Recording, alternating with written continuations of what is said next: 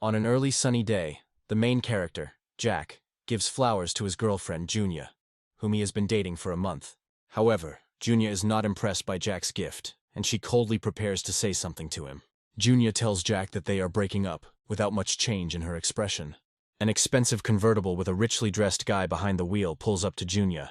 The guy wishes Junya a happy birthday, taking off his sunglasses and apologizing for being late. Junya jumps into the arms of the newly arrived gentleman, saying that she was afraid that Jake would grab and tie her up, to which he invites her to an expensive restaurant and promises to buy her gifts. Hugging Junya close, the guy turns his gaze to Jake and says with an evil grin that relationships require a lot of money. As he turns and leaves, he adds that, judging by everything, Jake hardly seems worthy of this. As Jake's car drives away with his now ex-girlfriend, people start whispering behind his back, saying that he is the most notorious suck-up in school, and that he worked like crazy from morning until night to earn money for a gift for his girlfriend. Jake falls to his knees, indignant that his sincerity could be rejected in an instant, simply because he is not rich. Jake asks why he spent so much time currying favor with his girlfriend if he got nothing in return. A mysterious voice sounds in the protagonist's head, informing him that he is registered in a system in which he has 2 cash accounts. Based on the data the voice told him, his personal budget is $138, and the budget for some counterattack is $1 trillion. The voice explains that Jake can only spend the money from the counterattack account on any girl, and everything related to his personal calculations is paid from his personal account. The voice adds that 1% of the money spent on girls will be returned to his personal account, thereby inspiring him, ready to spend huge sums on all sorts of nonsense. The protagonist stands up, holding a card in his hand, and says that the counterattack begins right now. Jake goes to the mall, thinking that he should find a girl first and try out this card. Jake finds Junia's classmate named Audrey, and a voice in his head tells him that a high-class girl has been found and gives him her details, saying that if Jake's infatuation level reaches 100%, he will need to find a new target. Jake approaches Audrey asking for a moment of her attention, and a voice in his head adds that Audrey's current level of infatuation with him is negative. Audrey suggests that Jake needs help with Junya again and advises him to give up, since she has already found herself a rich boyfriend. Jake says that Audrey is wrong and he just wanted to offer her some tea, thinking about trying the card on her first. Audrey is perplexed, saying that she doesn't understand this proposal, considering that they don't even know Jake. After this, Audrey adds that the cafe where she is sitting serves a special tea that costs a lot of money, and she doubts that he can afford it. The line behind Jake is starting to get annoyed that he's been standing in one place for so long doing nothing. Jake approaches the saleswoman and asks how many glasses it will take to fill the entire line, to which she replies that it will take about 180 glasses. Jake announces that he is buying all 180 glasses at his own expense, claiming that Audrey will treat everyone, shocking the vendor with his unprecedented generosity. Audrey warns Jake that all this will cost several thousand yuan and asks him not to act up, but Jake takes out his gold card and asks to pay him. Having paid a considerable sum, Jake asks that the guests be served tea as quickly as possible and not kept waiting. The crowd thanks Jake, very surprised by such generosity, actively expressing admiration for the protagonist's actions. Jake approaches a stunned Audrey, asking her to help him with a task. After some time, Jake and Audrey arrive at one of the richest shopping centers in the city. On the pedestal stands a very expensive luxury bag, attracting the eyes of buyers with its brilliant appearance.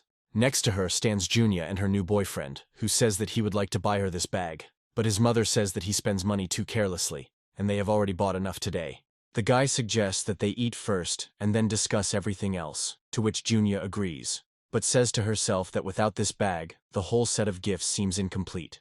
Suddenly, Junya's attention is drawn to Audrey, calling Jake and walking with an expensive limited edition bag, asking if he would mind if she bought it. Jake looks closely at Audrey's bag while Junya asks in surprise what they are both doing there. Junya verbally attacks Jake, saying that he seems to be playing along with Audrey to make her jealous, and asks if he doesn't realize they broke up. Jake grimly replies that he doesn't care about Junya and is simply buying a bag for someone else. Junya is perplexed why a poor man like Jake would come to a premium store and doesn't believe a single word, while the voice in his head tells him Junya's details, just like it did with Audrey recently. Jake tells Junya that since they broke up, he doesn't have to explain anything and is free to go wherever he wants, adding that he is no longer the same as before. Junya laughs at him, not understanding how he managed to get out of poverty and become a millionaire in a few hours, and her boyfriend says that if Jake was really rich, he would have bought this bag a long time ago. Jake grins evilly, saying that he really can't afford that and will have to refuse. However, he immediately shocks those around him with a loud statement that buying one bag is not enough and calls a store consultant for help. In front of the amazed public, Jake confidently asks everyone to pack all the things in the store for him. Everyone watches in disbelief as Jake packs up all the goods in the store. The salespeople approach Jake, informing him that the total amount to be paid is 11,320,000 yuan, and present him with a card payment machine. Junia's boyfriend laughs in disbelief, saying that if Jake buys all this, he will eat a portion of shit, while Junia herself says that Jake has gone crazy. However, the protagonist's magic gold card successfully pays for the purchase without any problems. The vendors thank Jake, and he turns to Junia and her boyfriend, saying that he didn't know he had such talent and that he would be happy to see it. The unprecedented generosity shocks Audrey, causing her to become embarrassed and blush. Junia and her boyfriend are left in incredible shock, as are the other customers in the store, not believing what Jake just did. Audrey cuddles up to Jake, telling him that he is the best, and he replies that he is not like the others who pretend to have deep feelings, but in reality are not ready to spend a cent. Junia's boyfriend tells her that he knows much more than ordinary people, and that only complete fools who want to ruin their fortune would brag like that. He adds that, as a real rich kid, he needs to be discreet when attracting the attention of an old lady passing by. The old woman recognizes him, shouting his name, to which he turns around in surprise, not expecting to see her here. An old woman slaps a guy, accusing him of cheating, saying that it was she who bought him expensive clothes, a watch and a car, calling him a runt. The guy kneels before the old woman, saying that he was wrong and it was all because of Junia, asking for forgiveness. The old woman says that she will not forgive him, but she can give him a chance if he gives Junia 2 slaps. Otherwise they will break up right now. Without thinking twice, the guy gives Junia a hard slap, leaving a red mark on her face. From the force of the blow, Junia loses her balance and falls to the ground, looking in fear at her now ex-boyfriend.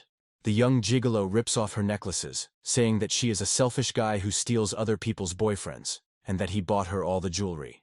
Getting to her feet, Junia tries to hug Jake, pushing Audrey away, trying to tell him something. Jake, however, turns away and pushes Junia away from him, not wanting to listen to anything. Falling to the ground again, Junia looks sadly after Jake, unable to find words. Junia runs away, starting to cry.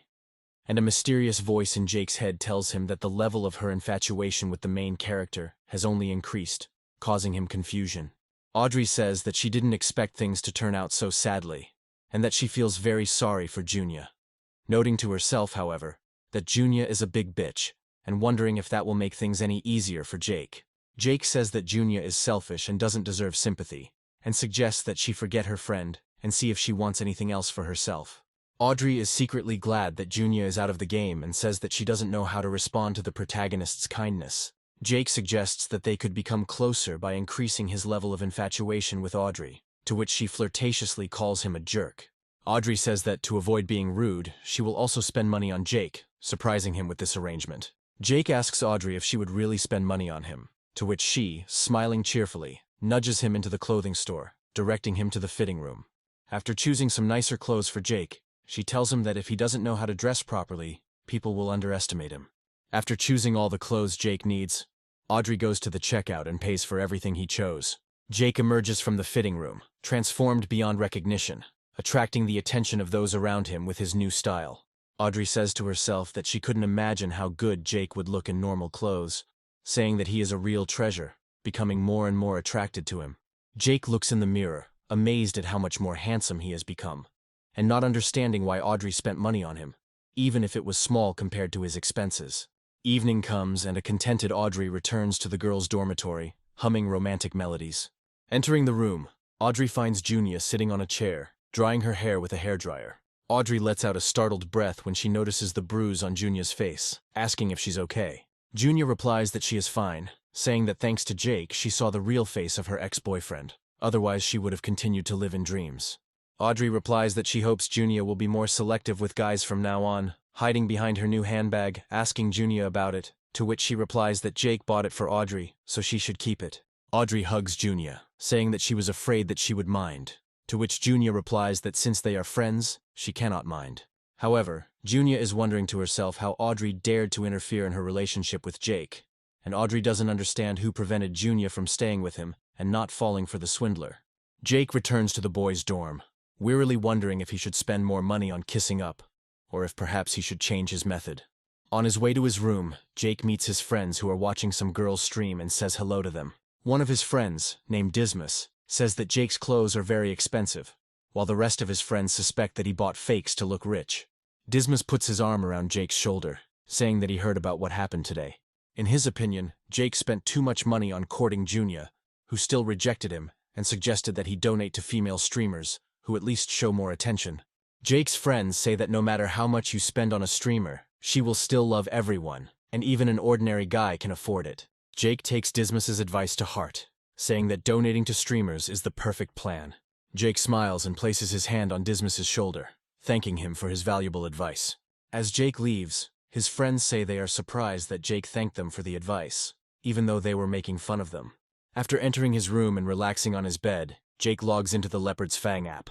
Jake decides to register under the nickname Beggar, and decides to watch the broadcast for the first time. Jake remembers that the guys mentioned the name of the streamer Chai Chai, and enters it into the search bar. Following the link to Chai Chai, Jake is taken to a stream of a skimpy dancing girl, who is the subject of numerous loving comments. Jake finds the streamer attractive, and wonders if he can launch a counterattack on the person on the other side of the screen. A voice in my head says that appearance must be above 80 points, otherwise the counterattack will not be possible, but streamers often use filters, so determining their appearance will be problematic. Jake says it's a well-thought-out system, but he thinks Chai Chai's looks are over 90 even without the filters, so it doesn't bother him. Meanwhile, a top donor named Reynold joins Chai Chai's stream and gives the streamer 5 golden leopards, which is equivalent to 10,000 yuan, earning Chai Chai enthusiastic reactions and gratitude. In the chat, Reynold announces that a competition between streamers Chai Chai and Pun Pun will soon begin, and asks if everyone is ready, to which Jake asks Chai Chai how to send her a gift and how much money she needs to transfer to become top 1. Reynold is embittered by such impudence and asks Chai Chai to ban the new user. Chai Chai thinks that she can only win this competition thanks to Reynold, and the newcomer will most likely not send her a single gift. So she asks the moderator to kick Jake out. Jake is immediately banned and stares at the screen in surprise, not believing what's happening. However, without thinking twice, he decides that if he was banned from the Chai Chai stream, he will go watch Pun Pun. The competition begins, and Chai Chai tells Pun Pun that he is worried about her, because she does not have a single top donor, and offers her to give up right away in exchange for a more lenient punishment. Pun Pun, dressed as a cat, says that she has plenty of good donors, so instead of chatting, it's better to start the competition as soon as possible. The competition begins, and the participants begin performing various actions that their donors ask them to do. The competition continues, and streamer Pun Pun is lagging far behind in the number of donations. Chai Chai's spectators irritably egg Pun Pun on, ordering her to keep dancing and not to waste time on nonsense. Suddenly Pun Pun receives the most precious gift in the form of a golden dragon. Reynold rises from his chair in shock, surprised that someone would shell out for such an expensive gift, equivalent in monetary terms to 15,000 yuan. Streamer Pun Pun thanks user Beggar by leaning forward and making a heart sign. Shocked by what's happening, streamer Chai Chai realizes that this beggar is most likely the same user they just banned. Jake finally figured out how to connect the card to streaming services and found the most expensive gift. Jake continues to send out golden dragons, surprising viewers and streamers alike, quickly closing the gap between Pun Pun and Chai Chai. Streamer Pun Pun tries to warn Jake that the first round is about to end, and since sending dragons is expensive, he should wait until the next round. Reynold realizes that this is most likely the same newbie they recently kicked out and gloats about how Jake, in his opinion, does not understand the rules and spent all his savings on the losing round. However, Jake continues to pelt Pun Pun with golden dragons, sending them flying by the hundreds. All the viewers of the stream, including Jake's friends, cannot believe what happened, looking at their screens in shock. Chai Chai, realizing that victory is slipping from her hands, her face changes, and she looks sadly at the counter. Jake buys more and more golden dragons, the counter of which already exceeds 1,500, increasing the Pun Pun donation counter beyond all reach. Reynold, horrified, counts the number of dragons sent, recalling that during his year of watching, Chai Chai sent her a total of 3 million yuan. Chai Chai counts the total number of gifts, realizing that Pun Pun's account has just been replenished by 24 million yuan. Pun Pun puts on cat gloves and jumps in place, thanking Jake for the golden dragons. After this, Pun Pun turns to Chai Chai, telling her not to sit idly by and to move on to her punishment. Chai Chai begins to fulfill Pun Pun's requests to the accompaniment of boos from his followers. While completing Pun Pun's next task, Chai Chai admits to herself that she is very angry at Reynald, because if it weren't for him, these 1600 golden dragons would be hers. To everyone's adoration, Jake writes that Chai Chai either bans Reynald or he leaves himself, after which Reynald leaves the chat. Pun Pun accepts congratulations and rejoices at the victory, once again thanking Jake for his help. Jake receives a lot of messages on his account, among which he notices an apology from streamer Chai Chai. Chai Chai writes to the main character that she saw that he lives in the city where she is going the day after tomorrow for a photo shoot, and asks if they can meet somewhere. Jake decides that the fish caught in his net will be excellent compensation for his work, and answers Chai Chai that a meeting is possible. Chai Chai is happy that the meeting has been scheduled, and kisses the phone with happiness, replying that he is really looking forward to the meeting. The next day, Jake wakes up in a great mood, noting to himself that he has never slept so well. Jake's friends get dressed to go out, inviting Jake to go have breakfast with them. Jake refuses them, telling them to go without him because his girlfriend will bring him breakfast. Jake's friends are worried about him, thinking that something is wrong with him, because he chased after the only girl for 3 years, and yesterday he was so calm after a breakup.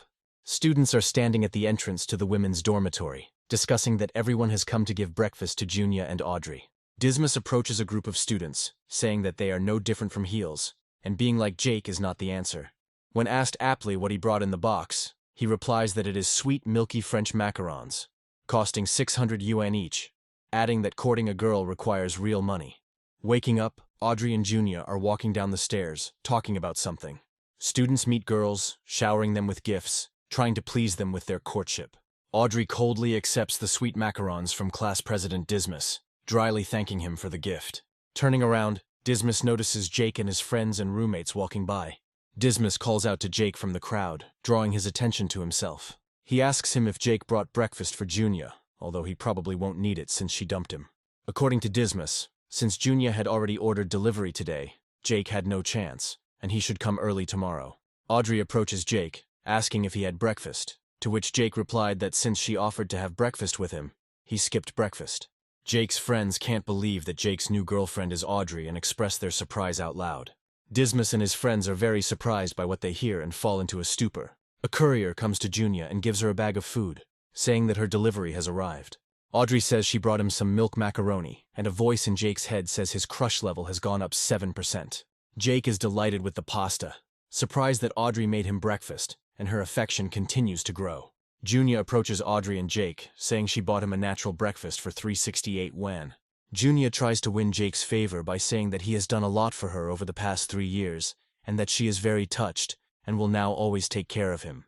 Jake is unimpressed by Junya's apparent concern, and realizes that as soon as he starts to fawn over her again, she will start to shy away from him.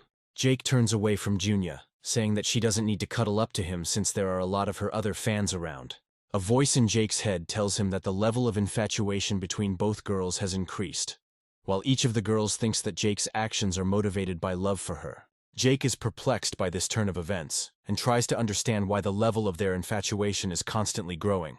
The students sincerely do not understand why Junya and Audrey are fighting over Jake, despite the fact that they are best friends. Junya and Audrey surround Jake, each trying to persuade him to eat her breakfast. Junya sits Jake down on a bench and feeds him breakfast while Audrey looks on indignantly. Dismas doesn't believe that Audrey and Junya can fight for a man, especially a man like Jake, and he wonders how he managed to do it. Jake gives Dismas the middle finger, saying that yesterday that finger tapped the screen over 1600 times, but now there are those who will take care of it. The girls continue to hover around Jake, looking at his bruised finger. Audrey hands Jake some pasta, telling him it's delicious and inviting him to try it. Dismas and his gang continue to be upset that Audrey is feeding Jake his pasta. The main character says that the pasta tastes good, but he doesn't like the red ones. Audrey looks at the macarons and corrects Jake, telling him that macarons are actually pink. Junya gets angry, telling Jake to eat his breakfast and not look at Audrey. Audrey stands up, whispering something inappropriate in Jake's ear, causing him to blush. Dismas can't stand the heat of the moment and his nose starts bleeding. Jake's friends are reading the newsfeed on social media and saying that Jake is now in the news and they want to interview him. Jake, not wanting any more attention, runs away, leaving his friends alone. Audrey and Junya blame each other for Jake leaving, saying that Junya is a gossip and that Audrey provoked Jake with her lewd behavior. Jake is hiding from the reporters, hoping they won't follow him, when suddenly his phone rings. Streamer Chai Chai writes to Jake, saying that she is arriving in the city at 7 p.m. and asking him to meet her. Jake is delighted at the new opportunity to spend money and is looking forward to meeting Chai Chai. That evening at the airport, Jake looks around for the streamer, suspecting that she turned on the filters and turned out to be an old woman in real life whom he doesn't recognize. Suddenly he hears one of the fans grab the streamer Chai Chai by the hand, offering to walk her home and give her a ride. Seeing the girl struggling, Jake realizes that this is the same streamer. Jake stands up for Chai Chai, telling the fan to get his eyes checked, because the expression on her face shows that she doesn't want to go with him. Chai Chai recognizes Jake, saying that his clothes are the same as in the description of the social network on which they corresponded. Chai Chai thanks Jake for his help, saying that if he hadn't arrived in time, the fan would have kidnapped her. Chai Chai says that she didn't expect Jake to be young and handsome, because she imagined that such a rich man would be much older and uglier. A mysterious voice in the hero's head says that the counterattack mode against Chai Chai has begun, showing her enthusiasm level at 30%. A well-dressed rich man appears in the crowd, waving Chai Chai and calling out names. Chai Chai recognizes the man, calling him by his name Damien, asking how he ended up there. Chai Chai introduces Jake by naming his nickname on the platform, saying that this is the same rich man with the nickname Beggar.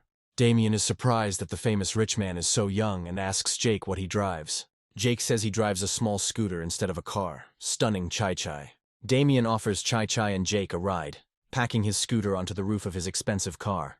As he drives, Damien reflects on the fact that Jake looks no older than 20 and wears fairly inexpensive clothes. Chai Chai also doubts Jake's wealth, wondering if this man is really that rich.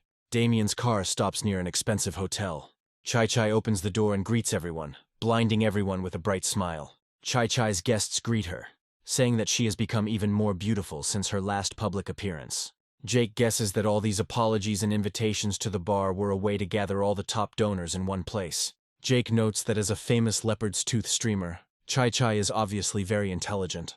The guests sit down at the table and discuss business, while one of the donors asks if Jake really came to meet them.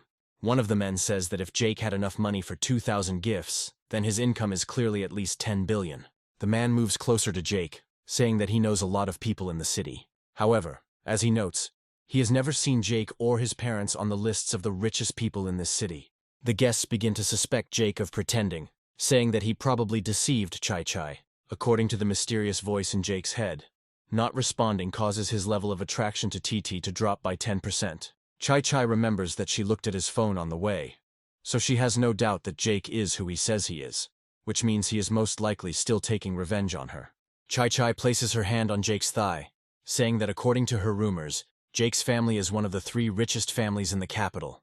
Jake replies that he doesn't know the people Chai Chai is talking about, but he clearly has more money than they do. The guests at Chai Chai don't believe Jake, saying that if he has more money than the family they mistakenly thought was Jake's family, then he probably has a couple of cars hidden away and isn't showing them. Jake puts his arm around Chai Chai, holding her close, saying that he doesn't have a single car. Jake asks Chai Chai which car she likes the most because he can buy her anyone right now. The guests are indignant at Jake's frivolous use of his hands and tell him that he is a show-off in all his glory. Chai Chai sweetly responds to Jake, saying that she really likes the Ferrari FA60.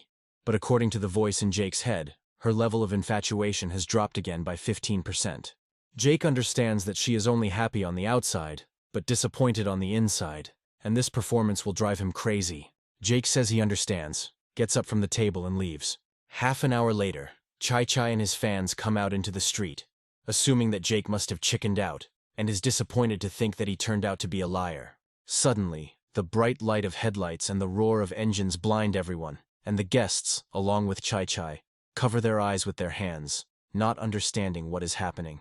It turns out that Jake has driven a huge pile of luxury supercars of various brands to the hotel. Jake apologizes for blocking the guests' cars, explaining that Walter, the owner of the auto repair shop, brought in all the cars he had chosen at once, and Walter, in turn, says that Jake's identity is confirmed by a special diamond card. Guests can't believe their eyes, saying that to receive a black diamond card, the owner's net worth must be at least 1 billion. Jake says the car Chai Chai wanted cost 15 million yuan, which is too cheap for him. According to Jake, Walter said that Chai Chai would like the LF model, so he decided to take the initiative and buy her the car. Walter tells Jake that the car costs 32 million yuan, and without further ado, he swipes his card at the cash register to pay for it. Chai Chai blushes, surprised that Jake actually bought her a car for more than 30 million yuan. All the guests stand rooted to the spot, saying with heaviness that they were wrong to just make fun of Jake. While Chai Chai is looking at the new car, Jake talks to Walter, saying that he wants to buy a more expensive car than the most expensive one in his showroom. Full of gratitude, Chai Chai tells Jake that she has always dreamed of driving this model of Ferrari. Jake replies that he has so much money anyway that he needs to spend it somewhere. Chai Chai is impressed that Jake didn't take advantage of the situation, or demand anything in return. And a voice in his head tells him that her level of attraction has increased by 50%. The guests apologize to Jake, saying that they were wrong to doubt his power. And one of them says that he has the largest fleet of cars in the city at his disposal, and if Jake wants to buy one of them, he will be given a big discount. Chai Chai approaches Jake, says he wants to try out the car, and asks him to join him. Chai Chai hints in Jake's ear that she thanks him for big gifts, and since his gift is too big, she will thank him several times when they are alone. Jake thinks to himself that now he understands why she makes so much money from streaming, and now she has piqued his curiosity. Having got into the car, Chai Chai presses the pedal to the floor, and with a loud roar the car takes off and drives off into the horizon. Chai Chai gives Jake a marker, asking him to sign it on her thigh. Jake lifts up Chai Chai's skirt, which has an apology written on it. Chai Chai says that this is one of her thanks, and every time she thanks him, he can leave a mark on her thigh. Chai Chai turns on the stream, saying that unexpectedly for her, Jake bought her a car without further ado, and she is very touched by this. While Chai Chai is chatting with his followers, the owner of the car park talks to Jake, saying that there is a club of rich people in the city who really want to meet him. After accepting the invitation, Jake receives a call on his phone, and is informed that students from his school have organized a reunion, and he is invited there. Jake is also informed that a beautiful girl from the literature class named Astrid will be coming to the party, and Jake says that he will definitely come. Jake arrives at the appointed place on his scooter, looking around carefully, saying that the 5-star bar looks very rich. Jake is called out by his classmates, whom he asks about parking, to which they reply that they came on foot. Suddenly, Jake's scooter starts to skid and breaks down completely. Jake remembers that yesterday Damien asked Jake for his scooter so he could go for a ride somewhere. Jake says that it was probably Damien who broke it, and that he should be asked to pay for the damage. Suddenly, an expensive convertible with one of his classmates driving pulls up to Jake. A classmate named Fox asks Jake what happened to his car. Fox laughs, saying that when he chose the meeting location, he didn't expect anyone to show up on a scooter.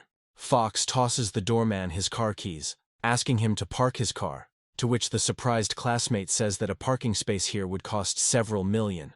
But he is told that Fox owns this bar called Meriden, where the meeting is being held. Jake says he'll find somewhere to park while the others go explore Meriden. While Jake is driving his broken scooter, his phone starts ringing. It turned out that Audrey was calling him, asking where he was and offering to go somewhere together. Jake tells Audrey that today won't work because he's at a class reunion, to which Audrey replies that she can tomorrow, but won't be able to in a couple of days. Jake silently assumes that Audrey is starting her period in a couple of days and won't be able to go on a date, so he tells her to drink warm water, slightly increasing her enthusiasm. A voice in his head tells Jake that Audrey's infatuation level has reached 91%, and that counterattack level 1 has been passed, meaning that 10% of the money spent on her has been credited to his personal account. In addition, the voice informs Jake that all of his stats have been increased by 1 level, and several skills have become available to him. Jake gains the ability to appreciate cultural heritage, use 5 electric whips, and rap, which leaves him somewhat disappointed due to the lack of practicality of these skills. Jake returns to Meriden, thinking that it's time to buy himself a car, but unfortunately, he can't spend the counterattack budget on himself. When Jake arrives at his classmate's room, there are only 2 seats left empty. Jake asks if Astrid has arrived yet, to which Fox haughtily asks why it matters to him, since she is a literature student from a difficult family. Jake wonders if Astrid's family is very rich, to which his classmate remarks that her family is very intelligent and does not talk about their wealth. Fox says that Astrid's family opened a museum in the city, so Jake and she are on completely different levels, because only Fox has enough money to look after her. At the same time, the door of the room opens and Astrid enters the room, apologizing for being late, saying that she was stuck in traffic. According to the voice in his head, Astrid's appearance rating is 94, which pleasantly surprises Jake. Fox invites Astrid to sit next to him, but the only free seat left is next to Jake, who also tells her that she can sit next to him. Astrid accepts his offer and sits down next to him, saying that she hasn't seen Jake for a long time. Jake is surprised, saying that he thought she had already forgotten his name, to which Astrid replies that she remembers the names of everyone in her class. His classmates are surprised to see Astrid sitting with Jake, while a mysterious voice in his head shows him Astrid's characteristics. However, the conditions are now changed, and if the degree of infatuation with Jake reaches 100%, the card will no longer belong to him. Fox is annoyed that Astrid did not accept his offer and curses Jake for his insolence. He gleefully asks Jake why he didn't bring the girl he'd been dating for 3 years to the meeting. Jake responds to Fox by saying that he broke up with his girlfriend the day before yesterday, to which they yell that he is only saying this because he needs Astrid. Jake's classmates continue to press him, saying they didn't expect him to become such a jerk after college, despite his insistence that he's not lying.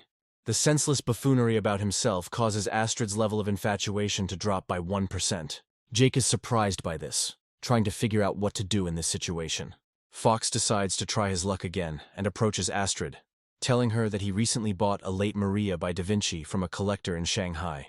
Astrid turns to look at the painting behind her, and Fox invites her to take a closer look. Astrid walks over to the painting to get a better look, and Fox walks around the table, stopping next to Jake. Fox puts his hand on his shoulder and whispers to him to know his place, calling him a beggar and threatening that if he tries to suck up to Astrid again, he will destroy his entire career. Fox begins to tell Astrid how much he loves the painting, and that there will be an auction in town in a few days, where another similar painting will be sold. Astrid is surprised, saying that she didn't know Fox was interested in Renaissance artists, to which Fox meanwhile privately states that although he spent a lot of time studying her interests, he doesn't find them interesting at all. Jake rises from his seat and says that he is also very interested in Da Vinci's paintings. Smiling, he says that they can certainly look at the painting together, while a voice in his head activates the artifact appraisal skill. Fox agrees to Jake's proposal, thinking to himself that this fool is about to embarrass himself. While Jake is looking at the painting, Fox asks him to share his opinion about this painting. Without thinking twice, Jake concludes that this painting is nothing more than a fake. He explains that in his later works, Da Vinci favored the technique of thin overpainting, with each brushstroke having a translucent effect, and he also liked to shade the corners of the eyes and mouth. Astrid listens attentively to Jake's analytical reasoning, her mouth slightly open in surprise. After finishing his analysis, Jake says that unfortunately, Fox bought a fake. Fox, gritting his teeth, says that a non-professional might have believed his words, but he immediately saw that he had picked up some half-bad expert skills on the internet. However, Astrid stands up for Jake, saying that she has studied Da Vinci's paintings, and agrees with the conclusions expressed. Fox and his other classmates can't believe what's happening and stand frozen in amazement. Astrid turns to Jake, wondering where he got such expert knowledge. Jake replies that he has been trained since childhood to appreciate cultural relics and art objects, because his goal is to buy all of China's cultural artifacts and return them to their homeland. Fox laughs, saying that he almost believed Jake's bravado about being able to buy back all the valuable artifacts, to which the protagonist says that as long as he has a certain amount of money, there is nothing that he cannot buy. Everyone bursts out laughing, saying they don't believe his schoolboy boasts about his wealth.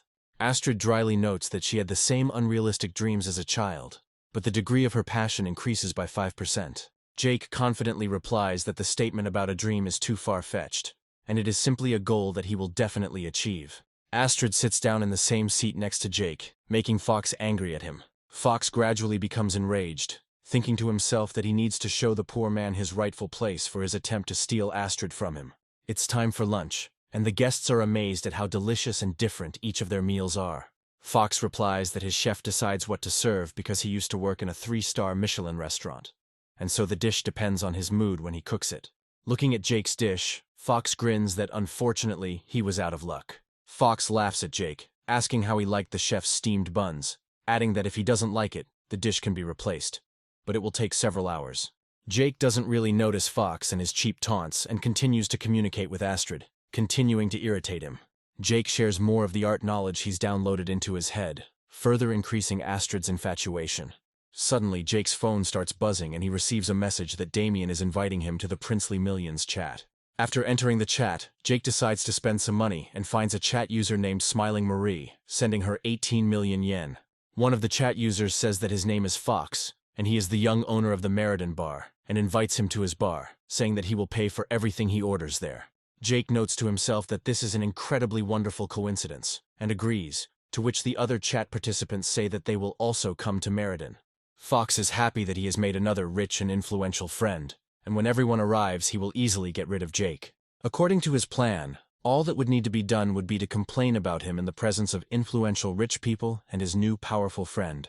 In his dreams, everyone will immediately take his side and throw Jake out of town, preventing him from working anywhere. Fox gets up from the table, inviting everyone to the karaoke room, saying that he has arranged a meeting with the rich people so that everyone will have the opportunity to mingle with high-class people.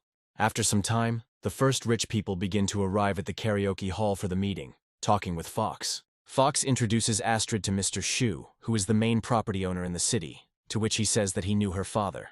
Astrid greets her politely, and Mr. Shu says that he heard that Mrs. Astrid is unusually beautiful, and this turned out to be the absolute truth. During the conversation, one of the bartenders approaches Fox, asking for a minute of his time. According to the bartender, Jake would like to order a bottle of Aurora Russo sherry wine, and he is not sure whether he should open it for him. Fox is surprised out loud, asking Jake if he really wants to order that bottle. Jake's classmates warn him that the wine costs thousands of dollars, and he clearly doesn't know how expensive it is. However, Jake, without a shadow of a doubt, replies that he really does want to order it, saying that one of his rich friends will pay for it.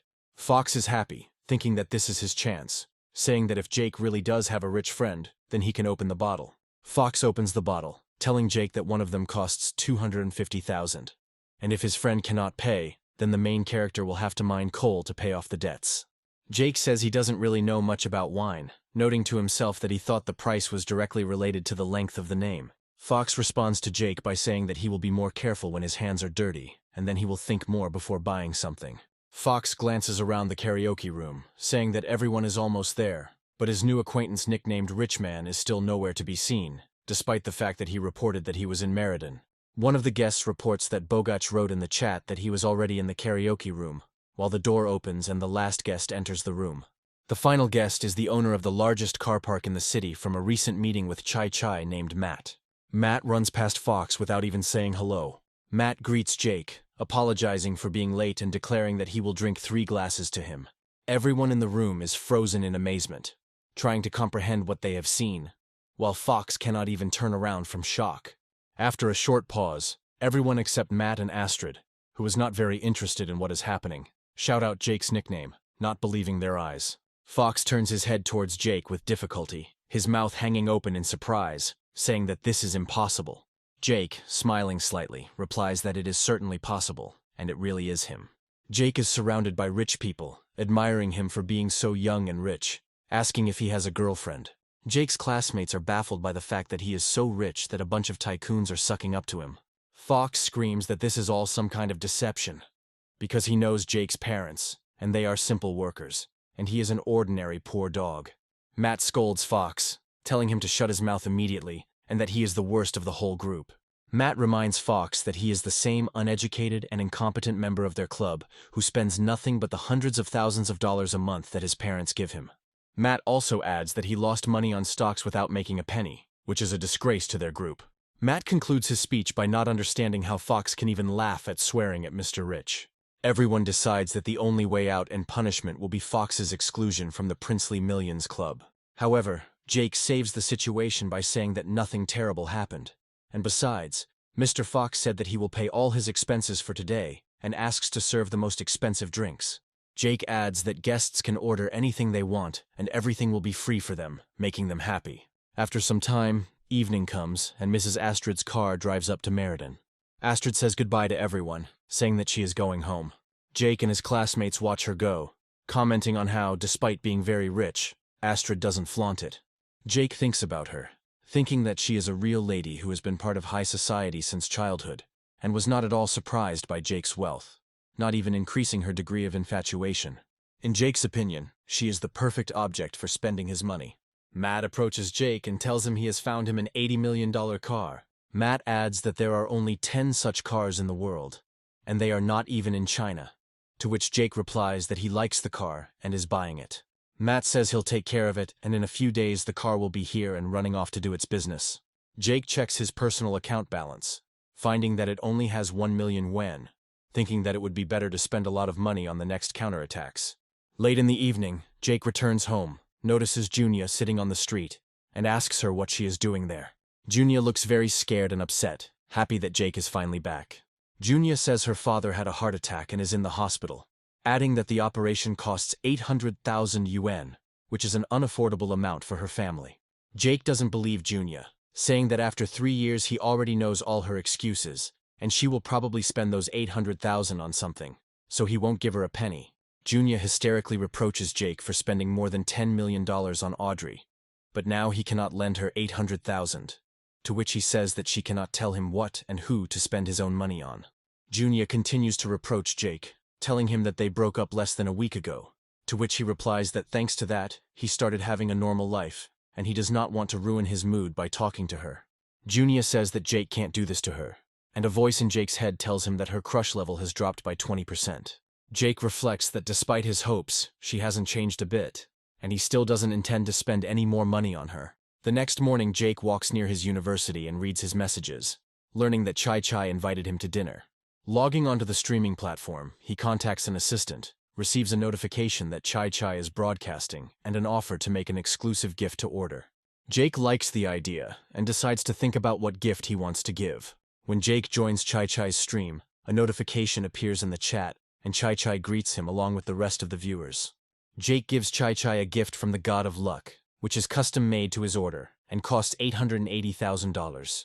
Jake continues to shower Chai Chai with money, buying dozens of these gifts.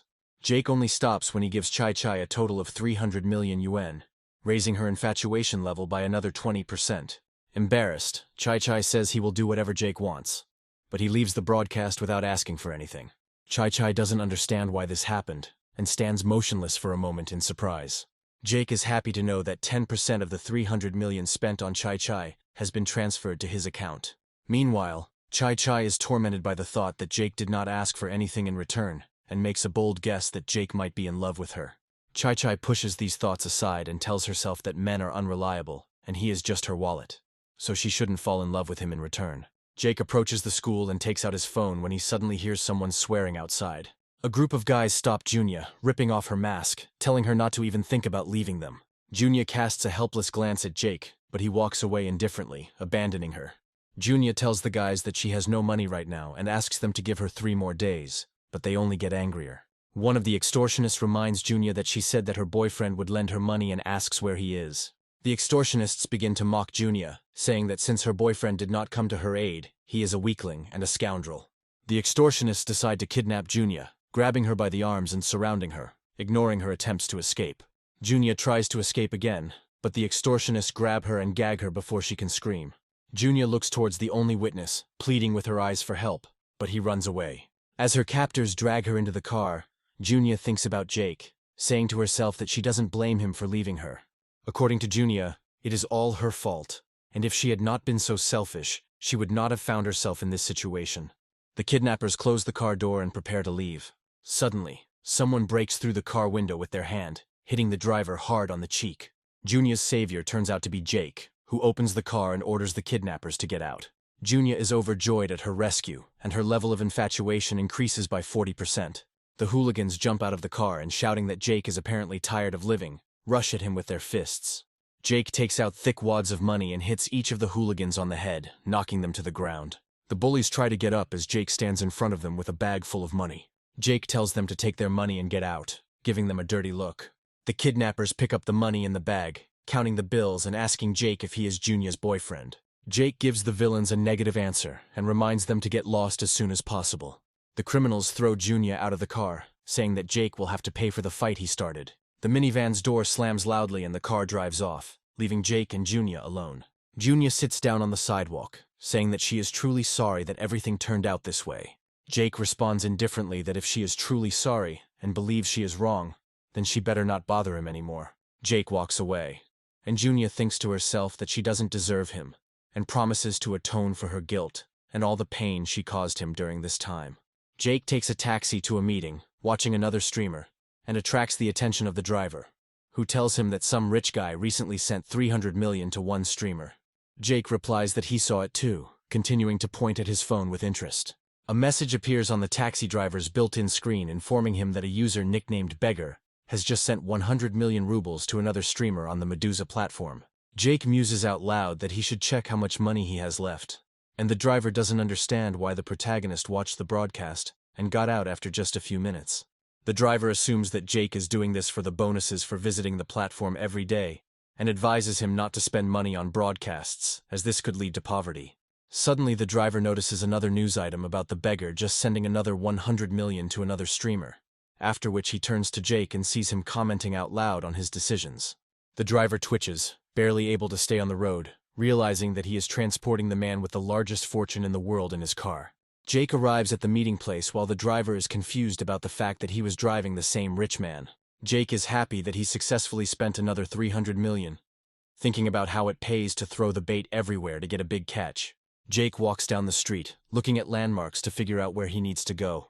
After a long journey, Jake arrives in Namjong village and looks for the place where Audrey invited him to have dinner.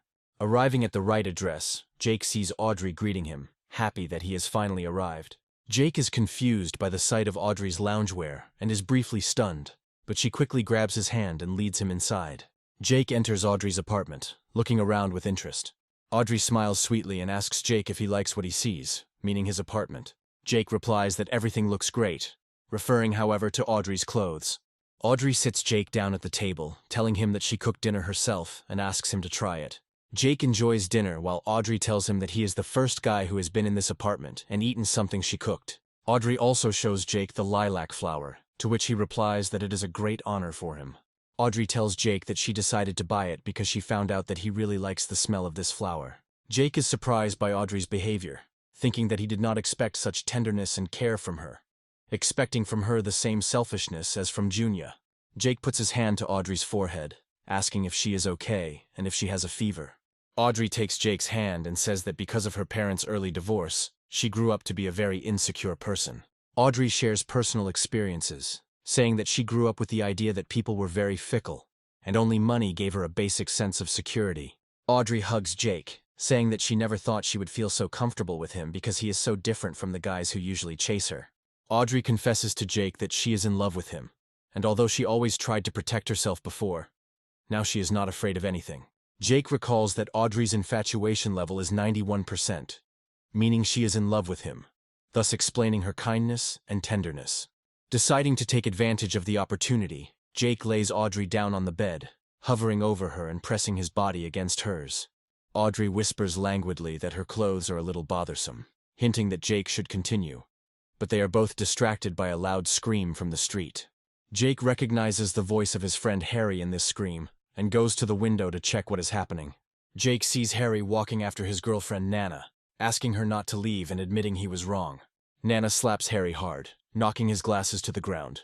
She starts yelling at Harry, shaming him for yelling and drawing people's attention to himself.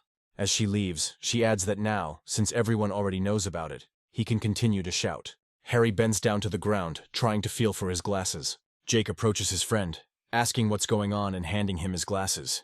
Harry starts to tell Jake that he and Nana were dating, but is distracted when he sees Audrey approaching Jake. Harry is very surprised to meet Audrey and her appearance. Jake brings Harry back to his story, saying that they were going to have dinner together, and asks him to continue.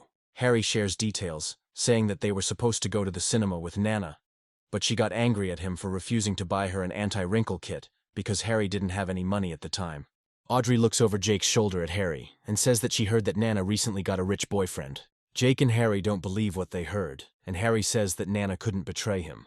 Audrey notes that despite the fact that they don't believe what they hear, the news from her friends usually turns out to be true.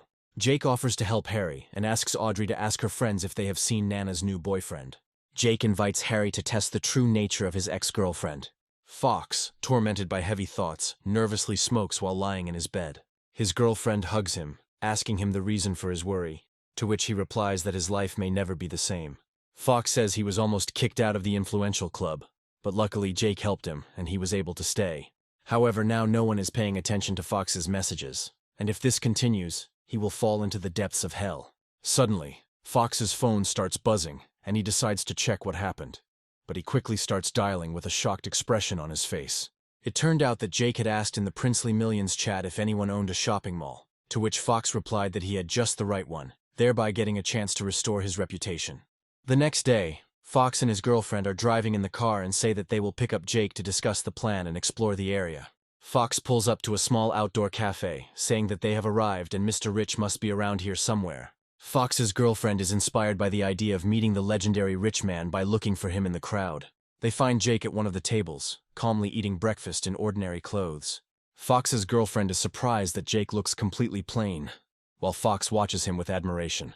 Fox and his girlfriend greet Jake, surprised that he is having breakfast in such a cheap cafe, to which Jake says that it is very tasty and recommends this place, after which they set off, discussing the details of the plan. After some time, the plan comes to fruition, and Harry asks Nana to wait at the gate to check if she really was secretly dating another person. After some time, an older man approaches Nana and kisses her, causing Harry to fall into despair.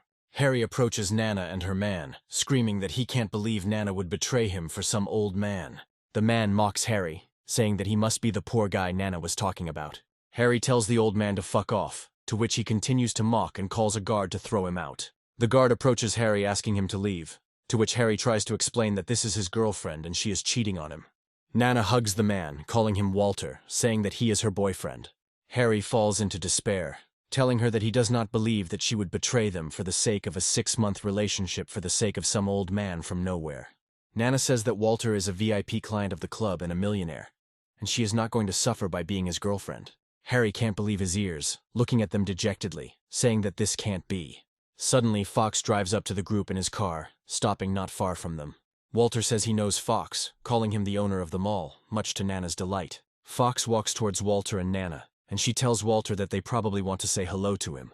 However, Fox passes by them and gives Harry a friendly hug, asking him if he was there to check out the shopping center. Fox expresses hope that Harry will reconsider his investment, because he has 2 more shopping centers to develop, and he is looking forward to working with him. Nana and Walter stare at Fox and Harry, not believing that Harry could be such a big investor. Suddenly, Fox's girlfriend appears from the crowd and, calling Harry, coquettishly accuses him of making people wait for him for so long. She quickly approaches Harry, snuggling close to him, cooing sweetly about his promise to buy him a new bag from Bali from the exclusive spring collection. Nana doesn't believe her words, saying that Harry couldn't even buy her cosmetics for several thousand, to which the girl replies that she doesn't look worthy of Harry buying her anything. Harry turns around and sees Jake in the crowd, leaning against the wall, watching closely. Harry is glad to himself that Jake brought all these people who helped him in this difficult situation.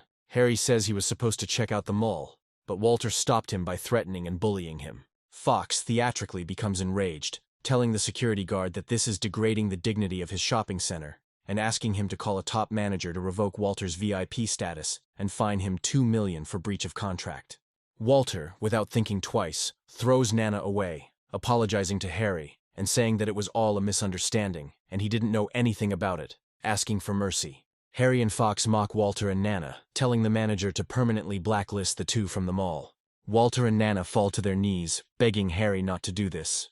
Harry mimics Walter, saying that at his age, if he falls, he might not be able to get back up. Walter says his company is known throughout the city, and besides Fox, he has many other connections. When Walter tries to leave the shopping center, expensive sports cars pull up en masse, preventing them from leaving. The members of the Princely Millions Club get out of their cars and greet each other humorously. Nana and Walter are surprised by what is happening, not understanding what some of the richest people in the city are doing here. The rich people surround Harry, playing along with him and Fox, feigning upset that only Fox helped Harry, to which Harry tells them that the cause of the problem was this man, pointing to Walter. The crowd turns to Walter, giving him a dozen menacing looks. Walter falls into despair, realizing that it's all over for him, and thinks to himself that now he's completely screwed. Harry thanks Jake for his help, to which he replies that gratitude is unnecessary, because he is his friend and was obliged to help. Harry asks Jake where he got so many rich acquaintances, to which he tells a hastily made-up story about them all being actors running errands for Fox. Harry and Jake say goodbye, and Harry promises to bring Jake his favorite food from the cafeteria that evening. The rich people of the city stand and watch Jake in admiration, but one lady with green hair and a blue dress stands out from the crowd. Jake warmly thanks all the participants for their help and offers to treat everyone to hot and spicy food. Fox hugs Jake, offering to take him up to his bar on the 7th floor, while the crowd offers Jake to pay for them, to which he calmly agrees. The group settles down at a bar and discusses how Jake donated 100 million each to 3 streamers, thereby doubling the number of registered users. During conversations about Jake, one of the rich men turns to the green-haired woman, calling her by the name Marie, and asks why she is silent and continues to drink. The man tells Marie that her project is too expensive and technically complex, so she should listen to her father's advice. Marie puts the glass on the table, angrily saying that the word surrender is not in her vocabulary. According to her, since her friends cannot lend her money and are all afraid of her father, she will be forced to turn to Mr. Jake. Meanwhile, the rich try to invite Jake to their events, offering him their own nightclubs, yacht parties, or poker. Jake listens to their proposals without much enthusiasm, with poorly concealed boredom on his face. Jake politely declines all offers, citing that he prefers spending money to gambling. Marie hears Jake's words and approaches him, saying that if he enjoys spending money, then that's very good. Marie places her hand on Jake's chest, asking if he can invest in her. The guests scold Marie, saying that she is up to her old tricks again, and asking Jake not to listen to her because her startup is a failure. Jake, however, shows interest in Marie's proposal, asking what he should spend the money on. A mysterious voice in Jake's head reads out Marie's familiar details, while she tells him that she creates industrial chips. The rich men approach Jake, again warning him that Marie's idea is just a pipe dream. Marie replies that her idea is not impossible, and they only need to solve a few technical problems to achieve a breakthrough. Marie asks Jake again what he thinks about investing in her project, thinking to herself that he will most likely refuse. Jake responds that industrial chips are a great idea because the US is ahead of China in this area, and investing in this area will help in the fight against the Americans. Marie is surprised by Jake's sudden agreement, asking if he is going to research her company to find out the likelihood of success. Jake replies that he doesn't need to do any research, so he'll just wire her $500 million. Marie checks her phone, where a notification about the money received arrives. Jake adds that even if the project fails, he will not make any claims. Marie is inspired by Jake's belief in her project, increasing her own passion for it by 20%. The guests are surprised by what happened, suspecting that Jake has fallen in love with Marie and is trying to buy her smile with these millions. Marie is left shocked by Jake's generosity, while he decides to quickly slip away from the event. Running out of the building, Jake tells himself that this is all too expensive, because he would have to spend money from his personal account, and besides, he didn't really want to treat them. The next morning, Marie tells her friend what happened, saying she still can't believe it. Marie's friend turns out to be Astrid, who congratulates Marie on solving the biggest financial problem of her business career. Maria recalls how her father forbade her to run a business without even listening to her, threatening to block her card. She also remembers how all her relatives refused to help her because of her father's order. Filled with determination, Marie tells herself that she must succeed, and Astrid tells her that she believes in her. Marie tells Astrid that she talks too much about herself, and asks her how her high school reunion went. Astrid replies that the meeting was supposed to proceed as usual, but she was surprised by one of her classmates who demonstrated a knowledge of art that rivaled her master's. Marie and Astrid joke about their interest in the unexpected men who have appeared in their lives. The conversation between the two friends is interrupted by Astrid's mother, who enters the room and tells her that it is time to go. Astrid's expression changes, instantly darkening and letting out a sad sigh. Astrid's mother reminds her that Mr. Mark represents his family, who are the future shareholders of this museum, so she needs to get closer to him. Astrid listens sadly to her mother's instructions, telling her that she understands everything. That same morning, Jake comes home to his dorm and hears the call of his friend Wu. When Jake asks what happened, Wu replies that he has caught a cold and asks him to cover for him for a day.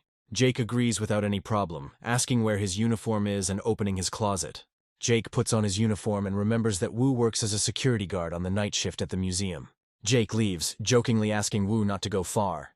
Arriving at the museum a few hours later, Jake notes that there are relatively few visitors today, and decides to spend some money on streamers. Suddenly, an expensive car pulls up to the museum, and a rich man gets out, accompanied by his assistant. The museum secretary greets Mr. Mark, saying that Astrid's family is already waiting for him upstairs. The group passes by Jake, who doesn't notice them, sitting on his phone and watching streamers. Mark greets Jake rudely and loudly, startling the secretary with his suddenness. Mark throws a tantrum, asking if they really hired a blind man to work at the museum, adding that Jake didn't even stand up to greet him. Jake apologizes to Mark and stands up to greet him, while the secretary explains that Jake is only a temporary worker and a college student. The assistant mocks Jake, saying that judging by his face, he has no future except working as a security guard, and Mark adds that his apologies seem insincere. Jake says you shouldn't just look at a person's appearance before judging them. Mark loses his temper again, telling Jake that he is a loser, and therefore cannot say such things to him, demanding from the secretary that Jake should not be here tomorrow. The secretary says that, unfortunately, they are already short-staffed. Mark rudely interrupts him, telling him to remove Jake immediately. Mark goes upstairs with his secretary and his assistant. while Jake remembers that this museum most likely belongs to Astrid's family. Astrid's entire family welcomes Mark's delegation, saying that they have been looking forward to seeing him.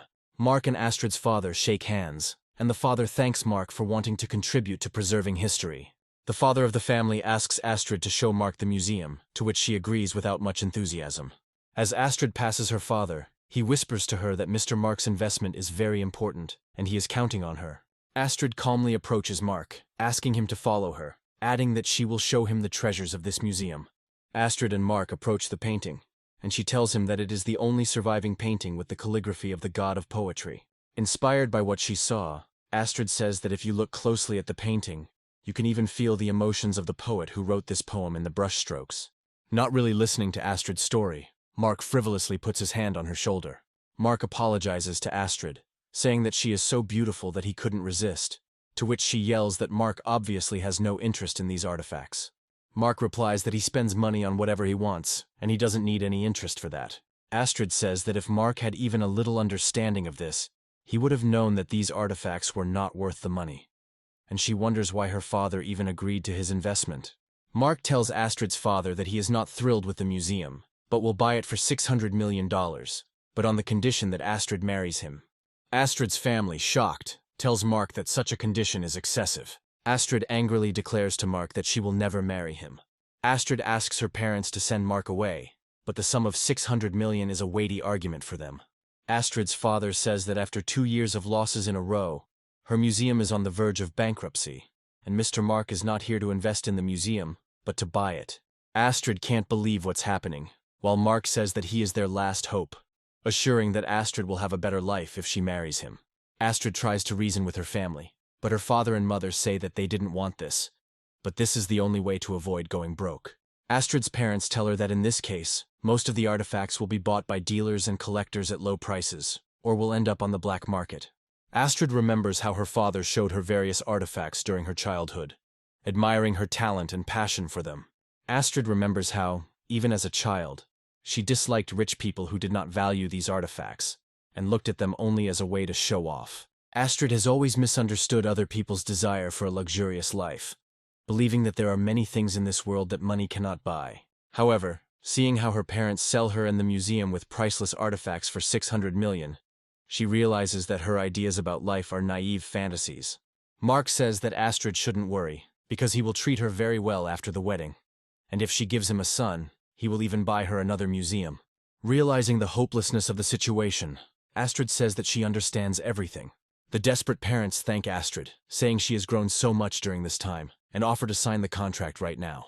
According to the secretary, this contract comes into force from the moment it is signed by both parties and cannot be changed, to which Astrid's father replies that she will be very happy to marry Mr. Mark. Astrid's parents hand her a contract and a pen, asking her to sign it. Astrid, completely desperate, takes a pen and begins to sign it, starting to cry. Suddenly Jake enters the room, saying that he heard that someone is buying the museum.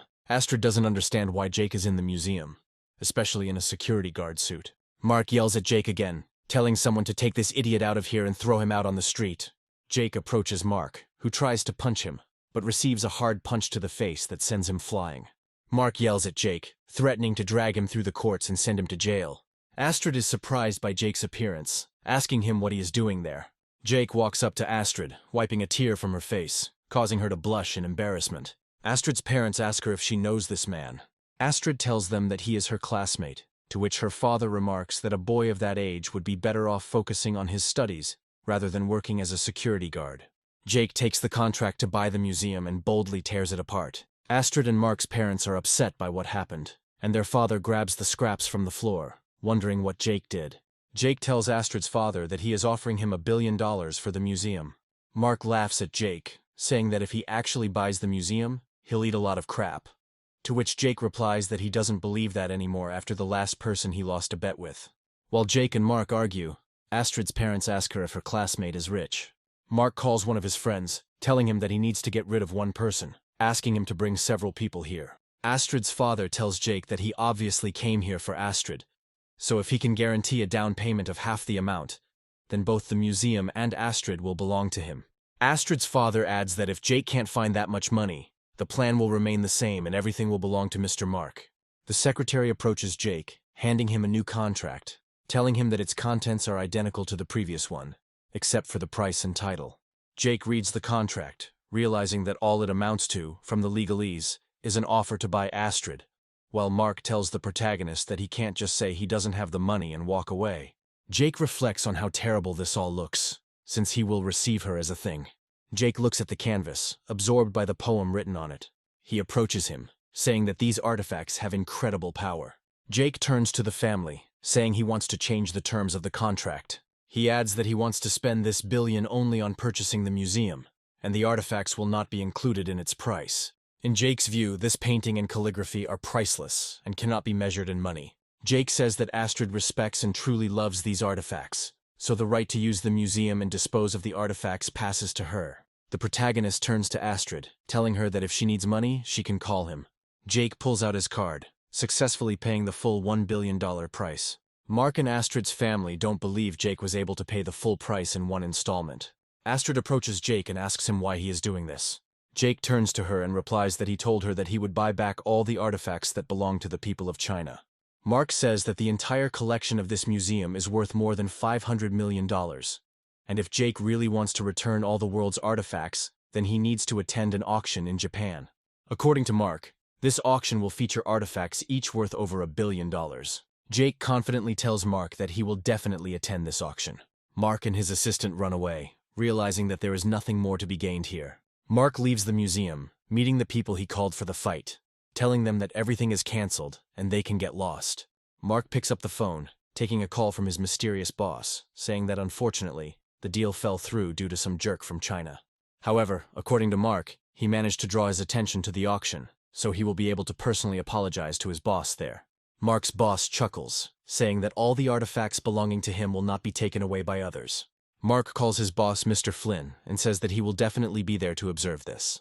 Astrid's family warmly thanks Jake for saving them from such a situation, inviting him to have dinner with them. Jake, however, politely declines, saying that he has the night shift today and is not hungry. Astrid's level of infatuation increases, and she smiles sweetly as she watches him go. Astrid catches up with Jake, asking him if he's really going to Japan next month. Having received an affirmative answer, she asks him to take her with him on this journey.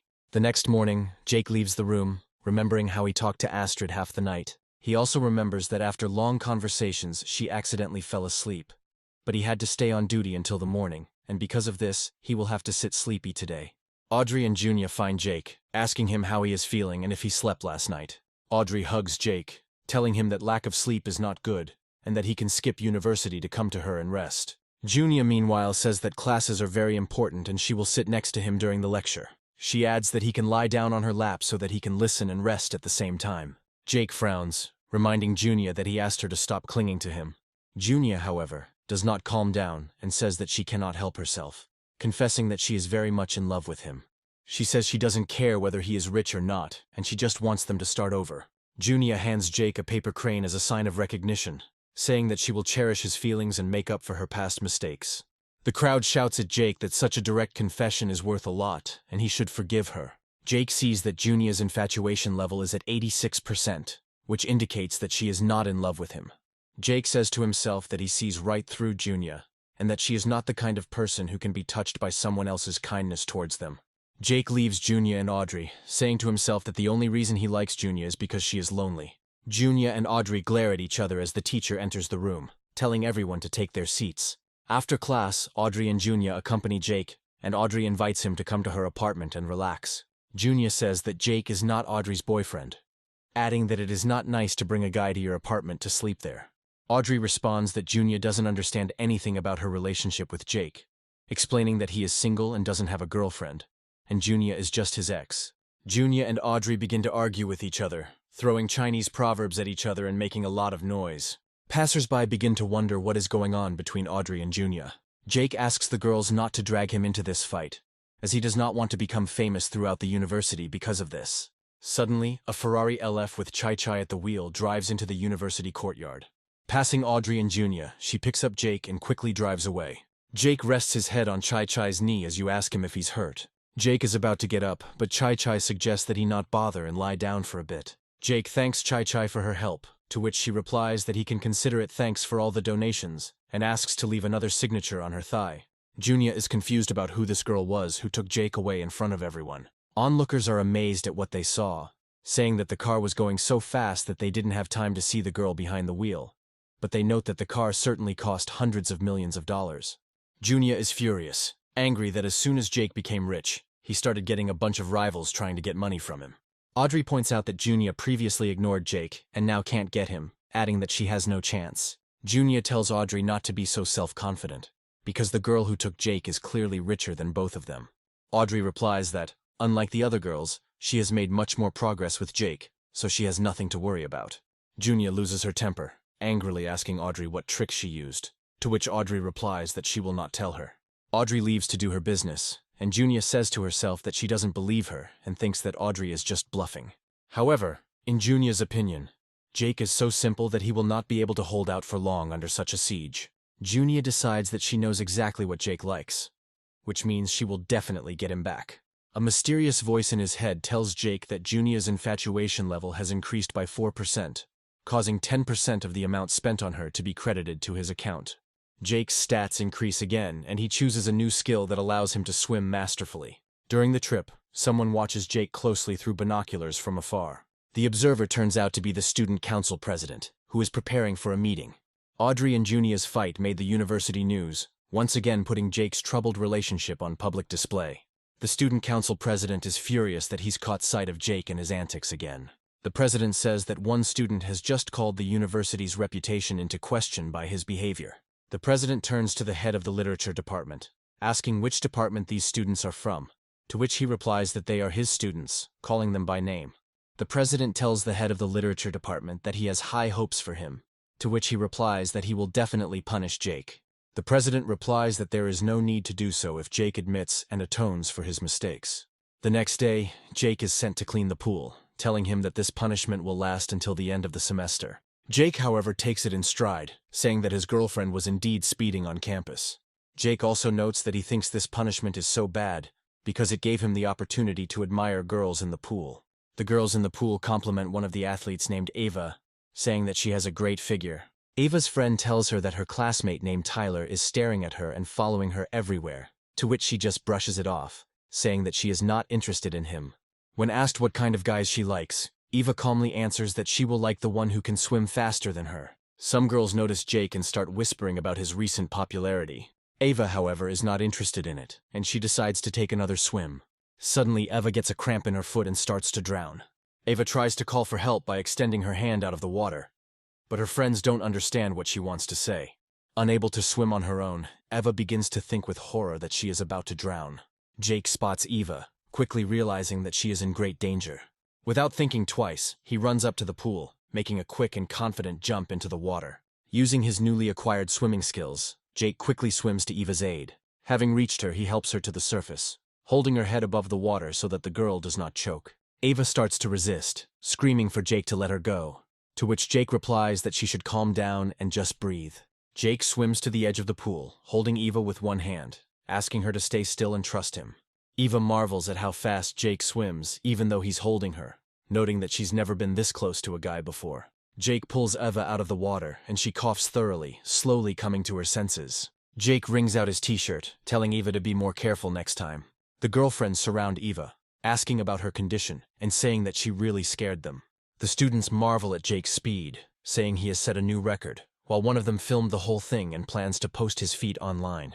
Eva's friend tells her that Jake seems like a pretty good person since he saved her life. Suddenly, her friend notices that Ava is in the clouds, and a strong blush has appeared on her face. News that Jake has proven himself a hero by driving the student council president crazy. Harboring a grudge against the main character, the president promises himself to destroy him. A few days later, there is a student ball at the university, and Junya and Audrey come to it. Audrey tells Junya with a smile on her face that she has dressed up very nicely for tonight, but Jake still won't pay attention to her. Junya thanks Audrey for the caustic compliment, saying that after tonight, everything will change. Watching her go, Audrey suspects that Junya is up to something. Junya says to herself that she sees right through Audrey and her cheap tricks that make her seem like a smart and gentle girl. But in Junya's opinion, men only obey their instincts.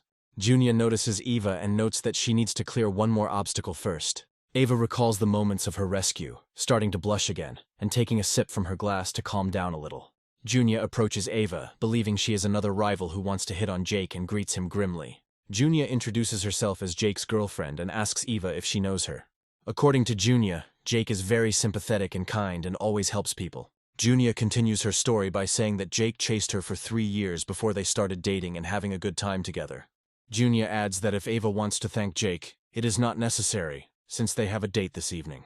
Ava, terribly frightened by Junya's assertive approach, runs away from the ball. Junya rejoices at the elimination of a potential rival, declaring that no one has a chance against her. Meanwhile, Jake sits quietly in his room while his friend urges him to hurry up, to which Jake complains that his group was forced to clean. Jake is told that he must have somehow offended the student council president, which is why he's getting into all this trouble. According to Jake's friend, the president always used his official position to deal with people he didn't like. Jake receives a message from the class president, who tells him that the student council president wants to personally present him with an award, raising Jake's suspicions. While Jake is on his way to the ball, Tyler is watching him, angry at him for stealing Eva from him.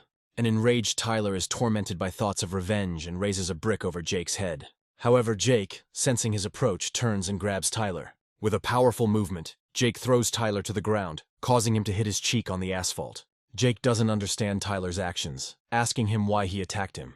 Tyler explains himself by calling Eve a bitch who doesn't even look at him despite all his efforts and regrets not having taken her by force at the time. Jake hits Tyler in the face with his boot, making him shut up. After dragging the unconscious Tyler to the trash heap, Jake decides to head to the ball. Finally arriving at the ball, Jake meets Audrey, who invites him to dance with her. Jake agrees, picking Audrey up in his arms and starting to twirl her around in a dance. Audrey is pleasantly surprised by how smoothly and gracefully Jake moves. Jake and Audrey receive enthusiastic reviews from the crowd as they continue to gracefully twirl in their dance. After the dance, other girls approach Jake, expressing a desire to dance, but Audrey tries to turn them down. However, the girl's pressure does not stop, and very quickly he is surrounded by potential partners, causing Audrey's anger. The other guys get mad because no one wants to dance with them and start gossiping behind Jake's back about how he doesn't deserve this kind of treatment and awards from the student council president. The student council president, Kieran, reassures them that Jake did indeed save a man and approaches him. He states that his university needs such outstanding students so that it can be a role model. After this, he declares his desire to raise a toast in his honor to immortalize his remarkable feat. Jake is reluctant to accept the can of drink from him, and people begin to wonder why he suddenly decided to refuse. Jake carefully analyzes his interlocutor and says that he cannot help but drink the president's toast, because it is an important part of the ceremony. Immediately after this, he drains a small jar almost to the bottom, and Kieran says that he did the right thing, and that there is nothing to be afraid of. Audrey watches him and asks him in a cautious voice if he is okay, hoping that this will not lead to problems. Kieran looks at the protagonist with an evil grin, but tries with all his might not to show his true nature. He approaches Jake and tells him that he would like to talk to him about the student council, after which he invites him to follow him. Just a few minutes later, they find themselves in a conference room that is actually suitable for talking. Jake steps inside and is stunned by the sight that suddenly appears before his eyes. He finds Eva lying unconscious and immediately tries to figure out what happened and why she is so red and unconscious. Coming closer, he says that she seems to have a fever, and immediately realizes that for some reason he himself is starting to feel dizzy. A few moments later, he loses consciousness and falls onto the couch right next to the girl, who never wakes up despite what happened. Kieran happily says that the video camera is working, which means that his brilliant plan will soon be put into action. With a completely villainous expression on his face, he says that this time Jake will finally be able to enjoy his incredibly terrifying fate. Meanwhile, people are starting to wonder why the awards ceremony hasn't started yet. Kieran comes on stage and asks them not to be so impatient, as Jake will be here very soon. He also adds that Jake actually wants to deliver his speech on screen, and directs the rest of the people's attention to the wall. The people nearby stare intently at the image that is just beginning to be projected, and soon everyone falls silent. Audrey is also trying to understand what is happening, because she sees something completely amazing and not very believable. Before their eyes appears a naked man bending over some girl with very bright pink hair. Kieran pretends to see this for the first time, although he should already have been wary of the fact that the man in the filming is naked. Kieran continues to say that this is inappropriate behavior, and states that something like this should not have been allowed to happen. The crowd gives in to their prejudices and says that they always knew that Jake was just such a person who thought too much of himself. They argue that such scoundrels cannot be tolerated at their university, as it undermines its incredible prestige. Kieran pretends to be incredibly disappointed in his good friend who showed such promise. Other people say that this scoundrel should be expelled from the university and deprived of the right to enroll in other educational institutions. Kieran is delighted that everything is going according to his brilliant plan and says that this is exactly how he hoped the crowd would react. He begins to speak enthusiastically about how this is the true power and authority of the student council president that he possesses. He gets incredible pleasure from crushing some pathetic ant, but suddenly he hears someone's voice. Jake returns to the stage and says that he seems to have missed something, much to the surprise of everyone else. Kieran looks at him in shock and can't believe his eyes, because he just saw him on the screen. Jake states that he just came out of the restroom, then wonders what all the fuss they were making was about. After analyzing the student council president with his gaze, he asks him why he was so scared. Kieran wonders what's going on and who's on camera if Jake was somewhere else the whole time. Jake claims he has no idea, as it's not him who's running this program, it's Kieran. After a while, the man on camera turns around and everyone discovers that it was Tyler along with the doll. In a semi-conscious state, he turns to the doll, mistaking it for his beloved, and begins to lick it. The thing is that 10 minutes ago their brave heroes were still able to quickly come to their senses, despite the severe poisoning. The system activates a passive skill that allows him to gain protection from any poison and neutralize it. Jake looks around and discovers helpless girls, as well as a large number of installed cameras and a locked door. However, in front of a third-level force, this door turns out to be like paper and gives way incredibly easily. Jake assumes that this girl was given a very strong sleeping pill, and that she will clearly not wake up very soon. Afterwards, he decides to go outside to get some fresh air and finds Tyler in the row. After this, he also throws him onto the couch in order to enjoy the incredible performance that Kieran is organizing for him. To do this, he finds a plastic mannequin in the dressing room, as well as wigs that perfectly match Eva's hair in shape and color. After this, he decides to head to the train station to enjoy the amazing show he helped put on. Jake says that this guy is really a sick person, since he does this to the mannequin, and emphasizes that he also takes off his clothes. Kieran decides to give himself away and says that this can't be, because he himself saw Jake fall on Eva. Jake is surprised by this, but decides not to interfere with the fool, and asks when exactly he decided to tell everyone the real truth. The people present are horrified and realize that they have just been misled by an emotional trick. Jake asks for more details about how exactly he saw Jake suddenly fall on Eve for some reason. Jake grins and adds that just recently Kieran was chatting away his words, but now he suddenly lost his power of speech, as if he had filled his mouth with water. A teacher bursts into the observation room, asks what is going on here, and demands an immediate explanation. After this, he immediately begins to make claims against Jake, and states that he dared to interrogate the student council president. Jake asks him how they are going to prove the student council president's claim that he saw everything. The teacher ignores this question and says that Kieran is a diligent student, devotes himself to his work, and even organizes awards ceremonies. Several people in the crowd, who obey Kieran, decide to take advantage of the situation to start a riot again. They start shouting loudly that Jake is not worthy of the student council president's mercy after such an unforgivable mistake. The crowd immediately succumbs to psychological manipulation and loudly begins to demand Jake's expulsion. Audrey continues to maintain phenomenal clarity of mind even in this situation and says that Jake was obviously set up. Kieran, in turn, decides to reveal all of his evil plans to Jake and says that he bribed the teachers and some of the students. He then claims that Jake is allegedly trying to escape and orders the disciplinary department to catch him immediately. Jake doesn't move, but Kieran's minions are also having no success in trying to move him even an inch.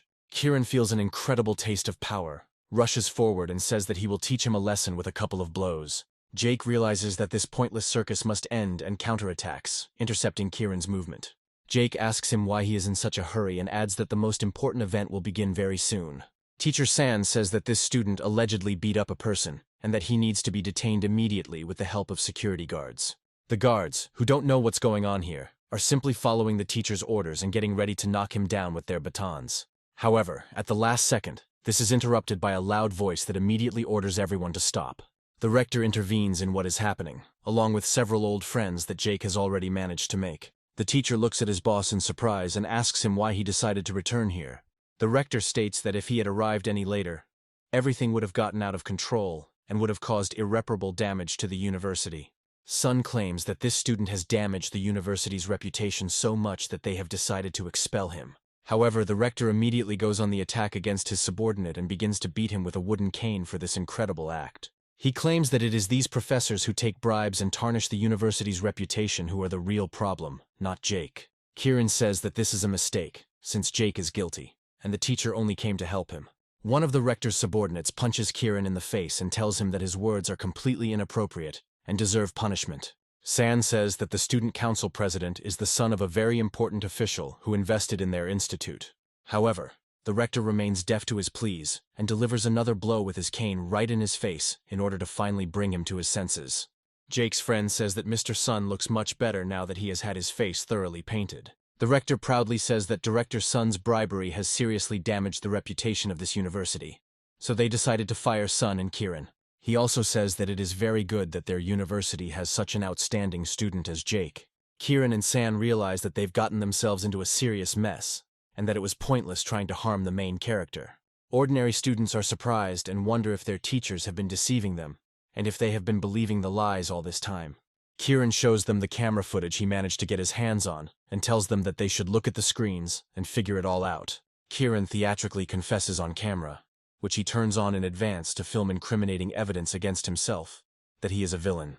The students can't believe it, because they realize that all this time it was the student council president who was such an evil person.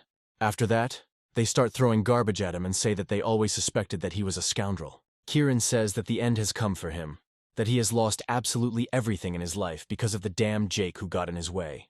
Immediately after this, he takes out a knife from somewhere and rushes into the attack, declaring that he will take it with him to the next world. Jake executes an incredibly fast and decisive maneuver that disarms Kieran and sends him flying off the stage. Smiling, he says that it is time to finally come down from the clouds and accept the fact that he is just an ordinary person. Kieran lands on the ground and feels that if he doesn't escape in time, the crowd will leave him in pieces. However, it turns out to be too late, and people rush to attack, hoping to cause him as much harm as possible. After some time, the students come to the conclusion that he should be sent to prison, since he dared to slip sleeping pills into the girl's glass. Another student approaches the rector and says that the students need to elect a new president as soon as possible. The rector doesn't even pretend to think about this problem for long, and says that Jake would be the ideal candidate. Students also say that they support only this candidate because they like Jake so much. Jake thanks his friends and says that if it weren't for them, the consequences would have been simply catastrophic. After this, he charitably says that his friend was expelled by the previous president of the council, so the position should go to him. The crowd, who have been listening to him attentively the entire time, says that they fully support this decision and praise Jake. Junya also watches this from afar and says that Jake is an incredible man who deserves to be her boyfriend until the end of time. Jake, meanwhile, is thinking about how he needs to check on Ava once all the events are finally over. He quickly finds himself in a secluded place that no one should know about, because that is where he hides this unfortunate girl. He wonders how strong the sleeping pill was when someone suddenly starts spraying perfume into his cubicle. Jake looks around, trying to identify the bully, but quickly feels the effects of the poison again. Jake loses consciousness and falls onto Ava's hips, just as a pleased Junya, who is behind all this, enters the booth. She tries to lift him, putting in maximum effort, since the protagonist is quite heavy due to his muscles. After placing him on the toilet, she rips off part of her dress, saying that it only interferes with her ability to perform necessary actions. After this, with the face of an obsessed fan, she calls him the most precious treasure that she will now possess. She presses herself against him as tightly as she can, and feels his heart begin to beat at an incredible speed.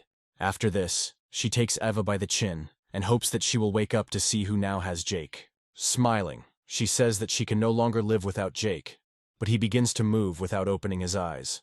He turns her back to him, and Junya asks him what he is doing, but he does not answer her, as if he continues to sleep. Jake acts under the influence of some animal instinct and decides to take revenge on her in his own way for what she did. After some time, he finally comes to and discovers that Junya is also lying unconscious in his cubicle. Jake wonders what's going on here and then discovers a small jar containing an aphrodisiac. He realizes that this crazy girl took advantage of the fact that his passive skill was still recovering and tricked him. After this, one of his acquaintances calls him and says that he saw Fox bragging about helping him resolve this issue. Jake realizes that this scoundrel never misses a single opportunity to prove himself to his colleagues. His friend reminds him of a party on a private yacht that he highly recommended, and asks if he would like to join.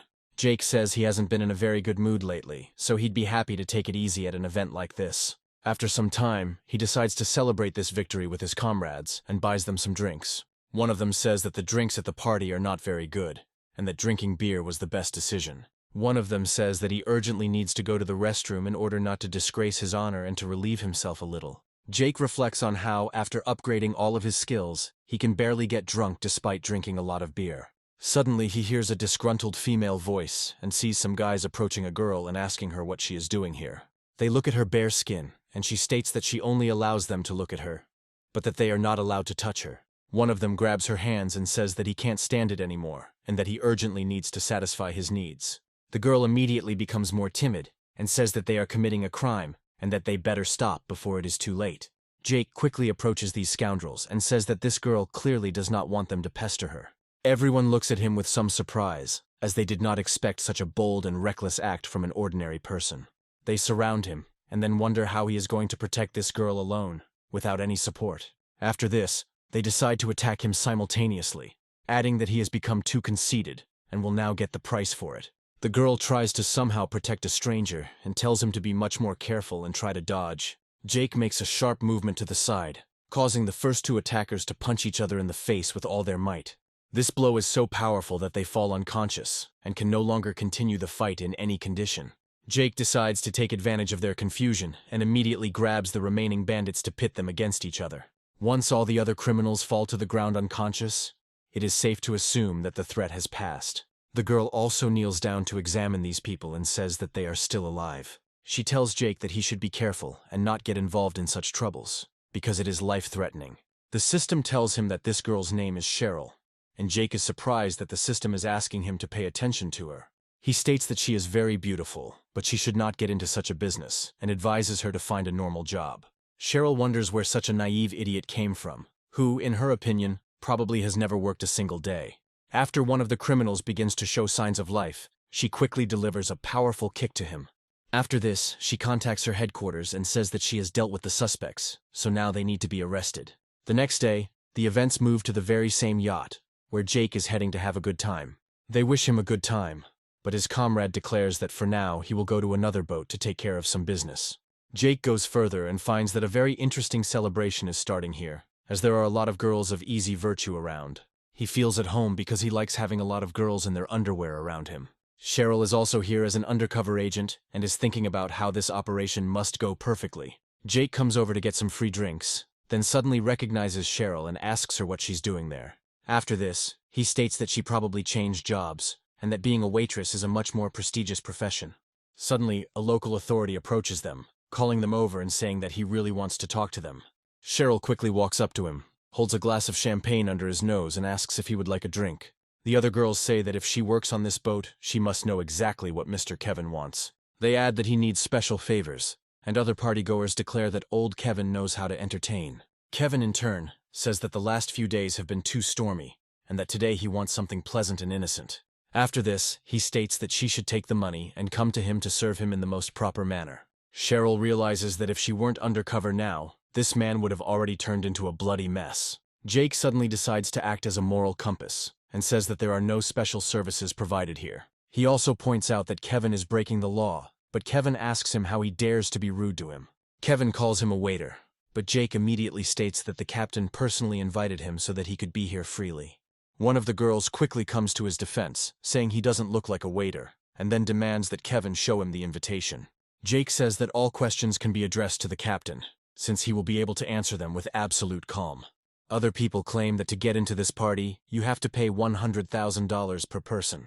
Kevin states that Jake either needs to get on his knees and ask for forgiveness, or have his legs broken. The guards begin to slowly approach them, and Kevin says that he will show him what the rules of the game are for the rich. Cheryl reflects on the fact that the main mission has not yet been accomplished, and that if it is discovered now, all efforts will be in vain.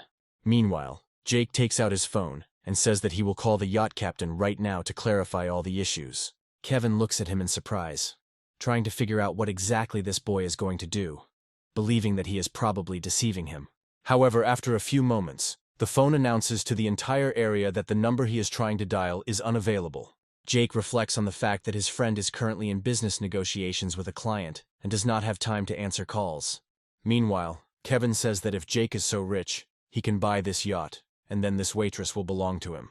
Jake states that this is simply an excellent offer, which he intends to take advantage of immediately, since he has the necessary funds for this. Immediately after this, He asks to call the captain of this yacht, who has the special right to sell it to anyone who wants it. After some time, the senior assistant, who has the same powers, arrives and asks who exactly called him.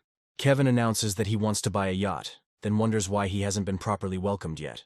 The first mate says that this yacht is very expensive and expresses skepticism that the average person can afford such a purchase. Jake pulls out a gold card and says that he can't wait to spend his money, so they should just name a price. Cheryl asks him what he is doing and hopes he will stop because she can't let him get into trouble. Jake, in turn, asks her not to worry, as he has a plan that he intends to stick to in order to ultimately achieve a confident victory. Cheryl looks at him in surprise, after which the level of her infatuation with the main character increases by a whole 5%. The first mate, meanwhile, says that the yacht was originally worth $700 million, but now the price has been increased to $800 million. The rest of the people surround him and tell him that he should sign the documents immediately, since he has taken on such bold obligations. Jake states that he will never sign any documents in his life, and that he refuses to follow their orders. After this, he says with a smile that it will be Cheryl, to whom he is going to give this yacht, who will sign the documents. The rest of the people look at him in surprise and try to understand where such incredible generosity came from in this man. Jake says that he will pay for the purchase in full, but the yacht should go to this girl for her personal use. Jake turns to Cheryl and says that he still doesn't know her name, after which the special agent gives his own.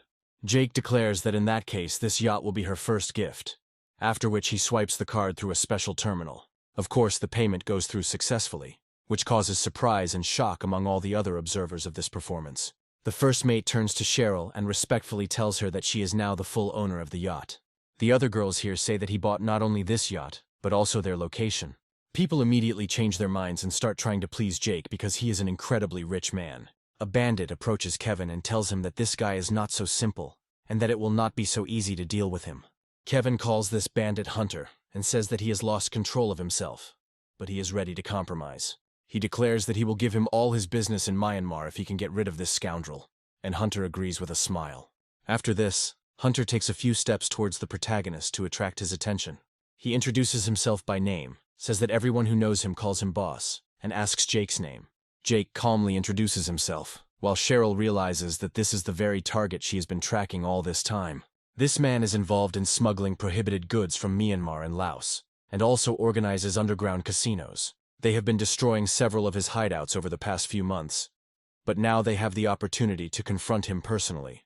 Hunter, meanwhile, invites the protagonist to play at the casino, saying that he probably has experience in gambling. Jake replies that he certainly has money to play with, after which Hunter suggests that he is simply afraid of losing it. Jake immediately understands that he is dealing with an aggressive person who needs to be taught a lesson in order to demonstrate his confidence and strength. Kevin approaches his boss and points out that some people have too much money but are afraid of losing, which makes them look pathetic. Cheryl advises Jake not to fall for their provocations, as this man knows how to cheat and play unfairly at the table. She adds that in this case he could lose a lot of money, but Jake states that this is exactly what he needs. After this, he calls Hunter over and says that he thought it would be nice to have a little fun. Jake says he hasn't had much luck at cards lately, so Cheryl will play for him.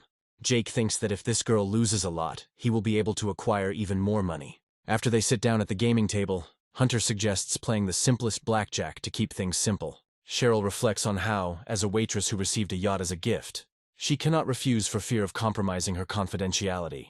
Meanwhile, the first deal of cards begins, and Jake watches with great interest how this game will develop. Hunter says that luck seems to be on Jake's side, and that it would be a good idea to up the ante. Jake, without thinking, goes for a big raise and passes the action to his opponent to try and trap him. However, as soon as the cards are revealed, it becomes obvious that he is losing. But the hero himself remains happy with this outcome. Hunter advises him not to be disappointed, and expresses confidence that next time, he will definitely catch luck by the tail and win. Jake happily says that in that case he will bet $20 billion on the next game, because he will definitely be lucky. People watching this game say that this boy, in their opinion, has completely gone crazy, since no one can have that kind of money. Hunter, on the contrary, praises him and says that he is a very good person, because he has a valuable quality called courage.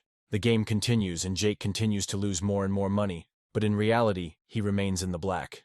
Hunter asks if he wants to continue the game, and Jake agrees, but is suddenly pulled aside by Cheryl. Observers note that this waitress is incredibly proactive and regret that such a girl is not familiar to them.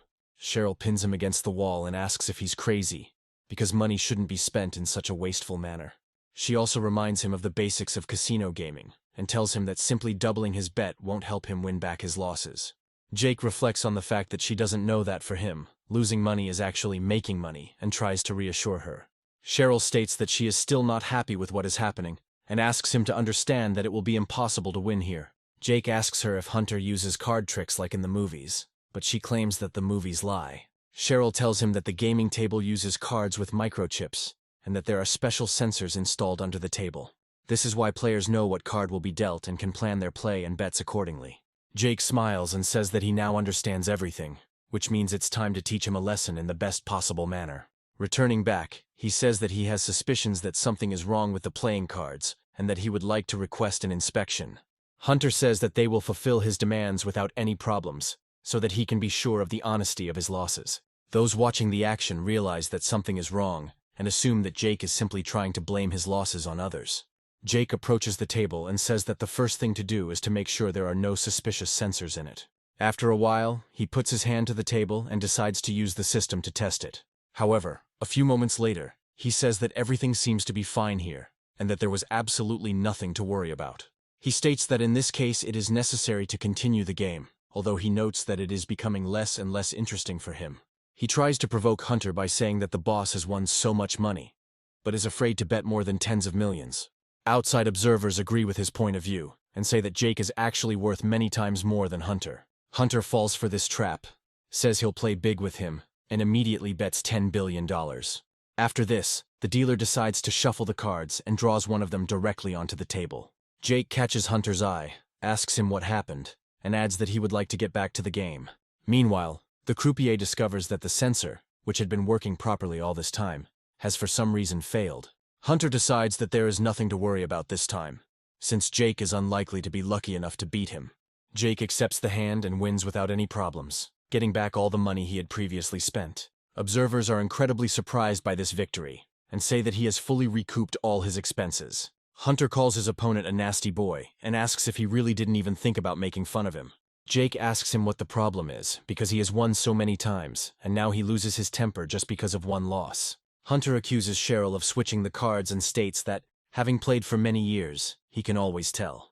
The general crowd says that cheating is unacceptable and initially sides with Hunter. The bandits grab their knives to emphasize the seriousness of their intentions and how angry their boss is. He states that, according to his rules, cheating at cards means losing one finger and confiscating the money. Jake asks him if a gunshot will be faster than his hand, the speed of which he has no doubt about. Hunter succumbs to this provocation, pulls the trigger, and a loud shot is heard. However, Jake manages to deliver a quick and incredibly powerful blow to his opponent's body, causing him to move the weapon aside. Cheryl wonders what that was all about, realizing she didn't even have time to see such a swift and powerful blow. All she notices is Jake throwing the chips out of his right hand and hitting the barrel of the gun. Immediately after this, he punches Hunter in the stomach 3 times with incredible speed, barely perceptible to the eye.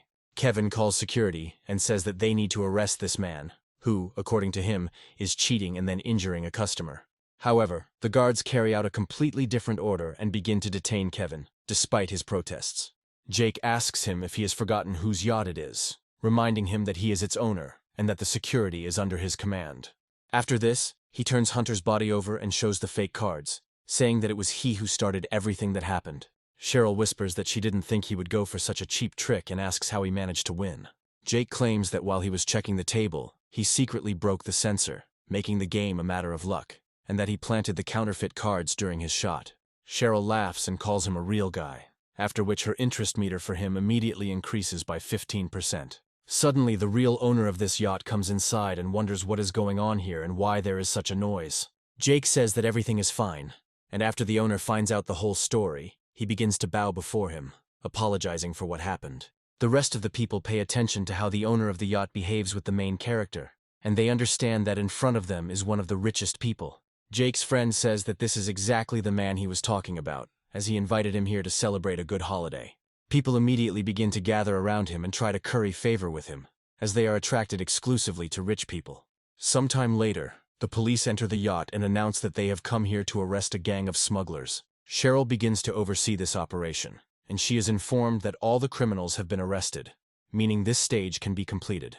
Cheryl wonders where this guy went, because he helped catch the criminals, which means all the money should be returned. Jake manages to escape through a window during the chaos, realizing that if the police catch him gambling, it will be the end for him. After a while, the story moves to a women's dormitory, which, despite the late hour, is still bustling with life. Audrey wonders where Jake has gone and why he still hasn't responded to her messages, despite their frequency. Suddenly, Junya, who had been missing from the university for 24 hours, enters the room. She sits down on a chair and says that she is incredibly tired and needs time to rest after the past day. Audrey asks her what happened, as she looks like she was attacked by someone and had no chance to defend herself. Junya claims that Jake is to blame for everything, as he appears to be a polite guy, but in reality turns out to be very rude. Audrey chuckles and says that this story sounds implausible, since she doesn't believe that someone could have torn her dress. Junya shows the marks of blows on her thighs and says that she is not usually capable of inflicting such injuries on herself. Audrey realizes that these are indeed handprints left by a man, but refuses to believe it. Junya asks her why she suddenly started shaking and suggests that she get dressed so as not to catch a cold. Audrey leaves silently and slowly dresses to go outside and try to call her lover. Junya, in turn, remains firmly convinced that a man will always belong only to his first girlfriend. Afterwards, she smiles and says that she enjoyed what happened and expresses hope that a similar experience will be repeated. Meanwhile, Audrey arrives at the boys' dorm and reflects on the fact that he isn't answering her messages or phone calls. Audrey realizes that Junya is most likely not lying, and in that case, she needs to act as quickly as possible to seize the initiative. She assumes that a rich and muscular man like Jake must be the object of adoration of many women. However, this does not stop her at all, as she decides not to give up, no matter what. However, she decides to wait for him outside, and students passing by wonder what she is doing there. After some time, the morning comes, which turns out to be quite cool, despite the fact that it is summer. Jake returns home, thinking that the gambling and fighting that night had left him very tired and that he could use some sleep. After a while, he suddenly notices a very tired Audrey leaning against the wall, waiting for him. He also hears conversations of passers-by, who say that this girl had been waiting for someone here since the evening. Audrey quickly wakes up, finds her lover right in front of her, and throws herself into his arms. Smiling sincerely, she says that she was really looking forward to his return, and now she can finally feel happy. Jake looks at her with great surprise and asks if she really waited for him all night long. Audrey says that there is nothing wrong with this, since he was busy, and she is ready to wait for him as long as it takes. She immediately begins to praise herself, saying that many women are fighting for him, but she is the one who is ready to be the most understanding. After this, she states that she is very tired, her legs begin to give way, and she almost loses consciousness. Jake asks her if she's okay, and then comes to the conclusion that she's really tired and needs to be carried away. After a while, they find themselves in her apartment, and he carefully lays her down on the bed so she can catch her breath. Noticing that he is about to leave, she stops him and tells him that he is incredibly kind to her, and that this touched her deeply. She points out that he was probably very busy last night and tired, and offers to give him a massage to make him feel better. Jake, realizing that if the fish is hooked, it would be foolish not to hook it, decides to take her up on her offer. After this, he lies down on his back, and Audrey says that now he needs to relax and just enjoy himself. Jake continues to lie on the bed and says that it really feels quite nice, and he feels much lighter. Audrey says that there are much nicer things that will help him feel even better.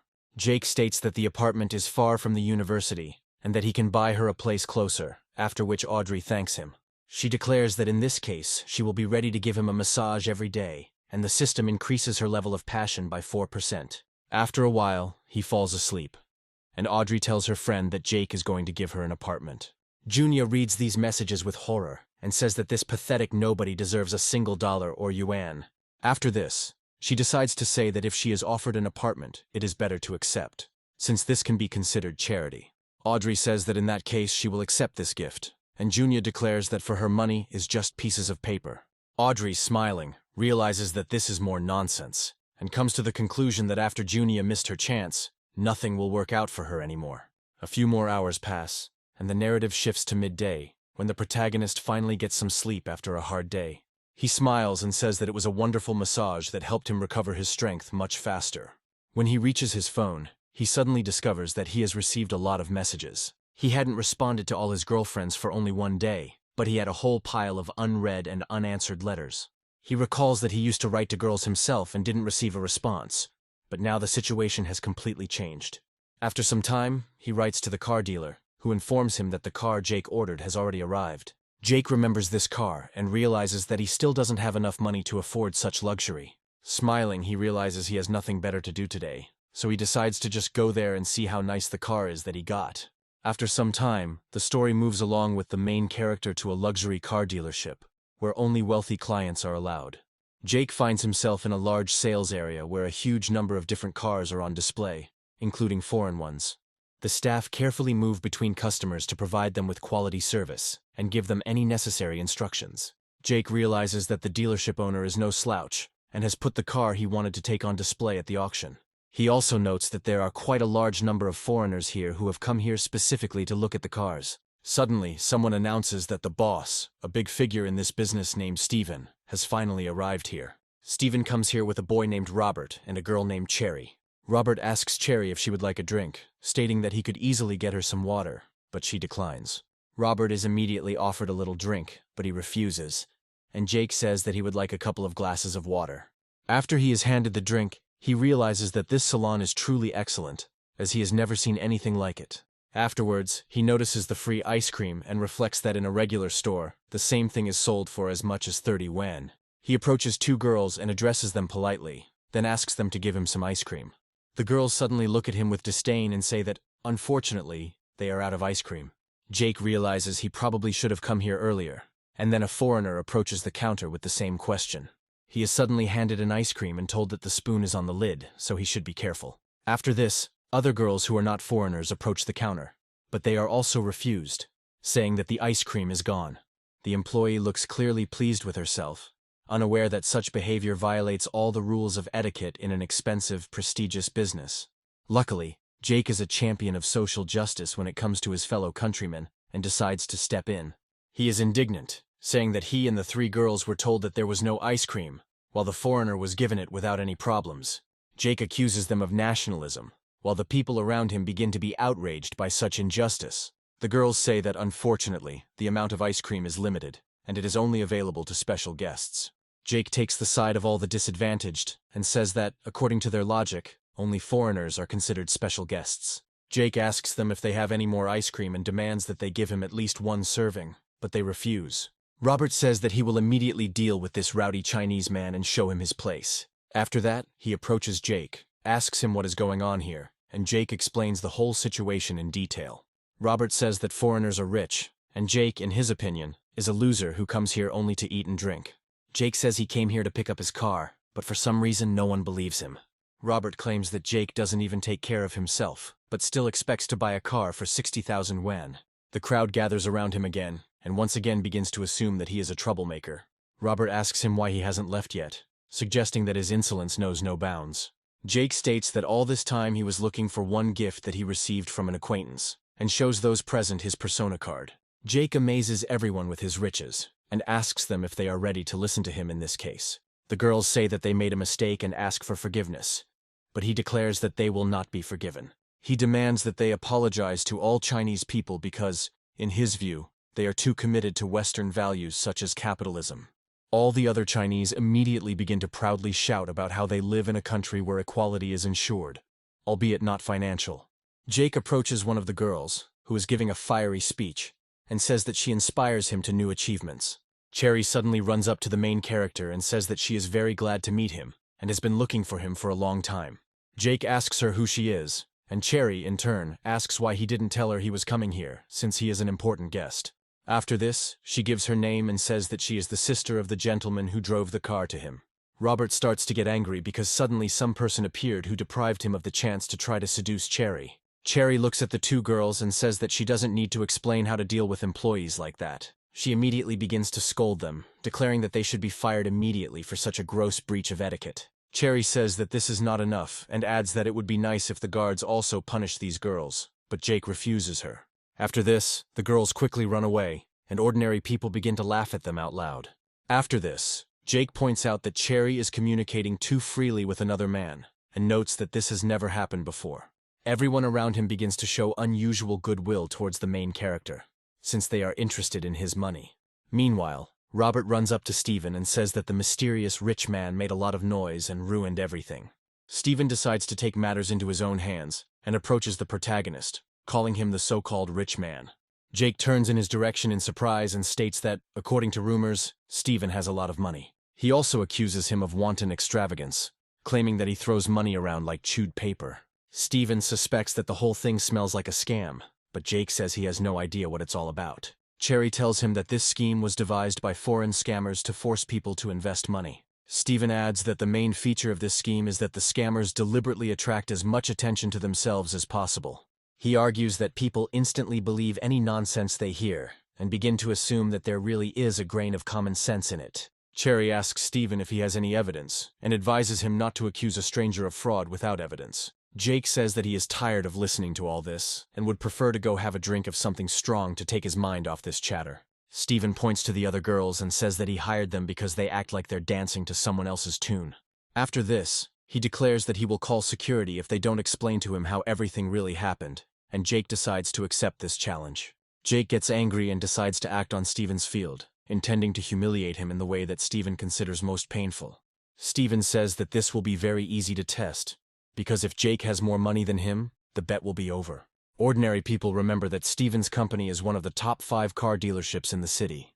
Jake declares that if he loses, Steven will have to post signs around the city, admitting that he is a leech on the body of the Chinese people. Steven cannot understand the nature of this insult, and notes that if the Chinese people had not invited him here, he would hardly have been able to enter this market. Nevertheless, he decides to accept the challenge and says that if he wins, he will give the man from the street a luxury car. He then asks if Jake is still willing to continue, and Cherry states that such conditions are unfair. Steven notes that all the cars were produced with his money, so there can be no questions for him. Jake suddenly pats Cherry on the head and tells her that she has nothing to worry about, because he knows exactly what he is doing.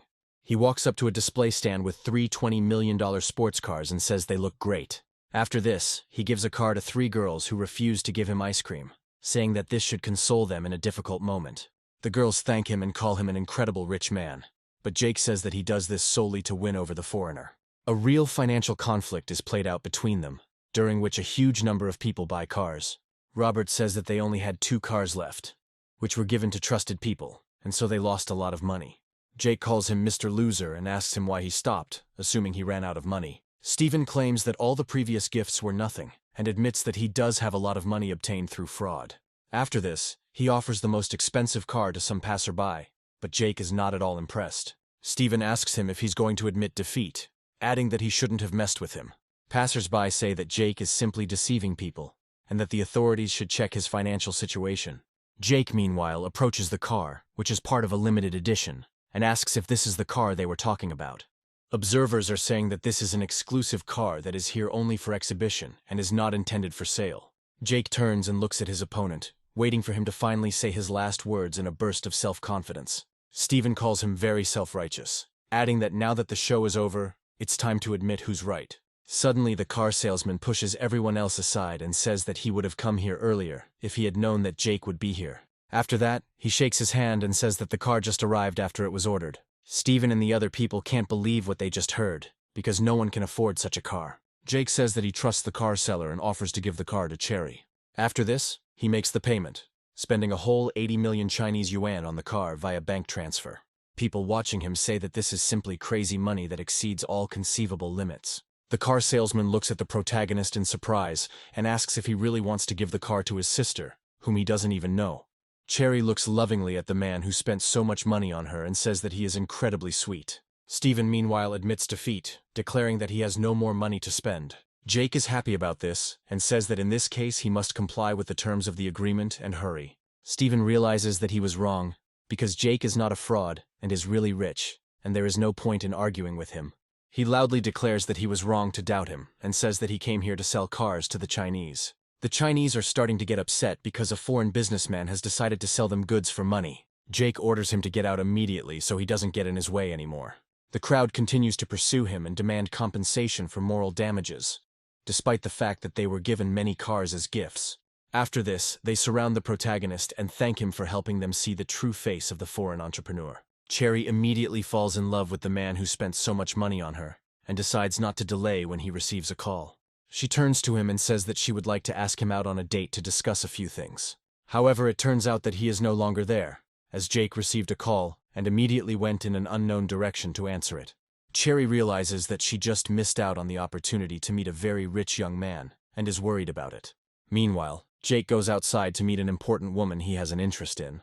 Marie waves to him, and he says that he hasn't seen her for several days, but she has become much more beautiful. Marie says that when other men call her beautiful, she doesn't like it.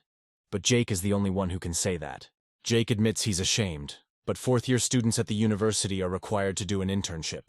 Marie says that she will definitely help him with employment and help him find a good company. He gets into her car and she says she will give him the position of director and a salary of 600,000 yuan, but he refuses. After some time, they move to a company where Jake gets an internship. The girls are talking among themselves and saying that the person appointed as the general director is supposed to come here today. After some time, a supervisor named Yumi enters the office and says that everyone should return to their seats. A man also comes in and says that these are their new colleagues, and asks the two people who came with him to introduce themselves. One of them introduces himself as Cedric, after which he flashes a very expensive watch on his wrist. After the performance, Jake says that he is a simple student and came here for an internship. Yumi realizes that one of these people is a poor student, and the other wears an expensive watch, and assumes that he was the one assigned by Mari. The man who brought them here is Cedric's father, and he is thinking that this place will definitely be his. Yumi approaches the protagonist and hands him a huge amount of work, saying that he must complete it today. Immediately after this, she decides to suck up to Cedric and gives him much less work so that he can finish the job on time. Jake notices another instance of injustice and immediately decides to protest, wondering why he got more work. Yumi immediately raises her voice at him, declaring that the group leader and all orders must be followed without question. Jake understands that working here will not be easy, as he is already facing serious difficulties in this place. Yumi approaches Cedric, and he tells her that there are a few things he doesn't quite understand. Yumi immediately leans closer to him to show off her attractive figure in full. After a while, there is a lunch break, during which you can take a little rest. Jake walks up to Yumi and hands her several folders, telling her that the job is finally done. Yumi carefully reads the report, and realizes that Jake's level is very high, as this boy is incredibly talented. After this, a brilliant idea comes to her mind, as she assumes that her further actions will not be made public. She calmly approaches Cedric and tells him that she made these reports for him, so he should take them to the manager for signature. Jake wonders how this can happen and why someone is taking all the credit for his work. Yumi responds by saying that as a student, he needs to gain experience, since many people often don't have the chance to do so. Jake states that the violation can be reported to the CEO, but Yumi asks him if he is really going to complain. Jake smiles and leaves, suggesting that he hopes she will remain defiant and fearless until the end. After some time, Cedric quickly finds Yumi and decides to gradually contact her to talk. They quickly become more intimate, and he invites her to dinner to discuss some issues. Yumi agrees, thinking that this rich guy is almost in her grasp, and she has secured a decent life for herself. Jake goes outside to find her standing next to his moped, realizing he's in trouble. Jake comes closer to her and says that he is terribly sorry, but does not have time to finish his sentence. Yumi turns away haughtily, assuming that he had deliberately been so demonstratively cold to her in the office. She adds that they are clearly birds of a feather, and he does have some skills that will help him. Jake claims there must have been a misunderstanding, but she continues to talk about how broke he is. Yumi states that if he agrees to be a backup option, he will be disappointed, as he is currently not up to par. Jake simply walks past her, saying that he needs to get to his moped to go home. Cedric drives up to him and wonders how he gets around town in such a wreck. Yumi says that they are going to have dinner and can take him there, because for him, it is a chance to ride in an expensive car. Cedric notes that if he doesn't mind, then he doesn't see anything wrong with helping either. Jake decides not to answer and simply parks the moped on the road to continue driving. After this, he drives past his boss, demonstratively running over her foot to make her fall. Cedric immediately runs out of the car to help her up, saying that this behavior is unacceptable and needs to be punished. Yumi remains convinced that this brat can't have her and acts like a real bitch. Jake is happy because he sees their irritation, figuring that the more arrogant they are, the more painful it will be for them when they finally fall. The next day, Yumi approaches Jake and tells him that he should buy coffee for the entire department to share with his colleagues. Jake wonders why he has to spend so much money to buy everyone else coffee. Yumi states that it's a rule because newbies always buy coffee for their coworkers, and Jake points out that Cedric can do that too. Yumi says that tomorrow it will be Cedric's turn, and today it will be his, after which Cedric begins to scold Jake. He talks about how poor students don't understand how to communicate in a group and attract the attention of others. Jake looks at them with a smile and notes that they have now started to act together. Cedric states that there is no need to look at him so strangely, since he has connections, and he can influence Jake's future career. Jake reflects that this doesn't bother him at all, since he doesn't plan on working here after his internship ends. Cedric says that if Jake sticks close to him, he can try to arrange it so that he doesn't have to leave. Jake thinks that this is all very well, but in reality, it is Cedric who should be thanking him for what happens next. He adds that if he is around, Cedric's life will most likely become significantly more difficult, so he should be grateful to him. Cedric loses his temper and asks what Jake is doing, to which Jake states that he is studying at university and has no money. After this, Jake says that he will treat everyone to coffee when he gets paid, and now the rich man Cedric will take care of it. Cedric agrees to these terms under public pressure, and Jake declares that he would like to drink a mochaccino. Yumi tries to maintain her initiative and thanks him, noting that, unlike the others, he knows workplace etiquette. Cedric accepts the rules of the game and says that he should be the one thanking them, as it is a great honor for him to treat them to coffee. His father comes into the office and Cedric makes it clear with his eyes that this intern is hindering his career advancement. The father understands his son without words, and with his eyes makes it clear that he should not worry, since this problem will be solved quickly. After that, he says that they have a very large order, and since he came as the boss, they need to remain quiet. The man says they just received a project worth 80 million yuan, but the client demands they act quickly. They add that they split the team into parts, and no one randomly chooses Jake. Jake smiles and thinks that this is, on the contrary, a good thing, because he will be able to calmly resolve this issue, and does not understand why someone considers this a problem. Cedric remarks that Jake is too self-confident, and adds that it remains to be seen how long he can laugh and think he's the best. Time passes, but Jake acts as if he has already done everything and can calmly enjoy his vacation. After some time, he decides to leave his workplace to sit for a while in a special room. At this rate, 3 days pass, and he easily completes his task, since his level of intelligence is very high. Yumi watches as Jake has done nothing for 3 days, and wonders where he is so relaxed. Jake goes to the bathroom and she decides to see what he managed to achieve in the short period of time he was working. Looking closely at his plan, she feels inferior because she has never seen such a well-thought-out plan.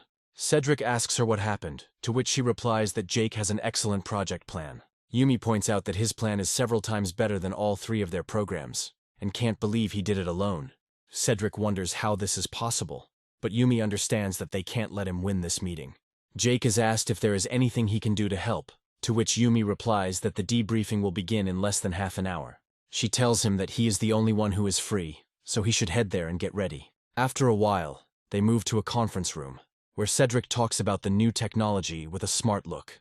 He adds that such a model could potentially stimulate the emergence of new consumption scenarios. However, he forgets that the slides indicate that Jake is second in line, but he didn't have time to edit it. However, Cedric decides to quickly switch the slide, hiding the caption before others notice. The board of directors notes that this program looks absolutely fantastic and has great potential. Cedric states that he graduated from MIT and believes he is capable of meeting the standards. One of the directors says that he has nothing to object to, because the concept is simply wonderful and suits them completely. Cedric's father looks at his son with joy and realizes that he did the right thing when he took this job for himself. He adds that in this case, you can sign the contract right now so as not to waste time. He hopes that once the papers are in his hands, the path to the top director's post will be just a few steps away. Cedric is happy that he will receive a bonus and will be able to pay off the loan with these hours. And Yumi is happy with any extra money. Jake walks inside, hands in his pockets, and finds the alien concept to be an audacity that goes beyond all bounds. Cedric looks at his father and hopes that he will immediately throw him out, using his authority. Cedric's father asks how dare he be late for such an important meeting, and yet rip up the contract description. Jake addresses his colleagues, noting that they both lay claim to the concept, but still do not admit to what they did. Cedric's father orders the pathetic intern to shut up immediately, or he will lose his position and the right to work for the rest of his life. Jake ignores this and approaches Cedric, asking if he dares to open page 11. Yumi tries to resolve the conflict and says that Jake helped with the concept development using his criticism. People around him believe that Jake made it all up because he didn't do any work. Jake reflects on the fact that he still has several versions of this project stored on his work computer as evidence. Yumi understands that this information is very sensitive. It could harm their overall plan and drive them into a corner. However, Cedric's father begins to smile slyly, realizing that he has a good counter-argument to counter Jake. Suddenly, he starts shouting loudly about losing his watch in order to distract attention from what is happening. He then places all the blame on Jake, claiming that he was the one who stole the watch, and orders a search of his workplace. Cedric quickly complies with his command, and then returns with the watch, reporting that he found it at Jake's workstation. The crowd begins to condemn Jake, claiming that he is a little thief who accuses other people of stealing in order to cover his own crimes. Jake assumes they are trying to divert attention from the incident, and they are doing a pretty good job of it. Cedric and his father reflect on the fact that Jake reacted rather quickly, but it still won't change anything, because he is a genius. The man asks Jake if he has any arguments against such compelling evidence. The crowd surrounds Jake and starts shouting at him, saying that there can be no mercy and that the police must be called. Jake realizes it's time to strike back decisively, using facts and logic to destroy their accusations. Meanwhile, Cedric's father declares that if Jake isn't going to leave on his own, they'll just push him out. He immediately calls security, who carry out the order and prepare to overpower Jake and throw him out of the establishment. Suddenly, a familiar voice stops everyone, which can only belong to the person who owns the company. The CEO's secretary walks ahead, her demeanor showing that she knows what really happened. Cedric's father immediately begins to fawn over the secretary and asks her what she is doing here at such a time. In response, she simply steps aside without saying a word, after which Marie herself enters. Cedric's father says he didn't expect Marie to come, but the secretary states that the director can come whenever he wants. Cedric's father turns to his subordinates and orders them to immediately bring chairs and expensive tea. After this, he tries to speak, but the secretary interrupts him, stating that the lady has very important things to do now. Cedric's father shows her the soft chair they have prepared, and adds that the tea has just been made. However, Marie offers her chair to Jake and states that it would be great if he decided to try their tea. Needless to say, the effect such a scene had on everyone present in the room. Jake starts to get cranky when he notices that the tea is too hot, and Marie declares that she will definitely fix it. After that, she takes the cup from his hands and carefully blows on the hot drink to cool it at least a little. The villains wonder what is happening and assume that they have gone mad, dissolving their eyes into such scenes. Other people also assume that they are imagining things because the CEO has never been in such a mood. Marie tries her best to calm Jake down, and assures him that she will take care of everything, and that he doesn't need to worry about anything. After this, she exchanges glances with the secretary and nods several times so that she understands what needs to be done. The secretary immediately turns around, addresses Cedric's father and asks if he knows what he did wrong. Before he can answer, an assistant approaches her and tells her that he has found the documents she asked him to find. The secretary throws the papers aside and says that this is the first draft of the project that she found at Jake's workplace. Cedric's father reads the documents in surprise and says he cannot believe that he unknowingly falsely accused a man. The secretary claims that this is a conspiracy with subordinates to steal other people's work achievements, and adds that this is unforgivable. The secretary says that contrary to company rules, Jake brought his son into the department and promoted Yumi. The people here can't believe their eyes, and then they realize that all this is the work of Father Cedric. The secretary declares that now that he has offended the rich gentleman, his luck has turned away from him, and it was very much in vain. She also claims that the person who invested $500 million into the CEO's tech company is Jake. The scoundrels understand that they are in serious trouble, because they might not even suspect that the person in front of them is that very rich man. They are immediately informed that they have been dismissed from the company in disgrace, and will now lose all privileges. Cedric realizes that if he hadn't gotten involved with Yumi, who sometimes joined forces against Jake, everything would have been fine. He immediately accuses Yumi of being some kind of cheap woman, and Yumi accuses him of not actually being rich and having no prospects. A serious fight breaks out between them, and each tries to shift the blame onto the other, but they do not realize that everyone is to blame. The secretary orders the guards to remove the three of them so that she never sees them again. After this, everyone in the room starts asking Jake for forgiveness, because they find out that he has a lot of money. Marie asks him what he thinks about this internal audit, and Jake replies that their company needs to be more careful. Marie says she used to want him to be the director, but he refused, and Jake replies that he likes to keep a low profile. Marie also mentions that she reminded him of the results of the professional team and would like to show his successes. Jake takes her into the office and comments that she works in a very fancy space, but Marie states that she rarely comes here. Afterwards, she shows him her latest achievements, and Jake notes that he doesn't understand any of it, but it looks impressive. Even though he knows nothing about such sciences, he says he will invest another $500 million into it. With this action, he further raises her level of sympathy, when suddenly the table she was sitting on begins to break. Marie finds herself in a very awkward position, and says that she is stuck and cannot get out no matter how hard she tries. Jake remembers moments from adult films that he used to love watching, and realizes that the situation is not going well. He understands that this is the first time he has encountered something like this, but he has absolutely no idea what to do next. Jake reaches his hands out towards her to try and pull her up, hoping it will be enough. The secretary, who is standing next to the office, overhears their conversation, but completely changes the context.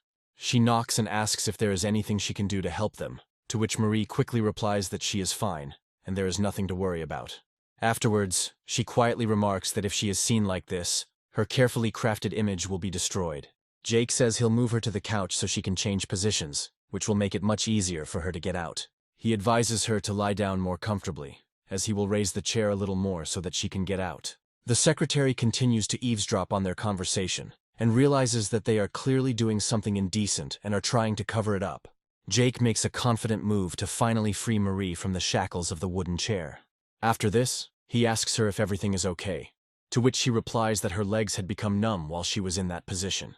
He also notices that her dress is torn, but she claims that it is no big deal because she has a wardrobe full of clothes. Jake notes that he has never seen an office with such a luxurious dressing room. He suggests that this limits his imagination, but then notices a gorgeous dress that looks good on Marie. Jake comes out of the closet and Marie notices that a lot of time has passed, so she asks him to wait a minute. Jake sits down calmly on the table and periodically glances at the door, behind which Marie's shadow is visible. He understands that being a gentleman, he must immediately take a stool to examine everything properly and remember it. Marie asks him how far he went, but immediately adds that he wasn't peeking all this time. Marie claims her family did not approve of her starting her own business and believed her company would fail. Smiling, she vows to him that she will never let this money go to waste and will definitely achieve a breakthrough.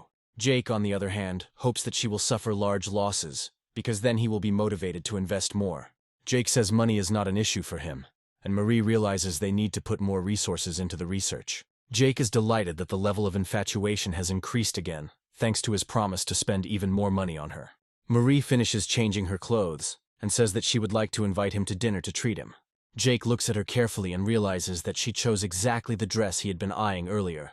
Marie smiles as if she knew from the start which option he would like best. After a while, they go out to the office, and Marie tells the secretary that they are heading to the Nine Dragons Hotel. Employees observing the event noted that this was the first time they had seen the CEO in such a revealing dress. Warm conversations with hints between them cause other people to feel disappointed in their own lives. Marie tells him at the restaurant that she saw the project he came up with, and thinks it's a fantastic find. Jake emphasizes that this project was relatively simple, and only took him 15 minutes to complete thanks to his intelligence. Marie continues to be more and more attracted to him, as she really loves rich and intelligent men. After some time, she decides to contact Astrid and tell her that she didn't expect her boyfriend to be so smart. Astrid smiles and notes that the haughty CEO has finally decided to take the initiative. Marie changes her clothes and notes that she is not yet completely sure, after which she decides to discuss one important thing with her friend. She asks Astrid why she is still awake, assuming she is nervous about her trip to Japan. Marie also reminds her of that incident with her classmate, and Astrid says that nothing like that happened between them. Marie laughs and remarks that she has practically sold herself to him, and Astrid declares that she will no longer listen to her and will go to bed. After a while, Marie reflects on how going abroad with Jake would be like going on a date. Meanwhile, we are transported to Japan, where one of the important meetings of a very mysterious and dangerous man is taking place. This man is Chairman Kameda, who is informed that the funds for his insidious plan are ready. The assistant also notes that they have enough money to buy whatever he wants at the auction. Kameda asks what happened to the insolent Chinese man and is told that he bought a plane ticket. Mr. Kameda declares that they will force him to stay here forever if he dares to insult their infallible honor and dignity. 10 days pass, and it's finally time to fly to Japan and enjoy its beauty. Jake notes that he missed his plane, but he was lucky and managed to get a seat in economy class, so everything will be fine. Astrid, meanwhile, says that she is very excited because she can't wait to see many valuable artifacts. She also notes that she is worried about the fact that he was challenged to a duel by one of the Kameda Consortium magnates, but Jake reassures her. His practical impulses about buying up all the artifacts in China are interrupted by the loud scream of a child running around the cabin. At first, no one pays attention to him, and he continues to run around the cabin, looking around. Suddenly, he walks up to the chair behind Astrid and starts pushing it with all his might and kicking it.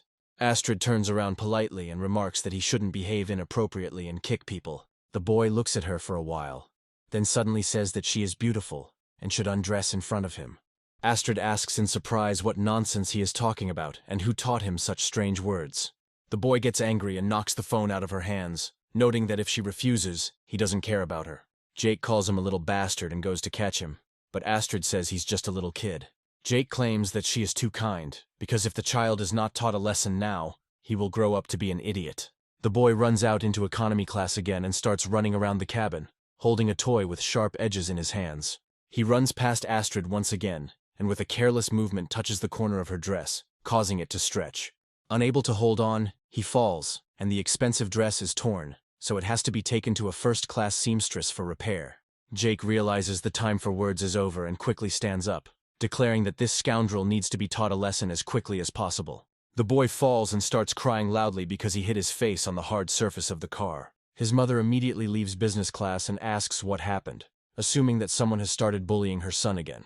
Jake notes that the boy got into this unpleasant situation on his own, but the child's mother becomes hysterical, claiming that this is not the case. She suddenly asks him what's wrong with children running around the cabin, assuming he didn't do it on purpose. Astrid says that the children can run around, but this is an airplane and they need to behave appropriately, but the mother doesn't even want to listen. After this, she insults her, calling her a girl of easy virtue because she wears a dress with exposed arms and legs. Astrid indignantly declares that she can wear whatever she wants and advises against teaching children bad words. The hysterical mother claims that she knows how to raise children, and notes that her child is much smarter than some little idiot. The boy begins to mock Astrid, noting that now all the girls wear rags instead of normal clothes. The woman is making a big deal out of it and saying that her child is suffering because of girls like Astrid. Astrid is overwhelmed by the barrage of insults and realizes she doesn't have the strength to stand up for herself. Luckily, Jake is by her side, saying that the entire Chinese people are horrified by this woman's hysteria. The hysterical woman claims that they have the audacity to mock a mother and son who are innocent. She threatens to bring the flight attendant, and Jake declares that he will personally deal with all the boy's actions. The boy understands that if everyone finds out about his actions, he will be in trouble, and immediately asks his mother to punish Jake. Jake asks Astrid if she's okay, and she replies that he did indeed silence the woman. However, a few moments later the woman rises again with a scandal, saying that these beggars only fly in economy class. The woman forgets that she is in economy class, and local passengers note that there is nothing wrong with this.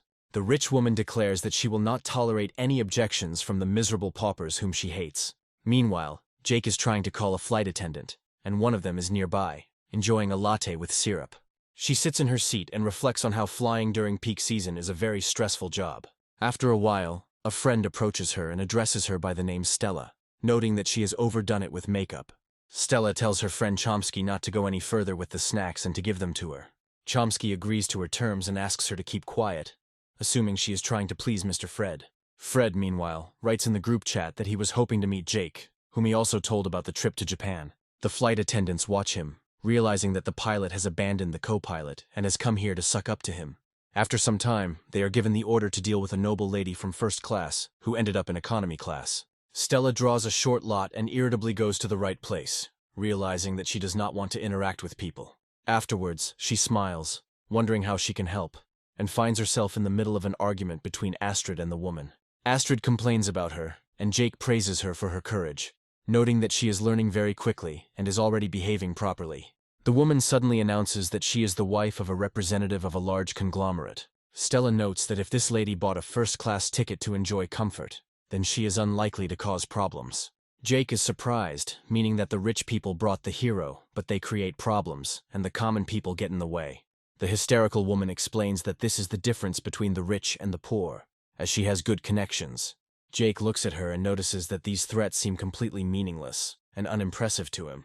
Fred decides to check what's going on here and where the flight attendants, who are supposed to be on duty all the time, have gone. Stella notes that there is a commotion in economy class, and she is resolving the situation, assessing her strength and capabilities. The women point out that they will now have to live with this, as Fred is a well-known rich man in the area where she comes from.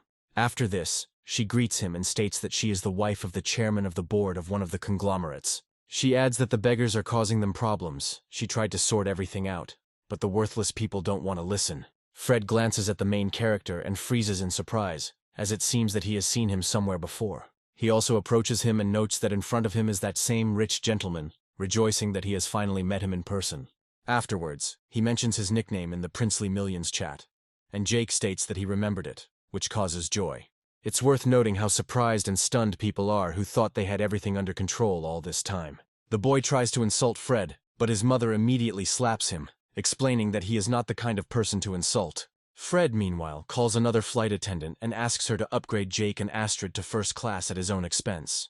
The other passengers continue to be amazed by this incredible turn of events, as no one could have predicted that Jake would be so rich. Jake, in turn, reflects on the fact that he does not want to see this woman's face, as it will ruin his mood. Fred points out that this is not a problem, since the owner of the company is an old acquaintance of his, and they will blacklist the woman. The frightened woman immediately falls to her knees and declares that she feels ill, as she feels dizzy and has a heartache.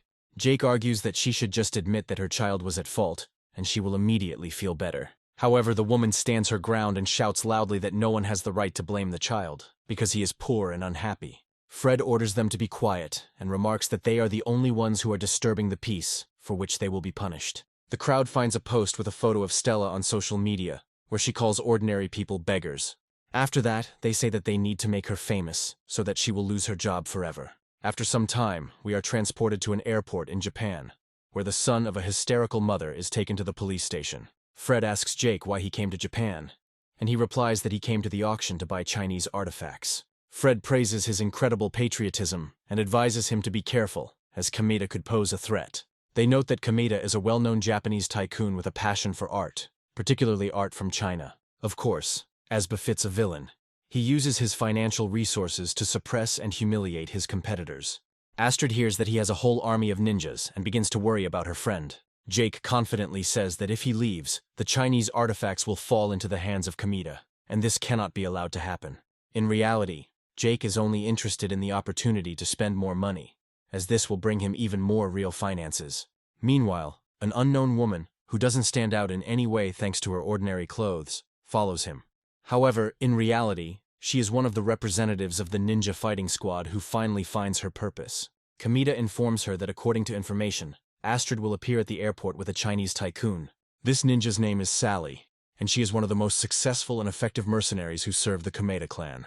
This time, she tries to approach the target unnoticed in order to determine the subsequent course of action. Jake notes that his throat is suddenly dry, so he goes to get a little water, giving it a good chance. She decides to use the ring, which contains poison, to lightly stab him in the back and poison him a little. Gradually getting closer, she hopes to show him the amazing surprises that Japan has in store for him. Meanwhile, Jake is patriotically indignant that in a foreign country, the prices for water from vending machines are higher than in his beloved China. He turns around looking for alternatives and finds a small public fountain to drink from. Immediately after this, without thinking, he approaches the fountain, which gives Sally another chance to strike. Jake is happy that he has the opportunity to drink tap water without paying anything for it. Sally doesn't manage to strike in time. Now she can only continue to watch her target without attracting attention. Astrid asks her comrade to go ahead to get some alone time with Jake. Jake agrees and approaches the taxi driver to ask how much a ride to a certain address costs. Seeing the price higher than expected, he decides to save money and invites the girl to go by bus. Jake adds that they are in no hurry, so they will admire the scenery along the way and enjoy the views. After some time, they go to the hotel lobby to book a room and show the discount coupon. Jake is acting like a very greedy person, so Sally begins to suspect that this is not the target she has been looking for all this time. He looks like some kind of lackey who is of no value, and now she wonders where that rich man is. After some thought, she decides to use her special techniques learned in the ninja monasteries to ask for help from this man. Jake decides to while away the time in the evening playing his favorite mobile game, demonstrating good results. Suddenly, there is a knock on his room door, and he decides to find out who came to him at such a late hour without warning. A disguised Sally comes to him and tells him that she works in room service and has brought him dinner.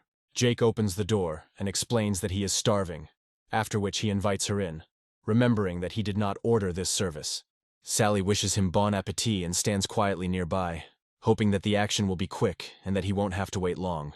Jake suddenly receives a notification from the system that activates his passive poison resistance skill. He realizes that the effects of the truth serum have just been reversed, but the drug is only available to military or criminal authorities.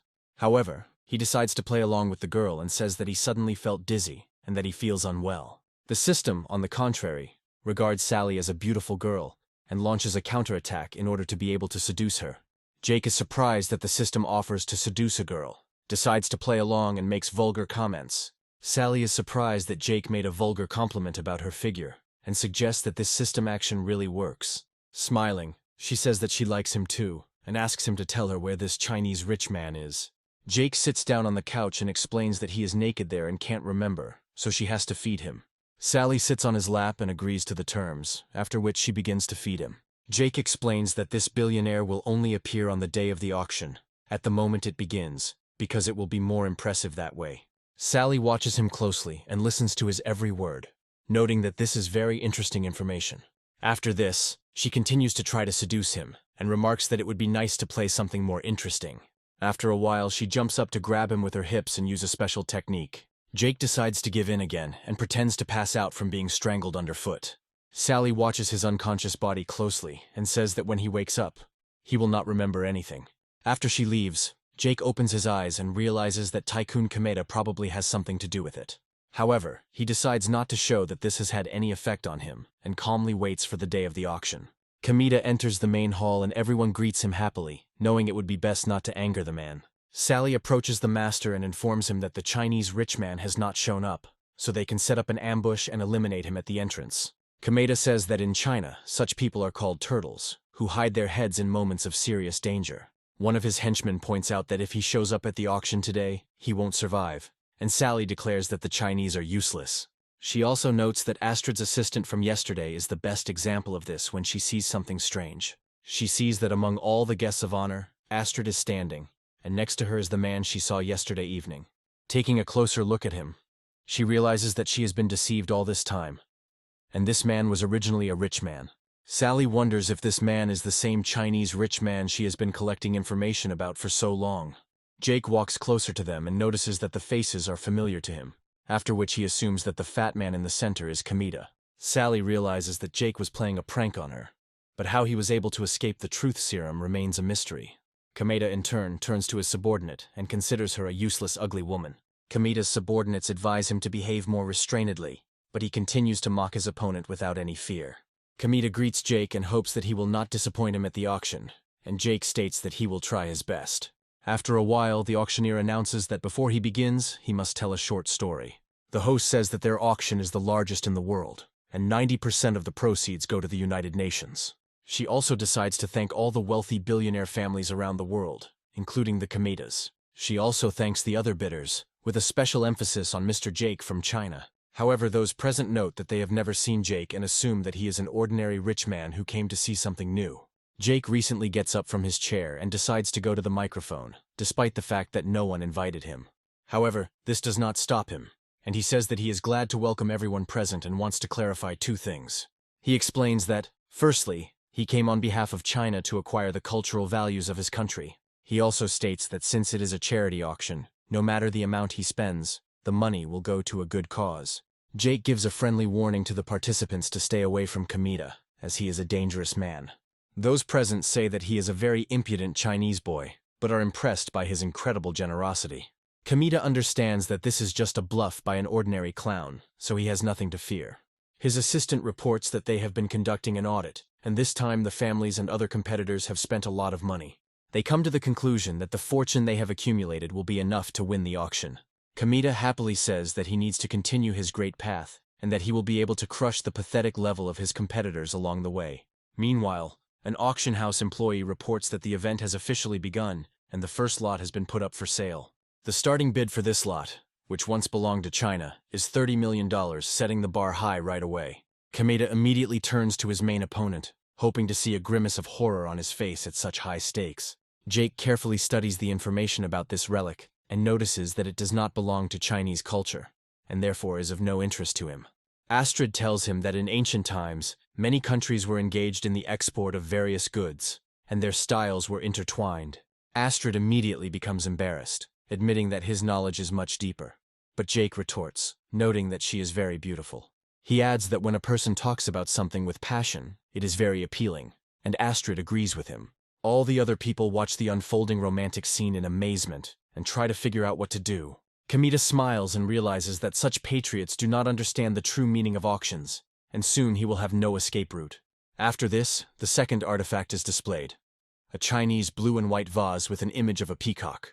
The starting price is announced at $10 million, and Jake raises the bid almost immediately. Those present understand that the boy has started bidding and watch his capabilities with interest. Jake smiles and announces that he is willing to bet $300 million, instantly raising the price to the sky. Onlookers can't believe he's willing to spend such crazy amounts of money on these artifacts.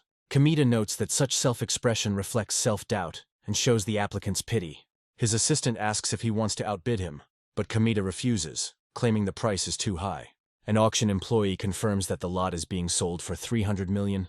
Jake smiles and immediately tells Astrid that he bought this dish exclusively for her, because he likes her so much. Astrid is embarrassed and notes that formally this thing should belong to the museum, while others are discussing it. Afterwards, she thanks him, saying that she really appreciates his generosity and respect for Chinese culture. Some people start asking irritated questions about why the hell they brought a sweet couple there, who are disturbing everyone else. Meanwhile, a third artifact, an 8-pound jade amulet, is being put up for auction. Kamita says he's willing to spend $20 million on it, and Jake immediately raises the bet to $500 million. Kamita's henchmen are surprised that this Chinese businessman is trying to buy other lots. Kamita considers it a cheap trick, as Jake is willing to spend so much money just to anger him. An auction house employee reports that lot number 008 is selling this jade amulet for $500 million. Jake gets up from his chair excitedly and announces that he would like to give this amulet to Sally as a thank you. He notes with a smile that he really enjoyed the massage, the level of skill of which is on a completely different level. Kamita asks her if she really told him her top-secret real name, but she replies that she didn't. She also says that she will refuse the gift, but Kamita forbids her to do so, saying that it would be impolite. Sally begins to feel sad, her willpower gradually diminishing due to the fact that she is treated like a meaningless toy. Jake reflects on how finding a tool that does whatever she's told is a very rare find. Sally looks at him with irritation and wonders what he is doing. Because of her, she only receives punishments from her owner. However, this is the first time someone has given her a gift, which makes her level of infatuation increase a little even in this situation. Jake pretends to be surprised by this, and wonders why his affection for her has suddenly increased. Sally reflects that she's very sorry he's such a nasty person, and her infatuation level drops a few percent again. Jake can't figure out what's going on and assumes there's something wrong with the system. However, after a while, he is inundated with notifications that the level of passion has increased or decreased by 1%. Afterwards, he notes that he thought the auction would be tense, but it turned out that no one was even bidding. Kamita boils like a kettle on a gas stove and reflects that the villain's joy did not last long. Meanwhile, a special vase from a distant era is put up for auction, and the starting bid is immediately set at $5 million. Others are gradually raising the stakes, reaching up to $30 million, in hopes of livening up the event. However, it all ends with Kamita's assistant deciding to enter the bidding and immediately betting $80 million.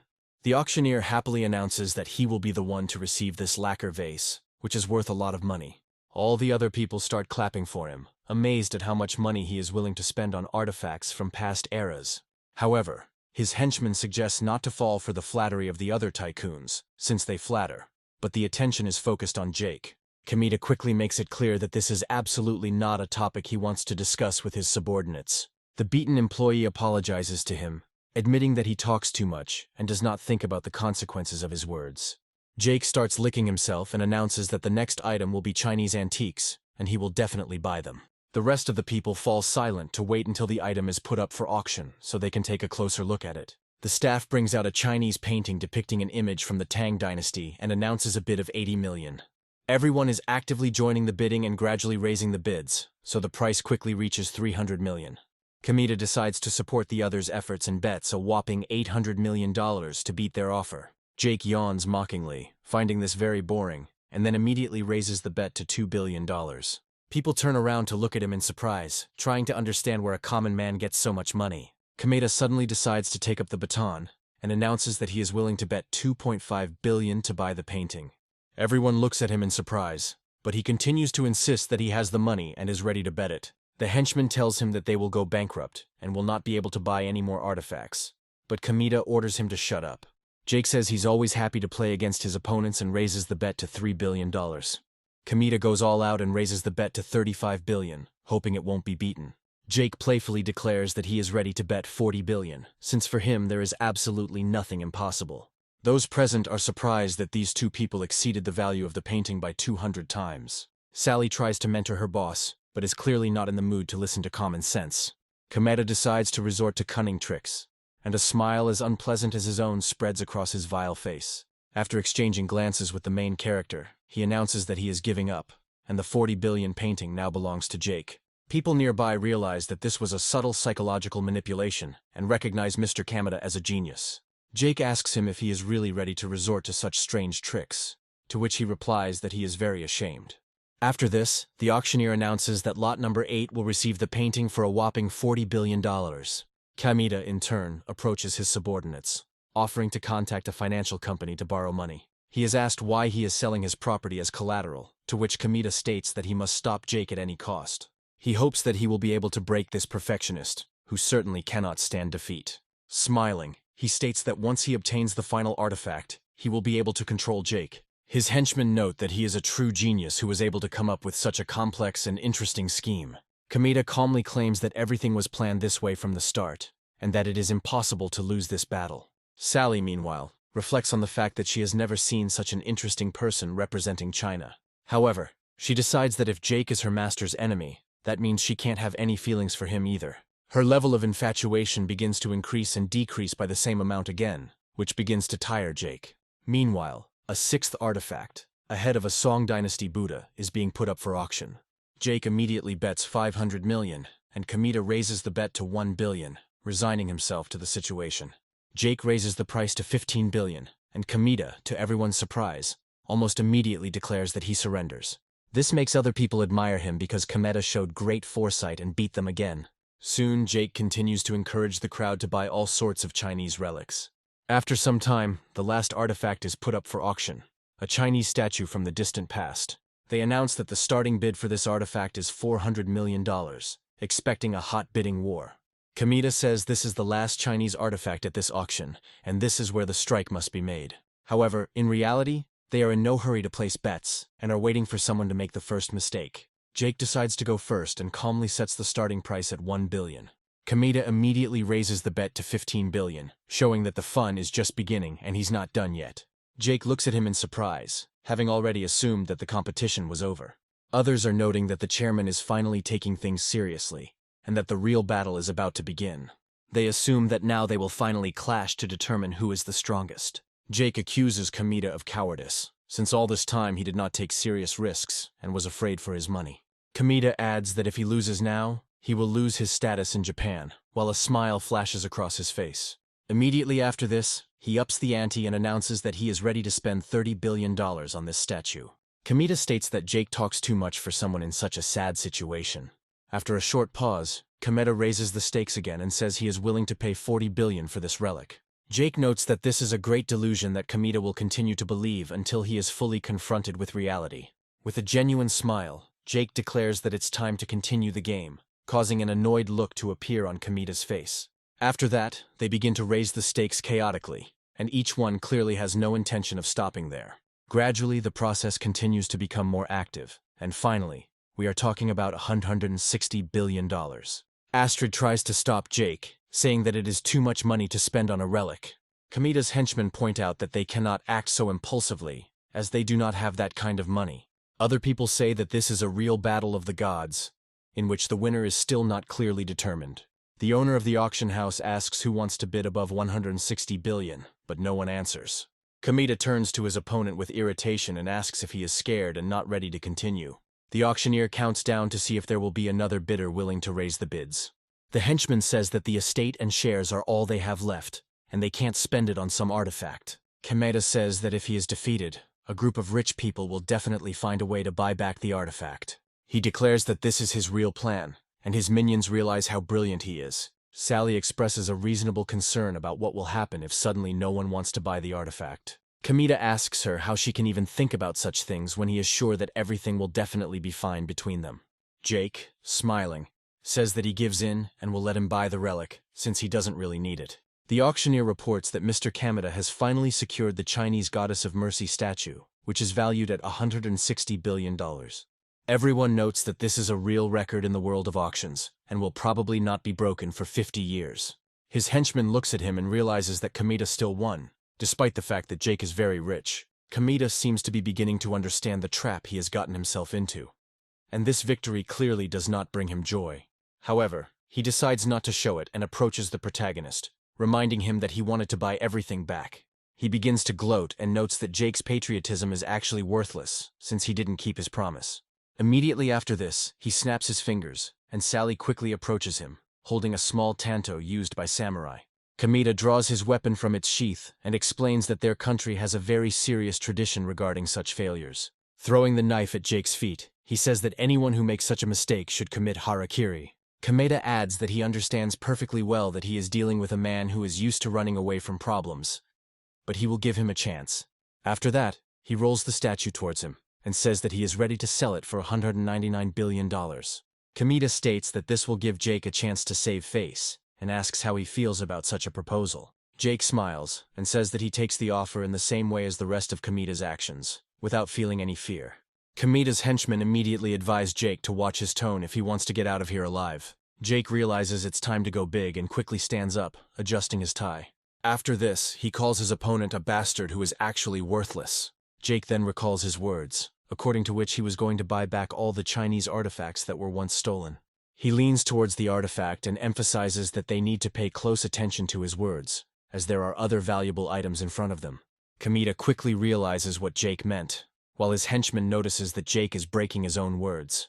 Kamita turns to his subordinate in a rage and delivers a swift and powerful slap to his face, knocking him down. The employee can't withstand the blow, as Kamita's weight is quite impressive, and it's difficult to stay on his feet.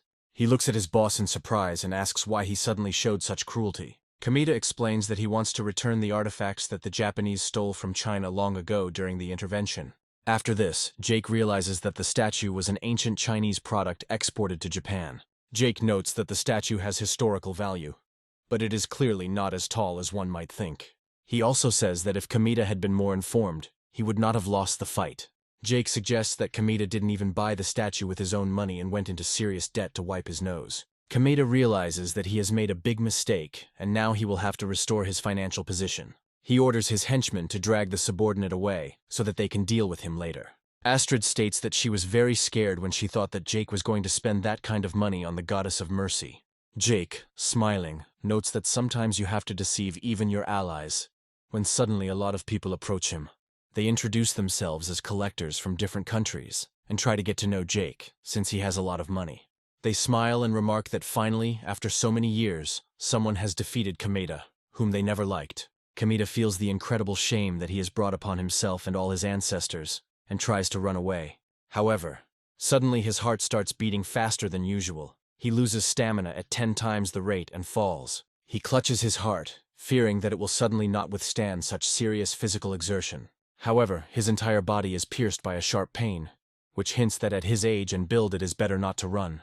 All he can see through his blurred vision is a man slowly approaching him with an ominous look. Jake mockingly asks Kamita what happened, after which he advises him to be careful and not risk his health. Kamita looks at Jake, who he just lost to, and realizes it was a big mistake. However, Jake is not going to give up and decides to restore justice, believing that Kamita should be punished for his actions. He addresses all the samurai of his clan and orders them to act immediately to neutralize Kamita. He also demands that all the artifacts that Jake bought be brought, and that Kamita himself be thrown into prison so that he will not see the sun.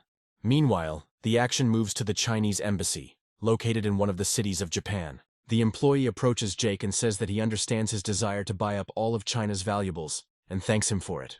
He also states that he has heard about Kamita's treachery, and promises to do everything possible to keep Jake safe. Jake says he's very grateful to them, but there's still some work he wants to do, and he needs a car. Astrid asks him not to leave as it is too dangerous outside and expresses concern for his safety. But he tries to reassure her with words of support. He promises her that everything will be fine, and she should trust him because he is confident in his abilities. Astrid understands that there is no point in arguing with him, since he is a strong man and will always act at his own discretion. After a while, Jake heads to the underground garage, thinking that Kamita has already worn him out a lot. He understands that if he doesn't kill Kamita this time, he came here in vain and spent almost all the money in vain. However, after a few moments, several shurikens suddenly start flying towards him, which could kill him. Jake makes a slight movement of his neck to dodge the attack and tries to figure out who attacked him. Sally slowly emerges from the darkness, trying to make her appearance as theatrical and terrifying as possible. Jake notes that everything happened pretty quickly and asks why she isn't wearing the jade amulet he gave her. Sally becomes shy and asks why he wears this amulet, and Jake notes that the amulet suits her. Sally admits that she doesn't understand why he gave her the amulet, but says that if he thinks he can bribe her, it's no use. Jake notes that in that case he is ready to buy out all of Kamida's employees and put a bounty on his head. Sally claims that her clan is not the one breaking contracts and killing employers, but Jake continues to doubt this. Sally loses her temper and declares that she will shut him up and finish her job quickly. Jake dodges as her movement proves too slow for his agility. Sally speculates that he doesn't have any martial arts skills, but he always manages to avoid being hit. After this, she realizes that it is time to use her signature move, which can catch anyone off guard. Without thinking twice, she detonates a smoke bomb, and as the smoke slowly clears, Jake loses sight of her. He quickly looks around, trying to figure out where she could have disappeared to, but he doesn't find her anywhere. However, his sixth sense tells him that she is slowly creeping up on him and will soon attack. Sally materializes out of thin air and jumps on his neck to deliver a powerful blow with her daggers. She hopes that the blow will be enough to instantly drain his blood and break his resistance. Jake manages to quickly raise his hands to intercept her blows and temporarily slow her actions. Sally understands that this position is the most difficult for the victim to move, and assesses his strength. However, she did not choose this technique by chance, since the leg grab reduces the victim's blood circulation and weakens it. Jake finds a laconic solution and bites her thigh, which she inadvertently did not close. One bite is enough to knock the confident ninja off his back, and Jake gets his chance. Sally insults him, claiming that he uses underhanded methods to win the duel. Jake reveals that she is a professional assassin, and he is just an ordinary guy who has not studied martial arts. After this, he crouches to prepare for a sharp dash and says that it is his turn to take the initiative in the fight. He lunges forward, knowing his speed is enough to knock her down quickly. Sally realizes too late that it is impossible to deal with such a fast opponent, and Jake has almost reached her. He grabs her arms and pins her against the car so she can't resist. He smiles, looks at her, and notes that he has never lost a battle with a beautiful girl. Sally tries to hit him in the weak spot, but he anticipated this and put his leg out in time. To calm her down, he delivers a swift blow with his head, which has incredible strength. The blow is enough to knock her unconscious, although Jake knows he wouldn't be able to handle several ninjas. He realizes that going to Kameda alone will not be easy, so he decides to come up with a backup plan. After this, Jake decides to search Sally to confiscate any weapons she might use against him. Jake also finds the truth serum, noting that Sally cleverly hid the vial in her cleavage. He takes out a pill with this serum and says with a smile that now she will confess everything to him. After a while, he helps her up and tells her that he doesn't have much time, so he doesn't want to stay here for long. He tells her that she swallowed the truth serum, which means it's time for torture, during which she will tell him everything. Sally admits that she failed, but she is experienced in her field, so Jake's victory does not really mean anything. Jake says that this answer suits him, after which he immediately grabs a knife lying nearby. With one easy movement, he breaks the rope that was preventing Sally from using her hands freely and turns to the side. He also informs her that he has no need to keep her on a leash, and all he needs is a weapon to defeat Kameda. Jake asks her what needs to be done to make her give up the pursuit without harming him. Sally is incredibly touched by this, not realizing that she is only alive because the system will take into account the money Jake spent on her. The emotionally unstable girl wonders why he is so kind to her and even gave her a jade necklace. Jake gets into the car, and the system notifies him that he has increased Sally's interest by 10%. Sally asks in shock if he's really going to look for Kameda alone, and Jake confirms that he is. Sally suddenly tells him all the coordinates of Kameda's location, and adds that he has very serious security in large numbers. Jake is surprised by such a detailed analysis, and thanks her, but she states that she is only telling him this so that he knows that he could be killed. She reports that Kameda is a very cruel man who tortures his employees for the slightest offense. Sally explains that the clan's rules are strict, and leaving is not an option, but Jake reassures her that he can free her by killing Kameda. Jake also advises her to find a safe place to hide and wait out the most intense events. Immediately after this, he closes the door and presses the gas, hoping to reach the next starting point on his route as quickly as possible. Sally wonders why this man is so unpredictable, feeling her feelings for him grow stronger. However, after a few moments, she begins to feel a strange presence, and the shadows thicken around her. The ninja report that the target has escaped and left through the east door of the embassy, and then ask that someone be sent after her. They also state that Sally failed the mission and is suspected of treason, meaning she must be delivered to Kameda. At this moment, Kameda is on an island, the area around which is constantly patrolled by guards and boats. He asks if they have lost their target, and the ninja reply that they set up an ambush along the way, but made a mistake. Kameda declares that this is nonsense, and then orders that they be invited to the embassy to gather everyone here. At the same time, he turns around and looks at Sally, who has already been brought in for questioning. He brutally grabs her by the hair and orders her to tell him where Jake went, but she replies that she has no idea.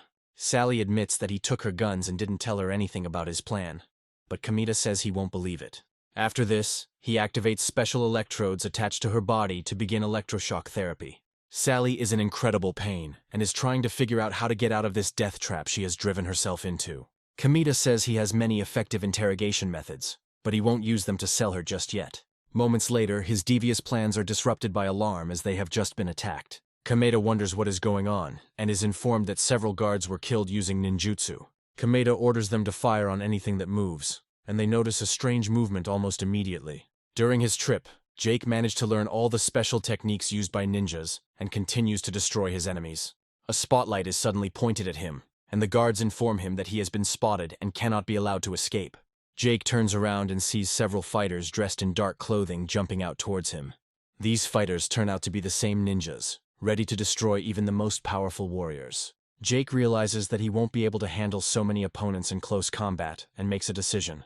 However, this retreat actually turns out to be a tactical maneuver that he deliberately uses against his opponents. They follow him, realizing that if the target jumped into the sea, his mobility would be limited, and he would not be able to hide. Kameda smiles and states that the ninjas chasing him are the clan's best fighters. He begins to celebrate victory prematurely, believing that no one can cope with such a serious threat. The ninjas themselves begin to believe in their victory, act more self-confidently, and make mistakes. They have no idea what a serious opponent they are dealing with, as he has amazing skills. Jake swims so well that he almost teleports through the water and appears behind the operatives. He quickly destroys one of his opponents and realizes that it is time to fight the rest. He swims at incredible speed, despite the fact that he is holding heavy objects in his hands that are inconvenient to row. The ninja realize that the enemy is a fast swimmer, so they need to group together to avoid falling victim to his tactics. Jake starts swimming around them very quickly to confuse them and wait for them to run out of oxygen. The thing is that Jake himself can breathe almost infinitely underwater thanks to the advantages of the system. Jake smiles and reflects that the ninja never stood a chance, and the water gives him many advantages. He understands that it is better not to spend much time in the sea, as the salt water will damage his eyes. He decides to act as quickly as possible, and continues to attack his opponents to make them breathe faster. Thus, they quickly run out of oxygen and are forced to swim upward. One of the desperate fighters begins to surface, but Jake immediately rushes after him. With one powerful blow, he inflicts mortal damage on the fighter, and it becomes clear that he will never surface again. The ninjas are completely losing their patience. They are almost running out of oxygen, and they are caught in a deadly trap. Kameda suddenly hears the gunshots stop and tries to figure out where this is leading, hoping that everything ended well. A derisive laugh ensues, and they say that you have to be an idiot to think you can handle Jake. Sally closes her eyes, realizing that this man is clearly not simple, but he fell victim to his own ambitions. Kameda takes out a vial of a strange substance and says that the troubles are dealt with, which means it's time to have some fun. He approaches Sally, not hiding his nasty smile, which makes her realize that the bottle contains something terrible. Kameda grabs her face and uses brute force to inject a few drops of the solution. Smiling, he says that as soon as she plays with him, she will be sold to another clan, and her disappearance will be made out to be murder. Sally reflects on the big mistake she made in trusting his words that he would change her destiny. She states that if there is a miracle in this world, she would like God to have mercy on her and give her to him. Kameda claims that there have never been and never will be gods in this world, but he can send her to heaven if she wishes. Jake quickly opens the window and announces that his song is sung, and now he intends to destroy Kameda as a pathetic and insignificant bastard. Kameda turns around in horror, looking at his worst enemy, who, as it turns out, has not received any damage. Sally looks at him in surprise and wonders how this is even possible, while her affection for Jake increases by 50%. Jake explains that he was delayed because he encountered some very persistent and annoying opponents who were stalling for time. Kameda reflects on the need to urgently contact his guards to call for reinforcements. Jake throws a walkie-talkie into his hand and tells him that he won't let him use it. Immediately after this, he rushes forward to deliver a crushing knee strike directly to his stomach. Jake advises Kameda to remain quiet and out of the way if he wants to continue to exist in any form. Kameda wonders how Jake was able to defeat his fighters, to which he replies that he is simply a better swimmer, as he is like a fish in water. After this, Jake unties Sally and helps her up, asking if she can handle him on her own. Kamita admits his mistake and asks for forgiveness from his new patron, hoping for his leniency. Sally, enraged, takes a bottle of the strange substance and shoves it down the throat of her hated enemy. She states that killing him is too easy, and the contents of the vial will be enough to cause him to die a horrible death. After this, they decide to leave the island so as not to attract unnecessary attention from other people. Jake laughs and remarks that the substance is terrible when he suddenly notices Sally acting very strangely. Jake asks her what happened, and Sally reveals that she was force-fed the substance, causing her to lose control. A few moments later, she throws herself into his arms, declaring that she can no longer help herself. Jake suggests they get to shore and find a safe place, but Sally says she will do everything herself. The night passes lively, but after a while dawn comes over the beautiful sea. Jake reflects that he could not have imagined that he would have such an experience in such an interesting and unusual way. Sally states that she has failed to fulfill her contracts and must return to her clan, but Jake argues that she does not have to return. He advises her to live like a normal person, despite the fact that she grew up in a clan that is likely keeping an eye on her. Jake gives her a special card with the inscription about a very important person on it. He explains that if she doesn't know what she wants to do, she should find something that will bring her joy. Sally can't believe Jake's incredible generosity, and her affection for him increases again by 45%. She throws herself into his arms, while the system returns to him part of the money spent on her earlier. Sometime later, the news reports that Kamita was found dead in a terrible condition. Jake spends some time at the airport to load all the necessary relics onto the plane. His comrade notes that it is a great pity that Kamita died, because now he can calmly return home and thank his country for its service. Jake is glad that he was able to successfully resolve the issue, but is sad that he did not have time to visit all the sites. Sally watches the plane fly away, realizing that the man who changed her life is on board. She understands that after finishing her business, she will go to his country to find him. After some time, they arrive at their home port, and Astrid asks the movers to handle the boxes carefully. Jake suddenly receives a system notification that even deeper possibilities have opened up before him. He is offered a choice of 3 skills, each of which can bring him certain advantages. Jake carefully considers the consequences of each choice, and decides to choose the opportunity to play the piano. The system tunes him so that he has a perfect sense of notes and can play the most complex pieces on the piano. Jake is surprised at how much knowledge about this musical instrument comes to his mind at once. Suddenly he hears a voice from behind that seems terribly familiar to him, and he quickly turns around. Audrey announces that she came here to meet him at the airport, smiling and adding that it was a special surprise. Jake notes that he now understands why she asked when she would be back and praises her thoughtfulness. Audrey states that she missed him very much, and then leans down to kiss him with all sincerity. She says she would like to invite him to dinner, and then they will go look at the houses she has chosen.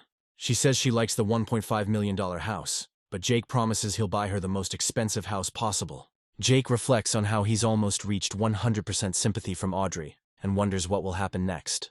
Astrid suddenly stops him and asks where he is going, not noticing the other girl next to him.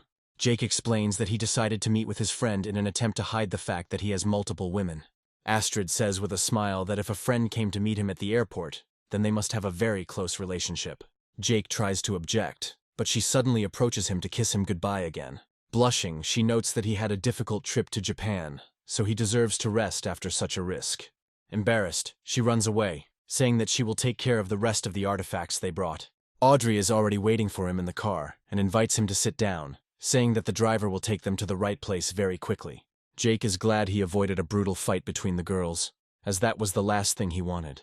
They end up in a luxurious mansion, and Jake states that he asked a friend for advice, who recommended buying this particular house. His friend noted that this mansion fully corresponds to its status and has all the necessary amenities of the highest category.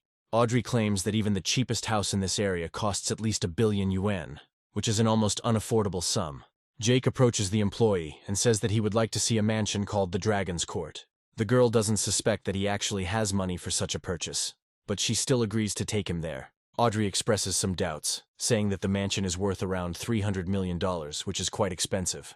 Jake replies that this is their first home and he doesn't want to buy her just anything, as he is committed to only the best. Audrey is very surprised by such incredible generosity, and her affection increases to 98%. Jake is happy that he has made a lot of money again, and the level of affection for him is almost at its maximum. After a while, a couple comes in who look like very rich and stylishly dressed people. The bespectacled man declares that he will show his girlfriend the mansion and tell her how luxurious the dragon's court is. He approaches Jake and asks if he really came to buy the villa, to which Jake answers in the affirmative. Audrey shows the layout of the house and says that it has balconies, a swimming pool, and that it is really very beautiful, although expensive. Bogach notes that this is a big coincidence, since they are also interested in the Dragon's Court villa. Jake smiles and remarks that this is indeed an interesting coincidence, and Audrey states that they were here first. The rich man praises Jake for being a billionaire at a young age and not wasting his life on nonsense. Jake goes to an employee and asks where the restroom is, after which the employee shows him the way. After a while, Jake goes to the restroom and decides to wash his hands in order to properly prepare for the purchase. A few moments later, the same rich man who had looked quite friendly all this time comes to him. Leaning on the sink, he asks Jake if he's in trouble, causing him to look surprised. Jake tries to figure out what he means, after which the rich man demonstratively lights a cigarette to emphasize his coolness. He then reveals that the girl Jake is dating is too hot, and he's unlikely to be able to handle her. Jake asks what this means, and is told that the rich man is playing the role of a rich kid and is displaying fake behavior. After this, the rich man says that he is an actor himself and can give Jake a couple of tips to look more convincing. He adds that he really liked Jake, so he is ready to give some advice and shows the keys to the Lamborghini. Jake asks if he really has such a car, to which the rich man smiles and clarifies that they are just lighters. He adds that you can't fool people with such an outfit, and a billionaire must dress tastefully so that it is immediately noticeable. After this, the rich man decides to give a short lecture, combining life advice and advertising his courses. Meanwhile, Audrey and the neighbor continue to stand in the same place, not really talking about anything. Suddenly, a neighbor examines Audrey's bag and remarks that it looks very high quality. Audrey claims it is an original that she bought at a brand store while shopping with her boyfriend. The girl states that she is her enemy and there is no need to treat her with suspicion, since they have a specific goal. Audrey asks her what this purpose is, and the girl says that they pretend to be celebrities in order to catch a rich man. She says she managed to catch her target, who bought the original bag for 120,000 yen. She assumes that Jake is clearly deceiving her, but because of his kindness, he will definitely help her achieve her goal. Jake announces that he would like to purchase the Dragon Court and wants to get the necessary paperwork done as soon as possible. The fake rich man and the fake celebrity realize they have come forward to save their charges from a difficult situation. Jake swipes his card through the special device and notes that the house now belongs to Audrey. Audrey is happy that she now has a very expensive house in which she can live with her boyfriend. All the skeptics watching the process are surprised that he actually had so much money. The employee invites the heroes to follow him, explaining that he will take them to the mansion as quickly as possible. These guys find themselves in a difficult situation, because they did not expect the hero to have so much wealth. After some time, they find themselves in an estate where a legendary European-style mansion is located. The employee hands Jake the keys to the house, and informs him that from now on, he is the owner of the mansion. The gates begin to open slowly, and a guard, who had been sleeping at his post this whole time, is visible in them. A few moments later, he wakes up and realizes that he must be more alert and careful. He walks up to Jake and asks where he is going, adding that no one is to enter the area. A few moments later, the manager comes to the rescue to deliver a powerful punch right to the guard's face. He says he knew it would all come back, so he decided to come early to help. In parting, he waves his hand and says that he will not interfere with the rich man and his girlfriend enjoying life. As soon as Jake and Audrey step inside, they see the huge number of servants that come with the house. This place also has a giant wine cellar, where many of the best brands of wine are collected. There is a swimming pool where you can spend time and enjoy summer evenings or hot days. All the furniture, as well as the exercise equipment located here, are the most expensive and luxurious examples. Jake notes that the bathroom is so big that it can fit at least 10 people. Audrey decides to check the shower and accidentally hits the switch, causing a stream of water to immediately fall on her. Jake hears a noise and turns around to see what happened. Audrey looks at her wet clothes and says that she accidentally touched the shower switch. Jake is a little shy and says he'll bring her a new set of clothes so she can change into them. However, Audrey decides that now is the perfect time to strengthen their intimacy and holds his sleeve. She says that she is afraid to be alone in the mansion, so it would be better if he stays. Jake takes the hint and decides to take action, as he would never turn down something like this. The system reports that Audrey's affection has reached 100% and she will never leave him again. Jake is happy that now he can cheat on her with other girls, and she still won't leave him. We fast forward to the next morning, when Junya wakes up after a hard night. She finds Audrey slowly walking into the room, each movement a struggle. Junya asks where she was last night, and Audrey replies that she was very tired, but all the information is in the profile. Junya immediately picks up her phone to see how much her new rival is exaggerating. Unfortunately, all that remains is to watch Audrey's most romantic moments of the past 24 hours. Junya feels her hands begin to shake with anger and wonders if it really is Jake in the photos. Audrey yawns and says that in this world now she doesn't need anyone except him, because he even bought her a mansion. Junya says that she is making things up and shouldn't think that Jake is serious because he is just having fun. Audrey notes that their love is boundless, and even if other girls cling to him, she won't worry. Junya asks if Audrey has completely lost her mind and doesn't understand what she's saying. Audrey says she's tired of turning away and won't worry anymore because Jake really wore her out yesterday. Junya thinks that she shouldn't be so daring, and this time she comes up with a plan that will be simply perfect. A few days later, Jake wakes up to his phone literally blowing up with notifications. He turns around and asks what's going on, since it's early morning. However, after looking at the messages, he realizes that many girls and friends are starting to congratulate him on his birthday. Jake says with a smile that he himself forgot about this holiday, because he had too many wonderful adventures. After this, he says that he will spend time with his dorm mates, realizing that he will not have time to pay attention to all the girls. After some time, his comrades approach him and congratulate him on the holiday, adding that they will treat him to dinner. Jake thanks them, after which they exchange glances, clearly implying some kind of catch. After a while, they are transported to a restaurant that looks like a very expensive European building. Jake comes closer and is surprised that the three friends decided to spend so much money on him. Looking around, he remembers that he was here last time with Marie and the others on the third floor. That is, he thinks about the situation for a while and decides to do something to make his friends even more happy. After this, he writes to the group chat, stating that he has in fact already arrived. Suddenly a woman approaches him and demands that he immediately delete the photo and apologize. Jake explains that he didn't take her picture, but the girl insists that absolutely everyone did. She raises her voice and says that if he doesn't delete the photo, she will call the police. She emphasizes that interference is inappropriate, because people like him are of no interest to her at all. Jake asks her to stop screaming and shows her a photo where it is clearly visible that he did not take the photo of her. He advises her to open her eyes and look carefully so that she has no doubts about his innocence. Audrey suddenly appears behind him and asks if he came here to celebrate. Jake doesn't have time to get his bearings, and she takes his arm to lead him to one of the tables. Other people start making fun of the girl who caused the scandal, noting that she is ugly and has a plastic face. Jake asks why she is here and where the others went, to which she replies that everything was arranged in advance. Audrey reports that when she told them about her proposal, they immediately agreed, hoping it would be best for him. Immediately after this, she gives him a very expensive watch, congratulating him on his birthday, to which he responds with sincere gratitude. Suddenly, Junya appears next to him, hands him her gift, and says that she wishes him a happy birthday.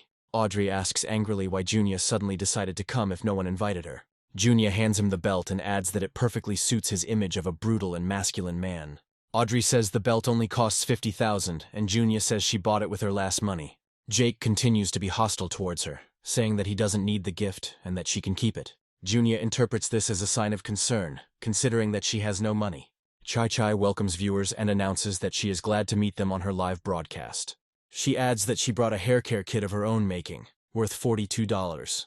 Viewers are actively leaving comments and asking for a bigger discount on the products, as they cannot afford it. The producer informs that things are not going well and that a secret guest needs to be invited urgently. Chai notes that viewers don't seem to be very interested in the products she's trying to sell. After this, she announces that she has invited the most mysterious guest, known by the nickname Beggar. Chai asks him if he could please the fans, to which he replies that he can handle it without any problem. He says that everyone knows the brand that Chai advertises, and that it is an ancient brand that has been profitable for many years. He also says he'll give everyone a $10 discount, bringing the price down to just $28 per pack. Jake confidently notes that Chai will continue to demonstrate talent if they sell the required amount of goods.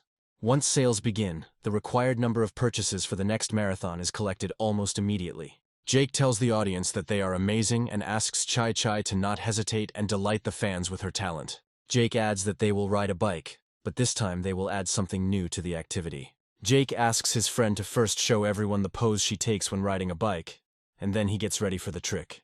A few moments later, he shows the audience a girl who has managed to change into tight clothes. After this, he decides to make some adjustments to maximize the interest of the audience. He says that the angle is not right and that they need to shoot from a more interesting angle to create a buzz.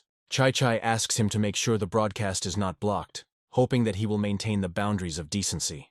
Jake, smiling, says that now he will take the front angle, and they should write her words of encouragement.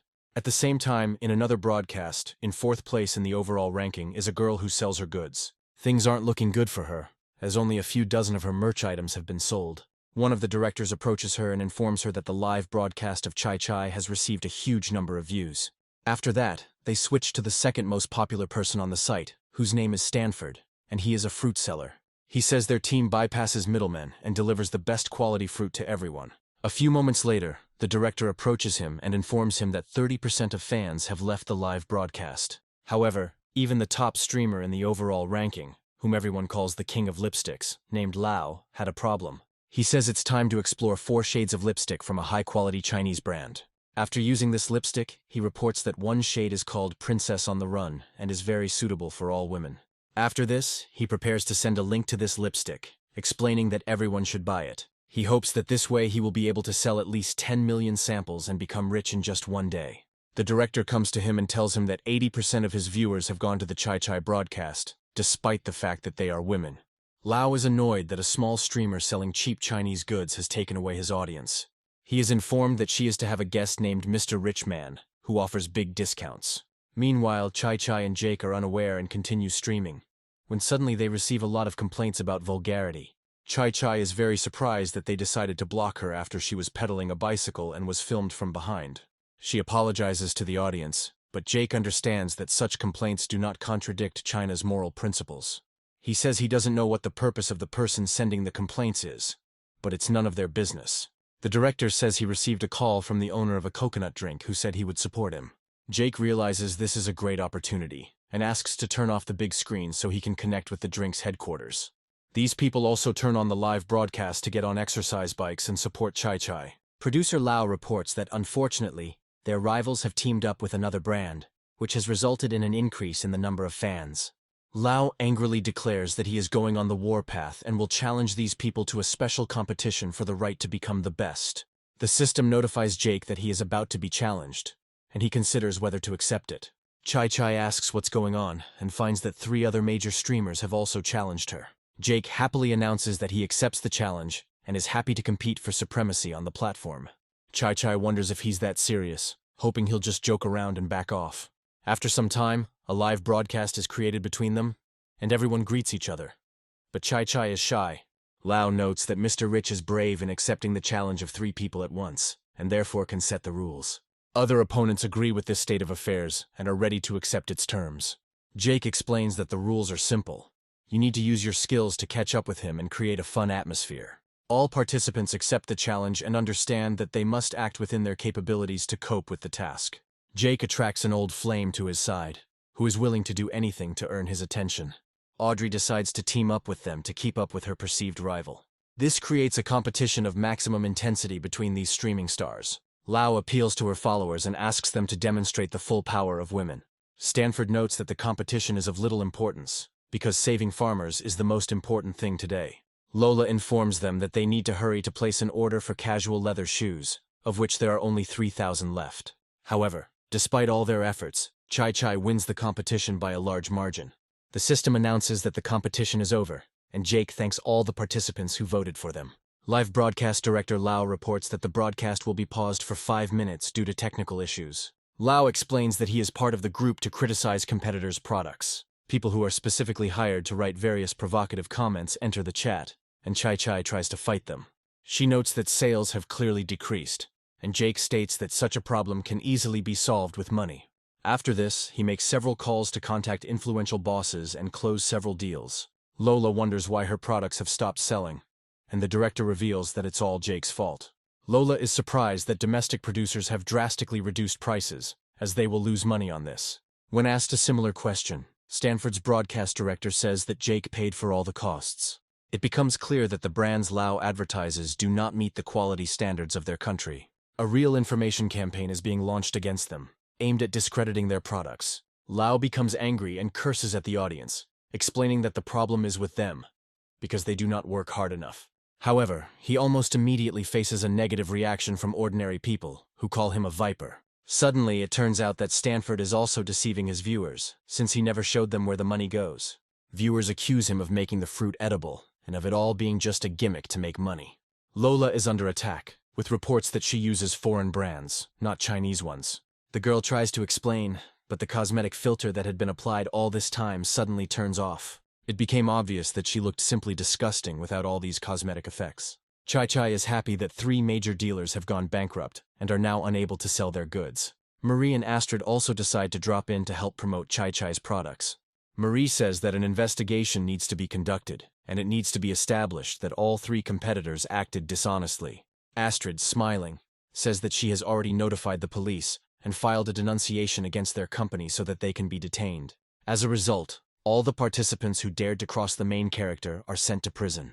No one can escape this harsh fate because they hid their illegal activities from the Chinese people. Cheryl leads the operation to apprehend the suspects and reports that the operation was successful. Chai is delivering great news, reporting that their fans are super active and sales volumes have reached unprecedented heights. Jake thanks everyone for supporting the domestic product, which, in his opinion, will be better than the rest. After that, they announce that there will be bonuses and show a t-shirt with an incredibly high-quality print. Jake, being a marketing genius, explains that this kind of product presentation is unnecessary and decides to change the strategy. After this, he turns to Audrey, Junya, and Chai, saying that they should try these t-shirts on themselves. Even though they will be worn primarily by men, this advertising ploy is very clever. Junya shows men her appearance and advises them to add their channels to their favorites. Chai also asks you to participate in the giveaway taking place on this channel and make more donations. Jake announces that at the end of the broadcast, the girls will sing songs from one of the Chinese chats. The girls obey his command without question, and begin to perform a song that is considered very popular and beautiful in these parts. Back in the present, Jake wonders what's wrong with Junya, and why her affection level is rising. Junya presses herself closer to him, and tells him that she likes him more and more with every action he takes. Jake realizes the situation is getting critical, and turns around to assess the situation. Junya asks him not to say anything else, since she understands everything that he really thinks. After this, she shows him the role-playing equipment, and tells him that she remembers his wish. Toys and adult themes are Jake's weak point as he can't resist his interest in them. Suddenly, a scandalous girl watches the main character as he is being courted by 2 girls at the same time. Audrey announces that she and Junya urgently need to go to the restroom to resolve a very important matter. Audrey says that Jake has made his position clear, and if she continues to insist, it will be inappropriate. Junya tells her that Jake has already fallen in love with her, and this, on the contrary, makes her happy, so she stops her pointless attempts. A hysterical woman approaches them and asks them to wake up, explaining that they look very stupid when they quarrel over such a person. The girl adds that Jake is probably lying and does not have the wealth he constantly talks about. She emphasizes that there are beautiful girls in front of her with a whole army of fans, and they are wasting their time on some idiot. Audrey and Junya look at her and exchange glances of confusion, because nothing is more important to them than Jake. After this, they begin to argue again, completely immersed in their quarrel and not paying attention to those around them.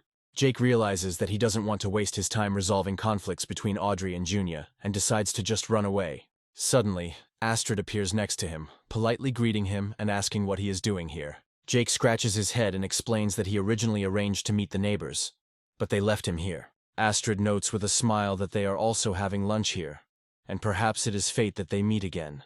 Approaching him excitedly, she announces that she has prepared the artifacts and that they will open the exhibition in 2 days.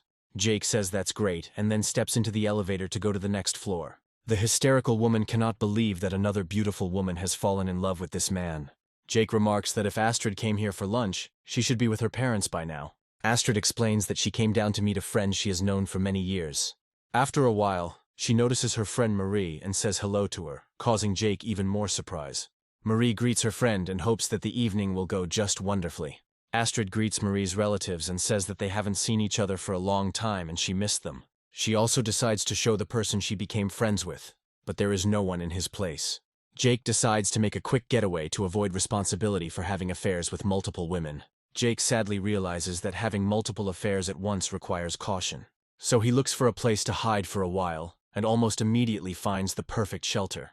From his point of view, the most sensible way would be to hide in plain sight, replacing the playing pianist.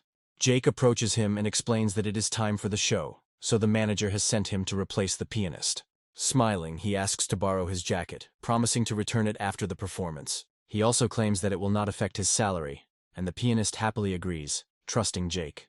Jake understands that no one will notice him, and he will play it safe because he is smart and far-sighted. However, as soon as he touches the keys, the talent he has specially developed begins to fully manifest itself. He begins to feel music with his whole soul and understands that he needs to play the best pieces. His hands reach out to the keys, and he decides to tell an incredible story through this instrument. The music gradually spreads throughout the hall and reaches every visitor. Jake is glad that he can show off his talent without giving himself away. The hysterical girl watching him cannot believe that the melody is so beautiful. Astrid instantly recognizes the melody and explains that it belongs to ancient Chinese folklore. Jake continues to showcase his country's musical achievements, embodied in ancient works. People report that they begin to remember the best moments of their lives after listening to the melody for just a few seconds. Audrey immediately realizes that Jake is sitting at the piano, pretending to be a pianist. However, the music begins to affect everyone almost immediately, and they declare that it is the most beautiful thing they have ever heard. Jake begins to beam, demonstrating how well he has disguised himself to the girls pursuing him. Astrid and Marie are captivated by the melody and remember pleasant moments. Audrey and Junia ignore their potential rivals and simply freeze. Astrid understands that Jake has decided to connect his life with this girl and make her happy. Marie sees that Jake is too important to her, and that she loves him more than anything in the world. Audrey is transported to a tropical island, realizing she cannot imagine life without him. In other words, girls continue to go crazy for his incredible talents and kind heart. Jake finds himself immersed in the music and feels the other girls' affection for him increase. People gradually began to flock to him, amazed at how well he played the piano. They note that he made them cry with his heartfelt melodies and express respect for his talent. Jake is surprised that they noticed him, and notes that their affection for him has increased, and he can't tell if that's a good thing or a bad thing. After a while, a group of people in suits began to push the ordinary people aside, ordering them to slowly move out of the way. The most famous pianists of the province, including Didi, pass by them. Didi declares that the man who just played the Golden Ball melody has great talent and invites him to join his team.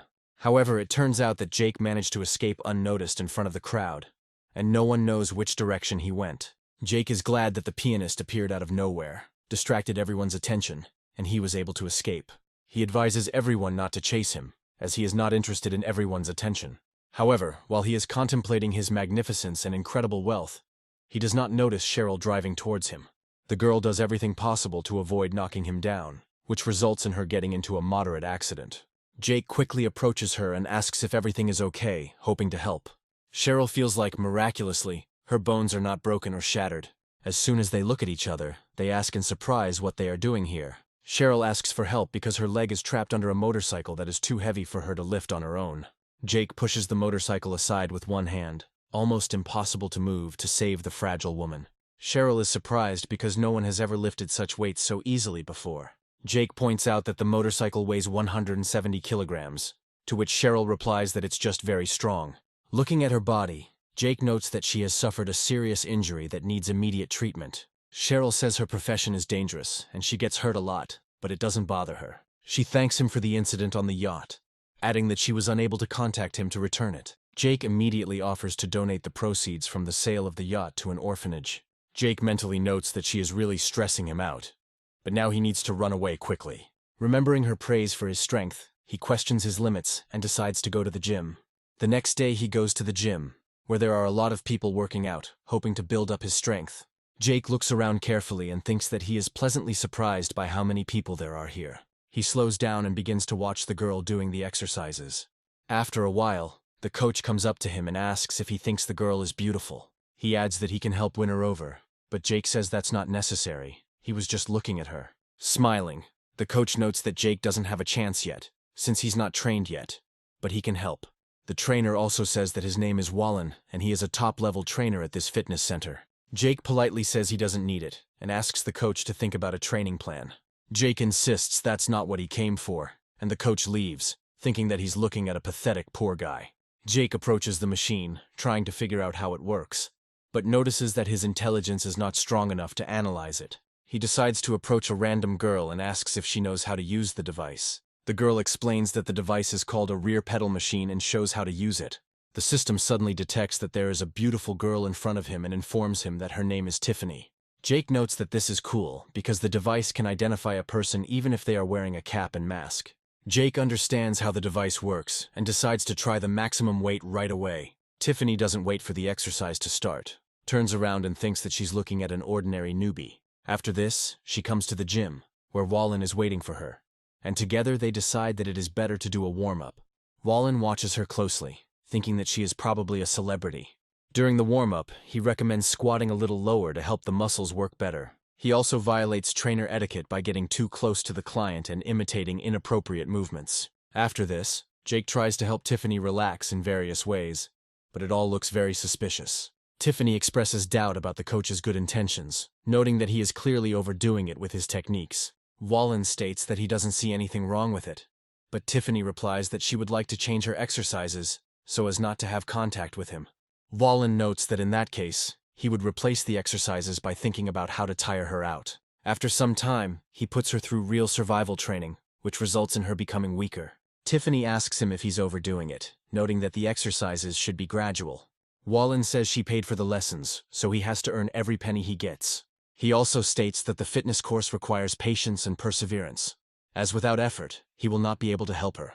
Tiffany reflects on how she needs to achieve the perfect look to get on the show. Wallen thinks that his charge is tired and should first take basic classes instead of making a scene. He notes that he has met such diligent students over the year, so it would be nice to have some fun with her. However, suddenly Tiffany takes a few steps and falls to the ground, unable to do anything else. Wallen tries to wake her up, but notices that she has lost consciousness and can no longer move due to overexertion. Jake passes by at that moment and sees that the girl who was helping him suddenly fell. Jake runs inside and asks what happened, but the trainer explains that this is a private training session. Jake chides the coach, saying that the man has lost consciousness, and he is still thinking about some private training. Wallen pushes him aside, noting that artificial respiration is needed to solve the problem. Jake explains that the girl has a heartbeat and breathing, so CPR is not needed. Wallen clicks his tongue in irritation, realizing that Jake's appearance has ruined all his plans. Tiffany begins to have a seizure, which frightens everyone present, as they do not know what to do. Wallen is surprised by this outcome, noting that it was a simple training session and nothing like this should have happened. Jake realizes that the ambulance won't arrive anytime soon, so he turns to the system to select a new skill. He states that he needs a skill that will allow him to save her right now. The system makes Jake a master of Chinese medicine, allowing him to learn the intricacies of acupuncture and working with pain points. Jake feels his head starting to hurt, as there is too much knowledge to digest. After a few moments, he looks at her differently, discovering a new world. Looking at her body, he sees the energy flows through the lymphatic system and understands what is happening. With a few precise movements, he unblocks the energy channels so she feels better. People nearby hope it's a bluff, but notice that Jake actually knows what he's doing. Tiffany begins to feel better almost immediately and regains consciousness, looking around. Jake smiles, noting that she can't lie down all the time in this condition, and helps her sit down next to the wall. People nearby praise him, noting that they have never seen such a magnificent young man. Tiffany looks at him in surprise and expresses utmost gratitude for saving her. Jake notes that her heart rate is too high, and Tiffany explains what the trainer did to her. Jake again reproaches the coach for his carelessness, suggesting that he either accidentally or intentionally exhausted her. People start whispering, noting that such a coach should not be in his position if he makes such mistakes. Wallen claims to be a certified fitness trainer, so his authority is unquestionable. He adds that he is not a doctor and did not know that the girl would faint due to a latent illness. Tiffany says there is no need to quarrel with such people, and she will submit an application to the administration to cancel classes. Jake turns around, but Wallen asks if he thinks he can leave after what happened. The trainer adds that he is challenging him, and this is the only way he can restore his reputation, and if Jake refuses, he will no longer be able to visit the gym.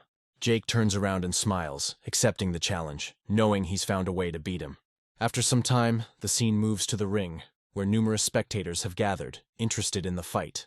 Wallen and Jake will fight under standard rules to determine who is the better fighter. The crowd at the ring are mostly Wallen supporters, and say he will definitely win thanks to his physique. The thing is that Wallen has previously become an underground boxing champion 3 times, which means he has a lot of experience. Wallen suggests that Jake put on boxing gloves, but Jake states that he is not used to wearing them, and does not care about the general rules. Wallen decides not to object, realizing that this way he will be able to test his opponent and assess his strength. He lunges forward with several powerful blows, but all of this is just a distraction before the real attack. Jake realizes that if it weren't for his increased agility and system, he would hardly be able to fight such an opponent. After that, he makes a few more moves and blocks a couple of punches, realizing that this is an unusual trainer. Wallen, meanwhile, declares that it is time to prepare to crush the enemy. Jake wonders what all this means, but the enemy doesn't give him a single second to think. Wallen unleashes a series of attacks aimed at breaking down Jake's defenses and hitting vital points. People nearby are already starting to rejoice at the fact that their favorite instantly defeats his opponent. However, over time it becomes clear that this joy was premature, as Jake is still standing. Wallen can't believe that this is possible, because he put maximum strength and anger into his blows. Jake explains to his opponent that thanks to his boxing training, he has gained a lot of useful knowledge, and now it's just a matter of time. Under the barrage of blows, the trainer cannot hold out for a second and quickly loses consciousness. Before the onlookers can blink, Jake falls to the ground, losing the fight. Everyone is in shock. No one expected that a coach with such experience could lose so quickly. Jake stands proudly over his opponent, realizing that he won with incredible ease thanks to the system. The ambulance that was called for the girl turns out to be needed exclusively by Wallen. Tiffany takes Jake into the hall and says that she has a request and she wants to make it clear right away. She adds that she is willing to reward him for his bravery, as she does not want the story to reach the press. She explains that she knows perfectly well that she doesn't have much to offer, but that's all she has at the moment. Jake says he will accept her money and guarantees that he will not tell anyone about what happened. Tiffany bows to him and tells him that she is immensely grateful, after which her affection grows. Meanwhile, Chai Chai finishes his latest stream and thanks all viewers for their donations. Afterwards, she reflects on how Jake didn't come to see her, and she feels sad that he didn't even stop by to say hello. She understands that businessmen always invest money and expect something in return, but Jake hasn't asked for anything yet. She remembers that for her, a man is an ATM, so there is no point in taking the initiative. After a while, she can't take it anymore and calls him herself, explaining that they are filming short videos at a film studio, and invites him. A week later, Jake arrives at the film studio, disguised as a normal person to avoid attracting attention.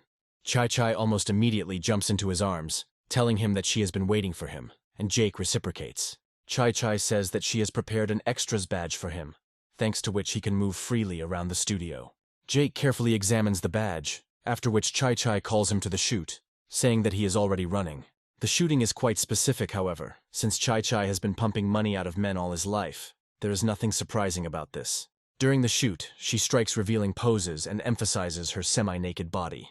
The film crew announces that it is time to change into the next outfit in order to complete the work faster. Chai Chai reflects that her series is incredibly popular, and the number of likes is growing exponentially. Looking at Jake, she notices that he is not impressed by this development of events, and on the contrary, is bored.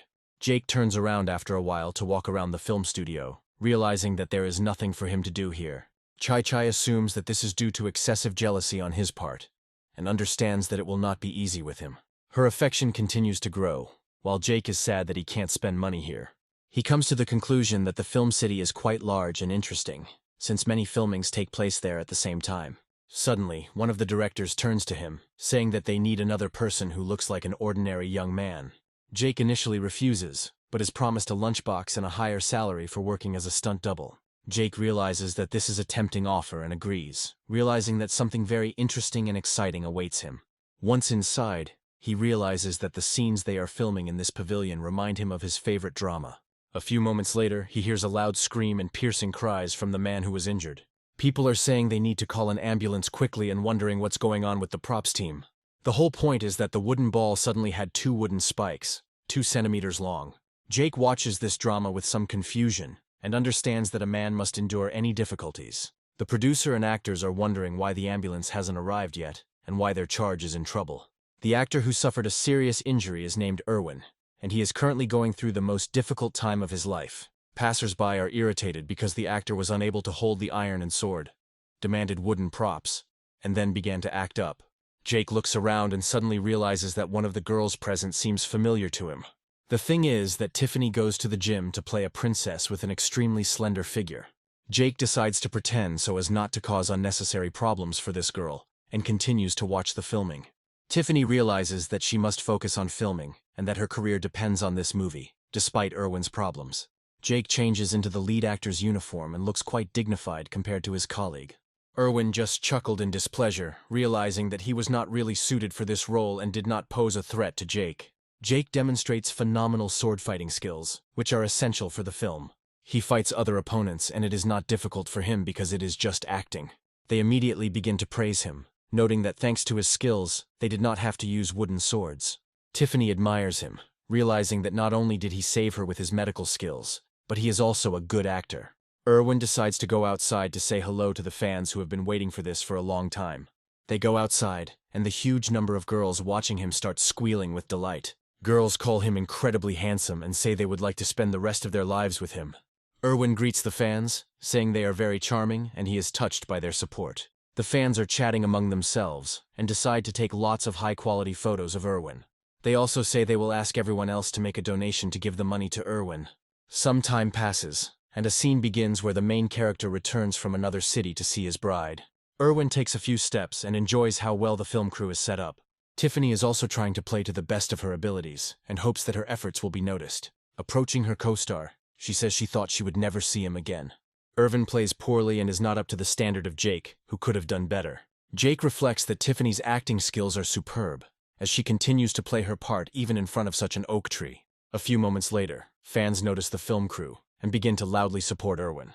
Erwin makes a strange face and notes that they haven't seen each other for only a month, and she's already gotten so into character. The director stops filming and wonders why she has that expression on her face. Because it's not according to plan. Tiffany reports that Erwin mispronounced his line, but the director immediately cuts her off, calling him a pathetic actor.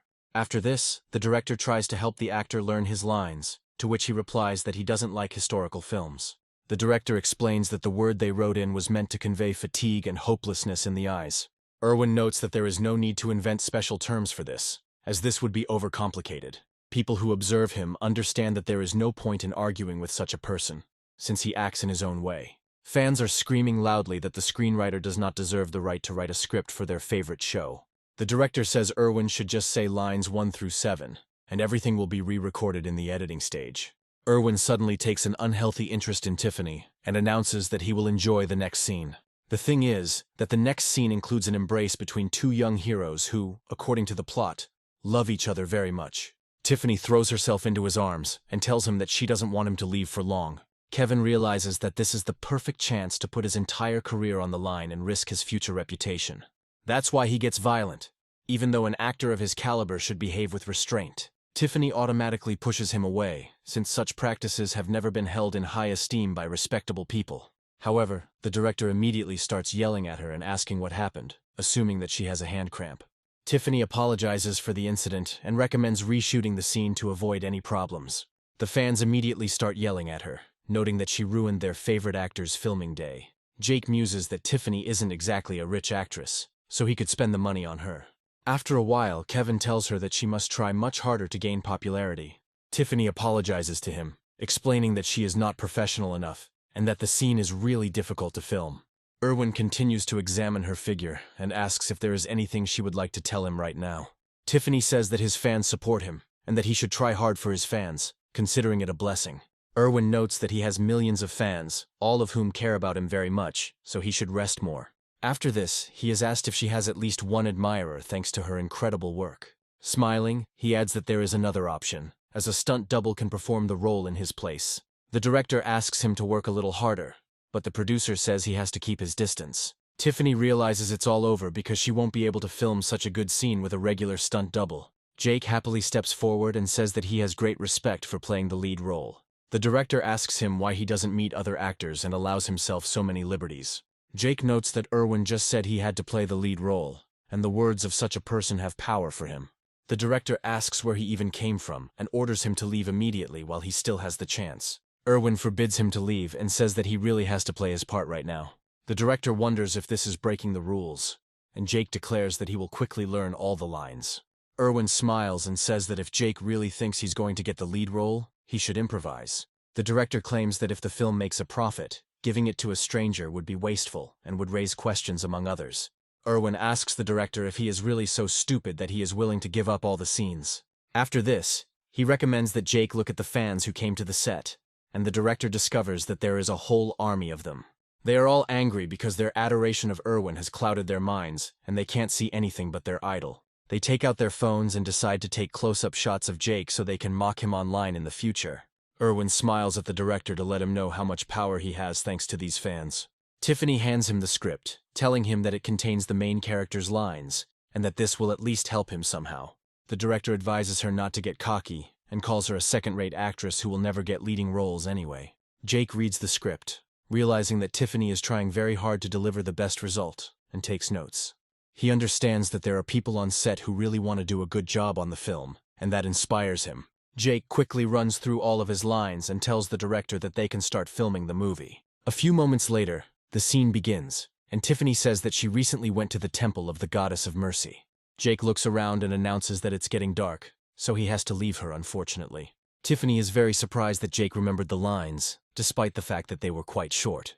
Tiffany says she's afraid of the Twilight scene, but unfortunately, time can't be stopped. Jake turns around abruptly and goes to her to gently hug and comfort her in such a difficult moment. He says that a heart broken by grief reaches out to someone who has also experienced something similar, and then considers it a symbolic moment. Tiffany becomes so immersed in her role that tears come to her eyes, and she calls Jake her beloved husband. After this, they don't kiss, despite the script restrictions, but it looks quite organic. Fans watching the scene commented that it was a beautiful scene that melted their hearts. The director notes that despite being unplanned, the kiss came out natural and conveyed emotions well. Other people think that when compared to Erwin's acting, he loses. Irvine says he has his lines memorized well, but there is no kissing in the script, which is a serious violation. Smiling, he adds that he is now absolutely sure that he is using the filming as an excuse to harass the actress.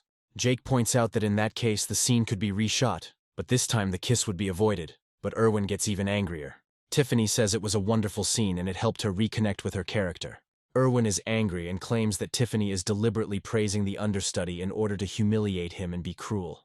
Tiffany tries to stop him, explaining that she never had such intentions. Erwin declares that the understudy must leave, and furthermore, Tiffany must also be thrown off the stage. Tiffany looks at her employers, trying to figure out what to do, because she is absolutely helpless. She tries to apologize to them, but they remain merciless and advise her to leave as soon as possible. Tiffany desperately says that she signed a contract with the company and can't just be replaced. They claim that they are the most powerful people on the set, so they can replace anyone they want. They also point out that her contract stipulates a fine of $1 billion, which will have to be paid for the rest of her life. Tiffany begins to feel much worse and almost faints, but Jake intercepts her in time. He says it all reminds him of the proverb that a bad coin can drive out a good one. Erwin and the others begin to laugh at Jake, claiming that he will always be a useless understudy and should not get cocky. Fans stand up for their favorite and say that he should know his place and not act up. Jake notes that he will no longer pretend, since he is not an actor and can easily pay Tiffany's fine. Everyone starts laughing, realizing that the amount is so exorbitant that only a few can afford it. Jake finds a special cash register linked to Tiffany's bank account and swipes his card. A few moments later, it is announced that $1 billion was instantly paid. Jake says he has heard this sound many times, and each time it is wonderful, giving him the strength to live. After this, he tries his hand at quiet arithmetic, but his success is mixed. However, the essence of this experience, which is that dogs always bark and he is always cool, remains clear. Jake turns to Tiffany and tells her that everything is okay now, and she can break the contract. Tiffany starts to cry because she didn't expect anyone to come and get her out of her deep debt bondage. The director says that he called his friend, and now no company will sign a contract with her, since she violated her obligations. Erwin mocks her, claiming that she has fallen in with a young tycoon who has come to rescue her. Fans say that even a large amount of dirty money will not impress them, because they are on Erwin's side. After this, they begin to bombard Tiffany with accusations, and she falls to her knees, claiming that none of this is true. Jake realizes that the time has come to act decisively and mercilessly to teach them a lesson. Smiling, he calls his comrades and says he needs information about Erwin. The fans ask what's going on, but one of them says there's nothing to worry about because Erwin is clean. After some time, one of the participants reports that there is a possibility, but there will be problems. In a short dialogue, he notes that implementing a search for compromising information will require a lot of money, but Jake says that this is not a problem. Tiffany thanks him for the money he paid for the violation, adding that she will definitely return it. Within moments, a flood of messages starts arriving on phones. Jake happily notes that his plan has come to fruition, and now no one can resist his incredible position. According to the information that was collected, Erwin committed indecent acts with underage female fans. Erwin realizes that this could ruin his reputation, and now he doesn't know what to say in response. The fans are angry and claim that this is fake and staged, because they cannot believe it. Suddenly they notice that one of the girls looks suspiciously like the person in the photographs. They begin to attack her, accusing her of daring to mess with their idol. However, as soon as they beat the girl badly enough, news appears that a group of Erwin's fans are causing mayhem.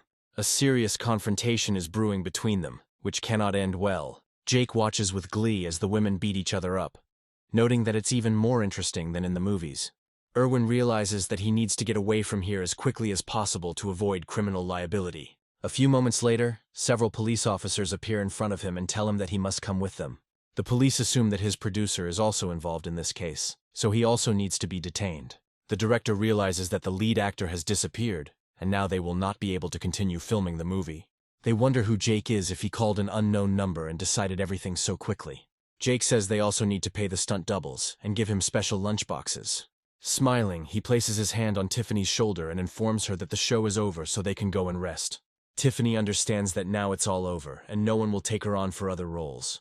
Jake reflects that this girl, apparently, simply adores the theater, and for her, it is her whole life. Kneeling down next to her, he tells her that she shouldn't give up her film career because of an unfavorable contract. He claims he has a brilliant idea on how to spend the money to bring her back into the film world. Smiling, he adds that he will invest money in a film company created exclusively for her, and she will select the team. Tiffany realizes that she could never have dreamed of this even in her wildest dreams, but now it has become a reality.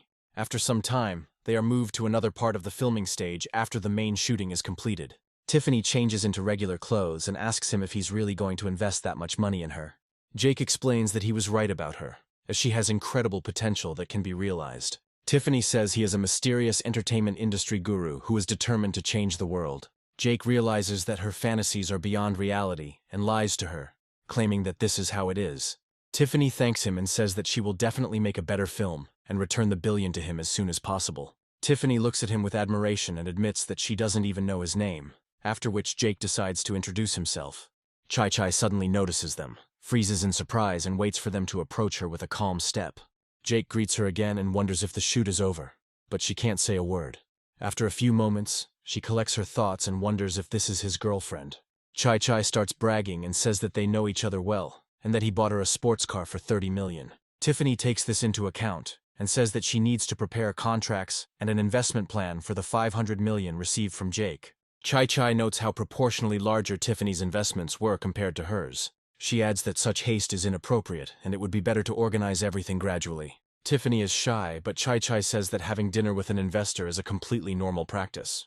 Tiffany understands that after such large gifts, it would be impolite to refuse dinner, and agrees. Chai thinks that if this girl wants to deceive Jake, she will have to go through her. After a while, they are transported to a large European mansion, and Tiffany tells the story of how she met Jake. Chai remembers her name and decides to check her on the news, assuming that she might be a little-known actress. After some time, it becomes clear that she was at the center of a scandal that resulted in the actor Erwin losing his job. Chai also learns that the girl graduated from a theater academy, and many wanted to sign a contract with her. She understands that the girl achieved her success on her own, which is why she signed such an unfavorable contract. Chai realizes that this girl is destined for a stellar career, while she herself remains a little-known streamer. Then she discovers a very popular video that has been rapidly gaining views over the past few hours. When she opens it, she sees a kissing scene from the filming of the movie, which everyone thought was very organic. Chai wonders how this is possible, since they met only recently and have already come so far. She realizes that the girl is truly special, and probably knew in advance that Jake was rich in order to lure him to her. Chai understands that this cannot continue any longer, because if she does not do something, her biggest wallet will be lost. After a while, they finish all their business with Tiffany, and she says goodbye and leaves for home. Jake says he wants to go home, but Tiffany suddenly grabs the corner of his clothes and doesn't let him go. She explains that she wants to pay off this debt right now and hopes that she will be able to express her feelings. Jake blushes a little and admits that he is now actually nervous, realizing that he can't resist. Chai, smiling, says that she has booked a room for them, so they need to start as soon as possible. Jake asks how the stream will work and how payment will be made, to which the girl replies that it's not that simple. After a while, she shows him a suitable room and says that he can make himself more comfortable here. Jake is left wondering how this will all work as she sets up the equipment. After a while, the stream starts, and she wishes everyone a nice day, noting that it will be interesting. After this, she pretends to continue the series, but in reality, she confesses her love to the main character. Jake realizes that this is much more than just a stream, and she tries to hide her shyness. Chai says she feels awkward talking about it and is glad that people don't have tails. Otherwise, she would wag them every time she's around Jake. Jake whispers to her if she's afraid of losing subscribers if she confesses her love on stream. Chai decides not to show surprise that Jake still hasn't realized she's playing a double game. After a few moments, it dawns on Jake that she couldn't confess her love to him without making money from her fans. Chai smiles and says that everything went just fine, after which he decides to move on to the most effective methods. She carefully approaches Jake, who is directly behind her phone camera as she streams. She says it's her first kiss, and the fans go wild with excitement as Jake kisses her for real. Afterwards, she asks him what he wants her to do next, addressing both him and the fans. Jake, being the most unusual and extraordinary man, says that he would like to see her in stockings. Chai immediately complies with this requirement and says that if he likes stockings, that's just wonderful. After a while, they turn off the stream, and Jake realizes that he has neither the strength nor the endurance to endure it any longer. Thus, another night goes just wonderfully for the main character. In the morning, he wakes up and feels that he does not regret anything in his life after he got the system. He slowly opens his eyes because he hears a strange rustling sound nearby. Chai managed to put on his shirt and asks if he is awake yet, offering him some eclairs. Jake notices that she's a little dirty and says he'll help her clean up the remaining cream. A few moments later, his phone starts buzzing loudly, and he decides to quickly check his incoming messages. This time, the car seller and Audrey wrote to him, saying that she wanted to move things from her rented place. Jake says he's willing to call a truck for her, but Audrey says she's also transporting some lingerie she wanted to show him. Jake realizes that this is really worth moving for, as he can quickly replace beautiful things. Jake writes to a friend who can help him because he doesn't want to spend money on moving. After some time, Audrey says goodbye to Chai, saying that it is time for him to go on important business, and she calmly lets him go. Chai reflects that their bond is truly unbreakable, and suspects that he already has almost a dozen like her. After some time, he gets to Audrey's apartment and discovers that he only needs to transport 2 suitcases of things. However, their conversation is suddenly interrupted by a sharp ringing of the doorbell, and Audrey doesn't know who it could be. When she opens the door, it turns out that her mother and uncle are visiting her to check on her. Mom asks who this man is, and Audrey says it's Jake, the one she told her about. Jake greets her politely and says he's here to help with the move, but his mom doesn't look happy. Mom remembers that her daughter met a poor village boy a few days ago. Audrey explains that she has a boyfriend she is already dating, and that she has given up on blind dates. When asked where this guy came from, Audrey calmly names the city, unaware of the consequences this will lead to. Mom says that this city is a poor province from which it is impossible to find a decent person. Because Audrey is so attached to Jake, she will protect him no matter what. Mom is angry and says that she spent a lot of money on her education at university, and it was all in vain. Audrey says that she has no problems with her boyfriend, either in terms of mutual understanding or in terms of finances. Suddenly, Audrey's mother declares that she needs to talk to Jake and demands that he leave her alone forever. Jake immediately shows all his interest in Audrey and notes that he is not even her boyfriend and they are not in a relationship. Audrey's mother wonders what this all means and recalls her last conversation with her daughter. Audrey says that she never called him her boyfriend because she is not good enough for him and should try harder. Audrey's mother is surprised that her daughter has completely lost her self-respect and now speaks about herself in such a way. She asks if she has gone crazy because her position is dignified, and even most rich men do not deserve her hand. Uncle stops the conversation and says that Jake is a nice guy, and it's no wonder that a girl like Audrey likes him. After that, they decide to get to know each other, and he asks what Jake's parents do for a living, to which they answer that his parents are workers.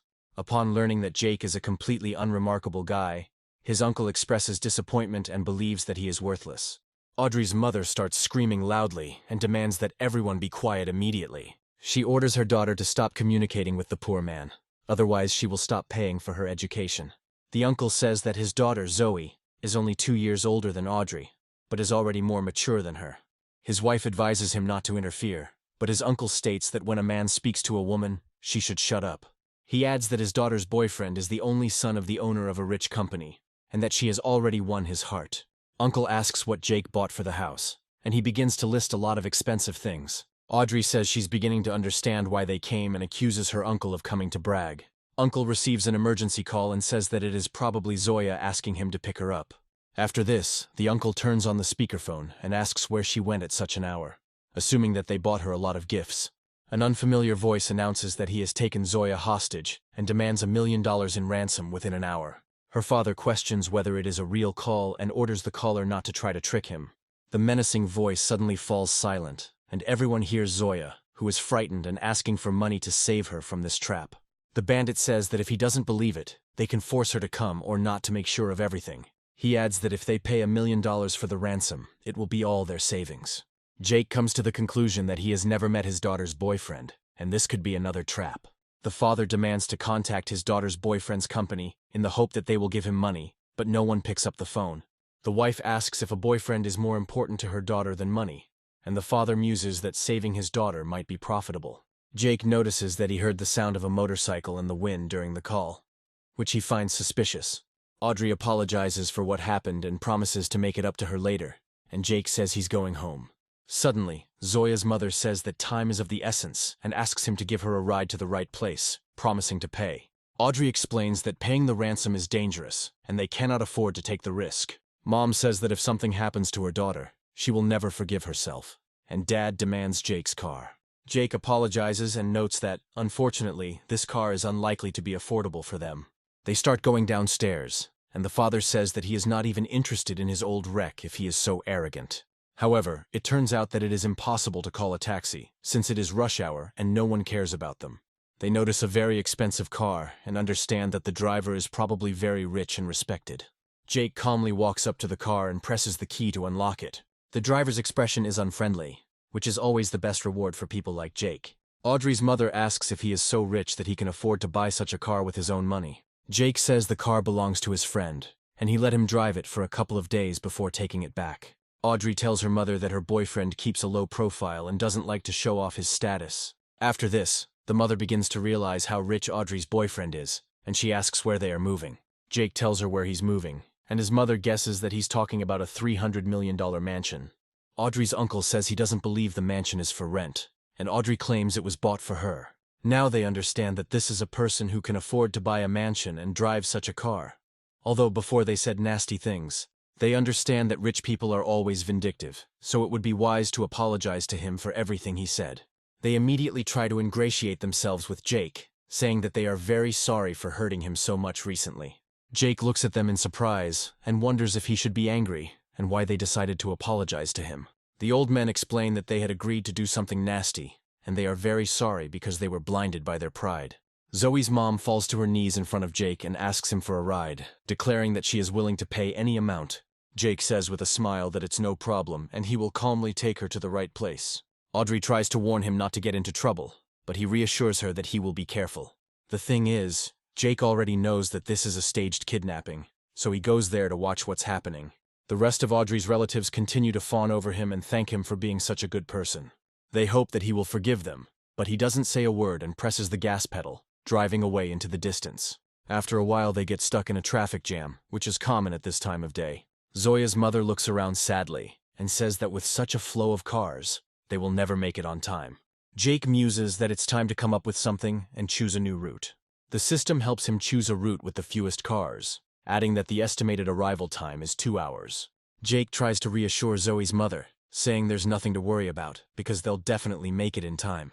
Immediately after this, he presses the gas pedal and continues to turn the steering wheel to perform powerful and effective maneuvers. He quickly changes lanes to travel along the route with minimal obstacles. He demonstrates defensive driving skills to avoid other cars. The fast and efficient driving causes the buttons on Zoya's mother's blouse to shift, putting her in an extremely awkward position. Jake suggests slowing down a bit, but she states that there is no need for that as they need to save their daughter. She asks him to press the gas pedal as hard as he can and not let go of it until they reach their destination. They manage to get to the desired location quite quickly thanks to the incredible speed of the car. Jake smiles and says they arrived 5 minutes earlier than planned. The mother holds a bag of money in her hands and asks where her daughter has gone. Suddenly a familiar voice is heard, saying that they have been waiting for the losers to arrive for a long time. The gang is led by a girl who looks like a real street child. Zoya's mother looks at her daughter in surprise and wonders what she is doing here and who is next to her. Zoya smiles and says that this man is her boyfriend, who staged the robbery. Mom realizes that this man doesn't look anything like the photographs and asks what it all means. Zoya happily approaches her mother, snatches the bag of money from her and heads towards the guy. She unzips her bag and hands over the money, to which he replies that he will now continue betting. Mom asks why she is dressed like that, assuming she is being forced to act strangely. Zoe's boyfriend says his girlfriend almost never cheated on her mother, and that they actually have a profitable business. Zoya smiles and says that now her mother should finally understand that she has been lying all this time for her own benefit. The mother falls to her knees and says she cannot understand why her daughter went down such a slippery slope. Jake says there's nothing to worry about now. It's better to call the others, as they're probably worried. Zoe looks closely at Jake and asks who he is, to which he replies that he is Audrey's friend. Zoya remembers him and says that, apparently, in front of her is the very guy she was supposed to humiliate today. The system unlocks Zoya as an object for conquest, and she says that it would be better for him to return to his mother and sit on her neck. A few moments later, another bandit appears, riding up to them on a motorcycle. The bandit turns out to be the heir of the Ching family named Burrows, who tells them to quickly take the money and have a race.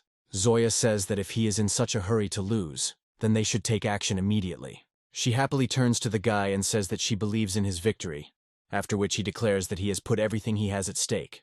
Zoya doesn't attach much importance to the words and escorts the guy to the start, hoping for his victory. The guy says he's going to beat the toughest racer in the gang. After some time, the race ends with a stunning victory for Burrows, who receives another prize for his collection. He says that a couple of 100,000 doesn't satisfy him, so as a reward, he takes Zoya for himself. He asks Jake if everything is okay with him, and why he suddenly decided to attack Zoe, to which Jake says with a smile that he will explain everything. Jake tells Zoe that in fact, her boyfriend bet not only his money on this race, but also hers. Zoe's mother, as well as Jake, who had been standing and watching the whole thing, were surprised by this development. Burrows says that everyone knows the rules of racing with him, because if someone tries to escape, they won't be able to do so. When asked what's going on, her boyfriend explains that he's selling Zoe because Burrows has also put his girlfriend on the line. He adds that his girlfriend is much more beautiful than Zoya, since she doesn't even allow him to touch her, and he quickly became bored. Zoya tries to hit him, but Burrows intercepts her blows and says that the master forbids her to fight. After this, he tries to pull her along with him, saying that she should sit on his motorcycle and call him her master. Zoe's mother tries to protest, saying that they are breaking the law and that she will soon call the police, but Burrows is adamant. The unfortunate woman is completely desperate and tries to break through the squad of bandits who protect the boss no matter what. One of the bandits tries to calm her down with a powerful blow to the face so that she realizes who she is dealing with. Burrows tells his subordinates not to be too harsh, as the girl looks good too. Zoya starts to get angry and asks not to touch her mother while the bandits are already trying to grab her. Burrows says he really enjoys dominating people and demands that they call him their master. Suddenly, Jake's calm voice is heard in the air, apologizing for interrupting what was happening abruptly. He explains that according to the rules of the race, Burrows won the girl fairly, but he cannot take her away from her mother under those rules. Jake also says that he is ready to fight them and place any bet that is possible. Burrows immediately notices the very rich car behind Jake, and his eyes begin to glow with greed. He states that he agrees to fight if the bet is a sports car and Zoe's mother. Zoya insults the gang leader, and he orders his subordinates to slap her several times. Jake chuckles and says he expected a lot more and assumed these guys only played for high stakes. The bandits try to surround Jake, but their leader understands that he is dealing with a man who loves serious bets.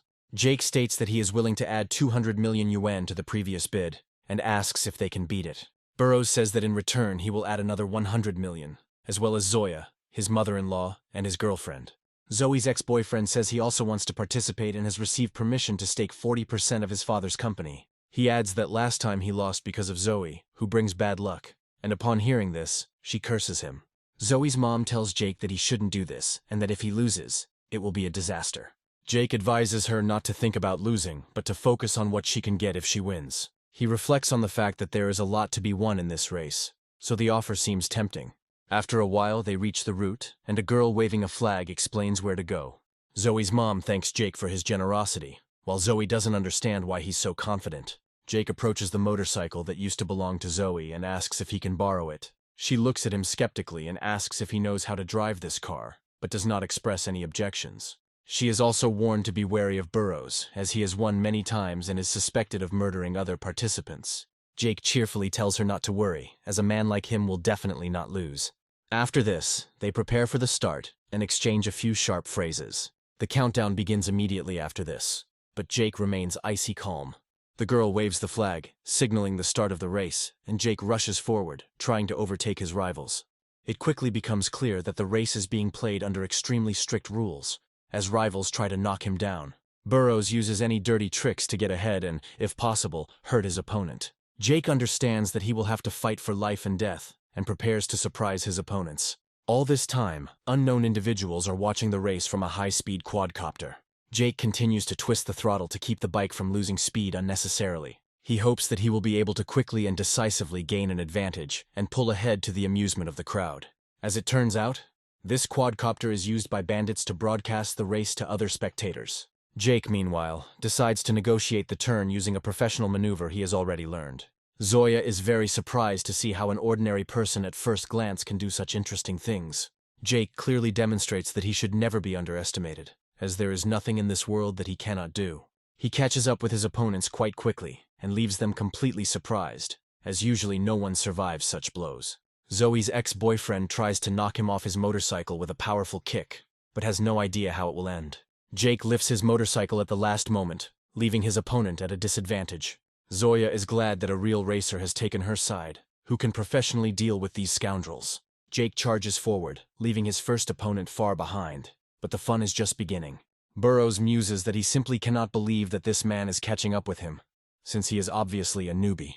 However, he still has a lot of tricks up his sleeve, so he decides to change his strategy. Jake guesses that they want to stop him, but he can't figure out how they are going to do it. However, he has a genius plan to overcome the obstacle, and he simply jumps onto the wall and continues to ride along it. People are amazed at how a mere human being could defy gravity and the laws of physics, even if only for a short time. Everyone thinks it's impossible, but they don't know what a serious person they're dealing with when they challenge him. Jake asks his opponent why he is watching him so closely, and advises him to keep his eyes on the road. Looking at the rocks nearby, the villains discover that they are beginning to crack. A few moments later, a landslide occurs, causing one of the riders to be knocked out of the race. Jake is glad that his enemy got into an accident, and now he only has to deal with one bandit. Burrows looks angrily after Jake as he leaves, realizing that he was forced to take extreme measures. At that moment, he finds a special switch on the motorcycle to activate the nitrous oxide. The air is filled with the loud roar of an upgraded engine working at its limits. In this way, he gains a short-term but very significant advantage in speed. Burrows happily says that now he wants not only victory over his opponent, but also his death. Rushing towards Jake at full speed, he hopes to knock him down so that he won't get up again. Zoya understands that the situation is extremely risky, and hopes that her patrons will somehow get out of this trap. Jake is truly a man who can escape from any death trap, and this case is no exception. Using a special maneuver, he manages to force his opponent to crash into the wheel of his motorcycle. This gives him a small springboard, causing him to fly far up and lose control. Burrows screams loudly, realizing that he could fall off the cliff and die a rather brutal death. Jake, meanwhile, quickly turns around to get back on the racing route and continue driving. Finishing, he says that safety is the most important thing, and you have to watch the road in a race like this if you want to survive. He is surrounded by ordinary people who, out of nowhere, say that it was amazing. Zoe instantly falls in love with Jake and realizes that this was an incredibly cool and interesting event. After some time, an ambulance arrives to take away the unlucky racers who were injured. Doctors quickly evacuate Burrows and Zoe's ex-boyfriend, noting that they have multiple fractures but are alive. Jake approaches the doctor to find out how serious the injuries are and what the chances of survival are for the victims. He sincerely hopes that there is no serious danger to their lives and that they can recover quickly. The doctor says they are lucky because, despite the serious incident, they only have broken bones and concussions. Jake says that's great, then walks up to his opponents and orders them to sign the contract. Having received what he needs, he says that he will contact the police officer to discuss the driving violation. The latter observe what remains of these people after Zoya expressed her anger and understand that resuscitation is needed. Jake reflects on how this girl is a real firecracker, and it's hard to be free with her. Zoe's mom thanks Jake, admitting she can't even imagine how she can express her gratitude to him. Jake says he's already made a profit, then hands them the money and tells them they'll be taking a taxi back. Zoya further increases her affection and turns out to be a very dangerous zone for the protagonist. She firmly declares that she will now definitely pursue him, despite the fact that he is her cousin's boyfriend. Meanwhile, we move forward a few days, beyond the campus. Jake and his friends go into a cafe to grab some fried sausages and have a snack. Zoya has been watching him closely all this time to find out where he lives and who his friends are. A few moments later, she quickly runs up to him to get to know him better and bite into the sausage. Before he can do anything, the treat he bought for himself instantly turns into a stub. After having a little snack, she greets him, saying that she had been looking for him for a long time. Jake looks at her a little skeptically and asks what she is doing here and why she was looking for him. Zoya asks him to guess on his own, stating that it is not such a difficult riddle, and asks to go with them to a cafe. His friends immediately begin to be indignant, because yet another beauty came to their friend to seduce him. Jake says that women are unnecessary and just get in the way in internet cafes because they don't know what to do there. Zoya frowns in irritation and understands that she will have to try her best to win this man over. Suddenly Junia appears behind her and asks what right she has to Jake's sausage if only she is allowed to have it. After this, she tries to push her away, saying that it is better to disappear from sight before she gets punched in the face. Zoya immediately makes it clear that she is an unusual girl, who is not afraid of a physical fight for her beau.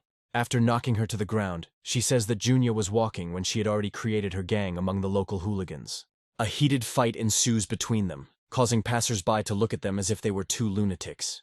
Jake realizes they need to intervene to stop the conflict and decides to resort to physical force. He turns to the system to temporarily grant him the skills of a Chinese medicine expert. After this, he delivers several blows to their pressure points to force them to stop fighting. Junia and Zoya begin to complain that their hands have gone numb, and now they don't know how to continue the battle. Jake wonders when this will finally stop and remarks to Junia that she is stalking him. Junia hopes that he hates Zoya and promises to help him get rid of annoying rivals if he asks. Zoya looks at her mockingly and assumes that Junia is Jake's ex-girlfriend who didn't appreciate him. Junia accuses her of pretending, saying that she is only pretending to be a student, but is actually a bandit. Zoya claims that she is not a lying bitch, after which she shows her university ID. Absolutely everyone in this world, especially in China, is wondering how someone like her could get into university. Zoya says that there is nothing surprising about this, and that she simply rarely comes to classes because of her character. This instantly makes many guys in the university fall in love with her as they like her type. Zoya notes that now she knows that Jake is also studying at this university, and she has motivation to come here. Jake muses that Zoe is a good money-making tool, and then takes a call from Astrid. Remembering that he promised to come to the exhibition, he immediately begins to lie, saying that he will arrive in a few minutes. Almost immediately, he apologizes to his comrades, saying that he needs to leave for a short while on important business. At first, he considers renting an affordable bike, but Zoya offers her services. Jake refuses, after which she grabs his hand and asks him to teach her the trick he showed at the races. Jake says he will definitely teach her this, but first he needs to understand how well she is capable of learning. He sets a condition that she needs to catch up on all the subjects she missed and get an A-level certificate in Chinese. After this, he gets on his bike and rides away, and Zoya starts running after him, asking him to go slower. Junia notices that she has more and more rivals every day, but this does not add any points to her in Jake's eyes. We are transported to a museum where there is an exhibition of goods that they were able to transport to China. A huge number of people have gathered here, observing interesting artifacts with great interest. A lot of people gather around Astrid, each of whom says that she is incredibly talented, smart, and attractive. One of the visitors tries to hand Astrid his business card and invite her to dinner, but she very politely declines. The man turns out to be quite persistent and says that he has already reserved a table and that we can even have dinner several times. Jake approaches his girlfriend and hands her the sausages he bought on campus, offering her a try. The unsuccessful gentleman reflects on the fact that his attempt is doomed to failure, since Astrid will definitely not accept him. To his incredible surprise, she immediately agrees and says that it is an incredibly delicious dish. After this, she completely forgets about the man who approached her recently and says that she wanted to show him an antique exhibition. They move to the west side of the pavilion, and Astrid tells Jake that it's a very popular event. An unknown Chinese man wearing an American cap starts walking around the pavilion, announcing that they sell very tasty donuts here. He's live streaming saying he's never seen a museum in America, but they're definitely much bigger than this one. After this, he states that this morning he already brought his artifacts for evaluation, and hopes that he will be able to sell them. He hopes that he will be able to realize them and move to the United States, while Astrid and Jake are quietly strolling. One of the exhibition curators politely greets Astrid and says that her exhibition was amazing. He also praises her and notes that her father should be proud of how well he raised his beloved daughter. After this, he apologizes for his behavior, explaining that he is old and has a weak stomach, which is why he sometimes behaves strangely.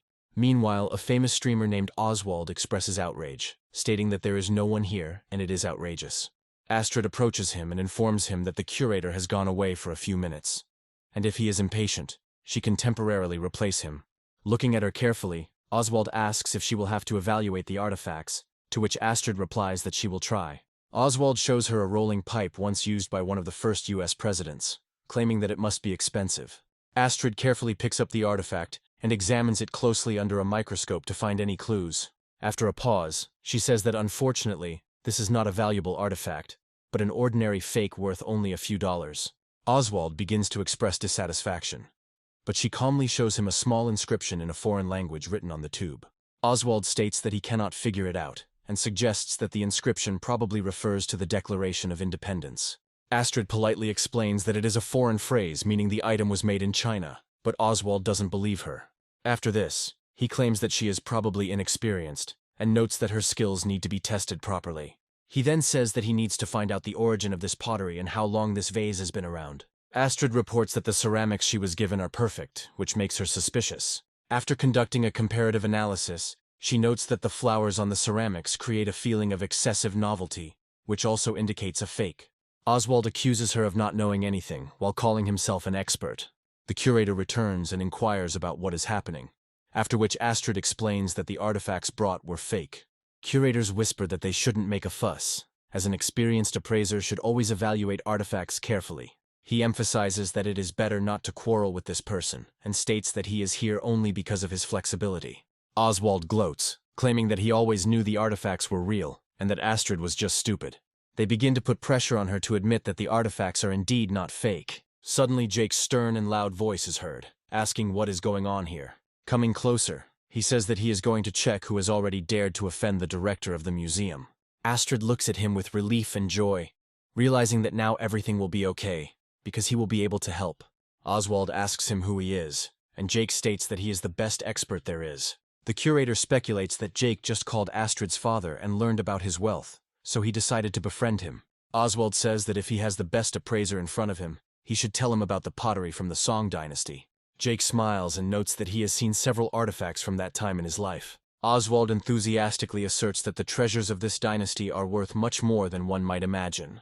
Jake asks if he bought this vase or found it somewhere, to which Oswald replies that he got it from his grandfather. Jake cuts him off abruptly and declares that this is complete nonsense that only the most stupid person would fall for. After this, Jake calls him an idiot and asks why he would buy a fake, and also asks how much it cost. Oswald points out that they need to open their eyes and look closely, as this vase was purchased from Master Fernandez. Security immediately arrives and escorts out the scandalous visitor who tried to deceive them. The curator explains that people send their antiques for appraisal, and the more certificates they issue, the more money they will make. Jake states that he is not interested in such things, as he will never allow prices to be inflated on fakes. Oswald claims that all fans have seen that the quality of work at this museum leaves much to be desired. Jake says he's not going to argue with him and can give him his money back, while also recommending he choose his appraisers more carefully. Suddenly, Fernandez himself, an experienced collector, emerges from the crowd and declares that he was insulted by such words. He adds that what he is dealing with is probably just an amateur who doesn't even have a certification as an artifact appraiser. Jake doesn't respond to this, but he doesn't need to, because he has a powerful system on his side that is capable of anything.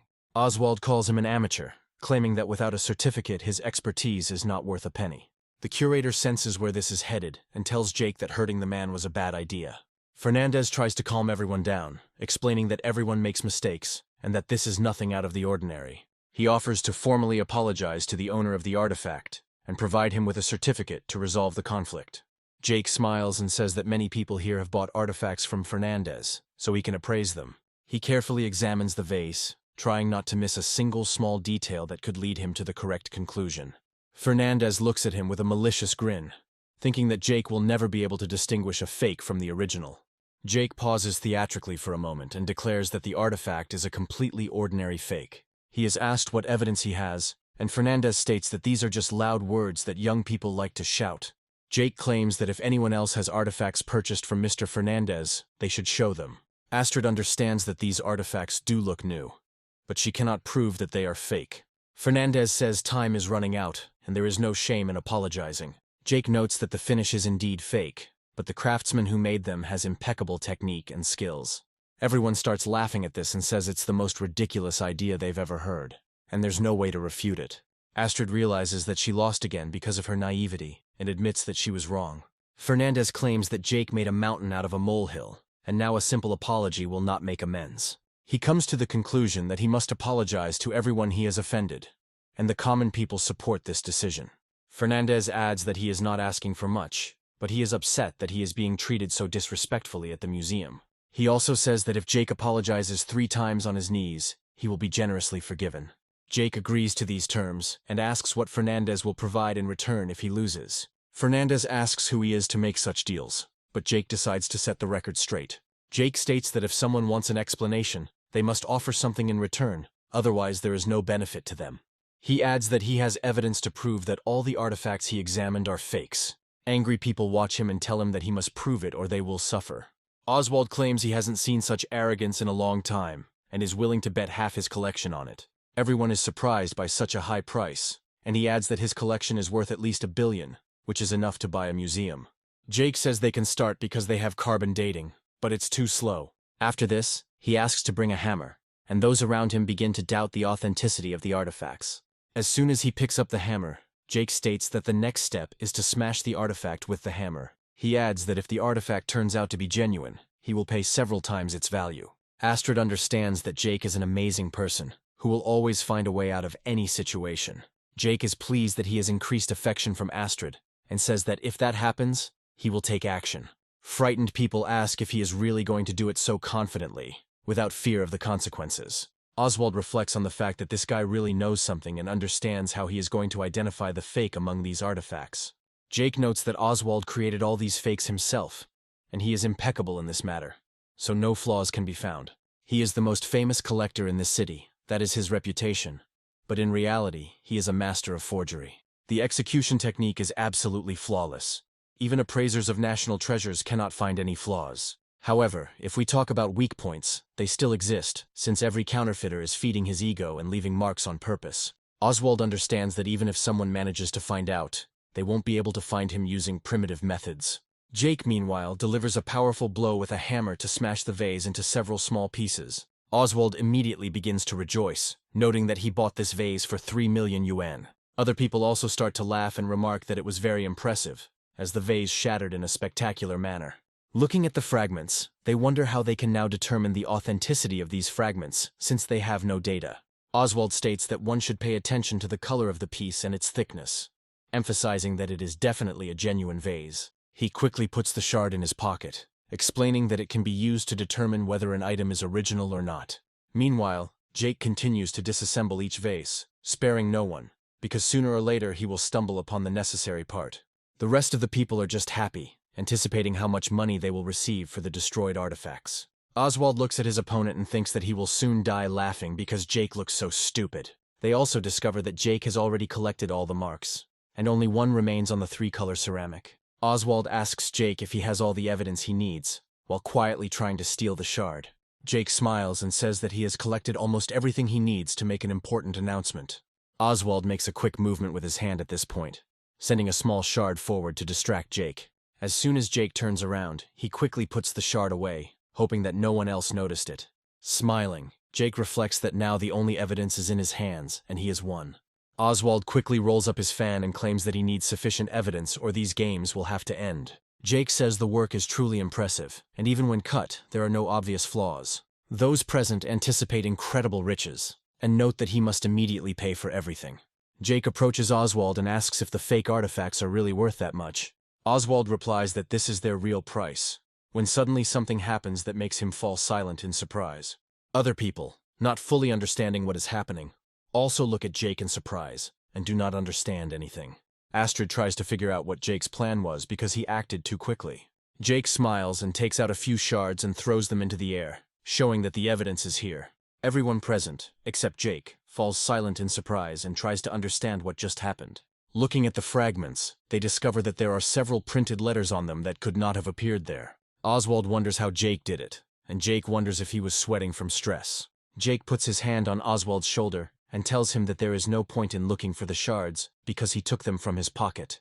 After this, he notes that all the antiques looked realistic, but they have one thing in common: their appearance. He adds that all these ancient vases were designed by Oswald himself, and therefore retain a uniform style.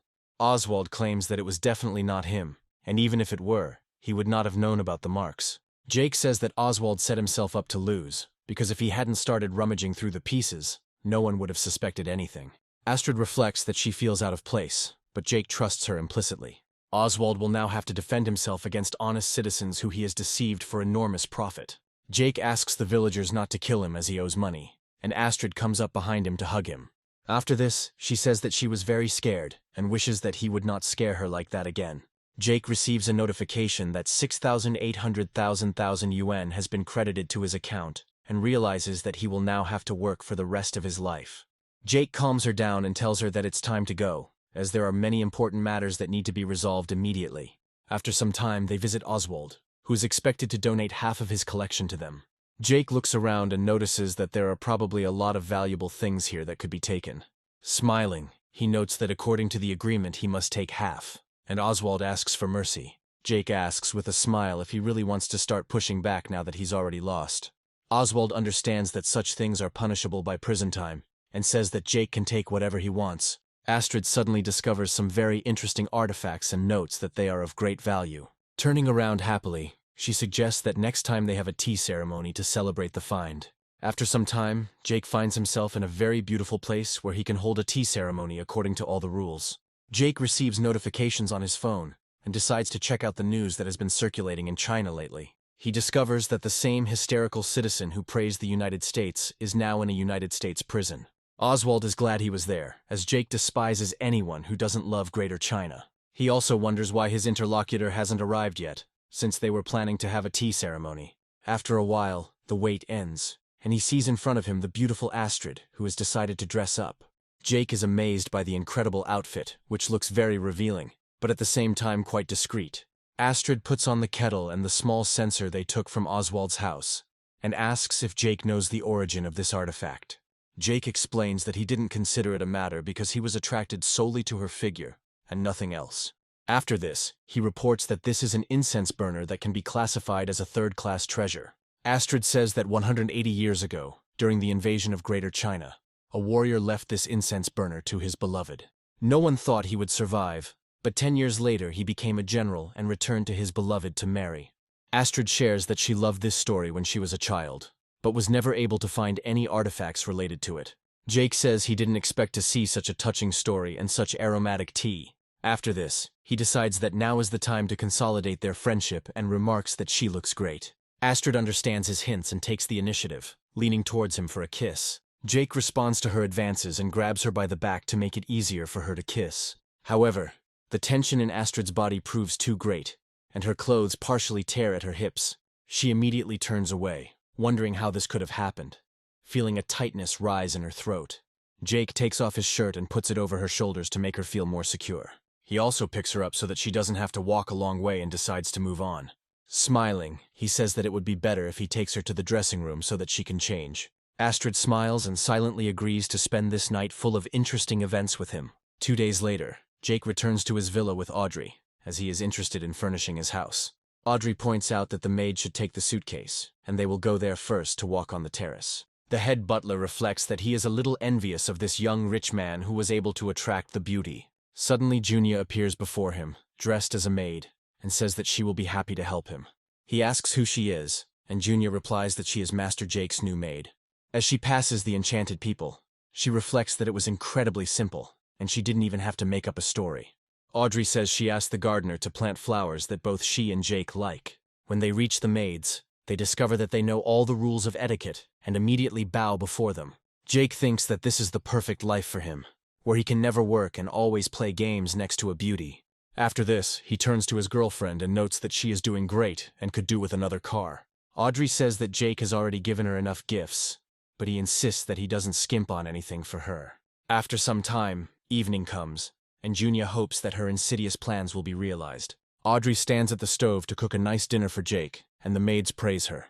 Audrey replies that she likes it when Jake eats food she prepares with her own hands, and declares that dinner is ready. After a while, Junia approaches her, covering her face with a mask and trying to change her voice. When asked why she covers her face, Junia replies that she has a cold, and that it is nothing serious. Audrey notes that she has a very young voice, and asks how old she is, to which she replies that she recently turned 18. Audrey says she has to deliver dinner to the master bedroom on the second floor, and then go about her business. Junia looks around to make sure no one is following her, then takes out a vial. This vial contains an unknown creature, most likely designed to weaken its victims. Junia reflects that once they eat this dish, they will immediately fall asleep and will not be able to do anything against her. After that, according to her plan, she will end up in bed right in front of Jake, while Audrey will watch. Junia reflects on the fact that all men are animals, acting under the influence of the lower half of the body, so success awaits her. She continues to dream that she can easily and simply have Jake at her complete disposal. However, a few moments later she hears the guards' voices discussing how they don't know the new maid. Junia realizes that if she moves too slowly, she will be discovered, so she needs to hide. She starts running down the corridor, trying to find at least some room to escape into, but all the doors are locked. That is why she has to hide in her bedroom to wait out the period when they are looking for her throughout the estate. Junia hopes that everything will go smoothly, because very soon the victims will eat the poisoned food and fall asleep. After a while, Jake comes into the room with Audrey, who invites him to try the food she prepared. Junia is happy that everything is going according to her plan, because very soon they will finally fall asleep. Jake comments that she cooked a very tasty meal, after which he treats her to a sausage, and Audrey thanks him. Junia is surprised that her plan didn't work, because they still haven't fallen asleep, even though the substance should work very quickly. Junia can't believe the pills didn't work when another maid suddenly enters the room and addresses Audrey. She reports that the guards did not find the fake maid, and suggests that she probably ran away, leaving her purse behind. Audrey takes the bag and starts to open it, and almost immediately the bunny ears from the special suit pop out. Audrey notes with a smile that these are probably Junia's belongings that somehow made their way onto their territory. Jake says he would send her to the station, and Junia reflects that if that happens, she won't be able to see him. Audrey says with a smile that now is not the best time to think about meaningless things. After this, she lights special aromas, noting that this is part of their entertainment. Junia tries to close her mouth so as not to accidentally scream and give herself away quietly. Jake looks at Audrey in surprise and asks why she suddenly decided to wear the bunny costume that Junia brought. The culprit of everything that is happening cannot believe that she is being treated so cruelly. Audrey smiles and points out that if they really want to have fun, they'll have to go all the way. Junia understands that she is facing a truly cunning girl who will stop at nothing to insult her.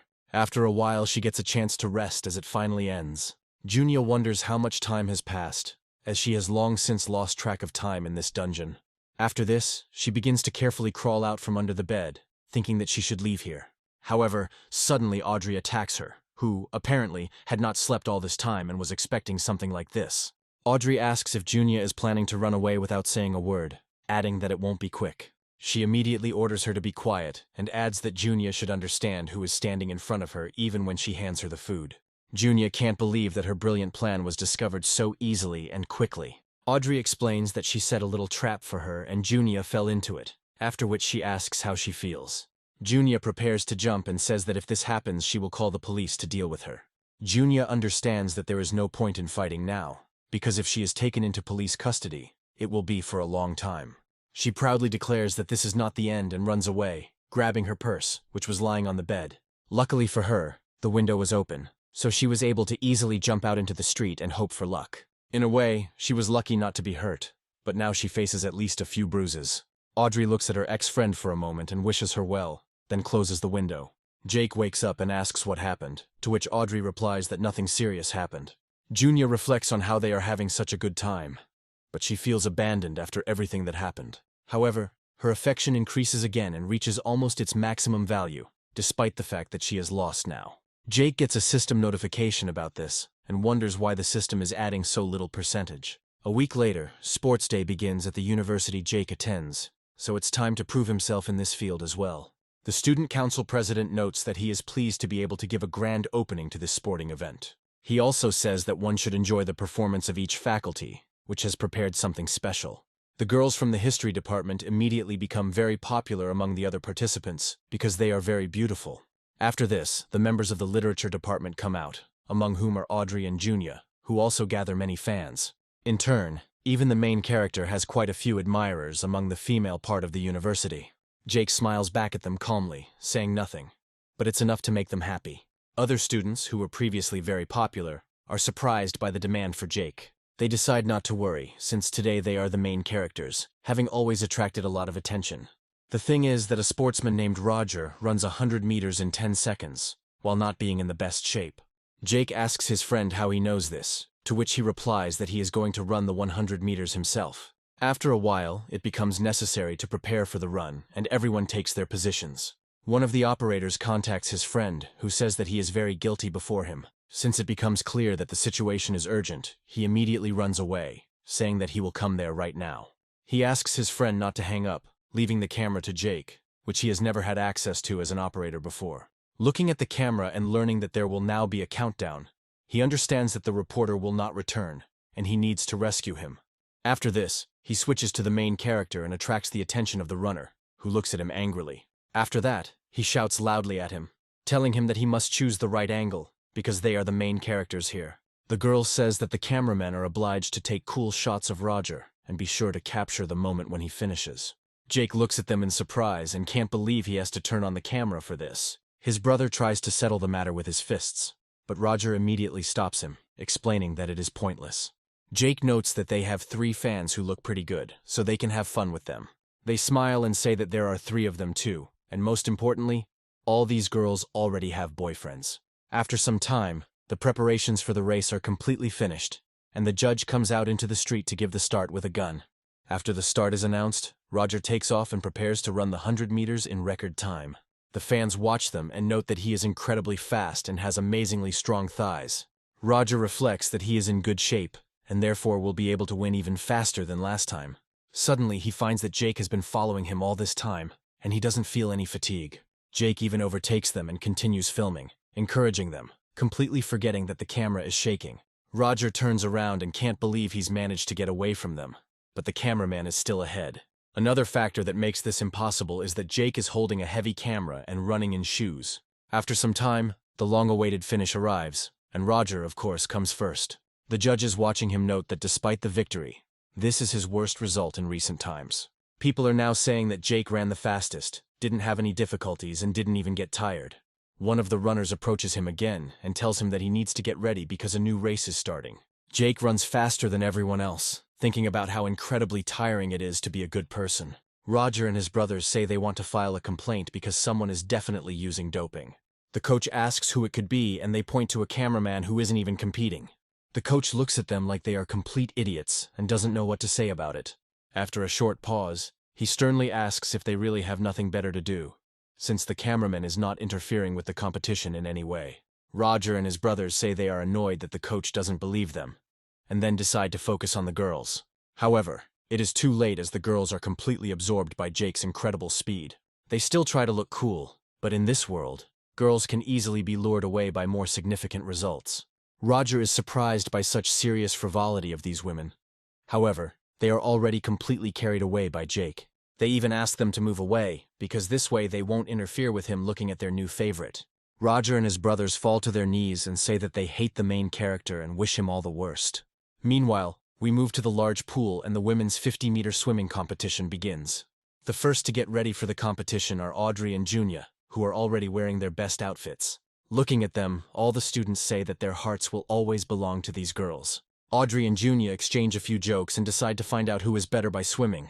Audrey says she practices swimming every day in her own pool, and her skills have improved significantly. Junya suggests betting on who will run with Jake in the race, but Audrey says that Jake will not choose Junya in any case. Zoya says that she will also join the fight. Therefore, it is better to give up in order not to disgrace herself. Audrey and Junya ask her what she is doing here and why she decided to swim in the pool without taking off her shorts and stockings. Other students also start to look at her and their mouths start to water because they cannot resist her beauty. The judge tells all the athletes to get ready, and they have a little more time to wish each other good luck. After the start of the competition is announced, Audrey immediately jumps into the water and says that she will win. Zoya declares that she is not like them and will definitely win his heart with her desperate actions. Junya advises them all not to be so overconfident because she still does not intend to give up. Jake doesn't even look after them because he's not at all interested in how his means of earning money are doing. Suddenly, a young man runs past them and says that he wants to make it to the competition between 3 girls. Jake is thinking that it would be better for him not to go there, as it is always fraught with serious trouble. He pushes away the girl who stands in his way, not at all worried that she might fall down the stairs. This is exactly what happens, and the unfortunate girl falls onto the concrete floor, clearly receiving serious injuries after falling from such a height. Jake's friends ask her if she's okay. However, she doesn't answer and has clearly lost consciousness. and it becomes clear that this is a serious matter, and she needs to be taken to the medical center as quickly as possible. Jake leans over her to check her pulse and make sure that at least nothing terrible has happened to her. Jake realizes that she has heart problems and difficulty breathing, after which he resorts to the skills of Chinese medicine. Having stabilized the situation for a long time, he tells me that I need to call an ambulance as quickly as possible. Meanwhile, the girl is gradually coming to her senses. However, her condition still leaves much to be desired. Jake's friends say that they would also like to learn this, but Jake says that he is unlikely to save her completely. He states that she has a heart problem, and a very serious one. Therefore, she needs to go to the hospital immediately before it is too late. After some time, they end up in the main regional hospital, where the most serious operations are performed. The doctor turns to Jake and asks, "Is this for me? Is he really a relative of this girl?" But then states that this is not the case. After some time, the mother of a girl named Julia arrives here and asks her not to scare her mother. Jake recognizes this girl as Yes, we are from the museum he was in recently, and tells the story of how the girl ended up here. Julia thanks him for helping her family by exposing Fernandez, and also for bringing her daughter here. The doctor quickly approaches her and orders her to sign the necessary papers, according to which she will be sent to intensive care. He also says that he has a very specific heart disease, and that it only requires expensive treatment. Julia's mother is surprised that it is so expensive, but Tot answers her that it is modern technology. The woman says she only has 10 million yuan to pay for the operation, but the doctor says she will need at least 30. Jake suddenly decides to intervene and says that this girl does not have the kind of problems that require such a solution. The doctor looks at the main character for a long time and then asks him who he is if he knows about it so well. Jake suggests that Julia is experiencing a burning pain in her heart and difficulty breathing, and her mother says that he is like a prophet. Jake says that in this case the doctor made an incorrect diagnosis, and the doctor immediately starts to get angry at him. Jake assumes that he is a freak who is deceiving people for money, which orders him to get lost immediately. Meanwhile, Julia begins to experience new attacks. Something urgently needs to be done to save this unfortunate girl. The doctor smiles and says that Mom was just on this guy's side, so they should trust him. The woman falls to her knees and tells him that this is not true, but he continues to gloat over her for some unknown reason. Jake notes that this is simply ridiculous, adding that such behavior is unbecoming of a hospital employee of this level.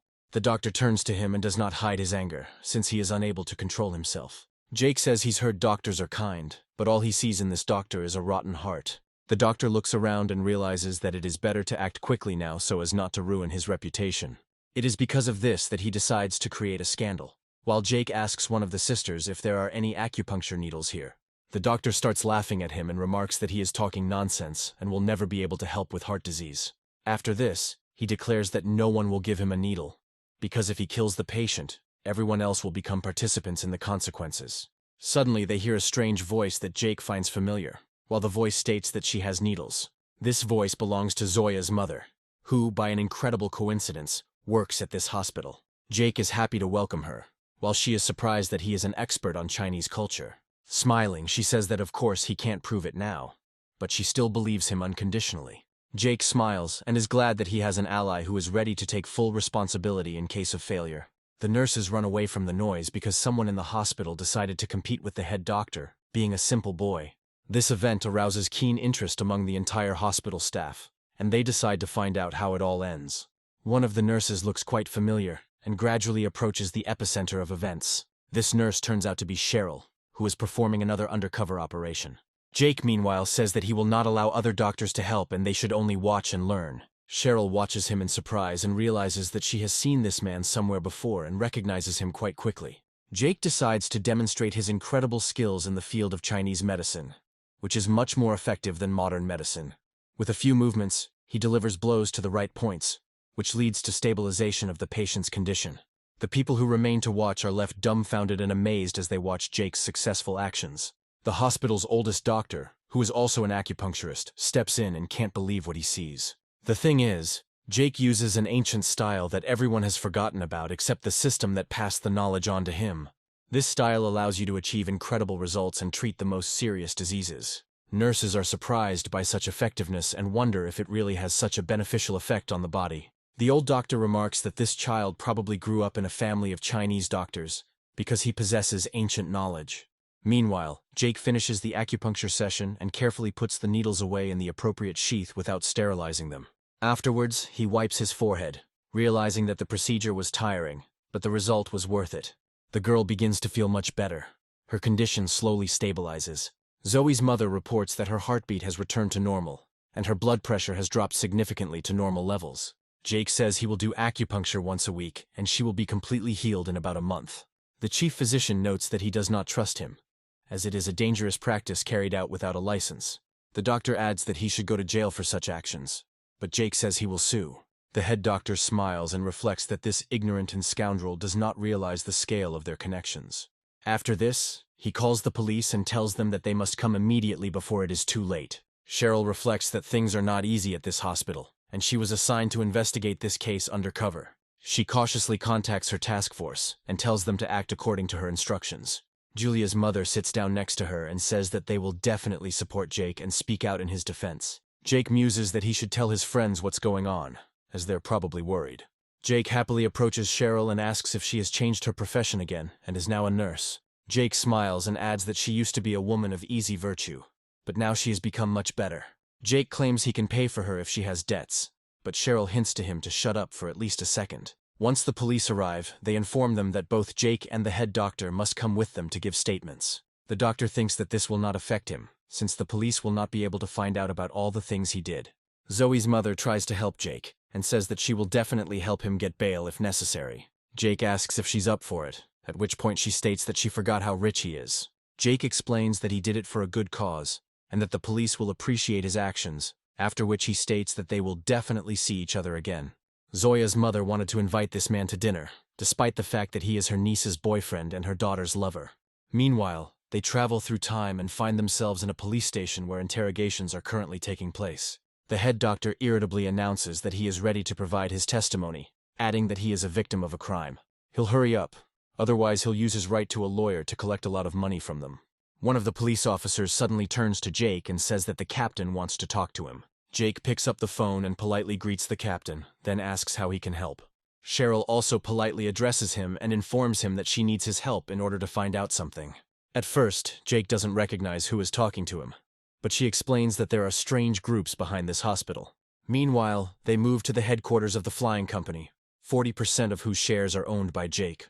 The people inside are talking to each other about something completely unimportant. One of the chairmen, named Melvin, announces that from yesterday's bet he won a girl he really likes. His friend named Channing remarks that she looks quite young, and this could be considered illegal. Another investor named Copper wonders if the legendary man who owns 40% of the shares will come here. Channing assures that he called Jake and he will arrive soon, adding that he is just an ordinary student. In his view, these shares had previously belonged to another person who had lost them on bets in the most stupid way. Suddenly Jake enters the room holding coconuts, explaining that he is not used to coming here empty-handed. One of the bandits immediately comes out to him and hands him a contract, saying that he must sign it immediately. Jake looks at the contract in surprise and realizes that according to its terms, he must hand over his entire share. The doors close behind him, and the bandit warns that if he doesn't do this, he simply won't be let out of here. Jake looks closely at all the people here and realizes that this was an ambush with the aim of stealing his money. After this, he laughs and says that such things don't scare him, so there's no point in wasting your time. One of the bandits rushes to the attack, claiming that they will force him to sign the contract even if he does not want to. Jake calmly intercepts the blow, as such skirmishes are already commonplace for him, and he is tired of winning them. The bandit tries to figure out what to do while Jake squeezes his hand as hard as he can. The crime bosses here understand that they are dealing with a very serious person. Channing says with a smile that he has come across a stubborn man, but this will not change the overall picture. After this, all the criminals present here rush to attack, grabbing weapons to force him to sign the contract. They also claim that he should sign the contract like a good boy, but he will only walk out of here with one arm. Jake reflects that he only came here at the request of the police to obtain evidence of the company's activities. Realizing that things didn't work out as well as he planned, he still decides to use force against the bandits and throws a coconut at them. The coconut is powerful enough to bounce off two people and hit Melvin in the legs. After this, he stops moving so that his next action will have a more theatrical effect. Constantly jumping from side to side, he manages to defeat several opponents at once without even getting a scratch. Melvin, Channing, and Copper become increasingly surprised, not understanding how one person can cope with an entire group. Jake delivers a powerful blow to another bandit who came too close to him and misjudged his strength. However, at this time, another fighter tries to stab him with a knife, but it does not produce any results. Jake dodged the blow, despite receiving a small scratch for the first time in his entire history of fighting. Grabbing the unconscious man by the legs, he muses that if he had knowledge of Chinese boxing, the fight would already be over. After this, he begins to spin the fighter, knocking down all the bandits who come close. This spectacle shocks even seasoned bandits who have seen a lot of cruelty in their lives. Jake smiles and announces that there are only 3 people left to deal with. He continues to hold the leg of one of the exceptional fighters, whom he uses as a weapon. Suddenly, Melvin picks up the coconut that Jake threw and starts screaming loudly, after which he approaches the main character. After this, he bows before him with a respectful smile and informs him that he will be the first to greet him and thank him. Kieran grins and remarks that the guy seems familiar to him, after which everyone decides to follow his example. After this, he pulls out the contract and asks those present if they understand what they will now have to do. By agreeing to the contract, they transfer their shares to him, and now Jake owns the entire company outright. Channing tries to stop him and asks if Jake thinks this company is just a simple farm. Jake explains that this is just a subsidiary company. The parent company is in Myanmar and is managed from there. Copper notes that it is difficult to even imagine the power behind the true leadership of this company. Jake thinks about the place and realizes that the tropics, exoticism, beautiful landscapes, and also beautiful girls await him. Smiling, he says that it is just wonderful and he needs to go there as soon as possible. After this, he turns to the bandits, who are gradually coming to their senses, and says that he only needs 3. He explains that he has a lot of things to do, so they should take care of the company while he is on a business trip. The bandits confirm that they are loyal and will never betray their boss. Jake claims they are being offered a 5-hour workday, 2 days off, holidays, and double pay. The bandits immediately fall to their knees before their boss and confirm that they will take a bullet for him and respect him.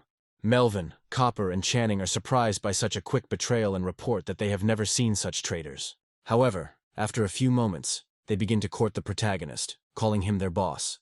A few more days pass, and they find themselves at the airport in Myanmar, where Jake went on instructions from the police. Jake looks around and notes that this is a very interesting place, and he has always wanted to visit here for a while. After some time, a customs officer approaches him and demands a small entry fee. After passing through the metal detector, the security guard informs you that he expects a tip for his work. Jake realizes that in this country they are fleecing people little by little, so he turns to a taxi driver. He wishes to go to the Golden Pagoda, where a very interesting person is currently staying. A beautiful girl covering her face looks around next to her bodyguard. Suddenly she hears an argument in which Jake again complains that the Chinese are treated badly here. This time, Jake suggests that he is being discriminated against because he had to pay more. The girl approaches the taxi driver and tells him that he needs to let go, after which he calls her Mrs. Valeria. Valeria reports that she considers this a good deed for the Dharma, while the system declares her a target for counterattack. Jake muses that it's time to use the skills of amancy and divination, which have one of the highest ranks. He understands that she is going through a dark period in her life. A loved one recently died, and today she is again at risk of losing her money.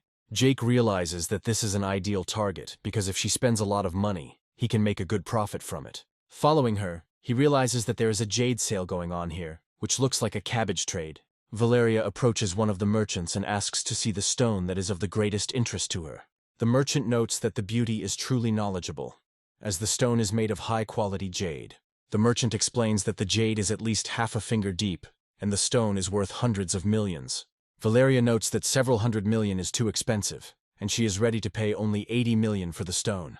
The merchant smiles and says that 80 is too little, and the stone is worth at least 100, but he is ready to give a discount for such a beauty. After this, he makes an obscene movement with his tongue, hinting at unacceptable behavior. The bodyguard immediately intercepts his hand to prevent his actions. He squeezes the merchant's hand incredibly hard and asks if he is going to touch the lady with his paws. Valeria asks not to break her arm, as she still needs it to bargain and get the opportunity to buy the jade. The merchant begins to speak angrily about how he already realizes who is standing in front of him, and remarks that it is no wonder that she is so broken. He reminds Valeria that her husband recently died and the gang is falling apart, after which she asks him how she offended him. Enraged, she slaps him so hard that he falls onto his own rocks. However, this causes him to push his gems, which quickly scatter across the ground from the impact. The merchant starts a scandal, claiming that the woman wants to steal his stone because she cannot afford to buy it. He concludes that now everything is clear to him, Her husband died. She was left without money and still behaves impudently. Valeria understands that she needs the money too much, and if she doesn't pay now, big problems will arise. Jake smiles and notes that it's not that much money, and he can pay the extra without any problems. The traders look at him in surprise and ask if he is also a member of the gang. Jake explains that he is not a local and is simply a tourist from Greater China who is here on business. Traders immediately begin to comment on it, noting that it is Chinese, and report that in this case the price for it will be doubled. Hearing an insult directed at China, Jake's fragile ego is almost immediately hurt and bruised. Jake reflects that he had been thinking about spending as much money as he could on the new goal, but now realizes that that can be done later. He takes a few steps forward, deciding that the most important thing now is to hit the merchant in the face for insulting his great homeland. Valeria advises him not to interfere, since there are different rules here, and he, as a Chinese, is unlikely to be able to break them. Jake shows his strength of character and angrily asks why she decided to get involved in the argument in the first place. Valeria decides not to interfere, and understands that this person can behave unpredictably, so it is better not to disturb him. Jake muses that in that case, he should choose all the stones to acquire everything he considers worthy.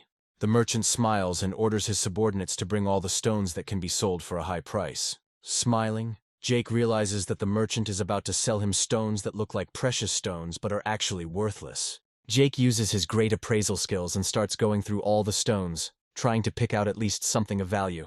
He focuses on a number of options, realizing that this skill only helps to evaluate appearance. This time, however, he uses geomancy to sense what is inside the stones. Jake sits in a special meditation pose and prepares to scan through the stones. He also has 2 coins in his hands, which he decides to throw down so that they can help him choose the right stone. The merchant advises him to hurry and not make a fool of himself before it is too late. Valeria also watches what is happening, but it causes her much less emotion. Jake announces that he will choose 5 stones and orders them to be broken, while the merchant demands payment in advance. Karen spends the required money without any problems, after which the merchants laugh and say that there are only duds in there. However, after the command to break the stones, it becomes clear that everything is not so simple. The merchant continues to laugh and claims that the Chinese are fools and do not understand anything about the evaluation of artifacts. However, the workers point out to the merchant that he was hasty and did not take into account one unexpected fact. Afterwards, they show him the results and he realizes that these are real gems. Valeria and her companions also look at what is happening in surprise and understand that this is a real jackpot. They are soon surrounded by people who note that Jake is trying incredibly hard to trade for the gems. A few moments later, one of the unknown people promises to pay $7.5 billion. Jake reflects that the stakes are very high, but he has already decided that all of this will be given to the girl standing next to him. Valeria is surprised by such generosity, while the others understand that he is simply trying to get to know her. Valeria admits that she doesn't understand why he does this, but such a service doesn't bother her now. After this, she accepts the offer and tries to remove the necklace that hangs around her neck and brings good luck. She says that this pendant is a symbol, and no matter what troubles, it will always help her out. After this, she turns around and leaves, noting that they will most likely never see each other again. But it is for the best. Jake is pleased with his achievement and decides to take a walk around the city to look around and see what it is like. Looking at the huge building, Jake realizes that this is the headquarters of the gang he is looking for, and he anticipates that today will be a real show. According to information received from the police, there are 4 main markets located here. The police then ask him if he plans to go there to meet the bosses of this conglomerate, adding that it is very dangerous. Jake says that as a determined man, he is fed up with the fraud and crime in this country. The fighters surround him and remark on his need for such ambitious and honest people, unaware of his true motives. Jake is glad that after completing the mission he will be able to relax or make new acquaintances. After this, he looks around and notices a beautiful girl walking next to him and trying to take a photo. The girl also climbs onto the stone railing to take a better photo, although it is dangerous. Jake realizes that the girl is quite beautiful, and thinks that it might be worth trying to get to know her. The girl, meanwhile, slips while trying to jump down and finds herself in an unpredictable and dangerous fall. Jake quickly rushes forward to intercept her and prevent her from breaking any bones or getting bruised. The girl thanks him for saving her, and Jake notices that she is wearing rather revealing clothes. After this, the girl asks what his name is, and says that her friends call her Meng, and Jake says that he is a tourist. Upon learning this, she says that he must see several sights and asks him to follow her. Jake says he's never seen a water festival before and adds that it's a very impressive sight. The next second, a small amount of water hits his face, which makes him perk up. Meng smiles and says that at the water festival, those who don't participate in the game become targets for everyone else. Jake quickly snatches a container of water from a passerby and declares that he is ready to join the celebration. So he spends an interesting time pouring water on the girl, who responds in kind. In the evening, they decide to go for a walk, and Meng reports that Jake did not protect her, even after she was heavily sprayed. Jake notes with a smile that only the attackers are targets, so there is no point in defending them. Meng asks him if he enjoyed his day, and Jake says he had a great time, at which point they reach an impasse. Meng states that she is very glad that she had a good time, after which a car pulls up next to her. Several criminals immediately get out of the car and remark that she did an excellent job of luring the tourist. Meng's expression changes, and she says that there is nothing difficult about it, as she is a professional in her field. Jake says he's not surprised, as he's heard about the place, but he's sorry that such a pretty girl turned out to be a bandit. Meng says that she is willing to give him her body for a few minutes if he pays the ransom. The bandit holds a gun and states that now is not the time for such nonsense, as they have to deliver him to the boss. After that, they take out cable ties to tie Jake's arms. They also advise him to be obedient and imply that the scope will still control his actions. Jake reflects that he heard that the city was full of treachery, and it seems that whoever warned him was right. It is transported for a long time to an unknown destination, after which it is delivered to a large warehouse by nightfall. The bandit orders him to get out of the car immediately and continues to hold him at gunpoint. Today's merchant and his brother report that they have finally found the man who ruined everything. Jake looks at him in surprise, realizing that he didn't expect to see such a person among the bosses. The merchant laughs and says that Jake has become too arrogant and is now caught. Jake reflects that according to the information received from the company, the person in front of him is one of the gang members named Faye. This man is behind the organ market and his name is Dao, but now his impulsive brother is starting to yell at him. As Jake moves on, he discovers a huge number of abducted people in inhumane conditions. Jake looks around and is then asked if he is scared to death, adding that he can still give away his money. Jake continues to smile, which greatly surprises the criminals, who did not expect him to be so cold-blooded. Jake calmly announces that he has just come up with a brilliant idea. He realizes that simply handing them over to the police would be too boring, and remembers the police's words about the beacon that would help find him. He realizes that it is better to outsmart the villains and call the police, and tries to figure out how best to act. After some time, he approaches the place where all the slaves are branded in order to blackmail them into giving him the necessary information. Meng holds a red-hot poker in his hands and asks him what card pin he used. Jake smiles and tells her that she needs to come closer so he can give her this information. The bandit immediately grabs her by the neck and declares that he will not let him say anything unnecessary and, if necessary, will blow his brains out. However, with such careless actions, he causes the necklace on her neck to partially break, causing her to fall down. Meng froze in place again and did not want to take any further action. Dropping down, she suddenly asks him why that thing was on him, looking at him with puppy dog eyes. Dao pushes the bandit away to prevent him from harming Jake and notes that this is a complete fiasco. Valeria appears at the right time and wonders who dared to touch the man to whom she provided protection. There's an awkward pause as Jake quickly steps away to face his new savior and her bodyguards. Valeria asks if this man was harmed in any way, hoping for a negative answer. Jake breaks the handcuffs with a slight movement and informs her that she came at the wrong time, because he was just about to start eliminating the villains. Valeria smiles and says that she is sorry that she ruined everything, after which she asks if he was scared. Jake claims that they are just small-time scoundrels who offer no value or challenge to him. Dao notes that Jake's amount of courage now seems completely understandable and logical. After this, they suddenly point guns at each other, and Dao asks if they are afraid. Valeria orders the weapons to be put away, explaining that rules are meant to be followed. Dao raises his hand and says that they should pretend to respect the lady and not make a noise. Valeria turns around and takes Jake with her, noting that they got what they wanted. After walking a few steps, she informs him that he himself must find a way out of here and get to the airport.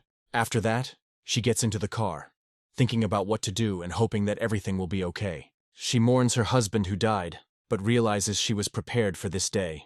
Jake suddenly bypasses the security guarding her car and calmly gets into the back seat with her. Valeria asks what he is doing here, to which Jake states that he cannot find a car in this wilderness, and she must give him a ride. Jake argues that even if she lets him go now, the jade shop owner will not forgive him. Valeria understands that there is a grain of truth in his arguments, and tells him that he should act independently and not count on help. After some time, they reach the building of the Fey Gang's headquarters, where an important meeting is currently taking place. There are indeed a large number of people gathered inside, trying to settle internal affairs. The head of the mining industry, Godan, wonders what happened to the flying company, adding that there was supposed to be a meeting today. Ismail says it doesn't matter, since they're just doing the job of transporting criminals abroad anyway. Dao asks why they care about such trifles when the star of the show has already arrived. Jake realizes that all the participants have already taken their places, and the event is about to begin. Valeria announces that now that everyone is gathered, it is time to begin, reminding them that her husband usually chaired the meeting. After this, she says that unfortunately, 5 days ago her husband died as a result of an explosion on a yacht, so today's meeting was organized by her. She guesses that they are trying to eliminate her in order to gain power, and Godan says with a smile that he has always appreciated her honesty. Ismail looks closely at his colleague and asks if he thinks he is more suited to the role of leader. Valeria reports that someone planted explosives on her husband's yacht, and only the leaders present here could have done it. With these words, she accuses 3 members of the group, who are certainly involved in the crime. Dao confirms that she is absolutely right, and states that if he becomes the leader of the gang, he will definitely help find the criminal.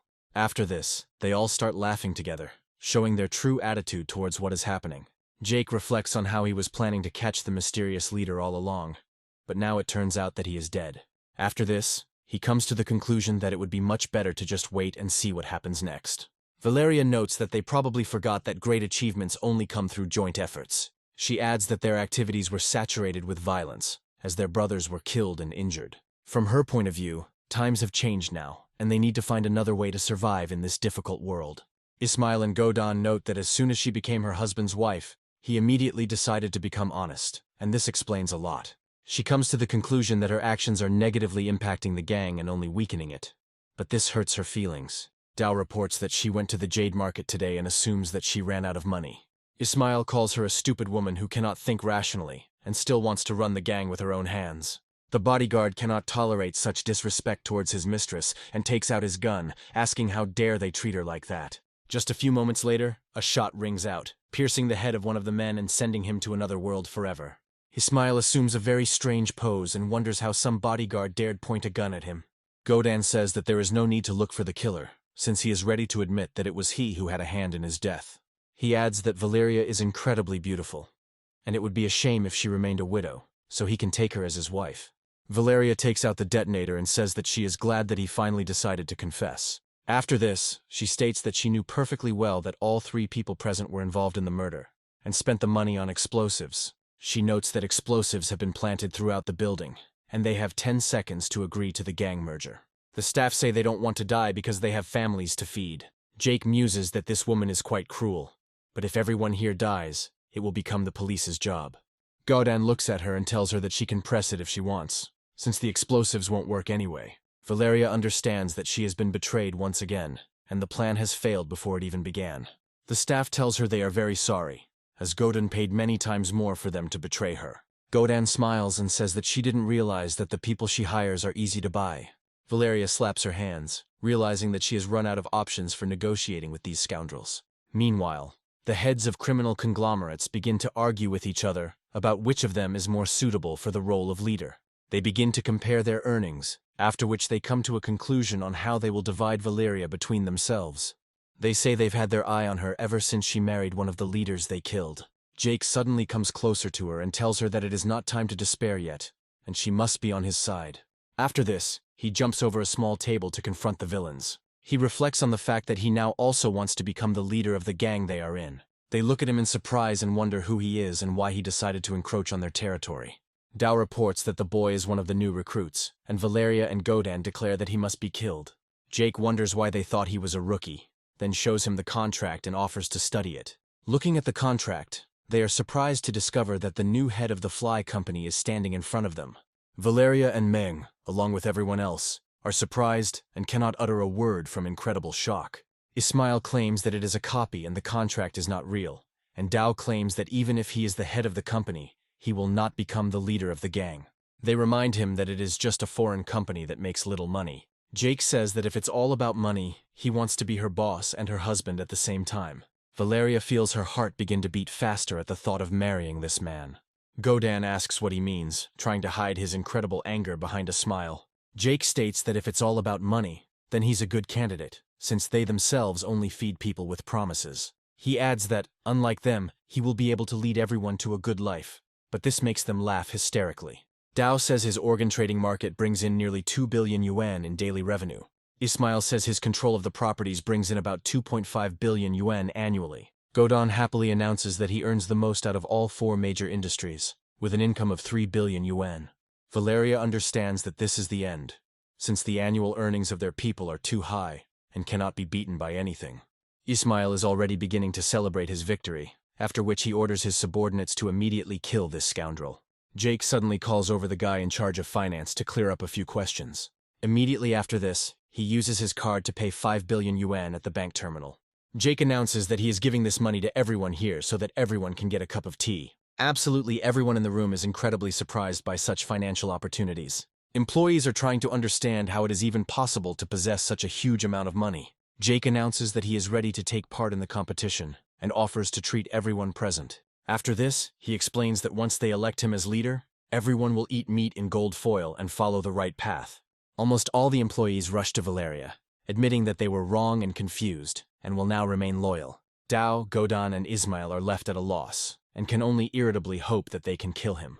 Valeria, meanwhile, is pleased with the offer of cooperation, and now her clan is saved. Valeria is surprised that this man changed the situation with just a few words and 5 billion yuan. Jake reflects on how criminals remain criminals forever, and all words of loyalty are put on the line. Dao smiles and says that this girl turned out to be smarter than he thought, having managed to outsmart such a rich man. Valeria watches them in surprise and wonders what this all means, but her intuition tells her that there will be a massacre now. The heads of criminal conglomerates note that money does not matter, since force is the only thing that controls people. Jake smiles and says that now is the perfect time to start a massacre in this building. He turns to all who have joined him and announces that for each head of these 3 he will pay 100 million. A brutal shootout ensues, leaving a large number of criminals dead. Jake, moving faster than a bullet, tries to protect Valeria from being accidentally wounded. They are relatively safe because in the chaos no one cares about the motionless people. Jake reports that Valeria asked him to act independently, but her safety is paramount right now. Godon approaches them with a pistol and tells them that they must go to the next world with their money. Jake quickly throws 2 coins in his direction to instantly disarm him. Godon doesn't have time to react to the swift throw, and Jake easily knocks the weapon out of his hands. Immediately after this, Jake intercepts the weapon and fires several quick shots in his direction. After this, he removes the magazine from the pistol in an unusual manner to check the cartridges. A commotion ensues and most of the criminals try to escape to save their miserable lives. Jake realizes he needs to seize the moment and rushes forward to shoot several enemies running towards him. At a certain point, he manages to reach one of the bosses of a criminal conglomerate along with his guards. One of them takes out a gun and prepares to shoot Jake to get rid of him. However, suddenly Meng stabs him in the back with a knife. Immediately after this, she turns around and lands several blows directly on Dao to send him to the next world. Jake pretends not to care and tells her that she should stop and not kill him. Meng immediately turns around and tells her that if he hates her, she can do whatever she wants to him. Jake asks her why she thinks that if he has no particular reason to feel negatively about her. Meng is glad that he is no longer avoiding responsibility, and adds that he wants to follow him to the end. Jake realizes that this girl is quite dangerous, and recommends abandoning this idea, as she has more important things to do. Moments later, a police squad bursts inside to conduct a full-scale cleanup. Cheryl and her comrades quickly clear the building, eliminating any criminals they encounter along the way. She points out that he shouldn't have been sent on such a dangerous mission, and that he shouldn't have gotten hurt anyway. Jake quickly returns to Valeria and any assistants who still remained by her side after the shootout. He tells her that there is a whole crowd of police officers downstairs, so she needs to leave as quickly as possible. Valeria asks him why he decides to stay, and he explains that he will try to hold off the police so that she can fly away. Valeria feels an incredible attachment to Jake because of his generosity and is glad that she met him. In fact, Jake is only pretending that he cares about the lives of these people, and he only needs Valeria for money. However, despite all his plans, Valeria suddenly grabs him by the collar and drags him outside to escape. Within minutes, they are already in a helicopter ready for a successful evacuation. Valeria smiles and explains that she couldn't leave her savior to die. Looking at the building, she notes that her group is destroyed, but this is much better than blowing everything up herself. After that, she asks him why he decided to help at all, since they didn't even know each other. Jake states that it doesn't matter, because if he tells her the truth, she won't cooperate with him. Valeria suddenly starts pestering Jake and tells him that she really likes real and strong men, She adds that she was born this way and will never change her character. She also notes that she regrets that she did not meet him in time, and now they are unlikely to see each other. However, their conversation is interrupted by a jet projectile flying at high speed, which hits the helicopter. The helicopter crashes, but they survive without a scratch. Jake and Valeria realize that they now have serious problems, because they need to somehow get out of the unknown area. A few hours ago, when the missile hit, the helicopter began to behave unpredictably. Ismail fired additional shots at the helicopter with an automatic rifle, intending to take them with him to the grave. Cheryl arrives in time to neutralize the dangerous criminal, determined not to leave him alive. With a few shots, she sends him to the next world, depriving herself of another valuable witness. However, despite the destruction of the enemy, the helicopter's tail rotor was damaged. Jake realizes that the pilot is also injured and can no longer continue flying. Valeria begins to panic and thinks that it's all over, while Jake comes up with options on how to get out. Valeria suddenly grabs his hand, realizing that there is no point in fussing, because their fate is predetermined. She declares that the catastrophe can no longer be avoided, and if she dies, there is no point in regretting anything. With that, she leans forward to kiss Jake before he possibly dies. Jake informs her that their fate is not yet sealed, and then quickly picks her up to evacuate. Her affection grows as Jake holds her as tightly as he can, preparing to pounce. Valeria explains that there is a lot of water here and it is low, so it is possible to survive the crash if everything is done correctly. After a few moments, he chooses the right moment and jumps down, hoping to have time to group himself. There's a huge splash as they hit the water at full speed, but everything is done correctly. Valeria survives the fall, despite having managed to regroup, partly thanks to Jake's support. After a while, she comes to, and Jake tells her that there was an island not far from the water. After this, they continue to travel through the forest and notice a broken helicopter that will not fly anywhere again. The next day they check the helicopter, realizing that the pilot is dead and the radius is damaged, so they can only hope for a miracle. Valeria says that a distress signal needs to be sent, but suddenly she feels unwell. Jake checks her heart rate and temperature, realizing that she is likely hypothermic and weakened by stress. He's thinking about getting the fire going as quickly as possible, though she's interfering, tugging at his shirt. Valeria says that she would like Jake to come as close to her as possible so that she could be sure of something. Jake asks her what happened, adding that he will simply go out to look for food and firewood, and then he will return soon. Valeria suddenly leans towards him and kisses him to give him more motivation to complete the task. Smiling, she notes that now he can move on and try his best. Jake asks her if this is her way of showing gratitude, and Valeria states that life is short anyway. Jake says that she is a very brave girl, and now she should stay here and wait for him a little. After some time, he takes out his tracking device, but unfortunately, it is damaged, and they are left to rely on others. He states that luckily he has watched a lot of wilderness survival videos and knows what to do if he comes across bamboo. Valeria, meanwhile, is not feeling her best, but a small bottle of water helps her regain her strength. Valeria notes that she is too hot, but she cannot sit idle, so she is obliged to help somehow. She decides that if she can't hunt or cook right now, she'd better put out a distress signal. Using palm leaves, she wonders if the signal will be visible from a distance. After this, she enters the water and feels that the ocean water gradually cools her body. She realizes that her clothes are dirty, and it's time to wash them. However, as soon as she tries to rinse her clothes in the water, a giant wave hits her. Before she can even figure out what's happened, the clothes are washed away by the water, leaving only a few pieces of seaweed behind. Valeria tries to catch the clothes but doesn't have time, as they quickly drift into the ocean. She understands that she needs to look for palm leaves to somehow cover herself. But this is inconvenient. Jake asks her how things went, and she explains that she accidentally lost her clothes, so he shouldn't look. Jake reminds her of the words she said to him, and is surprised that she is embarrassed by her nakedness. After this, he notices that she has found many useful things and recommends that she take a little rest. Valeria says that she grew up by the sea, and the children of the poor grew up quickly, so colds don't bother her. Jake understands that she had a hard time, and she chose the path of a criminal not by chance or because she had a good life. Valeria asks him why it took him so long to collect firewood, and Jake replies that he found a long python. Jake adds that dragging him such a distance was a challenge. Jake looks closely at his companion and says that this won't work, and he must somehow make clothes. The solution is easy. He decides to first divide the giant snake into many small parts. All this is necessary to make it easier to distribute the snake skin. Within moments, he acquires the skill of making clothes from scrap materials. Valeria looks at the dress that Jake managed to make and notes that it really suits her. Jake explains that pythons can swallow an adult human, making their skin ideal for clothing. Jake is pleased that he managed to prepare the necessary clothes and declares that they will cook the python for dinner. That same evening, Valeria says that he has intrigued her greatly, and Jake asks why exactly. Valeria notes that he unexpectedly took control of the company, pretending to be an ordinary tourist, and infiltrated the gang's meeting. Jake explains that he is an ordinary rich guy with nothing to lose and he travels the world. Valeria says that a strong man should have secrets, and she likes that he is so mysterious.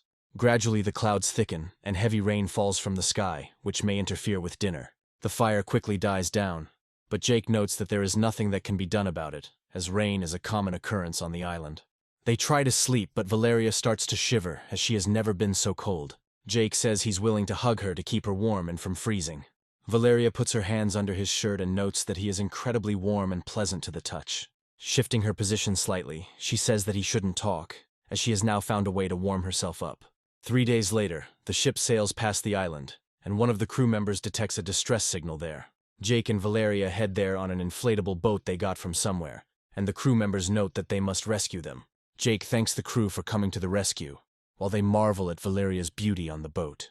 Jake is glad that he has an 8th level of endurance, otherwise he wouldn't have been able to handle the girl. Meanwhile, we are transported to the hospital, where the same doctor continues to operate. He is mentally happy that he received a good sum of money from players who know nothing about medicine. However, his long-term plans are quickly uncovered by the police, who report that they have a warrant for his arrest. Previously angry, she clutches her head and cannot believe that the guy told everything and was able to find evidence. A week before this, an even more interesting event occurs at the large film studio where Tiffany works. She is informed that the head of another film studio named Olaf has arrived and would like to discuss possible cooperation. Tiffany decides to say hello to him and asks what kind of collaboration he would like to talk about. Olaf looks at her carefully and notes that her skin is incredibly soft and delicate, so he must get it. He looks around and asks if the set is too small for her film. Olaf emphasizes that compared to the site he came from, the difference is obvious, and everything here is much more advanced. In fact, he reflects on the fact that the site looks pathetic and has simply taken advantage of millions in investment. He expresses the opinion that something high quality could be made on such a budget, and Tiffany hints that he doesn't have time for nonsense. Olaf says he won't beat around the bush and is ready to invest millions in her film for promotion and advertising. He says he is ready to invest 8 million and hopes that she will not cry from gratitude for such a generous gift. He specifies that after the film ends, the profits will be split 70-30 in his favor, but she can ask for more. Tiffany is silent for a moment and then reveals that the budget for the film is 50 million. After this, she turns to her assistant and asks her to take Olaf away, while he is unhappy with such a budget. Tiffany points out that he is mistaken, since all the filming locations are rented by their company, and all the sets also belong to them. Tiffany approaches Jake and asks if he is going to come to the filming, which is about to wrap. Jake announces that he is going to Myanmar for a few days, and will not be able to attend. Tiffany reflects on her need to justify her patron's trust and create a true masterpiece. After this, she continues to communicate with Olaf, periodically sending him photographs of her work. Suddenly, the assistant says that the situation needs to be explained, adding that she has been trying to contact Tiffany for several minutes. Tiffany asks what happened, and the assistant suggests that Jake wrote it, but Tiffany denies it. Tiffany keeps wondering if Chai Chai is Jake's girlfriend, but comes to the conclusion that now is not the time to think about it. On set, she gives her best because she can't disappoint her patron. She constantly edits the script and brings it to perfection through an interactive approach and strict control. Time flies, and there are only 5 days left until the film's premiere, after which Tiffany decides to give an interview. She is reminded of the situation with the actor, but Tiffany says that she has her own film studio and there is nothing to be afraid of. She also announces that she is filming a movie, The Invincible Woman, which will soon be released online. She asks that the film be watched when suddenly a bottle hits the television where the interview is being broadcast.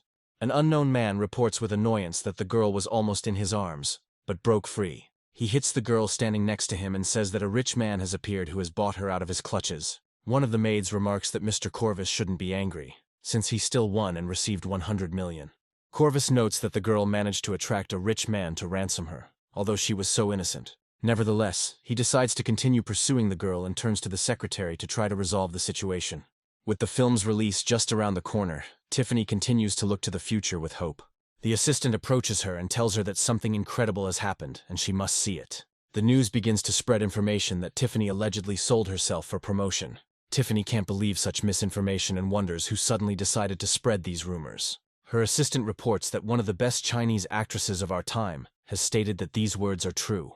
After this, she shows Tiffany a video in which the actress actually claims that she agrees with the accusations. Tiffany can't believe that rumors are spreading so quickly and people don't see anything wrong with it. After some time, she realizes that the same Corvus who controls many processes is involved in everything. When the actress was just starting out, it was he who provided her with resources and made her popular. Tiffany reflects that she knew Corvus wouldn't let her go easily, but she didn't expect him to strike now. The assistant immediately tries to contact lawyers, but the services cost a huge amount. Staff say this is a very difficult case because most of the artists have spoken out against Tiffany. Tiffany knows that if she doesn't do anything, she will lose, but she has no choice but to ask Jake for help. After some time, she decides to deal with the problems on her own, when suddenly her phone starts ringing. A few moments later, she receives a call from a popular platform, informing her that her film will be removed, and she must pay them $1 billion. The assistant reports that everything is lost, since most platforms have already announced the termination of contracts. Tiffany can't take such a serious blow and falls to her knees, trying to figure out what to do. Right now, she has to deal with a difficult mental state, as her films have been removed from all over the place. After a while, a female voice comes into her room, saying that everyone understands perfectly well how desperate she is. Corvus's secretary says the world has left her penniless, but the situation is not yet hopeless. She confidently declares that old Corvus is the key to giving Tiffany another chance. The girl understands that this man is ready to forget the past and take her back as an artist, organizing several scenes for her. The woman says that Tiffany is being useless, but she knows what Mr. Corvus really wants. Tiffany takes out her phone, looks at the photos from the shoot, and thinks that if she is destined to become a toy, then so be it. However, she decides to give the most precious thing to the person she loves most in the world before that happens. Meanwhile, Jake is happy that he has finally returned to his homeland and now feels happy. During the trip, he talks to Valeria and asks if she plans to wait out the danger in the Philippines. Valeria reports that she is now wanted and must wait until things calm down before acting again. Before leaving, Jake transfers $200 million and hopes that she will not be caught in the Philippines and will continue to hide. Jake gets a call from Tiffany, saying he just got home and wants to meet her. Tiffany apologizes for disturbing him and asks if he can come to her house as they have some important matters to discuss. Jake quickly finds himself near her apartment and realizes that he needs to go up to the 3rd floor. After he climbs several flights of stairs, he notices that someone is following him. However, as soon as Jake turns his head to the side, the silhouette disappears, trying to escape. Jake rushes after the strange man and asks if he really thinks he can escape. At first, he fails to achieve his goal, as the enemy hides behind closed doors. Jake makes several jumps to get across the corridor as quickly as possible and finds himself in front of the boy. The young man has a camera and is clearly here to gather information about Tiffany or Jake. The doors gradually close, and the boy, lulled into a false sense of security, gives Jake the middle finger. After this, the elevator starts moving downwards, and the boy declares that it is absolutely flawless and fast. His joy doesn't last long, as Jake immediately grabs the closed doors and starts pulling them aside. He looks at the young man angrily and asks why he decided to run away, offering to talk calmly. The boy understands that he has encountered a strong opponent, and now he has no chance of escape. After a while, they arrive on the 3rd floor, and Jake learns that in front of him is the journalist who spied on Tiffany. The journalist asks Jake if he is aware of the latest events, and Jake says that he just arrived in town. After a while, Jake knocks on the apartment door and says that he came to help. Tiffany greets him and says that she has been looking forward to his arrival. After this, she adds that he trusted her and invested a lot of money in her, but she let him down, and now can only pay with her body. Jake knows he likes this kind of relationship, and it would be great if it continued, but now is not the time.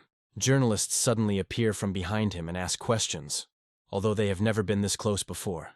Tiffany encounters complete strangers and finds that this causes her great surprise and stress.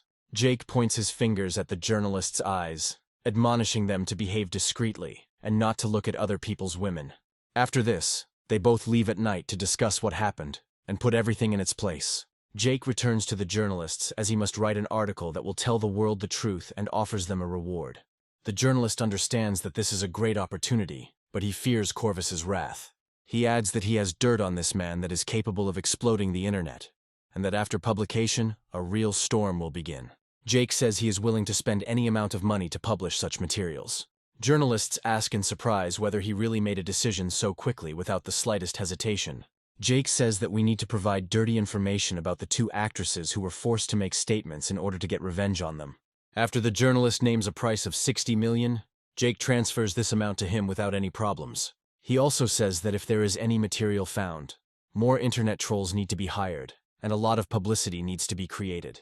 Jake adds that if it's a movie, the cost doesn't matter because he'll make another wave of movies. Tiffany reports that she went broke, and all her money went to the platforms, and most of her employees quit. Jake looks at her in surprise and asks if that's really true. Tiffany begins to almost cry, realizing that she has seriously let down her patron. Jake praises her for spending over 300 million in just 2 days, and notes that this is exactly what he expected to see. After that, he says that he is ready to give her $1 billion to involve other platforms and hire staff. Tiffany asks if he's really willing to spend that kind of crazy money to help her cope. Jake says he doesn't care how much money he spends because he's here to make his dream come true. Tiffany is incredibly touched by such generosity, because she does not understand that Jake needs all this only for his own purposes. Meanwhile, the journalist announces that he is ready to take on the most difficult job and tell the world the whole truth. He adds that we should expect news from him, because the results will be this evening, and they should be impressive. Shortly after, the journalist publishes a major expose across all of his platforms. He publishes numerous photographs that show that a completely different actress got into show business through bed. 2 other actresses who made statements defaming Tiffany's honor are also caught up in the scandal. Both girls fall to their knees in front of their colleague and ask her to help them, at least somehow. However, Tiffany orders them to leave, adding that she doesn't care about them, since she can't even protect herself now. The assistant reports that they have hackers who were able to hack many companies and hire a large number of trolls. The girl drives them away, saying that now she needs to be alone to think about the future. A few moments later, Corvus calls her, asking what happened, and Tiffany tells him everything that happened. However, he makes it clear that he doesn't care, and his reputation won't be damaged even if it goes down the drain. After this, he hangs up and looks at the beaten girls, on whom he takes out his pent-up anger. Tiffany is an incredible trophy for him, but he is foolish and does not appreciate her tycoon who is looking after her.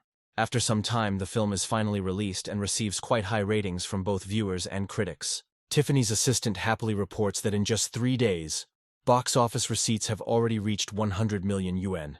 Tiffany smiles at her and says that this is wonderful and should definitely be celebrated.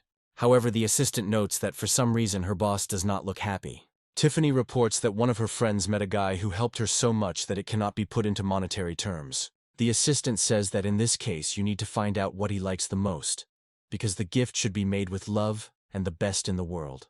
Tiffany thinks back to her recent actions and hopes he doesn't see her as shameless.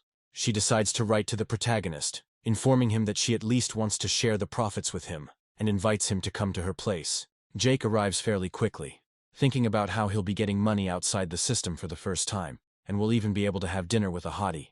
He happily reflects on the fact that last time Tiffany dressed up very beautifully for him, and he didn't have time to see everything. However, this time the doors open and Tiffany appears before him, dressed in every possible outfit to hide her body. The disappointment that grips the protagonist's soul cannot be described in words, and one can only feel it. Tiffany asks him to sit down as the food will be ready soon, and asks what kind of fruit he likes. Jake asks her why she is dressed so warmly, to which the girl replies that it is a little chilly today. Jake moves closer to her and places his hand on her forehead, hoping she doesn't have a cold, but it only causes a rush of emotion in her. Tiffany looks at him fearfully and says that he is too close, and this makes her seriously nervous. Moments later, she loses consciousness and collapses in front of Jake. After taking her pulse, Jake realizes she's probably suffering from heat stroke and needs to do something immediately. To begin with, he decides to immediately lower her body temperature before it becomes too critical. After some time, Tiffany comes to her senses and looks around, asking questions about what happened. Jake realized she was suffering from heat stroke, so he cooled her down and changed her into more appropriate clothing to make her comfortable. Tiffany immediately buries her head in the pillow and lifts her hips higher, explaining that she feels very embarrassed about what happened. Tiffany says that earlier, when he met her in light clothes, he probably thought that she was very slutty. Jake hands her a bowl of rice so she can eat and regain her strength. Jake says he understands she was in shock, but she pulled through with sheer willpower. Tiffany smiles when she looks at him, and such compliments help to increase her affection by a few more %. Tiffany sincerely wants to thank him and hugs him, hoping that their friendship will continue and be just as strong. After some time, Jake goes to an unknown place by taxi and reaches his destination. He looks around the giant building next to him and notes that everything looks very expensive. He came here because he was invited by Marie, who wanted to show him the technology museum she had created. Jake examines the various achievements of science and realizes that scientific progress has come a long way. He understands that this is too big a room to immediately understand what items she is looking for herself. It turns out that this document is written entirely in a foreign language, which he does not know very well. However, after some time, his search is interrupted by a loud quarrel that takes place just a few dozen meters away from him. Two men in business suits start arguing and one of them kicks the other, causing him to fall to the ground. Scientists ask the entrepreneur how he dared to take back his word, given that the products were already packaged and ready for shipment. The businessman replies that his products do not meet their requirements, and he has only himself to blame for this. A scientist tries to cope with stress, and his heart begins to ache, while his daughter asks him to be more careful. The arrogant businessman says he shouldn't play the victim because it won't work, and he won't bother with it. The scientist's daughter says that according to the contract, he was the first to violate the agreement, and therefore should be held responsible. The businessman is surprised that the little girl understands contracts, and advises her not to meddle in adult territory. The girl claims that according to the contract, her demands were fully met, and he is trying to deceive them.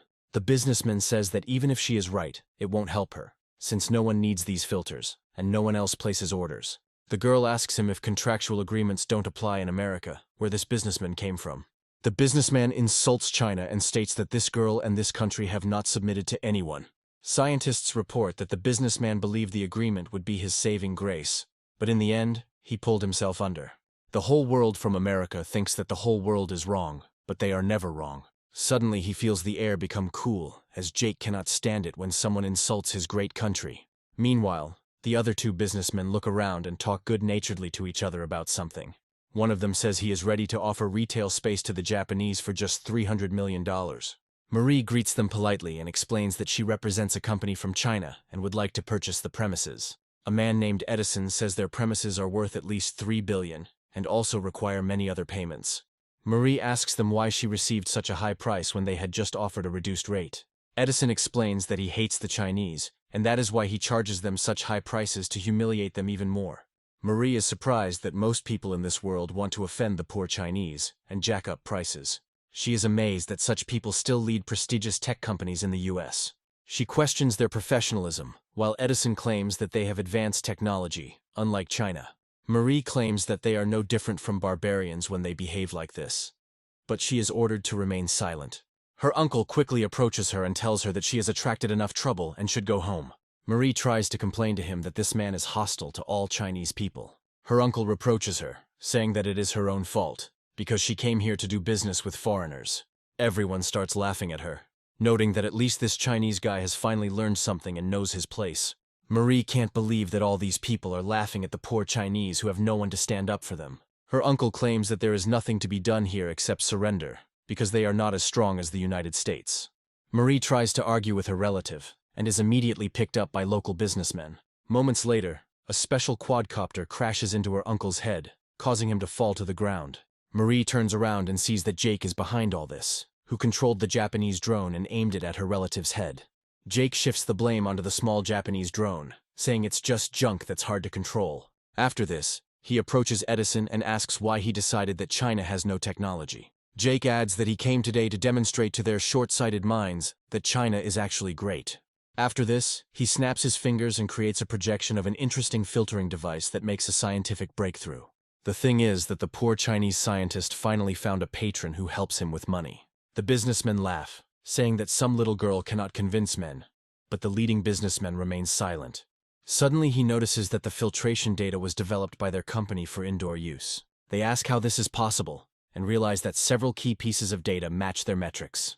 Edison accuses them of stealing research from his company, and says he will take it to international court. However, a scientist intervenes, who came to restore historical justice. He claims that these data were created solely by his suffering people, who are now being subjected to injustice. He adds that they can go to court, since his people have honor and despise deceivers.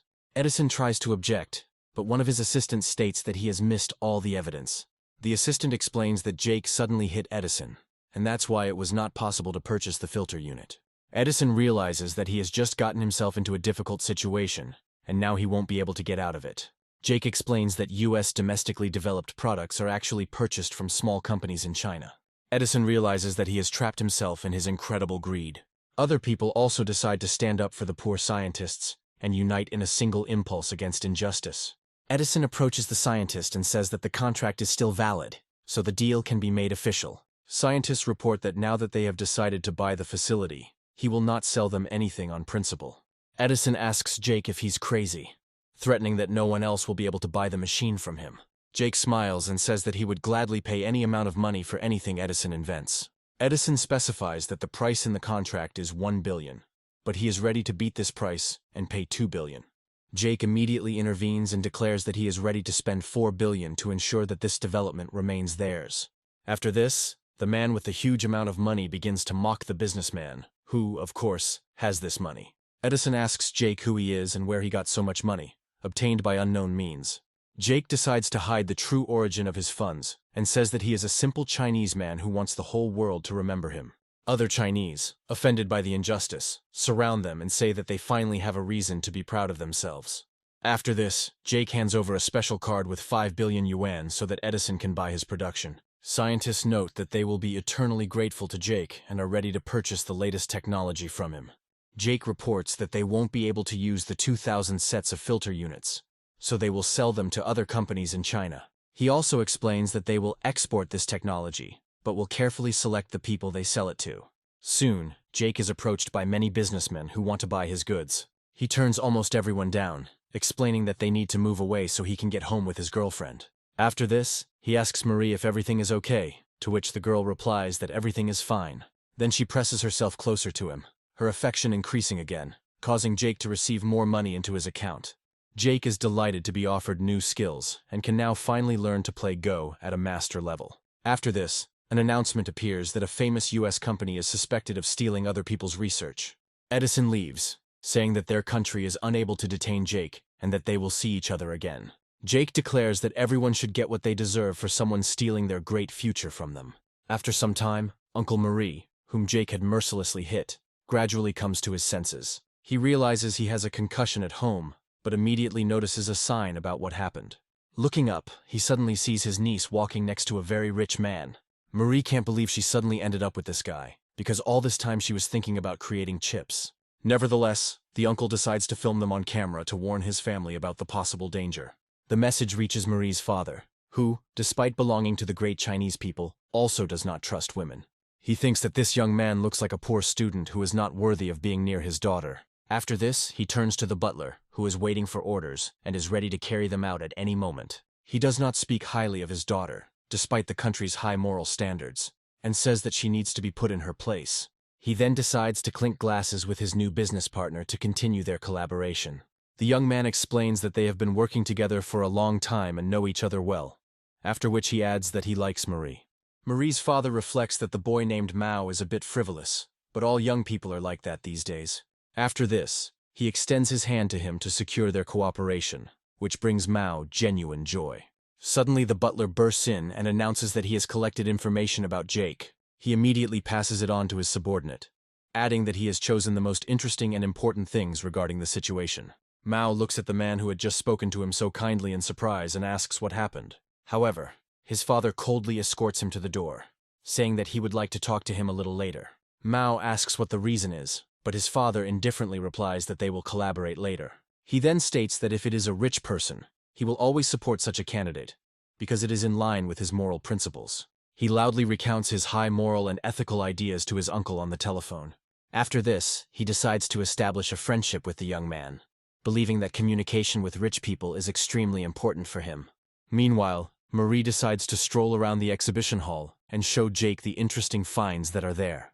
Jake asks her what this strange device is, but she doesn't answer and decides to just show it to him. Jake quickly finds himself inside a large 3D projection and notices that it looks very interesting. Marie explains that this is a more advanced projection than anyone could have imagined, and that the result is a joint development between Chinese companies.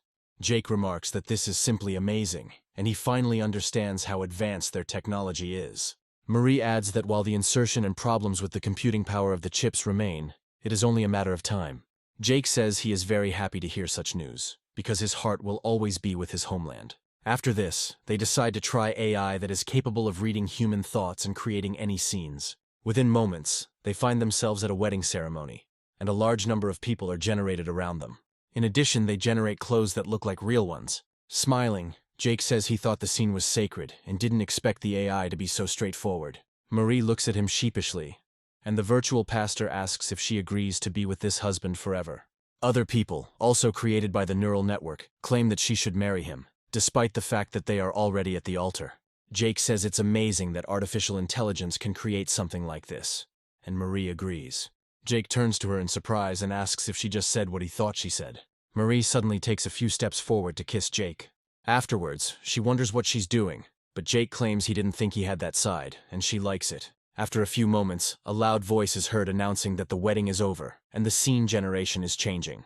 A loud voice transports them to the nighttime, and they find themselves in a small hotel for lovers next to a large bed. Marie's clothes immediately change to something tighter, shorter, and more sensual, as the moment demands. Marie can't stand such intense embarrassment and remarks that she didn't know the AI was capable of such a thing. After which she runs away. As soon as she gets home, she keeps running to her room, not paying attention to those around her. After this, she jumps on the bed and wonders what is happening to her and why everything is going this way. She comes to the conclusion that this damn AI is to blame for everything, because now she doesn't even know how to look Jake in the eyes after what happened. She reflects that, as luck would have it, today everything went wrong and completely differently from what she had originally planned. She decides to contact her friend and tells her that since she fell in love with Jake, she has not been herself. Astrid reveals that she has a similar situation with the guy she loves so much, and they share a few words about it. Meanwhile, we are transported to the dormitory, where another interesting event from student life is about to take place. One of Jake's friends reports that he has finally gotten his hands on some glass fruit, which he really likes. Jake and his friends say he should eat the treats himself since they've tried them dozens of times already. The young man notes that he cannot eat that much alone, and falls to his knees in the hope of his friend's mercy. Jake and his friends ask him why he keeps buying this particular treat, demanding that he finally confess. The young man blushes and explains that there is a specific reason for this, and he was embarrassed to tell it. The thing is, he really likes a girl named Hannah, who is a first-year student at their university. Lately, she uses her free time after class to trade and earn a living. That's why he buys glass fruits every day so he can talk to her and get to know her better. Meanwhile, a strange man, resembling a bandit, comes to a small square where students usually hang out. All the traders in the square fall silent, realizing that it is better not to attract attention. However, Hannah, who is new here and doesn't understand anything yet, continues to calmly serve customers. Approaching her, the bandit says that she is doing well and asks for fruit that tastes like first love. The girl doesn't quite understand what he means, and hands him a stick with hawthorn berries. The man smiles and says that this will do, and asks her to feed him herself. Hannah is delighted to try what she's been offered, and notes that it's no wonder she's doing so well. After that, she says that she has been trading here for 3 days already, and it is time to pay the bandits for protecting this area. The saleswoman looks at them in surprise and asks what right they have to take money from her. The bandits grin and point out that she appears to be new and unfamiliar with the local rules. The girl becomes nervous and declares that her trade here is legal, and they have no right to charge her. The bandits claim that everything they do is legal and beat confessions out of ordinary citizens. Hannah explains that she doesn't have that kind of money and that she only trades here to make a living. The bandit grabs some dust and says that in this case he will add something to her sweets every day. Hannah starts crying and says that it was her favorite fruit in glass, asking how they could do this. Other people notice that this is a clear mockery of the girl, and remember that these are local hooligans who got into such things. Suddenly, one of Jake's friends shields her with his body and asks the bandits who they think they are and why they are acting like this. The bandits grab the young man and claim that this brave man clearly considers himself a hero, since he rushes into such fights. The young man tries to order the criminals to let him go, but all his demands are ignored because he is too weak. Hannah also tries to defend her friend and says that she will call the police if he is not released. The gangsters claim there was no fight, and he simply adjusted the boy's shirt, so the police won't do anything. They also warn that if she calls the police, they will act even more decisively. People nearby remark that he is a real freak, but other students stop them. The bandits approach them as if they want to fight, and offer each one to come up and hit them. After this, one of them laughs and says that students are a bunch of little kids who don't yet know how life works. The bandit then starts pushing the students and orders them to either leave or pay money. At some point, he bumps into Jake, who has been standing aside this whole time and not helping his friends. All his attention is drawn to the tofu that he bought from a nearby vendor, appreciating its incredible taste. The bandit tries to move him from his place, but as soon as his hand touches Jake, nothing happens.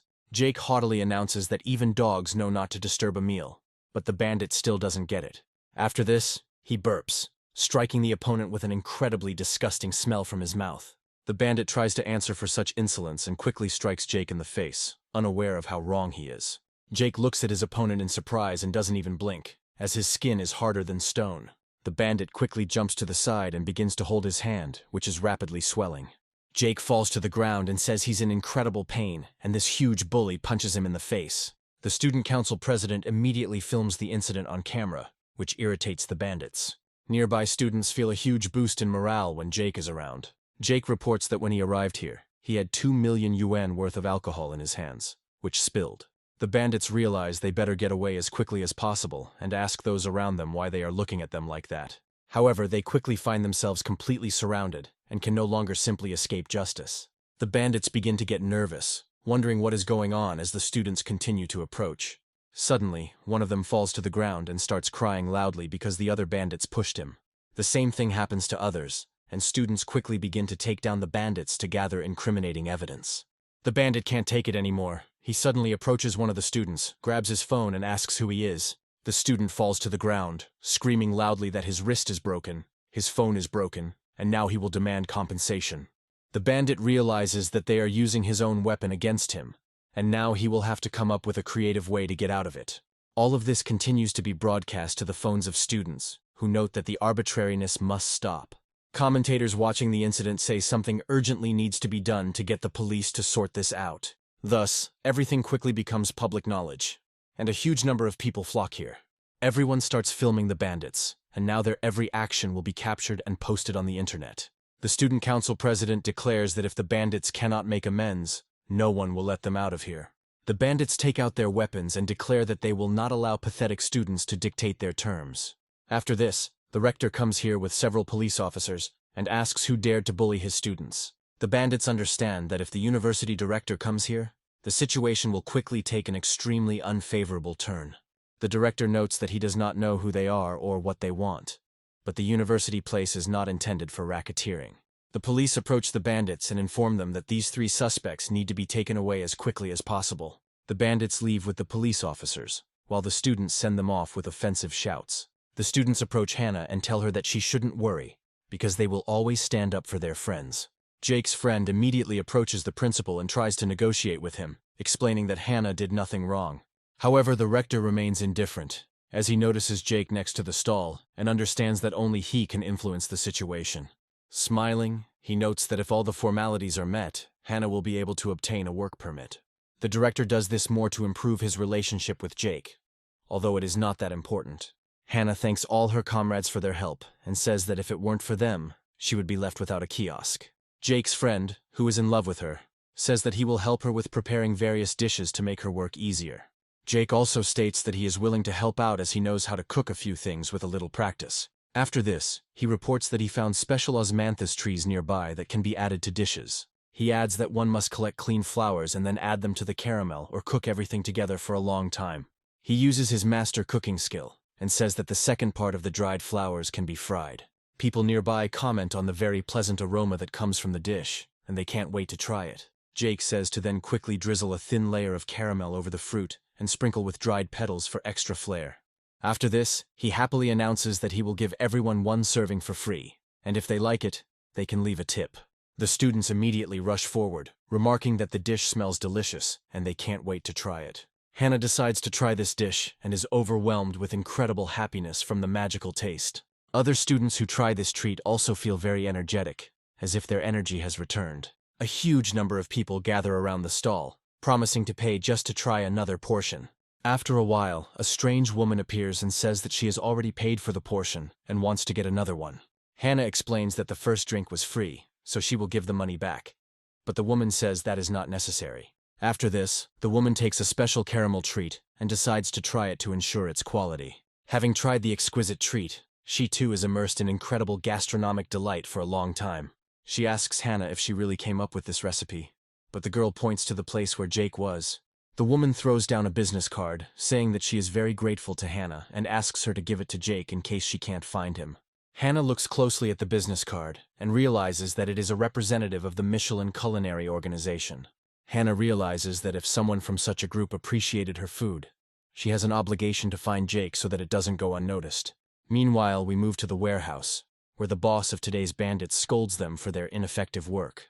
The bandits justify themselves by saying that they did not reveal their commander and acted professionally. The commander forgives them, and the bandits express gratitude for such mercy. After this, they ask him not to be angry and say that they have already come up with a good idea on how to make money. One of them says that he will bring 10 of his friends, and they will lie in wait for Hannah to show who is the boss here. He adds that this will serve as a lesson to other merchants who continue to pay on time.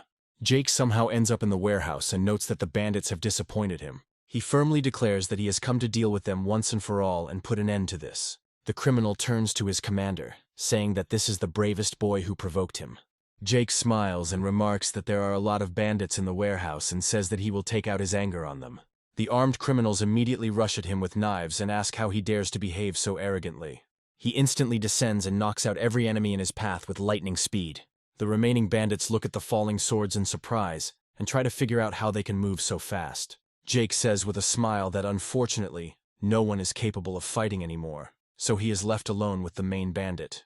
The main bandit admits that they did not expect an attack from such a strong man and suggests that they forget old grievances. He also tries to find money to buy himself off, but does not understand that Jake is too honest for this. Jake states that he only beat up their people to show that there are people who work hard for their families. After this, he says that as long as there are those in their world who will create difficulties, he will destroy such people.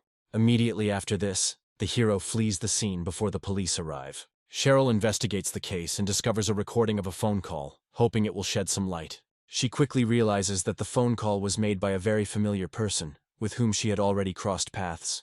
Jake realizes that in front of her is a true street hero who spends his life helping people. A few days later, we are transported to the entrance of an amusement park that is a parody of Disneyland. The park employee hands over tickets and says that they hope the park will bring visitors incredible joy.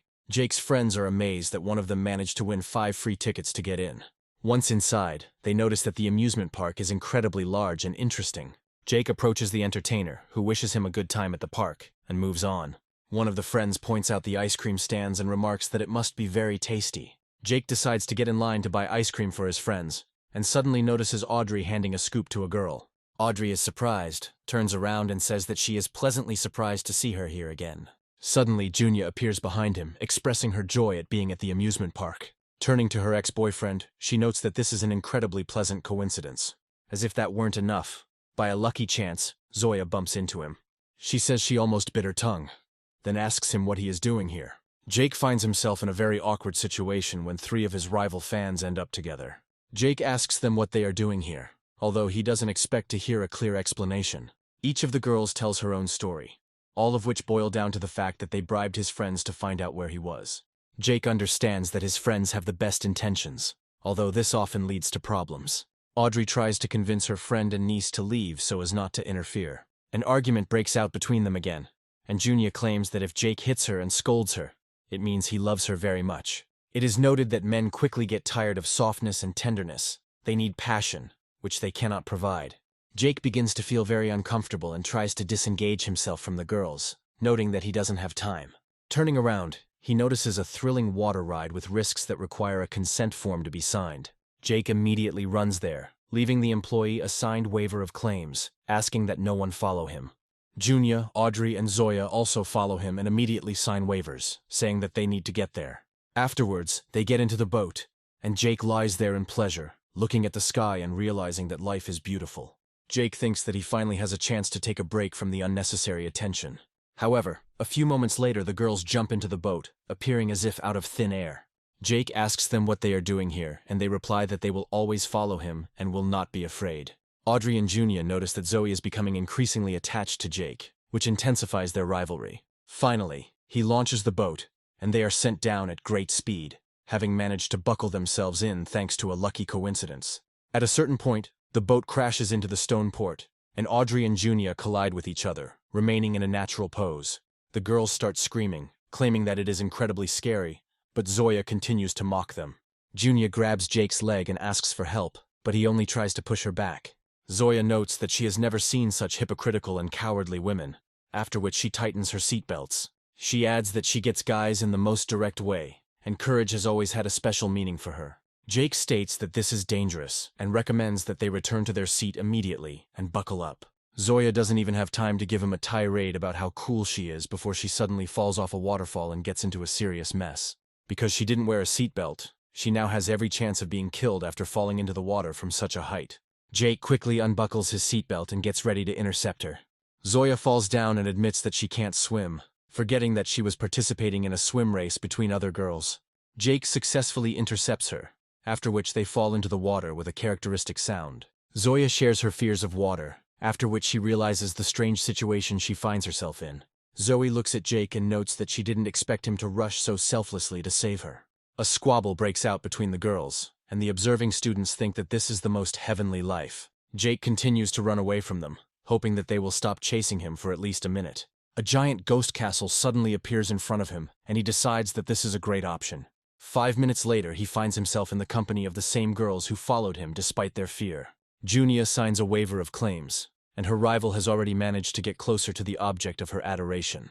The curse is interrupted by the sudden appearance of a ghost, who frightens her with its eerie appearance. Junia falls to the ground and notices that the ghost is wearing sneakers and sweatpants like a normal person.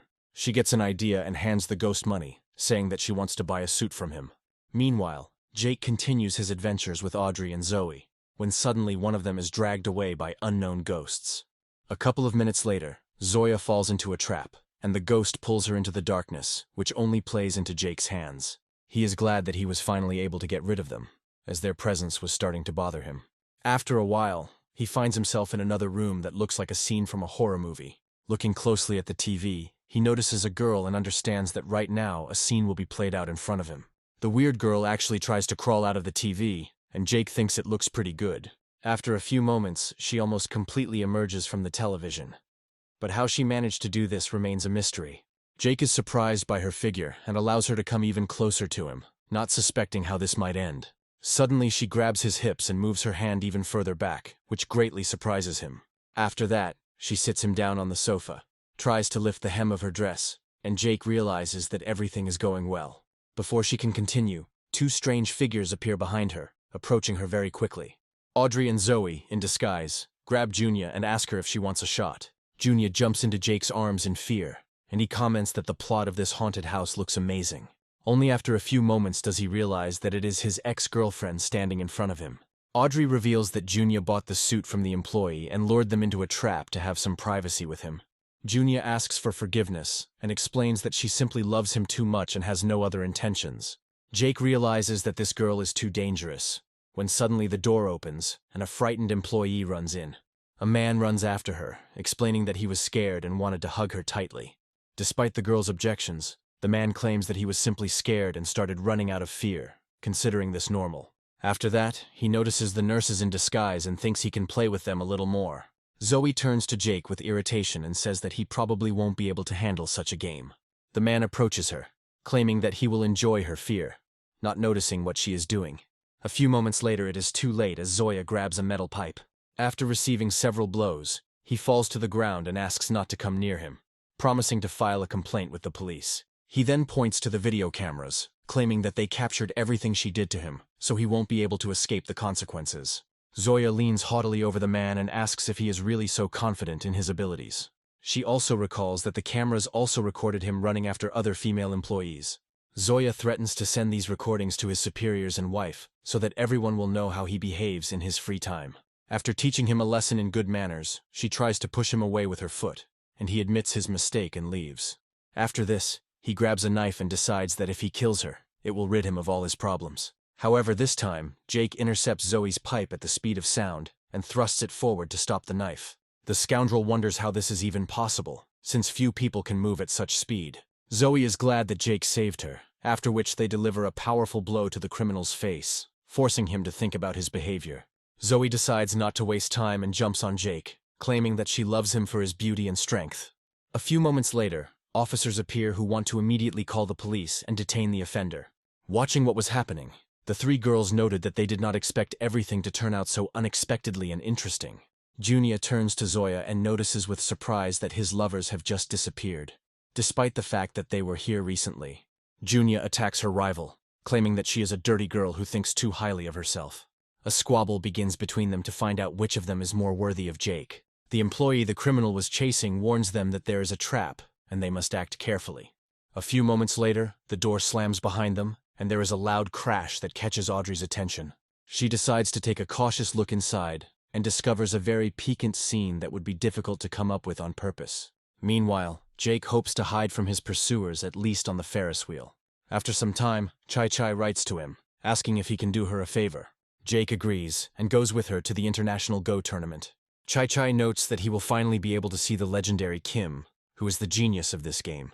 Chai adds that after meeting Jake, she wanted to make the world a better place, and she changed the direction of streaming. Jake reflects on the fact that he transferred several million to a tournament sponsor some time ago.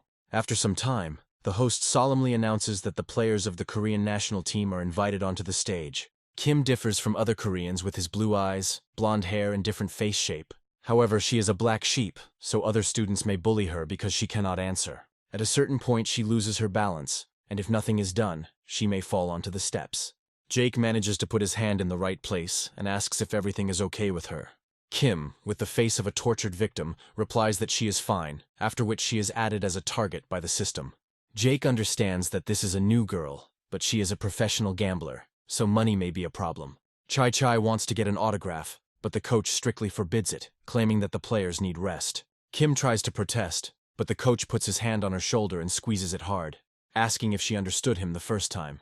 Jake muses that the coach is really strict, after which one of the team members notices his badge. He approaches the coach, claiming that Jake has 2 passes and is likely an important figure. Suddenly, the coach turns to him and says that it's not a matter of strictness, but that the players need time to adapt. After this, Jake roughly pushes Kim, not worrying that it will make him look extremely unfavorable. He then asks the protagonist if he knows a man named Jake and hands him a business card. Jake accepts the business card and understands that if even the Korean heard it, it is clearly a bad sign, because he does not like them. Meanwhile, Kim thanks Chai for her support and says that she is giving it her all at this tournament. The coach finishes all his business negotiations, takes Kim with him again and says that it's time for them to leave. Jake watches them closely, realizing that something is clearly going on here, and decides to figure it out. In the break room, the coach reminds them that they have already become champions in previous tournaments and are obliged to win here. Kim looks painful, but this does not stop her from touching the trainer's hands and squeezing them hard to get his attention. The coach says that he counts on her the most and asks if she can cope here. Kim steps aside and insists that Jake can rest, assured that she is giving it her all. The coach says that if she is determined, she should come to his private room in half an hour. The male members of the team watch them, fully aware of where this is leading. They notice that the coach will probably pay more attention to her, because she is their hope for the championship. Kim is left alone, but she is quickly surrounded by her colleagues from the female half of the Korean team. They note that she is indeed lucky that the coach agreed to give her a personal training session, and warn her not to get too cocky. Kim says she never considered herself the smartest, and has many disadvantages compared to experienced players. One of the girls starts to get angry and claims that Kim is pretending to be modest and that they should thank the coaches. Kim, like a little child who has not learned to stand up for himself, runs away in tears. The girls talk to each other, and it becomes clear that personal training with a trainer is something terrible. Jake muses that this game is best watched up close, as that's when you can really feel the atmosphere.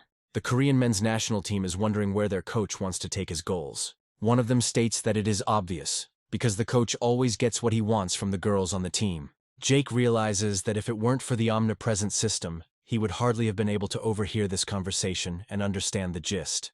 After some time, he realizes that these people are going to use Kim's body after the coach.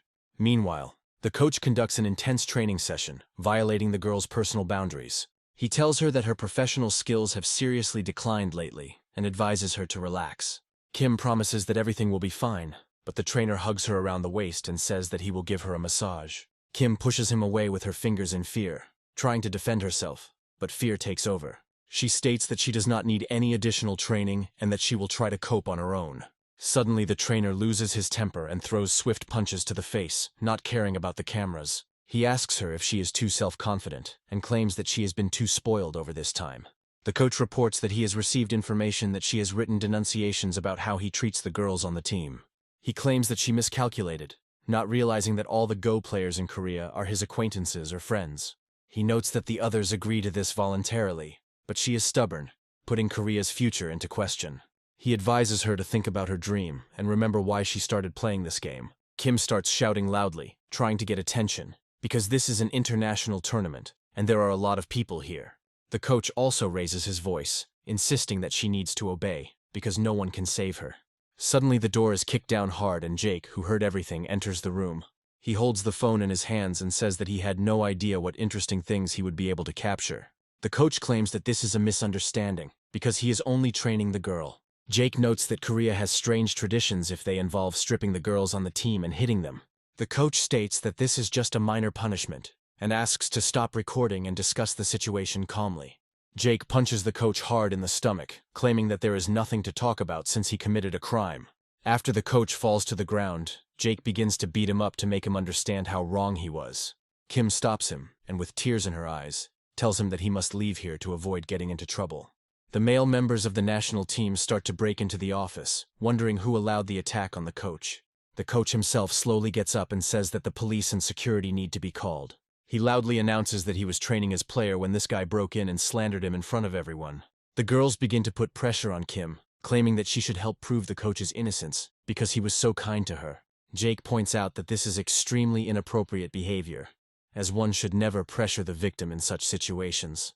One of the team members calls this nonsense, claims that the coach is not that kind of person at all, and demands that Kim justify him.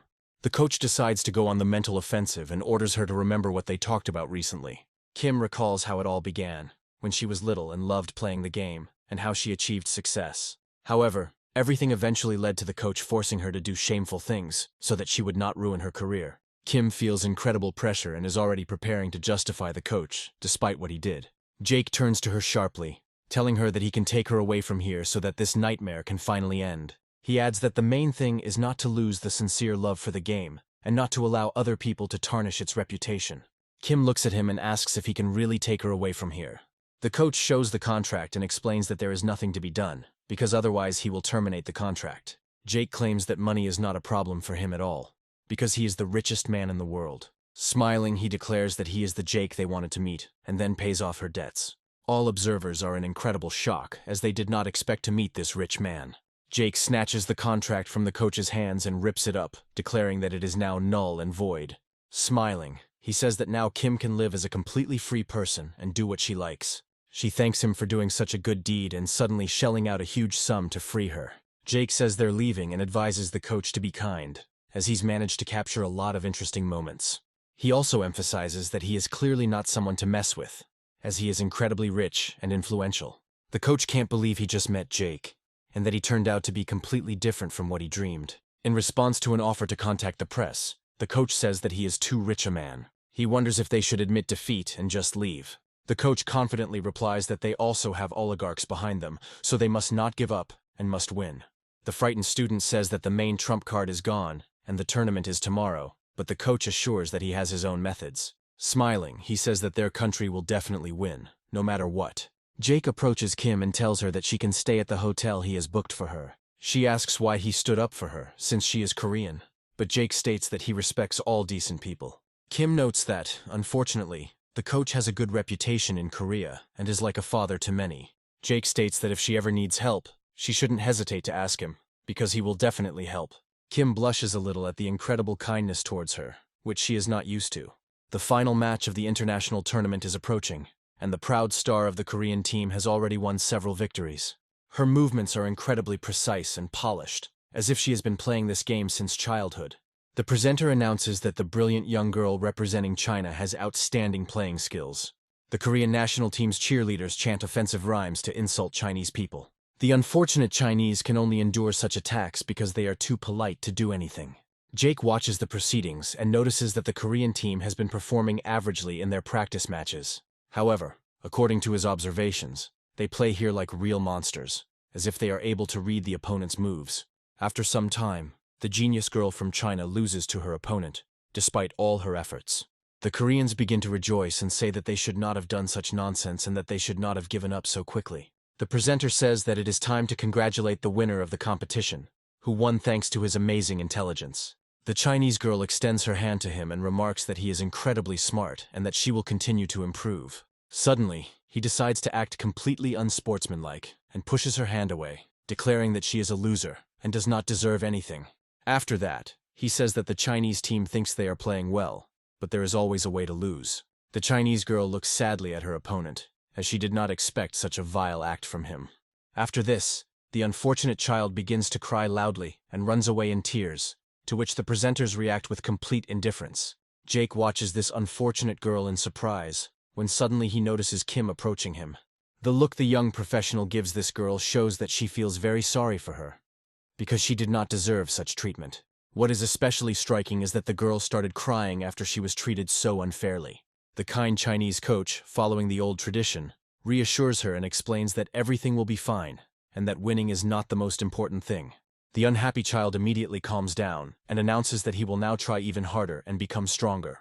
Jake looks at Kim in surprise and tries to understand why she decided to come here in such a reliable disguise. Kim confirms that he recognized her because she disguised herself perfectly, and no one could figure out that it was her. She says she couldn't sleep well last night and wanted to tell him something.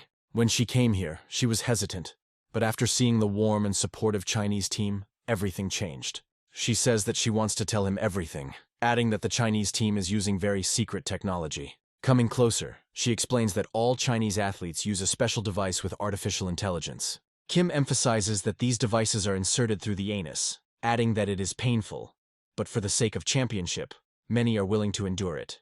Meanwhile, coaches pass by him, thank him for his sponsorship, and he collects his prize. Smiling, he states that even if he is rich, he cannot allow his team to win, because their strength is limited.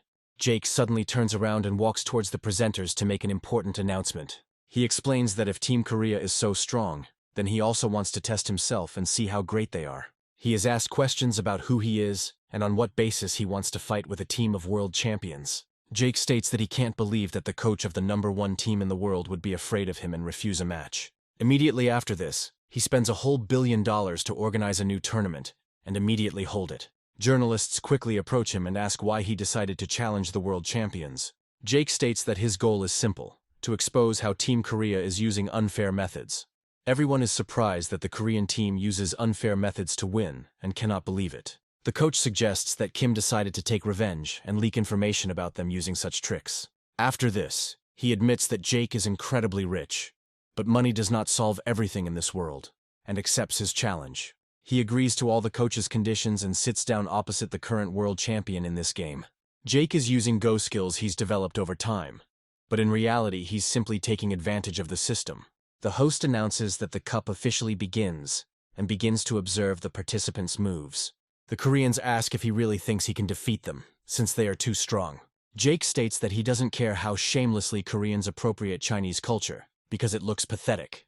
His opponent claims that Jake is just pretending to be smart, but he states that arrogance does not bring good. The reigning champion says that when he finally ends up on his knees begging for mercy, he will watch it with relish. However, the situation on the game board is far from improving, despite the use of AI. The champion begins to suspect that something is wrong and wants to call his tactician, but it is too late. Jake, meanwhile, takes advantage of the system's unfair advantage and makes a devastating move forward. After this, he wonders if the AI is capable of dealing with the trap he has prepared. The champion is surprised that Jake was able to take a corner position despite the AI and trap him. The people behind the center realize that Jake is capable of thinking so quickly that it surpasses their AI. The coaches watch what is happening with fear and understand that they are in a losing position and that something needs to be done immediately. The champion feels uneasy about this situation and begins to get nervous, realizing that victory must be won at any cost. This stress causes data overload, and the system cannot handle the volume of information being processed. The champion is getting worse and realizes that he can no longer operate at the proper level. Jake continues to take advantage of the system, sees a good move early on and beats it with the final blow. The artificial intelligence located in the champion's anus completely malfunctions and bursts out. People nearby comment that it is a disgusting sight and realize that the Korean team has cheated. The coach claims that this is not cheating, but rather a regular plot by the Chinese to set them up. He adds that the device does not belong to them, and that the Chinese man deliberately implanted it into the player to disgrace him. Kim realizes this is going too far, and decides to break her perfect disguise. She claims that she was a member of the team, and that the coach tried to rape her, and that the same thing happened to other girls. She also says she wants to fight for herself, and for all other female players who have been abused. She adds that everything their coach has been doing can no longer remain a secret, and they don't need to be afraid of him. One of the girls says that she is really happy with Kim and is ready to tell the whole truth. Other women also feel a sudden surge of conscience and share what happened to them on the team. A wave of general indignation falls upon the coach, who just a few minutes ago was a respected person.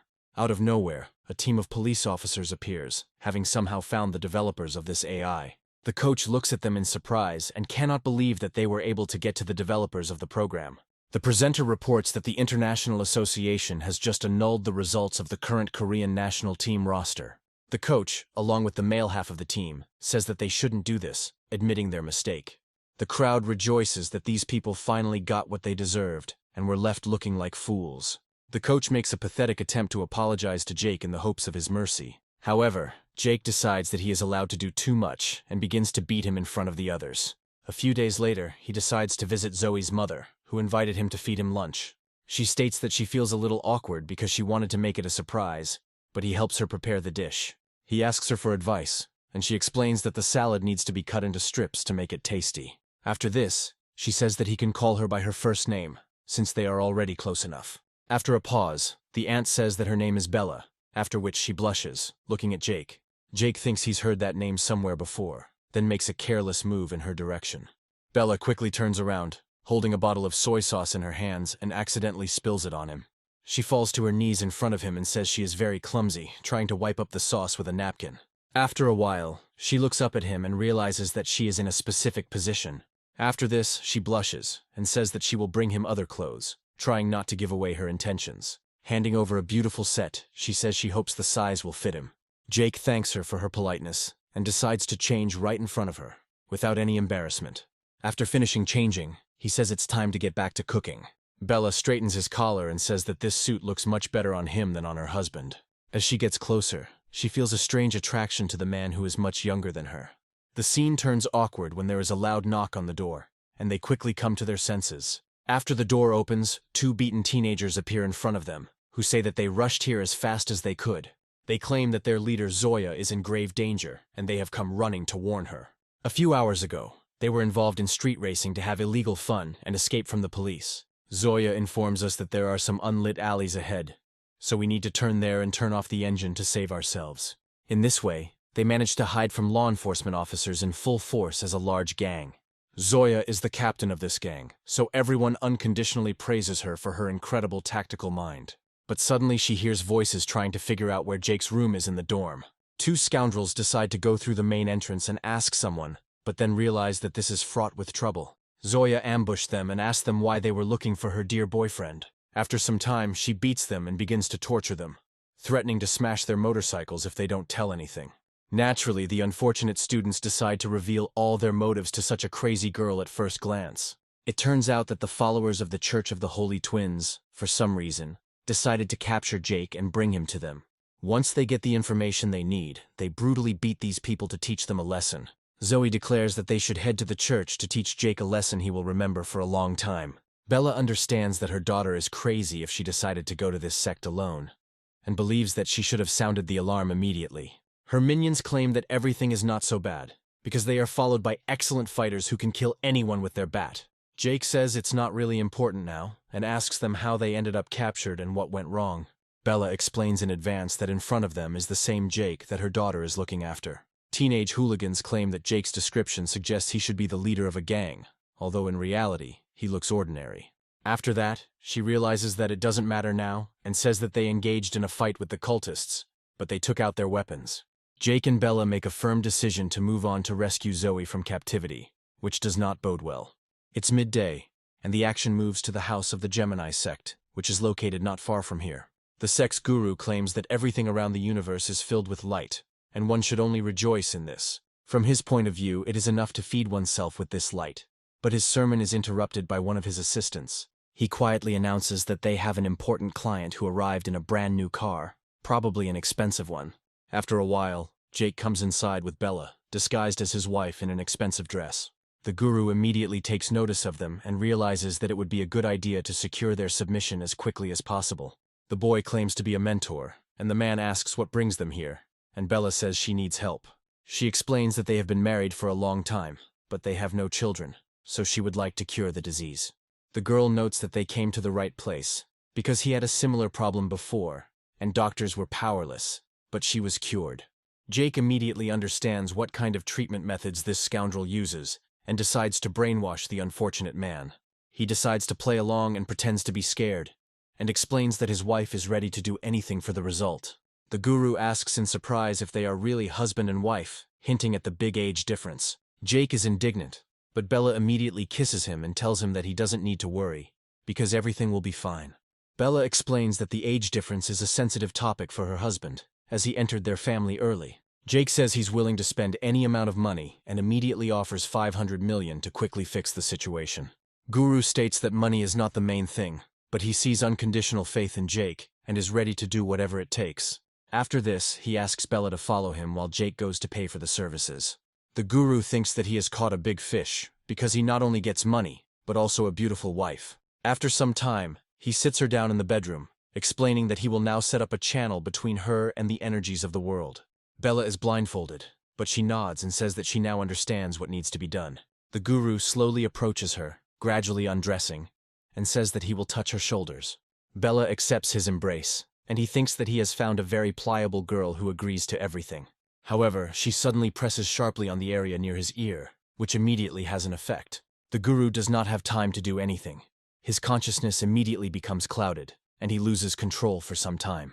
Bella is glad that it worked and remembers how Jake taught her this technique. At first, they practiced on friends to make sure there would be no mistakes in the task. Bella realizes that after she deals with the main guru, she will need to find the CCTV room to find Zoya. After some time, she finds this place and is surprised that Jake was able to predict everything and discovered that they even have such a room. Meanwhile, Jake is walking through the park with one of the cult's employees, who continues to pretend that everything is fine.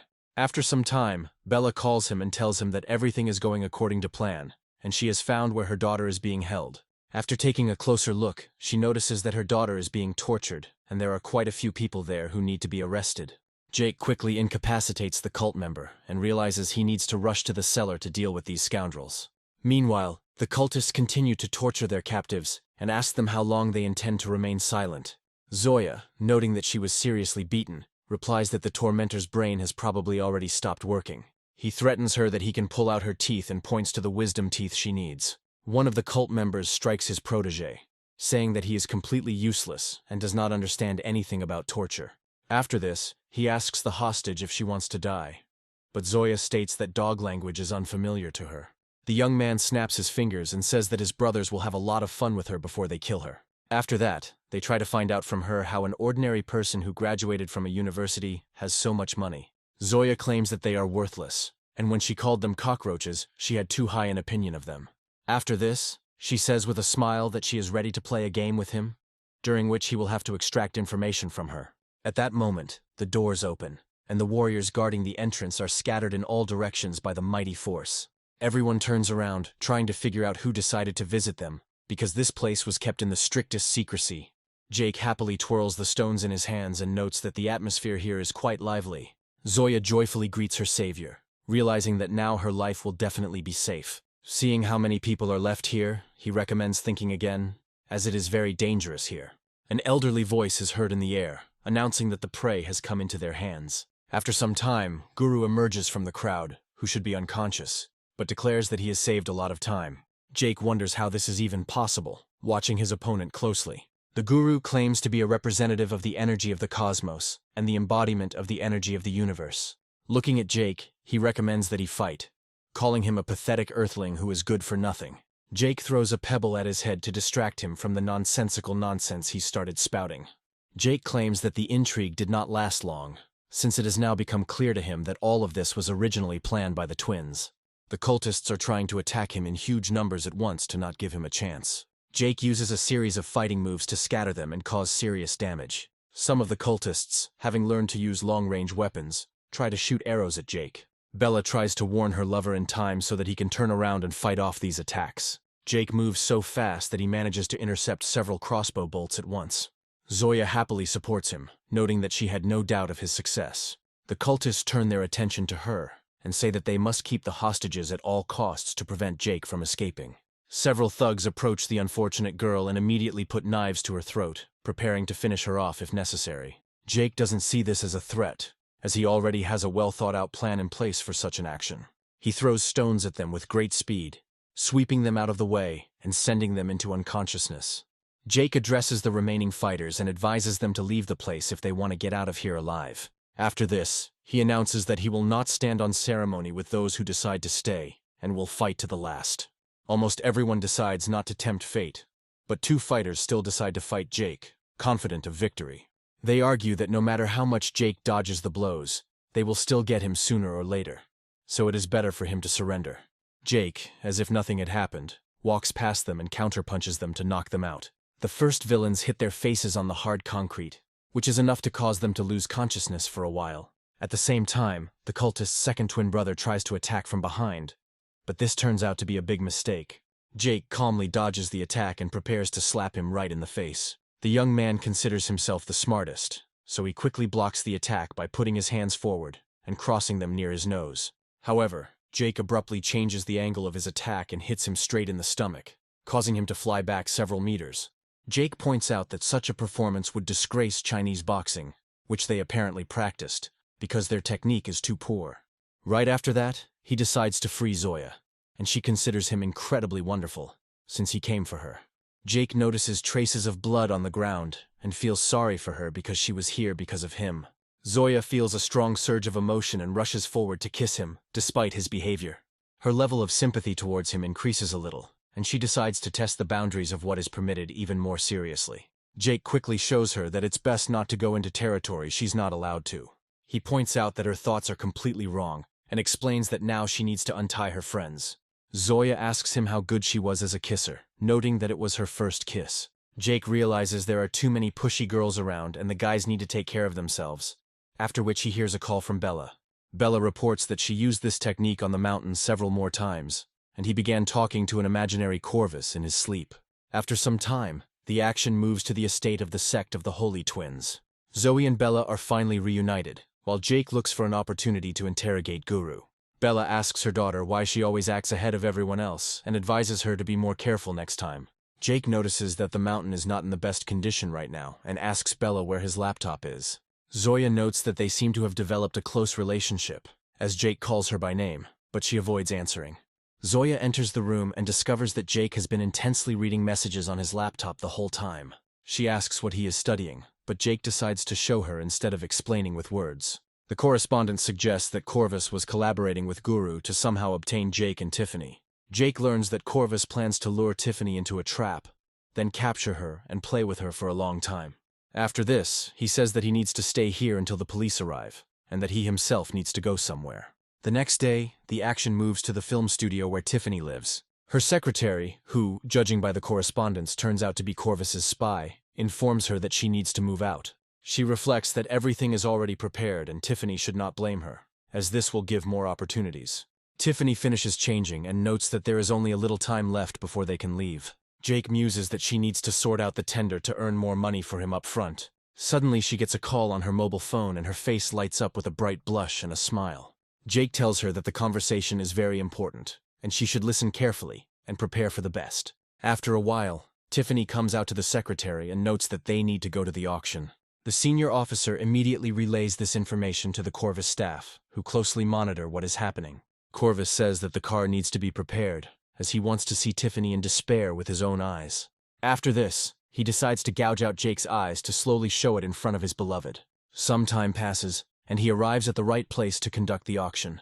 Suddenly, Marie approaches him, surrounded by her comrades, who are surprised that he decided to come too. After shaking his colleague's hand, he informs him that this is their first meeting, and that for now, he is simply taking in the local sights.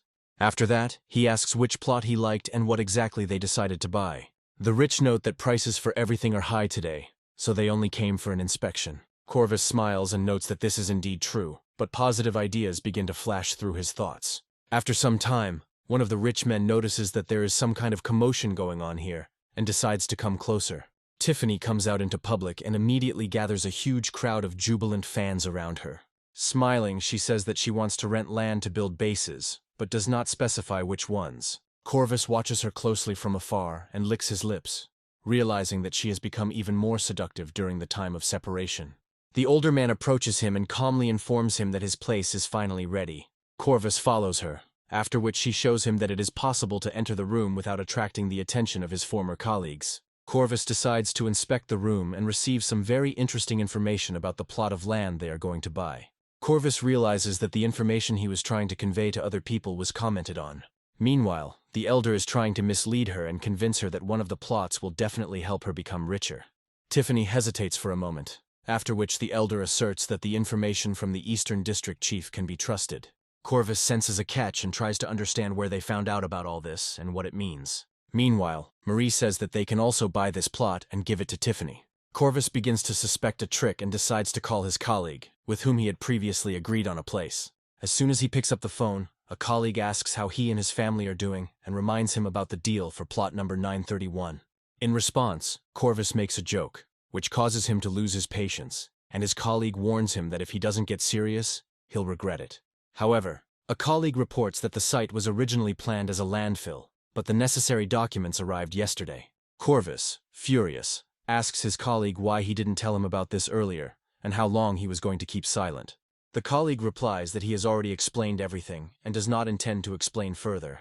After this, he asks Zoya if he explained everything to the man convincingly enough. Zoe claims it was quite emotional and artistic, and she almost believed his sweet lie. After this, she orders her bandits to send the man to sleep and put all the evidence in a prominent place. The action moves to the place where the auctions are in full swing, and next up is plot number 931. There are always a lot of rich people coming to try their luck and buy a good plot of land for construction.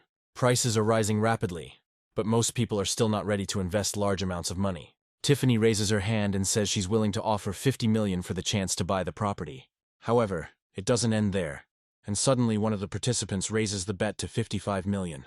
The secretary tells Tiffany that it seems the other participants have also realized the importance of the site. Tiffany decides to go all in and raises her hand, offering $200 million for the lot. Everyone is surprised that such a young girl is willing to pay such a huge sum for an unremarkable piece of land. Her trading opponent thinks she's crazy and decides to pull out of the auction to avoid wasting money. Everyone notes that this is a disgusting area and public transportation will be inconvenient. The secretary advises Tiffany not to listen to these people, otherwise she will lose much more. Meanwhile, the judge continues the countdown and notes that if no one bids higher, the lot will go to Tiffany. The secretary is happy that the plan was executed perfectly, and now she can count on a promotion with Corvus. Suddenly, Corvus comes inside and starts raising the stakes, declaring that he is ready to give up $300 million. The secretary is surprised by this change in behavior, because she had to convince Tiffany to buy the garbage site for a lot of money. She wonders what he is doing, as he is ruining his own plan. Corvus quietly replies that the site must remain under his control at any cost, as it is too profitable. Tiffany gets angry, looks at him and says that she is ready to offer $600 million for this plot. Corvus and Tiffany begin to argue, each time raising the price of the plot higher and higher. Suddenly, Marie and her comrades ask Corvus why he is willing to spend so much money on a site that will become a landfill. Corvus smiles and asks them if they really think he really knows nothing and is so naive. After this, he advises them to continue acting like a bunch of clowns, and orders Tiffany to drop the bet. He also informs her that if she wants to see her lover, she must refuse, and this immediately changes her behavior. In response to this, Corvus continues to smile slyly and asks her what she thinks about this proposal. Tiffany says she doesn't care about his attacks, but she is very concerned about her friend's safety. Tiffany states that he must hand over the hostage, and only then will she leave the auction. Corvus calls her a brat who dares to threaten him, after which he immediately receives a slap in the face that affects his thinking. Corvus calls her a scoundrel and wonders what the hell she's doing, since this is a pretty serious place. Tiffany claims that she sees right through him and understands perfectly well that even if she refuses to participate, he will still harm her comrade. After this, she declares that she doesn't care anymore, and even if he dies, she is obliged to drag him to the bottom, after which she raises the bet to $1.5 billion. People look at her in surprise and cannot believe where she got such fabulous wealth. Her secretary tries to stop her, telling her that she doesn't have that amount in her account, and there's no way she can pay. Tiffany orders all her savings, including film rights, apartments, and a necklace, to be sold to raise the necessary funds. Corvus realizes that the situation is becoming increasingly serious, and that a valuable asset is about to slip through his fingers. Marie and her friends say that if Tiffany doesn't have any money, they will help her borrow the necessary amount. Each of them claims that they can donate at least several $100 million for assistance. Tiffany accepts these donations and announces that the bid has been raised to $2,900,000. Corvus understands that he is facing very serious opponents, but he cannot give up.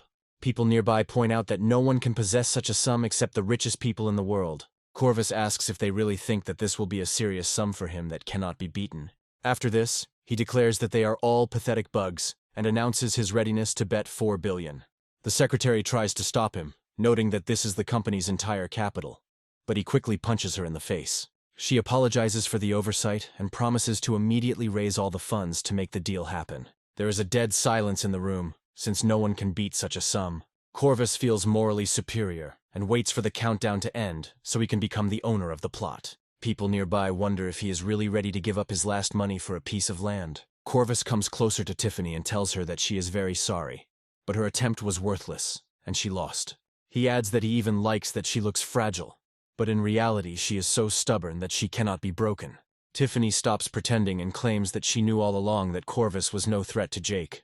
Corvus looks at her in surprise and declares that this is complete nonsense, since he has no evidence, and everything is fine with Jake. Moments later, Jake calmly walks into the room to take down the story's main villain. Corvus looks at him in surprise and asks how he is still free, since a squad was sent after him. Jake grins and says that it was all a big show and he fell for it very easily. Afterwards, he praises Tiffany for her outstanding acting, and she says she was worried she would be found out. Corvus claims that this cannot be, and asks since when the deception continued. Suddenly, he grabs Tiffany's former secretary, who claims that she knew nothing and had nothing to do with the events. Jake approaches her and tells her that it's time for her to find out what she got herself into with her betrayal. Marie reports that they hacked the phones, which was easy, and then deleted all the necessary information. Also, the conversation about the value of plot number 931 was made up specifically so that Jake could overhear them. Corvus understands that all this time he has been led by the nose, taking advantage of his suspiciousness and self-confidence. They also tell him that they turned to professionals who were able to extract the required figures from his colleague. Of course, Corvus's influence and his assets will not allow him to lose several billion and go bankrupt, but there are other ways. Marie reveals that they have already sent police officers to seize all of his assets, which terrifies him.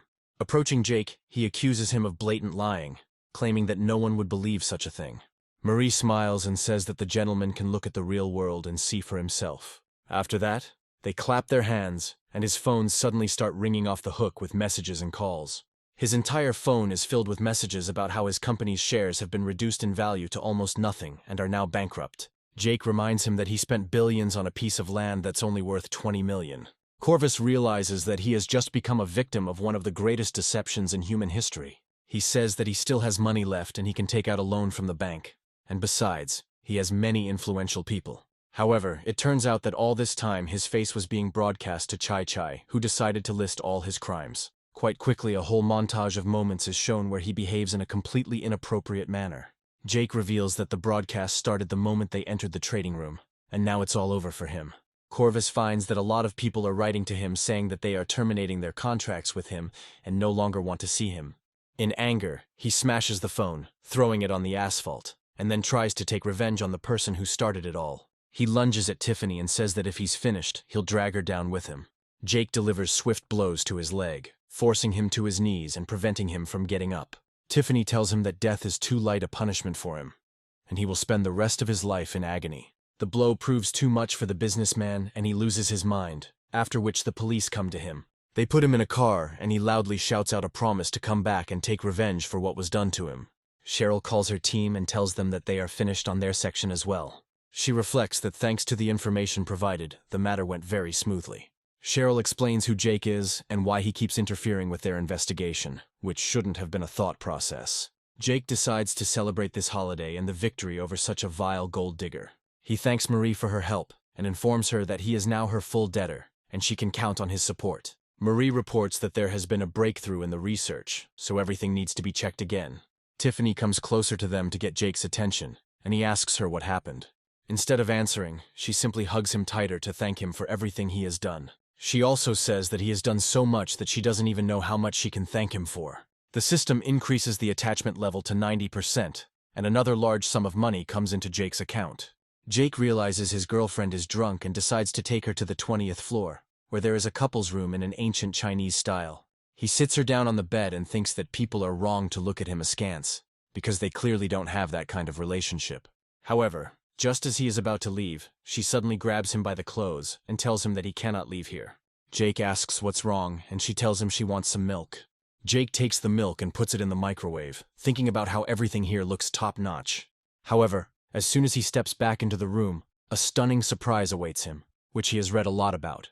Tiffany decided to wear very sensual lingerie that can attract the attention of any man. Jake immediately forgets his words about their relationship not being like that, and decides to move closer. Tiffany says that she looks incredibly cute in this lingerie, and that she put it on specifically to please him.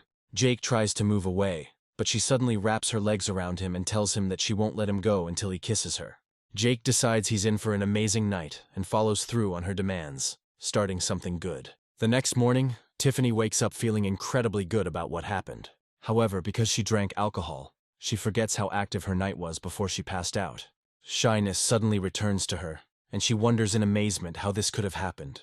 Looking at her lover, she declares that it is simply incredible, and memories partially return to her. She can't believe that all of this wasn't a dream, and she understands that she did something very stupid that can't be corrected now.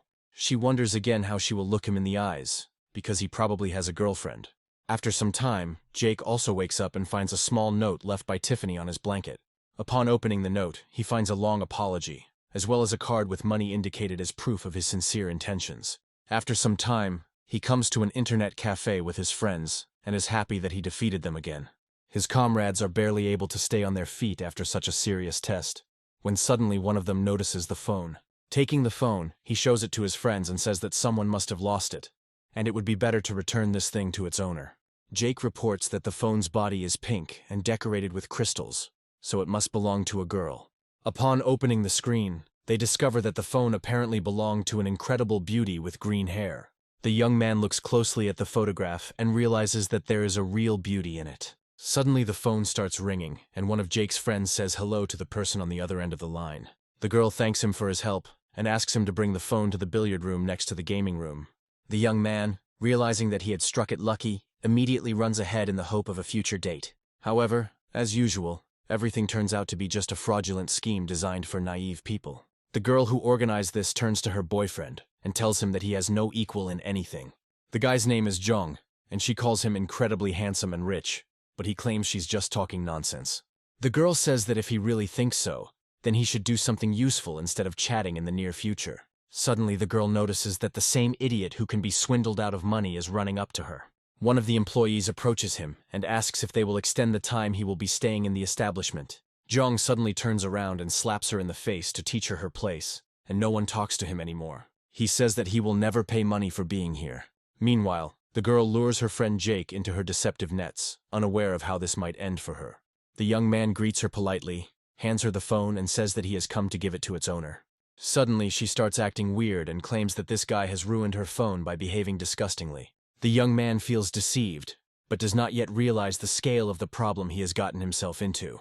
The girl immediately turns to Young, claiming that this guy damaged the phone that was given to her. Jong decides to play along and says that he didn't stain her phone with his hands. After this, he shows everyone the phone and says that there was a pendant hanging on it, which disappeared. Smiling, he announces that he gave the phone to his girlfriend Lulu for her birthday. Lulu accuses them of stealing the phone, but the students claim this is slander. Chan says that now they have to return the money for the pendant and compensate for the damage done to the phone. Lulu adds that it is up to others to judge the theft of the phone, and they must carry out the order silently. The people behind them whisper to each other, noting that they look like scammers and have probably stolen the phone. Jake claims they're telling tall tales, and it's much easier to check the security footage to be sure. Chan reports that there are many blind spots in this shopping mall, so they could have stolen the pendant without being noticed.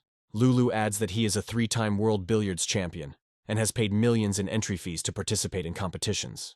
With this maneuver, she emphasizes that they are facing opponents who are much more powerful than themselves. Suddenly, a billiard room employee takes their side, declaring that the students did not touch the pendant. The honest girl reveals that they deliberately wanted to slander for fun, which infuriates Chan. He calls her a slut who is in league with these scoundrels, but the heroes stand up for her. Lulu reports that the girl tried to seduce her boyfriend, and when he didn't pay attention, she decided to slander him. Chan states that it is clear from their appearance that they don't have a chance, so he suggests salvation through a game of billiards.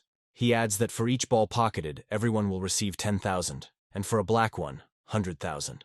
Jake reveals that he is actually a keen pool player too, and that it would be a good idea to have a match. Smiling, he notes that it will be fun, since he is not used to losing even in such games. Chan, being overconfident in his abilities, understands that in front of him is a pathetic upstart who will regret it.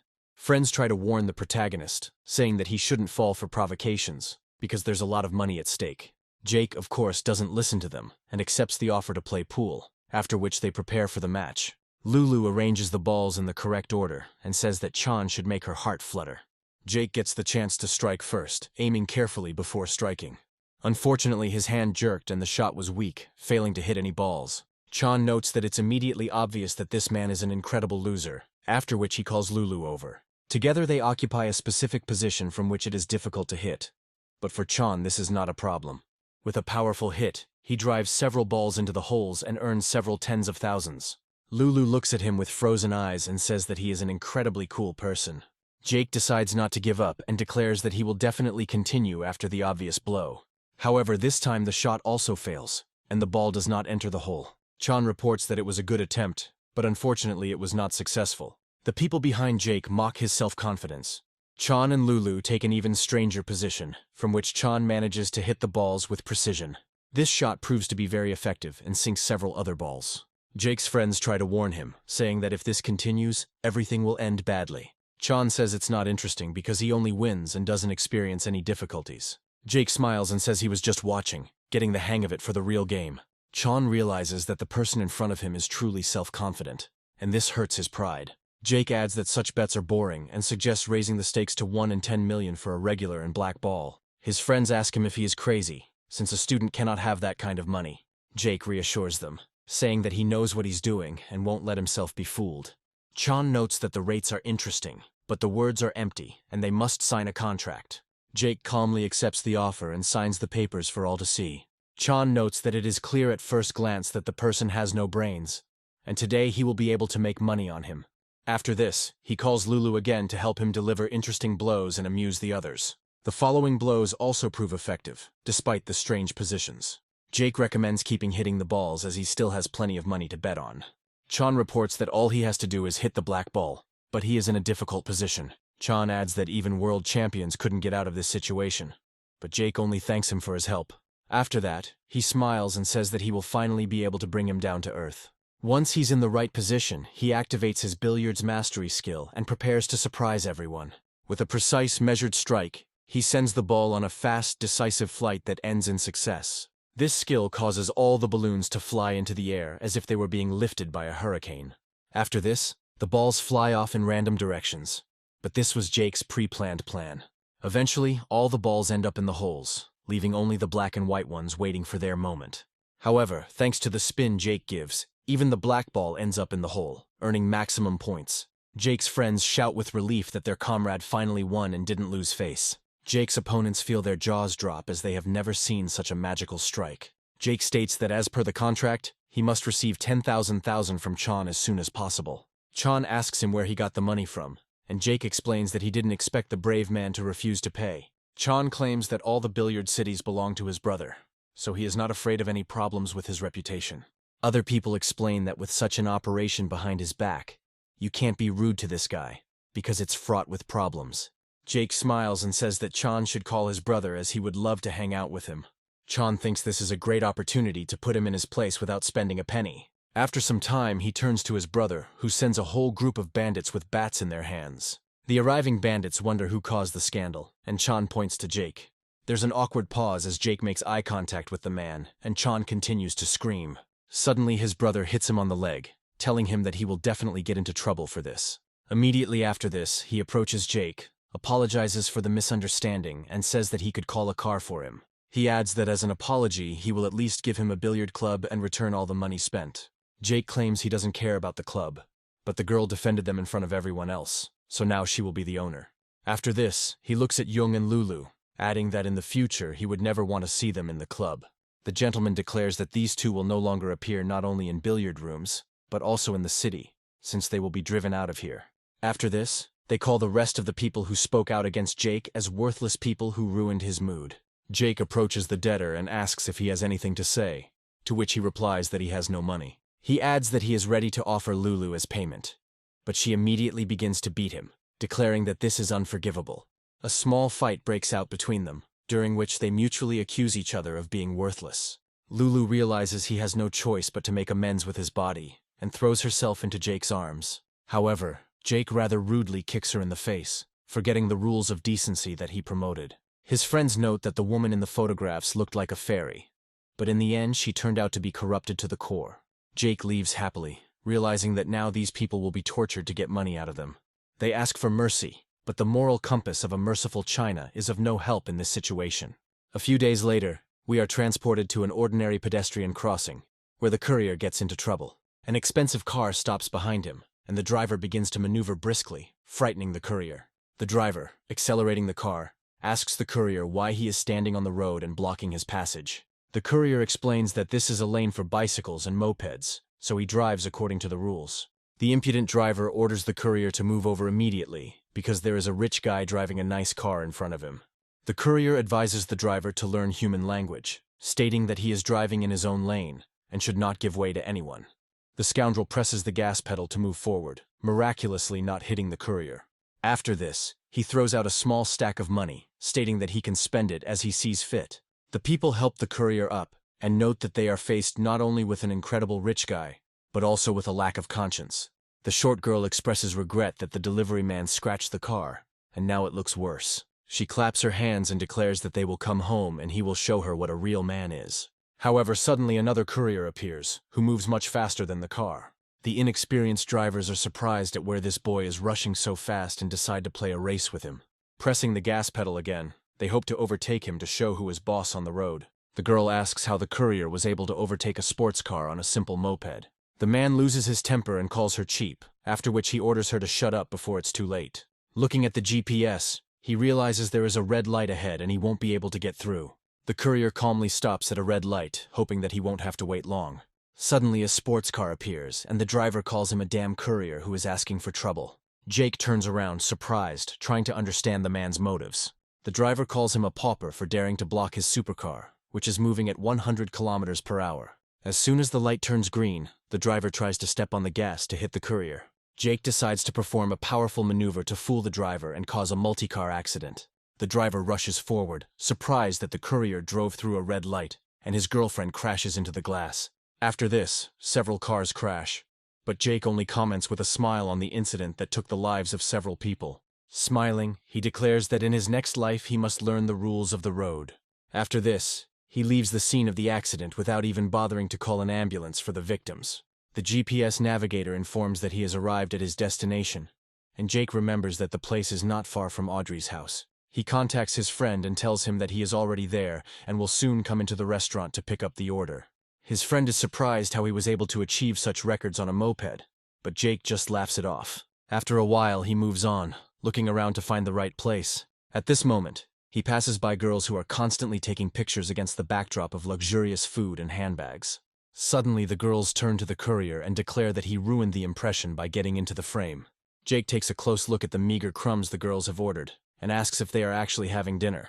After this, he notes that this is probably a planned shoot and an imitation of a luxurious life, after which he leaves. The girls start to get indignant and try to call the manager to deal with the courier who crossed them.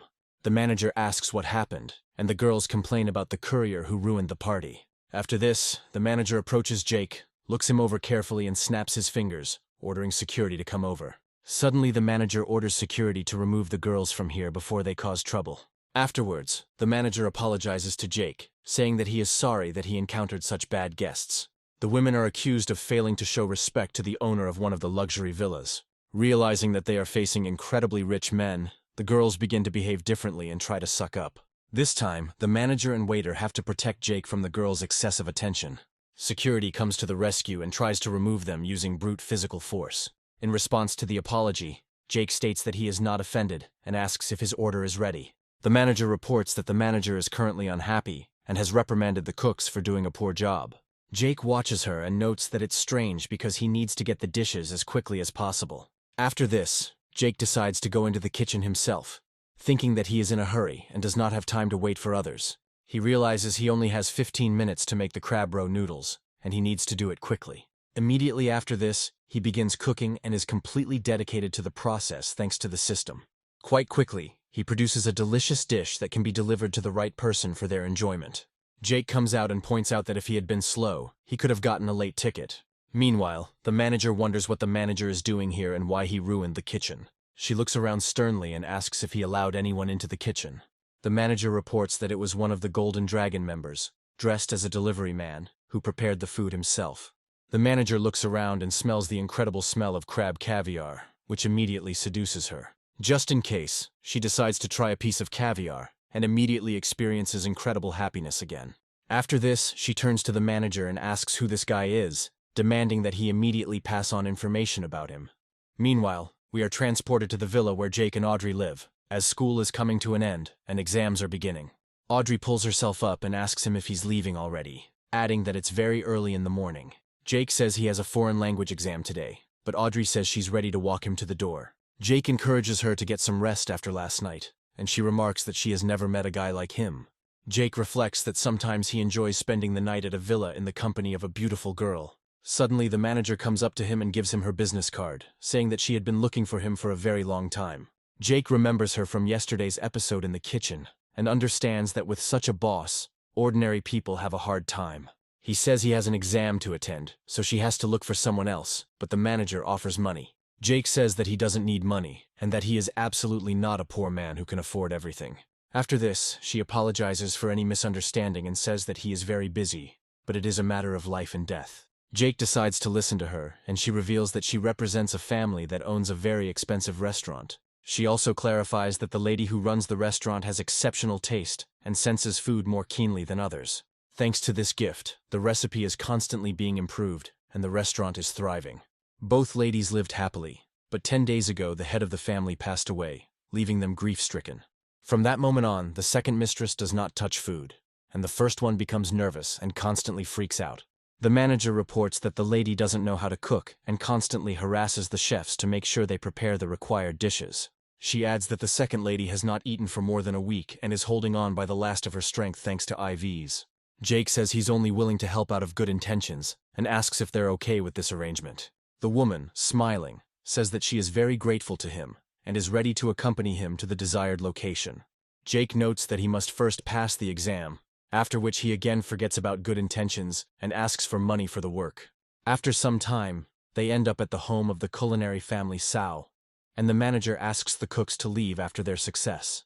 She reflects that this is the last attempt, since even the famous chefs invited were unable to cope with the task. She has one last hope left. But this time other people have come here with their own plans. Looking at them, she discovers that it is Mr. Show's assistant and the young master himself. The manager recalls that both are involved in the import and export of products, and have been cooperating with them for many years. They had previously attempted to woo the second mistress, but were leniently refused, and have been planning to collaborate ever since. Mr. Show's assistant says they came to complete the task quickly. They note that they need to hurry, since the second lady is probably already exhausted from hunger. The manager informs them that another person will come to them who will do the tasks together with them, and this irritates them. However, a few moments later, Jake arrives, reporting that he saw the manager chasing away the cooks. The girl becomes more favorable towards him and says that she is glad of his arrival. After this, she invites him to come inside, which causes serious surprise on the faces of those present. The girl takes him to the main kitchen and shows him where the pantry with food is, assuring him that all the ingredients are fresh. Shaw and his assistant wonder who these guys are and why the girl is treating them so politely. The gentleman notes that the second lady is naive and has money, so he needs to win her heart at any cost. After some time, information is solemnly announced that the ladies have arrived to observe the process. The first lady, named Samira, and the second lady, named Siren, differ from each other in their characters and morals. Mr. Shaw greets Samira, noting that he has brought her the best chefs and that she will be able to taste excellent dishes. Samira immediately turns them down, after which they smile and say that they will have time to get to know each other better later. She declares that this is empty chatter, after which she recommends that they get to work, since they are not limited in any way. The chef hopes to give his best, and immediately selects suitable ingredients from those available. The kitchen immediately becomes lively, and only Jake tries to behave casually and unhurriedly. Samira reflects that the French want to prepare a dish from frozen caviar, while Venezuelan chefs are preparing a stew. After that, she looks at Jake and notices that he only needed eggs and rice to cook. Shaw and his friend watch Jake and start laughing, saying it looks like a school cafeteria. Jake smiles as he looks at them, knowing that with his skill he can surprise them. After he puts the rice on the stove, he takes time to listen to music and enjoy the moment. After some time, the chefs finish their culinary experiments and show incredible dishes. Sho is about to run to Siren, but the manager stops him, saying that first she must try the dish. She adds that only after their approval will the dishes be served to the second lady, and not a second earlier. Sho asks why they decided this, and is told that the taste of the lady's second dish is too weak, so safety comes first. The chefs are not intimidated by this remark, as they are confident in their abilities and do not doubt for a second. However, once the manager tries the dish, she reports that it is disgusting and leaves her very disappointed. Sho looks at her in surprise and asks what she is saying, after which he orders her to leave the kitchen immediately. Jake steps forward and announces that he has made fried rice for them to taste. Shaw places his hand on Jake's shoulder in irritation and asks who gave him permission to come over, recommending that he leave immediately. Despite all the protests, the manager decides to try the rice and quickly takes a bowl with a spoon. The effect of the dish is incredible. She reports that she has never tasted such delicious fried rice with egg. His opponents watch this effect in surprise and note that it seems strange, after which they try to understand the essence. Samira says she chose the manager as a jury member herself and has no doubt about her qualifications. Meanwhile, the manager adds that if they still think it's a scam, they should try it themselves and see for themselves. As soon as Mr. Sho and his companion taste the dish, they instantly feel its full flavor and ecstasy. They ask Jake about his secret, and he explains that one should always stick to the good old traditions. Samira remarks that he has a way of impressing people, but it won't work with her. She adds that ordinary people eat poor quality food and do not know how to enjoy delicacies.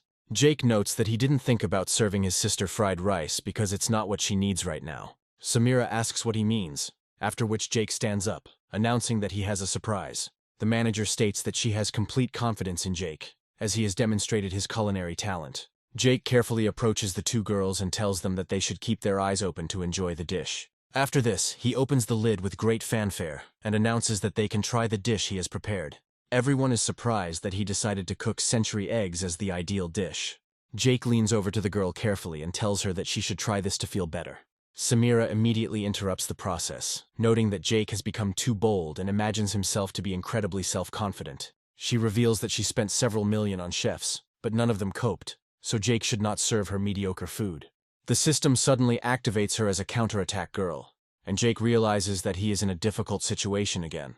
They start bragging about the number of stars their restaurants have, but Jake states that the food in this restaurant is completely ordinary. Samira asks if he dares to smirk, after which she calls him an ordinary guy from the street. Jake points out that the restaurant is going bankrupt as he was checking their financial statements, which angers Samira even more. Samira questions the recipes she and her father created, but Jake insists that hers is the only bad dish. Suddenly, their squabble is interrupted by a strange, disgusting chomping sound emitted by a very hungry man. When they returned, they saw that the young lady had decided to have a snack of a century-old egg, which she really liked. Samira immediately rushes to her dear sister and asks what she is doing and why she is eating this food. Jake proudly notes that she has a problem with her taste buds, and century eggs are just the thing to help with that. Siren says it's delicious, then offers her some more cucumber salads and green bean soup. The manager notes that the second lady has finally eaten, and nothing else brings her such happiness. Jake declares that his task is complete, then reminds him of the reward, as he did not do it out of good intentions. Samira claims that these dishes are too simple, and if her life were on the line, she would not allow him to do something like that. Jake notes that he has already received the money, so there is no point in continuing further, since this is the first rank. He also offers to bet her if he can surprise her with some dish, but Siren states that it is impossible. Samira agrees with this idea, so she doesn't mind earning a little extra money, after which she praises his courage and stupidity.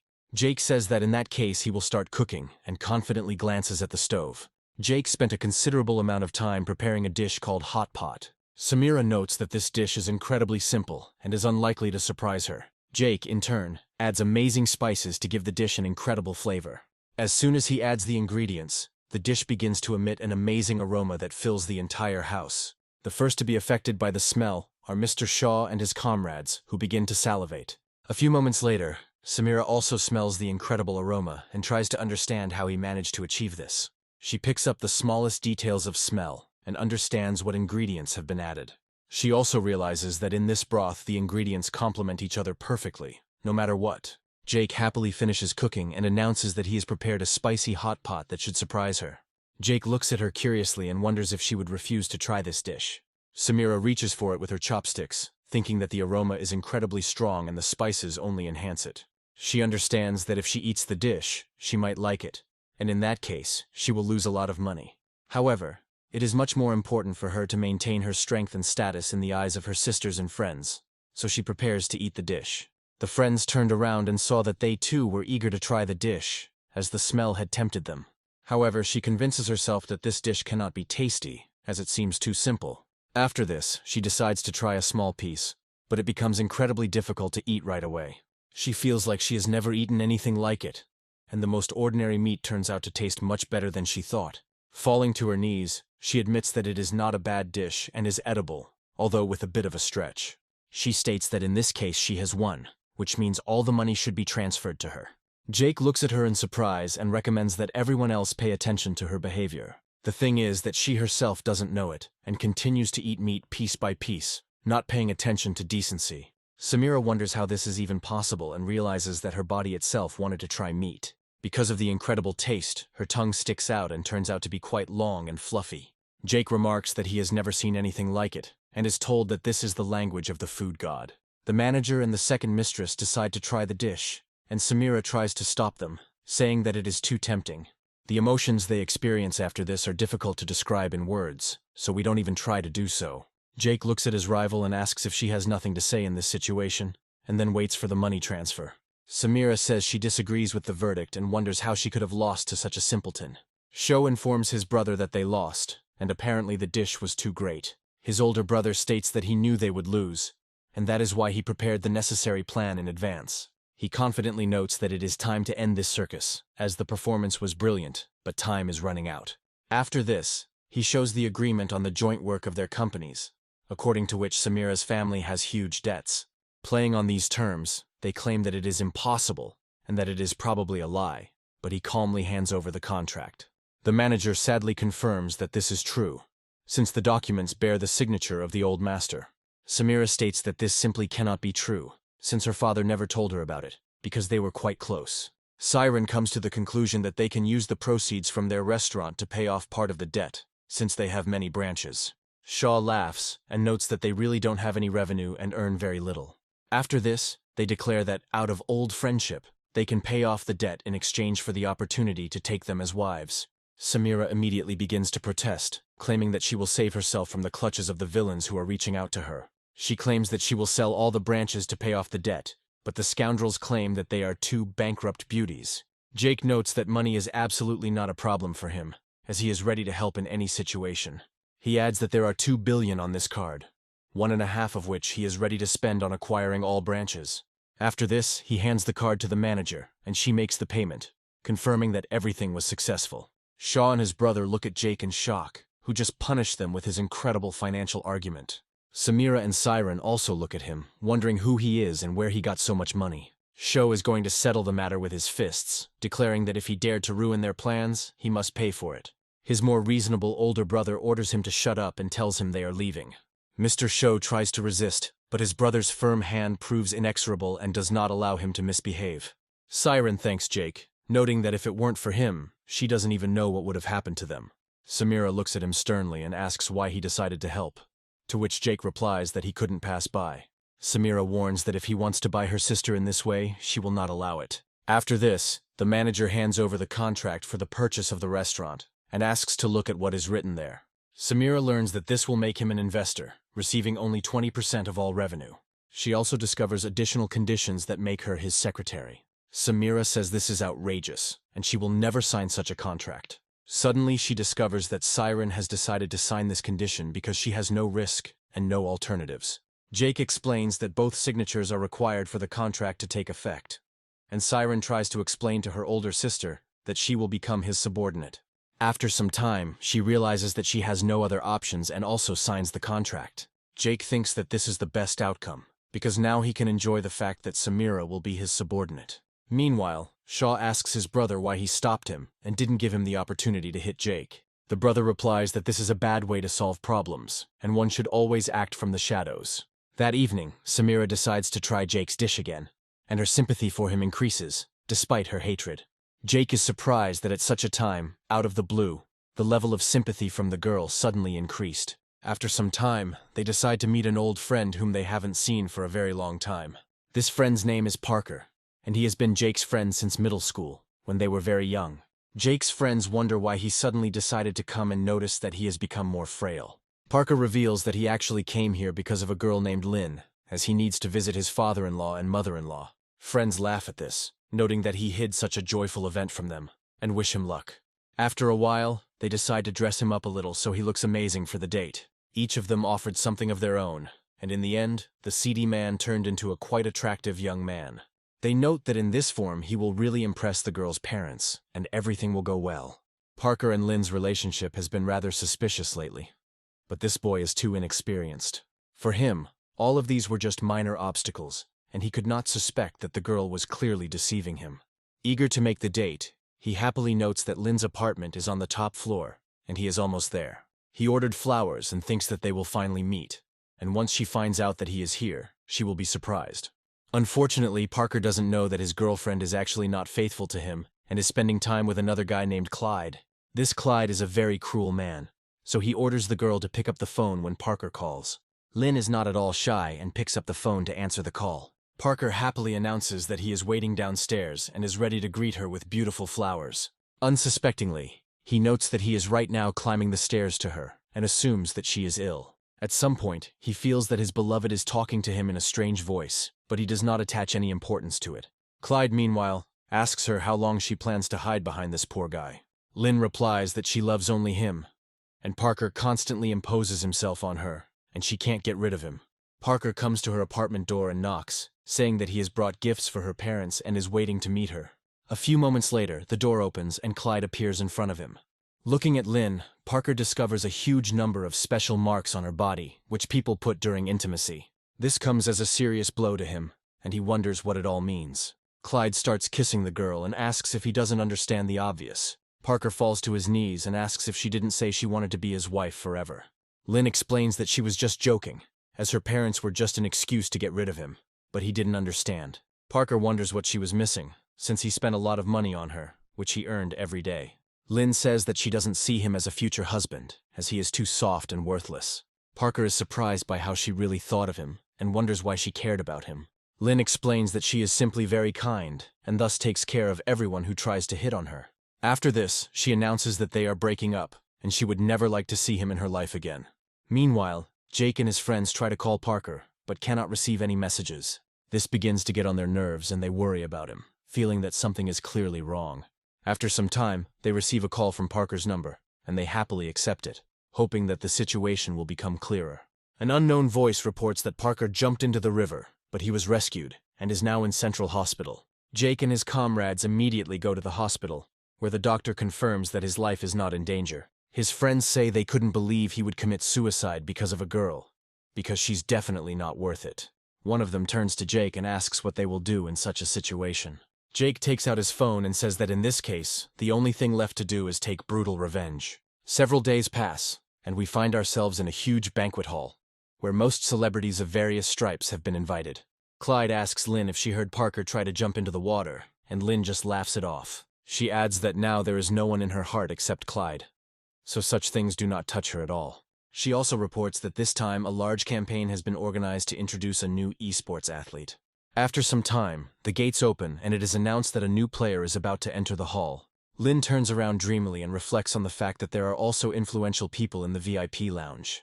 However, a few moments later it turns out that the new player on the esports team is indeed Parker. Lynn is very surprised by this fact, as she did not expect to see it even once in her life. As soon as she gets closer to him, the guard pushes her away, explaining that it is forbidden to block the way of visitors. Lynn throws herself into Clyde's arms and notes that she didn't expect him to be so persistent and continue to pursue her. Parker apologizes to her, explaining that he has absolutely no idea what she means.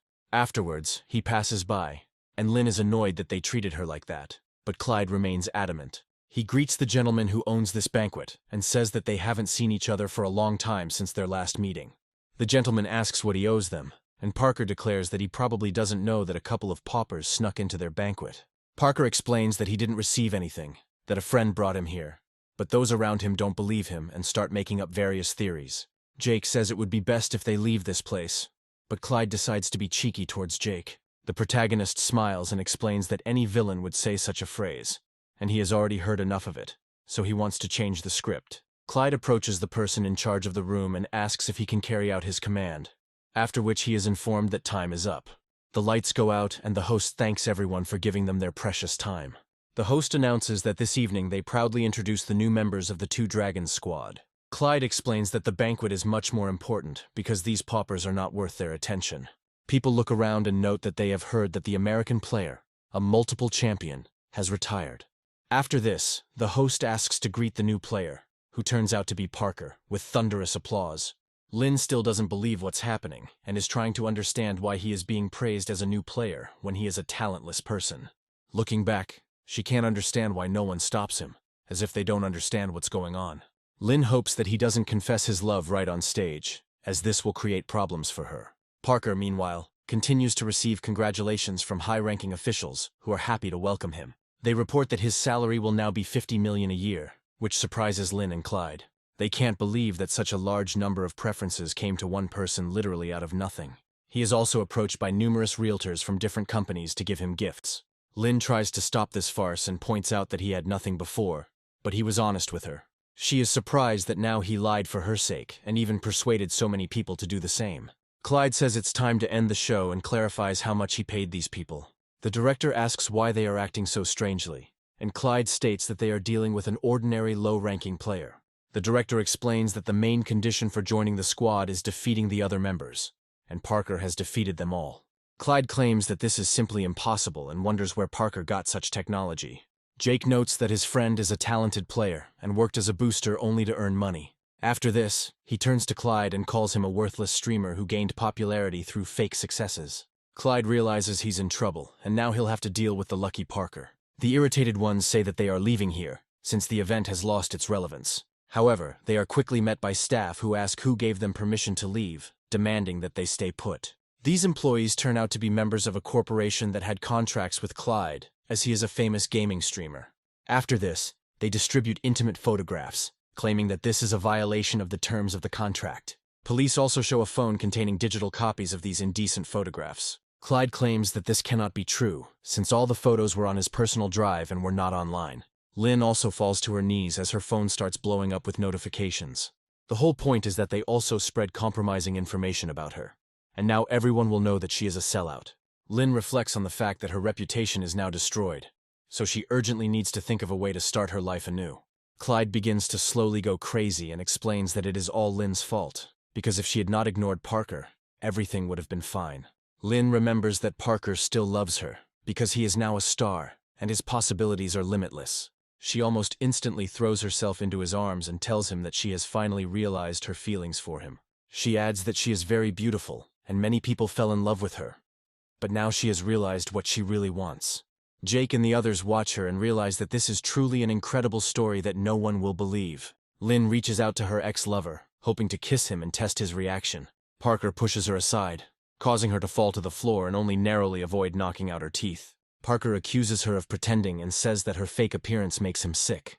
After this, he leaves proudly, hoping that in this way he has finally avenged himself. They leave the room, but the distraught Lynn continues to pursue him, hoping that she will succeed. She also notices a nice car and realizes that she has been missing out on such a good person all this time. Throwing herself at his feet, she tells him that she really wants him not to leave and admits that she still loves him. The director explains that this girl needs to be removed. Her face needs to be remembered and she needs to be blacklisted. Lynn continues to watch the car drive away and cries loudly, after which she asks Parker to come back to her. Parker turns to her sadly and reflects that he was once more in love with her and made many mistakes. Now he has completely changed in just a few days and believes that she is not worthy of him and he deserves better. Jake points out that Parker has achieved everything he has achieved solely through his own hard work, so he has nothing to thank him for. Parker says that no matter what, his friendship with Jake was the most valuable thing in his life. Jake punches him away and says he believes Parker will overcome all the difficulties and find a worthy man. A few days later, they find themselves in a men's dorm when Jake decides to put his time to good use. He visits his favorite streamer Chai Chai to give her some money. Chai Chai has decided to return to his usual streams and, instead of charity work, is fulfilling specific orders.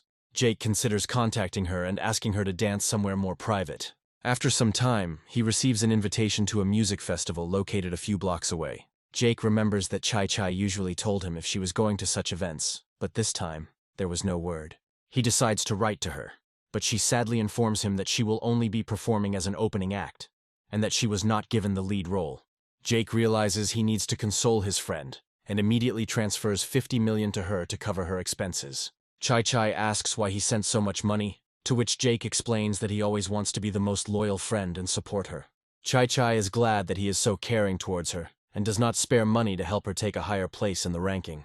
A week later, they decide to meet at the airport to prepare for a music festival. Chai drives up to him in her car and says that she is ready to take him home. Jake sits down next to her and asks if this is the very image she will dance in. Chai explains that it is a yoga suit, after which they arrive at the area where she rents an apartment. Suddenly he finds his friend named Chong and asks where she gets so much trash to throw out. The girl says that she is preparing to move, because she has swept everything, sorted through everything and thrown out unnecessary things. She adds that the situation here is bad, and the owner of the apartment is very strange, so she is unlikely to stay long. After this, Chai introduces her to her favorite sponsor and explains that this is her neighbor. After a while, men approach them and order them to drive as quickly as possible, otherwise they will have to pay extra. These men turn out to be the owner of Chong's apartment, and he is clearly not in a friendly mood. The irritated girl orders him to calm down, as she will have time to move out of the apartment beforehand, since she doesn't like it here anyway. Just a few moments later, our hero finds himself in the room where Chai usually conducts streams. She sadly reports that they chatted for too long at the entrance, and now he has no time to stretch. Jake recommends skipping this exercise, but she explains that it's essential because it can lead to injury. Jake decides to help her do some special exercises to help her quickly stretch her muscles. After a while, the exercises come to an end, and she reports that it was very helpful and went by quite quickly. When asked where he learned to help with stretching, he explains that he learned from videos on social media. Chai crawls up to him on her knees and asks if he can teach her anything else. However, before they can get to anything serious, the alarm clock starts ringing loudly. Chai remembers that she has a rehearsal, quickly gets dressed and says that she will return to him in the evening. After some time, our hero begins to hear swearing from behind the wall and decides to find out what is going on. He recognizes the voice of his neighbor and discovers that a large number of people are trying to enter her apartment. The owner turns to Jake and asks why he is staring at him, threatening to collect the rent. The woman turns to her son and says that the girl is very angry, so she needs to be detained. Jake goes inside and explains that apparently someone is disturbing the peace in broad daylight, and that's reason to call the police. People look at him with irritation and wonder who he is and what he is doing here. Chong calls him Top 1 and has no idea that he is the richest man who spends money on gifts for girls. Jake asks her what they're arguing about, and Chong explains that they're nitpicking every little detail when assessing the damage to the apartment. Jake wonders why simple compensation is such a contentious issue, and Chong accuses the landlord of being unsightly. The irritated man almost instantly turns on a bright lamp, which blinds the eyes of anyone who looks at it. Jake asks him what he's doing, to which he haughtily replies that he's assessing the damage to the apartment. Together with his wife, he casually examines everything that is here, and immediately finds 2 scratches on the cabinet. After this, they put 2 patches on them to permanently remember where the violations were found. Jake looks at them carefully and quickly determines who they are, and how he will have to fight them. The homeowner reports that there are 3 dents on the chair legs, each of which will have to be paid for separately. Looking at the wooden frame of the bed, he counts several cracks there, so they go through the entire apartment, noticing the little flaws that were there before Chong moved in. Jake and his partner look around and barely have time to come to their senses before almost the entire apartment is marked. The homeowner claims there are 365 damages totaling 57,400 wen. Chong refers him to the dog rules, adding that such a sum is unacceptable and unthinkable. The homeowner claims that all terms of compensation and damage are clearly stated in the contract. Chong notes that all this alleged damage was originally in the apartment, and adds that she will not pay. The landlord says he knows perfectly well she can't afford it, but her boyfriend can, and therefore will pay. Jake asks if they know he's rich, to which he claims they know for sure that they're dealing with a top 1 donor. He also adds that the essence of renting is that the tenant simply pays money, while the landlord has many more responsibilities. Chong interrupts their attempts to evoke pity and declares that he will not give anything away or pay more than what is due. The landlord says that if they don't want to give the money back in a good way, then the conversation will go differently. His son intercepts her suitcase, and the homeowners begin to hold Chong back by force. The young man notes with a smile that the girl looks feisty, but at the same time has refined taste. He tells her not to move and tries to put his hands on her, threatening her safety. Chong grabs his face and decides to scratch him to get him to let go for at least a second. The angry homeowner immediately raises his hand and asks how she dares to resist. Jake quickly steps in behind the girl and intercepts the blow, hoping to put the man in his place. He sternly informs her that she will not receive a single yuan in compensation for the damage. But the landlord laughs and objects that this is not true. Smiling, he adds that he himself did not give away this house and money, but he will always force others to pay. Jake smiles and squeezes his hand so hard that his bones might soon break. The vile young man tries to protect his father and rushes into the attack, hoping that one blow will solve everything. Jake dodges in time, causing the boy to fall to the ground and lose one of his teeth. Chong says that they need to leave here, as she can't stand this couple of idiots anymore and doesn't want to irritate them. The homeowner calls his friends and tells them that they must come as quickly as possible to stop the trespassers. Jake realizes that since he's called his friends, it's time to bring out the heavy artillery, and he takes out his phone. Meanwhile, the landlord claims that Jake is not from around here, and inviting his friends onto their property would be a big mistake. Chong notes that it is better to leave, but after a while a large number of people already come running here. Jake says they pretend to be lawyers but still have a lot of thugs, which is stupid. After some time, an elderly man comes here and introduces himself as the head of the district. The homeowner claims the two refuse to pay for the damage and resort to physical violence to fight back. Jake contacts the district chief and reports that the owner, during an inspection, made up a bunch of violations and harassed the girl. The district head explains that the image of this place should not worry outsiders who have been provided housing here. Jake states that he now understands why the owner is so aggressive, since the district head is covering for him. He starts threatening them with the police, but the district chief claims that the police have no right to dictate how the whole place is run. Chong, frightened, reports that she does not have the amount of money they asked for as compensation. She reflects that she left the city alone to work, and every day she works from morning until night. She cries and asks how they can deceive her when the landlord's wife starts to mock her. The head of the criminal family himself orders them to hand over the money, and if they are not satisfied with the amount, he threatens to beat them. The district head demands that the demands be met as quickly as possible, otherwise the amount could increase in a minute. Chong apologizes to him and confirms his fears, but Jake asks him not to be afraid. The homeowner notes that it looks like the man didn't realize where he was, and that he needs to be explained as quickly as possible. His son throws the suitcase on the ground to make the man apologize more forcefully. Immediately after this, he steps on the suitcase with such force as to completely break it and make it unusable. Jake smiles and says that the only person who didn't realize who he was crossing was the homeowner and his gang. A few moments later, the doors swing open and an armed squad of police enters, ordering everyone not to move. He looks at the expressions on the faces of the scoundrels who are about to answer before the law for their misdeeds. Jake shows all the evidence and reveals that these people were involved in blackmail and corruption. The villains are surprised that all their actions were recorded and captured on camera, and now they have no way to justify themselves. However, the head of the district begins to fawn over the policeman, saying that they had not seen each other for a long time and wanted to invite him for tea.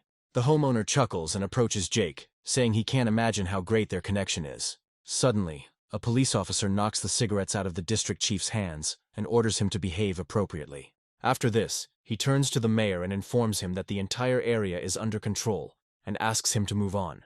The mayor says that if a local leader covers up for unscrupulous homeowners, this is grounds for his resignation. He orders that everyone who is here be detained and interrogated to obtain the necessary testimony. He also reports that the head of the district has been relieved of her post from this day on and must be sent to the station for questioning. The head of the district reminds that they had known each other before and notes this for himself. The mayor asks if he can resist government officials, adding that this makes him even more guilty. Jake catches the angry looks of the villains, but for him, this is just a reason to have fun. The district chief, unable to control his emotions, rushes forward, preparing to grab Jake. The mayor reports that the suspect is using violence and resisting arrest, and therefore needs to be detained. Moments later, several stun guns are pressed against the old man's body, and even the homeowner is in danger. The rest of the crime family watches in horror, unable to believe that they have been treated so cruelly. The woman approaches the mayor and informs him that they have done nothing wrong and that stun guns should not be pointed at them. Jake explains that the tenants had done nothing wrong either, but that didn't stop them from harassing them and extorting money. The landlord's son calls Jake a dirty stranger who should mind his own business before it's too late. The police immediately use stun guns and are prepared to use special means at any moment. The mayor notes that given everything that happened here, They are supposed to pay the girl 200,000 yuan in compensation. Before they can say anything, one of the police officers hands over some documents. The mayor explains that, according to the documents, they have a large debt, and the building is illegal and subject to destruction. The criminal family, along with the district head, begins to cry, noting that everything used to work well, but now everything is falling apart. Jake praises the mayor and says he's glad he intervened, otherwise they would have been in trouble. The mayor speaks politely to Jake and expresses a desire to get to know him, which greatly surprises the criminals.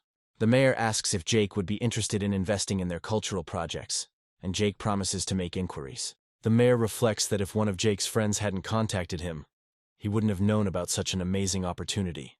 The crime family admits they screwed up and are now in complete ruin. After some time, the criminals are taken outside and ordered to get into the car. Chong thanks Jake for his help and asks if he wants to add her as a friend on a local social network. As soon as she adds him as a friend, she immediately transfers him a small amount of money as a thank you. Kong reports that it is not enough, but it is all she can give now in gratitude for the help. Jake states that the landlord was a complete jerk and he couldn't stand him either, then accepts the gift. Chong decides to show his friendliness with a soft kiss on the cheek. She also says that she has no intention of interfering in Jake's relationship with Chai Chai, but simply wanted to thank him. Jake watches her go and reflects on how there are so many good women like her in this world. After some time, he gets to the festival and discovers that there are many people preparing for the holiday. He notices that a huge number of people are behaving quite openly and hope that the Chai Chai number will arrive soon. Walking through the atmosphere of debauchery, he realizes that he really likes this kind of life, and he would like to visit such places more often. After a while, people roll out a path along which a musician named Candy walks, greeting fans. This DJ is famous all over the world, so fans break through the barriers and run to hug him. Candy puts her hands on indecent places and says that she loves young fans. Suddenly, one of the spectators interrupts the celebration, ordering Candy to take her hands off. He pulls his girlfriend out of the musician's arms and tells him not to dare bother her. However, his girlfriend calls him an idiot and says that it is just a joke and there is nothing wrong with it. The journalist tries to counter with something, but she immediately runs away in the hope that Candy will pay attention to her again. Jake approaches the journalist and asks how he got there, and assumes that it is his girlfriend. The journalist reports that he met her some time ago, and did not expect that she would be interested in foreigners. Jake thinks it's unfair since Candy was ranked 10th in the world. The host announces that they will now present a dance number of 5 famous streamers. Jake looks happily at the stage, realizing that now Chai Chai and her team should perform. However, nothing happens, and everyone is surprised by such incredible silence. Some viewers are getting furious and asking why the stage hasn't been cleared yet. The host apologizes and explains that there were technical problems, but they demand Candy's concert from him. Jake thinks this is a strange coincidence and decides to go backstage to find out why. As Jake gets closer to the dressing room, he discovers that there is no security, which he finds very strange. Entering inside, he sees an angry Chai Chai ordering the guards to open the door, but they quickly find the key. Jake asks what happened, and Chai Chai explains that one of the dancers went missing and was only just found in Candy's dressing room. After a few moments, they manage to open the doors and are surprised by the strong smell that fills the room. Candy, angry, asks who these people are who break into other people's rooms and tries to drive them away. Security informs him that he needs to go on stage, so he should not linger and use prohibited substances.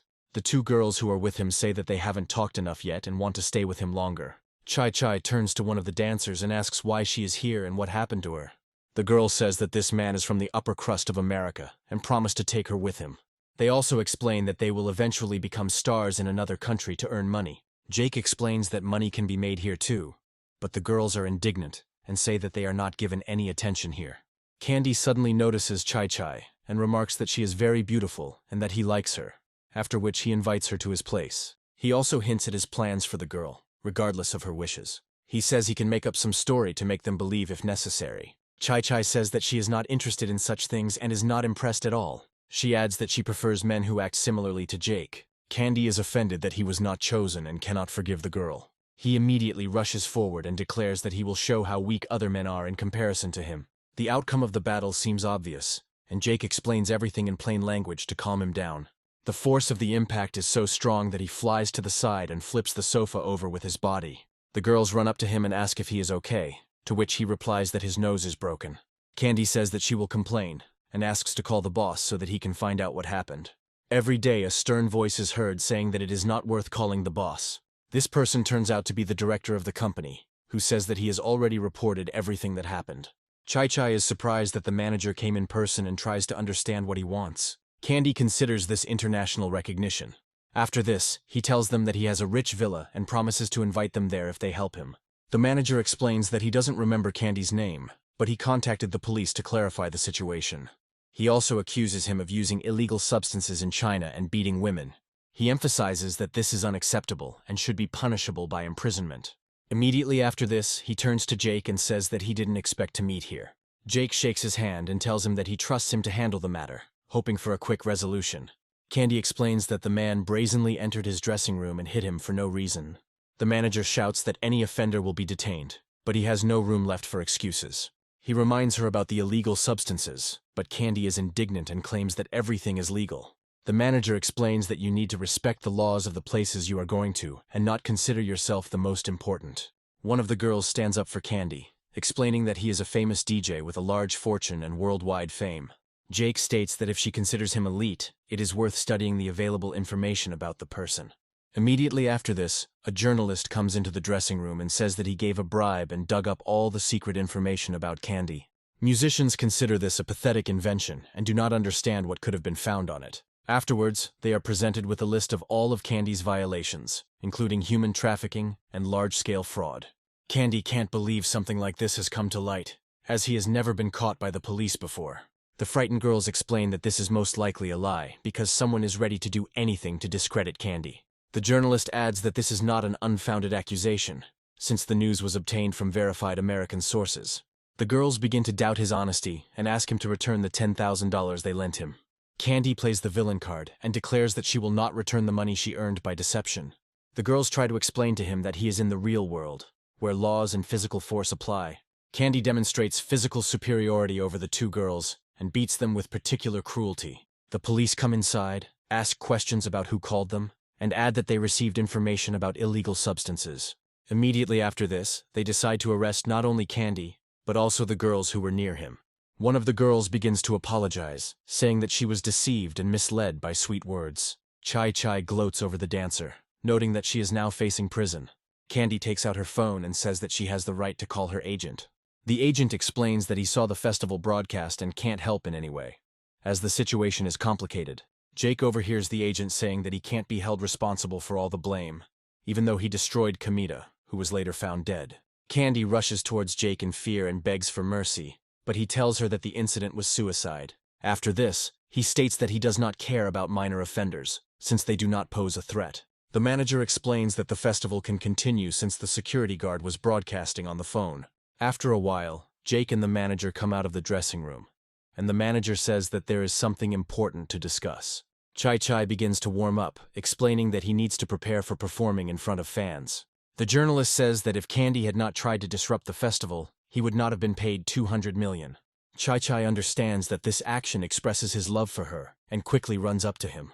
Jake is surprised and watches her, but she throws herself into his arms and explains that she now loves him more than anyone else. Her affection reaches its peak, and Jake reflects that this is an incredible success, and now he can act with both at the same time. After that, she whispers in his ear that she has prepared an amazing gift for him this evening. The festival continues. The host apologizes for the slight delay and thanks for your attention. Chai takes to the stage with her dance troupe to dazzle fans with her revealing outfits. Jake watches the scene from the audience and immediately shows approval of what is happening. Chai responds with a characteristic gesture, and they continue singing a stunning song that makes you want to dance. One after another, men confess their love for Chai and declare that they will follow her to the end. At this time, the action moves to a large room in the hotel where the festival was broadcast. Chai and Jake decide to have some privacy after the festival to celebrate its success. A few weeks later, the action moves to a men's dormitory, where life goes on as usual. Jake plays a mobile game of the Battle Royale genre, popular in China, with his friends. Suddenly, the student council president announces that he set the alarm because he forgot about the exam. Jake wonders what these exams are like, taken right on the computer, and learns about the physics exam. He adds that there are extra points for getting into the top 10,000 results, and Jake decides to give it a try. After half an hour, the student council president realizes that he cannot cope with any of the tasks. Turning around, he looks at his comrade and realizes that he has not completed a single task, as they are too difficult. Jake reflects that the tasks were boring, and he gets them done in 5 minutes thanks to the system. After some time, he discovers the last questions of the test and realizes that he finds them interesting. At this time, the action moves to Oxford University, home to some of the best minds in humanity. One of the professors explains that the final questions of the international exam are quite difficult. He adds that the correct points can be obtained here simply by having the right direction of thought. A colleague notes with satisfaction that he expected nothing less from a teacher at such a prestigious position. After some time, university staff inform that the exam results have arrived. Smiling, they explain that testing technology is currently on the rise, so the test was completed quickly. However, upon closer inspection, they discover that 5th place went to Jake from an unknown university. The faculty expresses surprise, noting that this is the first time they have heard of this educational institution. The lead examiner finds Jake and realizes that he hasn't solved a single basic problem, but has scored all his points on the final assignment. Other inspectors say this is absolutely impossible, as they have never encountered anything like this. The lead examiner states that Jake copied everything, emphasizing that such behavior is inexcusable. After some time, news of the results spread throughout the world and quickly reached China. A special bus with a sign saying that it came from the University of Physics arrives at the university. Professor Tan and Foster, the university's representative for natural sciences, exit the minibus. Other students notice them and ask what is going on, but no one answers. Professor Tan and Foster greet the director and explain that they are looking for only one person. Professor Tan emphasizes that time cannot be wasted, as they only have 2 days to resolve the issues. The director states that if the matter concerns students of this university, he will cooperate and assist the investigation. They tell him the whole story, and he is surprised that Jake allows strangers to search for him for such trivial things. Jake walks past the crowd in surprise and wonders why they have suddenly gathered here. His friends ask if his physics result was real and praise him for his sharp mind. Foster notes that the director is deliberately stalling for time by helping criminals. He adds that with such a rector, the university will soon lose its reputation and accreditation. Jake approaches them and says that if they were looking for him so furiously, then their search has finally come to an end. Everyone turns to look at him in surprise, but anger is still visible in the professor's eyes. Foster asks how a person with average grades in physics can suddenly reveal himself to be a true genius. The director explains that such behavior is disrespectful and unacceptable. Foster adds that if the young man really did come in 5th place, he himself is the Chinese emperor. Jake asks why he's so nervous and notes that he was just answering questions without thinking about anything. Foster orders them to be respectful, but Jake states that he doesn't care what they do. Astrid decides to stand up for him, noting that studying at a liberal arts university does not preclude his giftedness. She adds that Jake is better than most she has met and always studies things carefully. Foster and Professor Tan's support group begins to look at Astrid with admiration, noting her beauty. Foster asks her who she is, hinting that she has nothing but looks, but Professor Tan tells him not to overdo it. Jake notes that he finds it surprising that university professors use such crude language, blaming everyone. Jake declares that he will pass the exams, but if he wins, they will apologize, and Foster accepts this offer. Professor Tan says they have no time for pomp and ceremony, adding that preparations have already been made in advance. After a while, they enter a classroom with a huge projector that allows them to give lectures. Zoya, Audrey, and Junia are already there to watch their beloved win on the scientific fronts. Zoe notices Jake and notes that the difficulty level has been raised for him, which is perfect for a challenge. Junia says he is impeccable and adds that she is saddened that he might find a rich beauty. A dispute arises between them about who should have complete possession of this amazing man. Junia says that she was blind before, but now she will not give up until she surpasses him. Jake watches the likability notification system and wonders what she's up to. Students at the physics university are surprised that so many beautiful women are chasing after this guy, who seems like a klutz. After this, they look at the board and realize that no ordinary student could handle such a task. Foster mocks Jake, noting that he is finished, because even the professor in his youth solved this problem for 3 years. Zoya says that this is unfair, and they should not make such serious demands on an ordinary student. Professor Tan explains that he understands the difficulty of the task, so Jake does not have to answer perfectly. Jake looks at the problem carefully and notes that everything here is indeed the same as in the last task of the exam. Foster continues to press the issue, arguing that Jake shouldn't act like he knows everything. He is reprimanded, saying that all universities are no good in physics, and this raises suspicions. Jake suddenly enters a state of flow and begins to rapidly draw out formulas at an incredible speed. A few moments later, He proudly announces that the task has been completed in the shortest possible time. A deafening silence falls in the room, as no one can understand how he achieved such results. One of those present notes that only a few minutes have passed, and Jake has already solved a problem that usually takes years. Professor Tan looks at the formulas with admiration and claims that the problem has been solved completely correctly. Foster finds himself in the wrong and can't believe that the boy is actually capable of solving such problems. Jake is advised to stand in a certain place, as his apology will be heard best from there. He also turns to Astrid and says that right now she needs to hear a sincere apology. Foster states that Jake really should apologize and is willing to fall on his knees to make it look convincing. Looking at the room full of people, he realizes that only hatred is coming from there. After this, Jake carefully leans in front of Astrid and explains that he was nervous, and a lot of what he said was unnecessary. Astrid pauses briefly, listening intently, and then notices that there is one more nuance. Foster hopes Jake gets away with it, as students usually get away with a little apology. Astrid, enraged, declares that the apology should be made to her and to Jake. She also accuses Jake of saying a lot of nasty things and now refuses to kneel before him. The students decide to punish him for saying unnecessary words and use force. Jake says he didn't expect such cruelty, and Astrid denies everything. Professor Tan shakes his hand, explaining that Jake has a talent that can undoubtedly change the world. He adds that Jake's level is already above that of many professors, and it would be great if he did research. Jake notes that he had not previously planned to participate in the finals, and participated in the exams only for the points. Professor Tan says that we need to prepare reports for Jake so that he can quickly review them. After this, information spreads throughout the world that student Jake got his score honestly. The news was met with a lukewarm reception in Oxford, as the internet exploded with comments and insults against the Chinese. The head professor declares that it's all one big farce, because they refused to participate in the final, which discredits them. In response, Oxford employees hire hackers to force Jake to participate in the finals by any means necessary. Professor Tan says that Jake has already made his choice and cannot be forced as it could have consequences. After some time, the action moves to the university where Jake studies, since everything there is now in an uproar. Jake notices on the news that foreigners view the Chinese as weak and realizes that this cannot be allowed to happen. He decides that if someone encroaches on his honor, he will gladly give a powerful blow and show the greatness of China.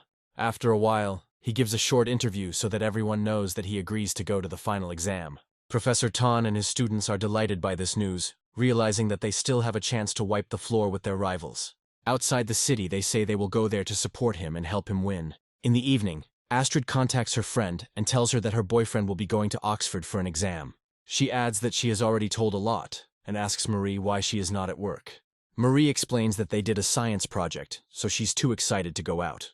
Marie also says that she would not follow the exam if she were free, as she has too much to do. Smiling, she says that she has a good relationship with her lover, and now everything is absolutely perfect. She also challenges Astrid, noting that two bookworms would never confess to each other, and takes up the baton. Marie grins and muses that this motivation would surely work on a girl like Astrid. After some time, the action moves to the airport, to the waiting room, where a flight to England is about to depart. The principal encourages his best student and asks him not to take on unnecessary stress. Professor Tan says that they will go with him, and he can rely on them to always support him. Jake looks at them with a smile and notes that with the support of such people, he is afraid of absolutely nothing. Astrid suddenly appears behind them and announces that she wants to go there too to help. She claims that she studied at this university on an exchange and knows the place very well, so she can help you get your bearings. The director expresses surprise and says that he is pleasantly surprised by her dedication and allows her to join. Astrid sincerely thanks him, noting that she will never forget such kindness on his part. The director sees off the plane and wishes good luck to his favorite student. Professor Tan gives Jake homework from previous exams so he can prepare in time. Jake uses his skill system to give him an advantage and learn everything in a few hours. After this, he turns around and discovers that Astrid has long since gone to the toilet and still hasn't returned. He continues walking, wondering if she is okay. Astrid suddenly turns to him in a plaintive voice and asks him to help her. She adds that the doors are broken, the lock doesn't work, and she can't open the door, so she's scared. Jake decides to use his enhanced strength skills and opens the door with one confident movement. After a while, he easily opens the door and tells her that she should be more careful. Looking her over carefully, he asks if she is hurt, to which she replies that she is embarrassed. Suddenly they hit a zone of turbulence, causing the plane to rock from side to side. Jake tries to hold Astrid back from hitting her head and warns her to be careful. The flight attendant informs passengers that they need to fasten their seatbelts to avoid injury during the flight. Suddenly, Jake notices that 2 people are missing from their seats, which is clearly not a good sign. Due to turbulence, Jake and Astrid take a very strange pose that can be interpreted in 2 ways. Jake helps her to her feet and asks if she's okay. However, a few moments later, the plane enters a zone of turbulence again, and everything changes places. Astrid finds herself in yet another peculiar position, sitting on Jake's lap. Astrid remembers her friend's words about how 2 bookworms would never confess to each other. She promises to never doubt again and kisses him sharply with all sincerity and feeling. Their incredibly sensual confession to each other through body language is interrupted by a flight attendant knocking on the door. Astrid reports that the flight attendant caught them, and now they could be arrested. But Jake says he'll handle it. After a pause, he suddenly opens the door and says that the quality of the interior leaves much to be desired, because Astrid almost fell. The girl immediately apologizes and promises to compensate for any inconvenience caused during the flight. After some time, they find themselves in the UK, at an international university. The professor comes out in front of the participants and expresses joy, greeting everyone who came. He adds that the competition is being held by a European organization with the aim of finding new talent. This man, Professor Nottingham, assures that the 3 winners of this exam will achieve world fame.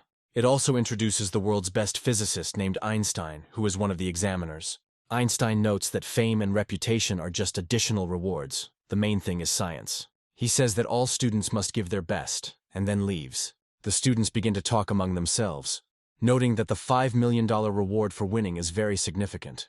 Einstein and Professor Nottingham leave the office, and the professor tries to talk to the scientist. Despite all attempts to persuade him to cooperate, Einstein refused every time. Professor Nottingham reflects on the fact that talented people are too proud, but this is understandable.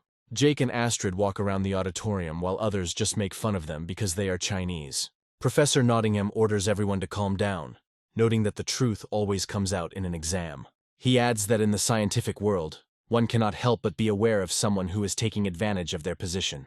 Astrid interprets this statement as a personal attack and prepares to stand up for her beloved. Professor Tan says that it is the famous Professor Nottingham who is behaving inappropriately. Astrid points out that these people don't have much intelligence, so they will lose miserably tomorrow. Professor Nottingham says there is no point in making a fuss about being the best European talent, and that they should show what they have to offer. The students say that tomorrow they will show these Chinese what intellectual superiority is. Jake thanks the professor for standing by their side, and the professor states that he will always stand by China's defense. Astrid kisses Jake and says that her intuition is never wrong, and she feels that he will get a high score. After this, she says that she would like to discuss something with him after the exam, intriguingly hinting at it. Jake thanks everyone for their support, and notes that tomorrow, they will put these people in their place. The day of the exam is approaching, and now you need to give your best to surprise your opponents. Professor Nottingham orders his staff to distribute forms to be filled out in order to participate in the exam.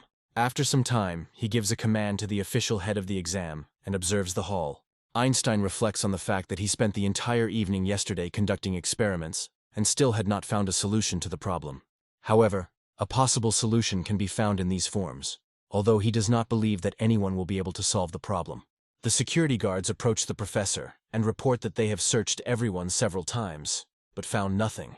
They add that they placed the cameras in the very center of the audience so that there were no blind spots. Professor Nottingham, who for some reason hates the Chinese, reflects that this is a genuine prejudice. Jake continues to play and solve any problems thanks to the fact that the system helps him get his work done. People nearby are surprised that he writes so quickly, assuming that he chooses everything at random.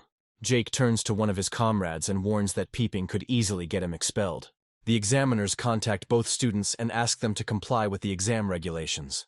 The student understands that this clown is disrupting his stream, but right now it doesn't matter at all, because he needs to focus on the task at hand. He consulted with the investigator on this topic all night, and is confident that if anyone solves the problem, it will be him.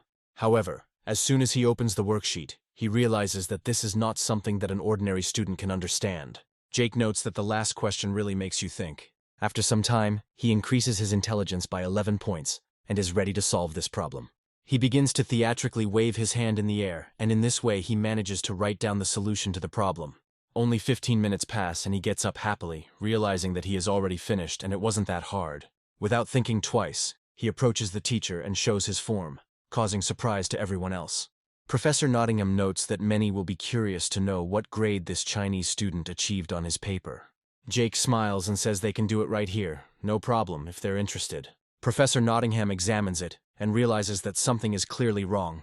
The head of security asks what happened, and the professor asks to call the guards so they can confirm that Jake did not cheat.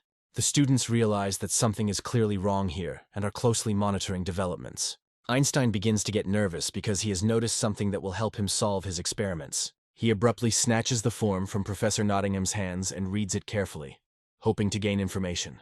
Professor Nottingham is notified by security that Jake did not cheat. After this, he announces to everyone that all the tasks in this test have been completed correctly. Einstein notes that not only the initial tasks, but also the very last task, contain the rational grain of his thoughts. The students begin to shout in surprise, noticing that apparently this Chinese guy really did deserve a high mark. Professor Nottingham continues to resist the truth, and speculates that this must be some kind of subtle scheme. Jake happily pulls himself up and says that the exam is over and it's time to get some rest. Professor Nottingham states that this is truly unexpected, and that Jake is highly intelligent. He also invites him to his organization, noting that no one can compare to him in knowledge. From his point of view, working in academia is the dream of any researcher, but it will require changing citizenship. Jake starts laughing demonstratively to show his attitude towards this idea. He states that he does not need anyone's recognition, and that he does not intend to change his citizenship because he is in love with China. Professor Nottingham advises him to think things through carefully, as global recognition is not something that can be achieved easily. Jake claims that European tricks don't work on him, as he only came here to put him in his place. After this he leaves, ignoring the curses shouted by the professor. Meanwhile, Einstein conducts experiments over the telephone, and his assistants note that the result is successful. Jake looks at the man blocking his path in surprise and asks what he is doing here. Einstein falls to his knees before him and asks to be accepted as a student after the events that took place. People watching this cannot believe that the top student suddenly kneels in front of the Chinese man. Jake looks at him skeptically and asks if he really wants to become his apprentice. Einstein reports that he believed that there were no more people in this world who could teach him. But he was wrong. Jake notes that he doesn't have time to teach anyone and offers a generous reward. He adds that he has the patronage of the powerful Rockefeller family, which will provide everything he needs. Jake reflects that in that case he has no choice but to accept the offer. Reporters and a huge number of journalists also burst in here, declaring that they have heard everything and want comments. They knock Einstein off his feet and ask Jake to share the secret of his incredible academic performance.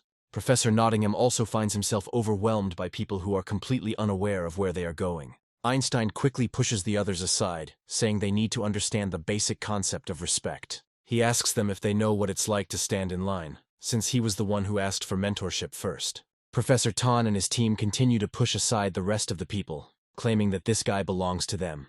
Astrid watches with joy as Jake is praised, and her affection for him increases by another few %. Jake is surrounded by several women who try to give him their phone numbers and discuss science. Astrid immediately becomes jealous and realizes that she needs to act decisively to get him out of there. Jake notes that he is starting to get tired of this company and takes emergency measures. Taking advantage of the small space around him, he makes a theatrical and epic leap. After doing a few somersaults, he lands on his feet and walks away calmly. Everyone is impressed by these acrobatic moves and notices that it is similar to Chinese kung fu. Einstein calls Jake a master and says he would like to learn it too. Jake asks him not to bother him and adds that he always wants to learn everything, emphasizing that this is commendable. Astrid quickly grabs his hand and tells him that they need to run to avoid getting caught. After some time, they find themselves in a theater club, where security guards are looking for them. The guards note that they saw them enter, but they find no one there. Jake and Astrid had been pretending to be mannequins the whole time, adopting a very unnatural pose. Astrid happily says that they are now safe, and Jake praises her creative disguise idea. After making sure that no one is there, they go behind the scenes of the theater to rest and catch their breath. Jake suddenly hears Astrid start laughing and asks her why she's acting like that. Astrid explains that the two of them on this stage are only relative, and that she is a bad dancer while he is a diligent student. Jake says he's definitely not ready to test his rib strength right now. Astrid seats him in a chair and declares that she accepts his participation in this competition. After this, she leans towards him and begins to act out the videos as if she really were a dancer. The next few hours go wonderfully for the protagonist, and he increases Astrid's affection to 100%. Afterwards, he offers her some iced tea to restore her strength. Astrid accepts the gift and says that she is incredibly grateful to him for such generosity. Jake asks her who she is happily texting, and Astrid explains that she was arguing with her friend. Jake looks through her phone and discovers that she is texting Marie and still doesn't know that they are both in love with him. Astrid decides to kiss him and says that when she returns, she will definitely take him to Marie so that she will be jealous. Jake understands that the situation is tense, since Marie is not yet so attached to him, and for now he cannot cheat on both of them. Chai Chai suddenly writes to him that according to the news on the internet, everyone has branded Kim a traitor after her return. Jake realizes that this now requires his direct intervention, as he has a very warm feeling towards this girl. Kim continues to live in the women's dormitory, but this is not easy for her due to her bad reputation. After she closes her door, she discovers that her room is covered in offensive graffiti. Nearby students say she fully deserves what is happening to her now. As soon as she arrives at the cafeteria, they continue to bully her, throwing crumpled papers and food at her. Kim still remains a weak person who cannot stand up for himself, and therefore endures bullying. As soon as she bends down to grab some rice, Jake texts her to see how she's doing. In response to the question of whether Lena has made friends, Jake reports that yesterday, a small kitten accompanied her to the dorm. All this time, she has been the object of close attention. The number of photographs that are collected exceeds tens or hundreds, mostly people watching her film the abuse on camera to capture everything. Her classmates say she didn't even turn her head to see who threw the object at her because they think she's stupid.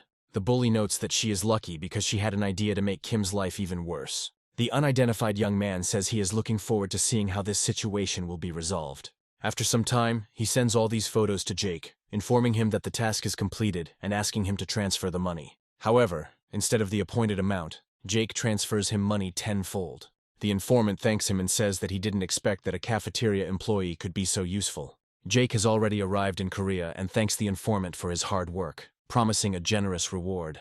Jake realizes that his suspicions were confirmed, and after Kim returned, she was bullied and said nothing. From his point of view, in societies like Korean or Chinese, where everyone is trying to save face, such an outcome is natural.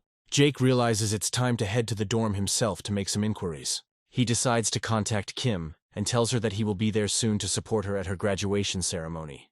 After some time, he approaches the entrance to the university and contacts her, informing her that he is already here.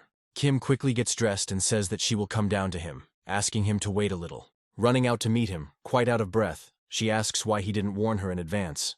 Jake smiles and explains that he wanted to surprise her, after which they begin to whisper so that the other students won't hear. Kim says there's not much to see here, so it's best to just walk around the streets, but Jake refuses. He says it's better to have a snack in the cafeteria, but Kim says everything there is tasteless. Jake approaches the black cat and asks if this is her new friend who accompanies her to the university. After this, he turns to the students passing by and asks which way their cafeteria is. Students say they are honored to see a Chinese person and recommend enjoying the variety of dishes they have. Jake thanks them for the explanation and notes that they have a lot of dishes too, but they don't really believe him. After this, he puts his hand on his interlocutor's shoulder and says that it's time for lunch. Jake speculates that, according to the photo reports, it is these girls who are bullying Kim, while the rest are simply keeping quiet. Entering the canteen, he discovers that the prices are actually quite low for a wide variety of dishes. Kim says that she will give him some local money so that he can pay for his services. Jake thanks her and heads to the dining room to help himself to as many dishes as possible. Taking a closer look at the people, he realizes that they are all made of kimchi. At this point, the students announce that the main course they have been waiting for has finally arrived. Jake, looking at the giant pot with interest, wonders what kind of food it is. On closer inspection, he realizes it is just ordinary watermelon rind sprinkled with seasonings. Jake understands that in his homeland they also make watermelon rind, but he doesn't understand all the fuss about it. Jake decides to grab the best they have, and realizes the food doesn't look as good as his favorite Chinese food. After this, Kim tells him how to eat traditional Chinese dishes so as not to embarrass himself. Then she tells him about her favorite Go openings, and this increases her affection a little. Jake starts discussing with her possible debuts in this game and realizes that he finally saw a smile on her face. The atmosphere is becoming at least a little warmer, but this is not destined to last long. Kim suddenly sees some very strange news on social media and becomes silent, not saying a single word anymore. Someone decided to publish a provocative text, according to which a Chinese man violated Korean customs and took too much meat. Jake wonders why he wants to be angry and laugh at the same time because it seems absurd to him. Also, someone posts photos of Kim, and people start laughing at her in the comments. After this, she receives numerous messages from teachers expressing dissatisfaction with her behavior. The teachers tell her that if this happens again, she should not blame other people. Kim apologizes for the misunderstanding and admits that she doesn't understand how everything changed so abruptly. Jake says it's not her fault. It's just that the people who bully her are completely devoid of moral compass. After a while, several students approach him, holding a large board in their hands. This board duplicates the same text and also has a photograph attached. They all look at him with great irritation, trying to hint that no one is happy to see him here. They wonder if Kim really wants to disrupt their school's rules by bringing a Chinese person here. They also note that it should be filmed and posted online so that he can be disgraced in front of the entire world. Jake lets them bully him for a while to make their fall even more painful. Kim accuses them of being incredibly evil and taking a lot of meat in the same way, but now believes that morality belongs to other people. She adds that they only look at others, but they themselves behave like real pigs. The bully throws dishes at her and asks how she dares to disgrace herself in front of the whole world, and then get angry. Kim somehow manages to turn around after the throw, and immediately throws herself into Jake's arms. She notes that this is a waste of an entire bottle of sauce, which seems odd to people who criticize those who take extra chopsticks. The angry girl rushes to attack Jake, hoping to land a few blows on him. Jake answers her calmly, and explains that he will not allow any violence to be directed at him. They all take out their phones, and Jake says that if they want to film, he's going to open their eyes now. Kim also takes out her phone and notes that she does this so that they cannot edit anything. She understands that she doesn't care at all what he has in mind, because she will always be on his side and support him in a difficult situation. Jake explains that the Korean standing in front of him took a few pieces of meat to set an example for him. After this, he says that the difference in their level of understanding is great, and he will show it to them in practice. After some time, a large number of people enter the canteen, carrying an incredible number of watermelons. Smiling, they say that there are as many as 50 kilograms of watermelons here, and he treats everyone present. The students calculate how much this might cost in money and realize that it is quite a rich treat. Some of them assume that these are Chinese watermelons, which are not very tasty because they are grown poorly. Jake invites everyone else to the tables and says that they don't have to be shy, because there's enough food for everyone. Students who decide to try it say it's incredibly delicious and something they didn't expect. Jake says they're actually defective watermelons from China that usually go to the farm. All the students who are enjoying the watermelons slowly turn around, trying to comprehend what they saw. They add that if these are defective watermelons, then real Chinese watermelons should be even tastier. Kim continues filming the questionable scene and admits she would rather play Go instead. Jake snaps his fingers and says that he will continue the banquet to show them how big the difference is between them. Gradually, more people come in, bringing large quantities of fruits with incredible taste. The hooligan asks him if he realized how guilty he was and decided to organize a whole banquet. Jake explains that this is not a banquet, but the most ordinary home-cooked food of people from the northeastern province. Jake admits that he is, of course, deceiving them a little, but any methods work against vile people if they achieve their goal. Jake says that looking down on other nations is stupid because the world has long since become global. The hooligan notes that she cannot believe that their country can somehow give in to China. Jake explains that such a tone will not lead to anything good, since all countries need to be treated with understanding. He states that if they want to refuse the gift, he will simply take all the food and take it to the farm. After some time, their conversation ends up on social media and causes a real sensation in the comments. At this time, a real scandal is breaking out in the director's office about how this could have happened at all. The director says he has only one way to resolve this incident. After some time, he reaches the canteen from which the main character has just left and tries to stop him. He speaks to him with exaggerated politeness and says that he came to talk. Jake says he doesn't need to do anything because the rector understands perfectly well the situation he's in. The rector explains that he met with him immediately as soon as he learned about what was happening and apologizes to him for this misunderstanding. He also asks for the video to be removed from social media, and Jake claims that he did not film or post it. Jake adds that he cannot accept his changes because the rector still has not figured out who started it all. The rector points to a group of hooligans and says that these people constantly called Kim a traitor. He adds that the person who really needs to apologize is Kim, who has been in constant pain. Kim is surprised that he knew everything and actually came here to save her. Her handler explains that he heard about it, but she never provided evidence or named specific names. The rector slaps him in the face and remarks that his current behavior is extremely inappropriate and looks stupid. After this, the rector puts him on his knees and forces him to apologize to Kim, adding that he will expel all the hooligans and report them to the police. Security tries to get these hooligans out, and they start to get embarrassed, admitting that this is wrong.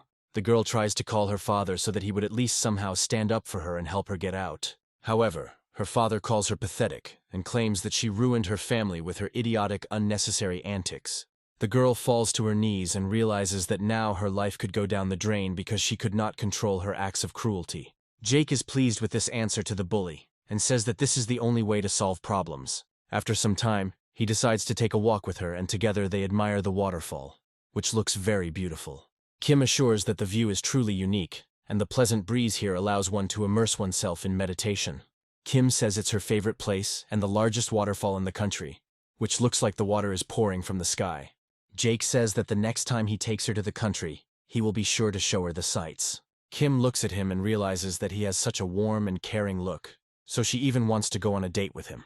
However, she has never actually been on a date before, and this is a completely new experience for her. She says she thought she would leave the national team and hoped she could get rid of the memories of that terrible coach. After this, she states that when he was around, she felt protected, and if it weren't for him, she wouldn't have been able to stand it. Her affection almost instantly reaches 90%, and Jake gets a small fraction of what he invested in her.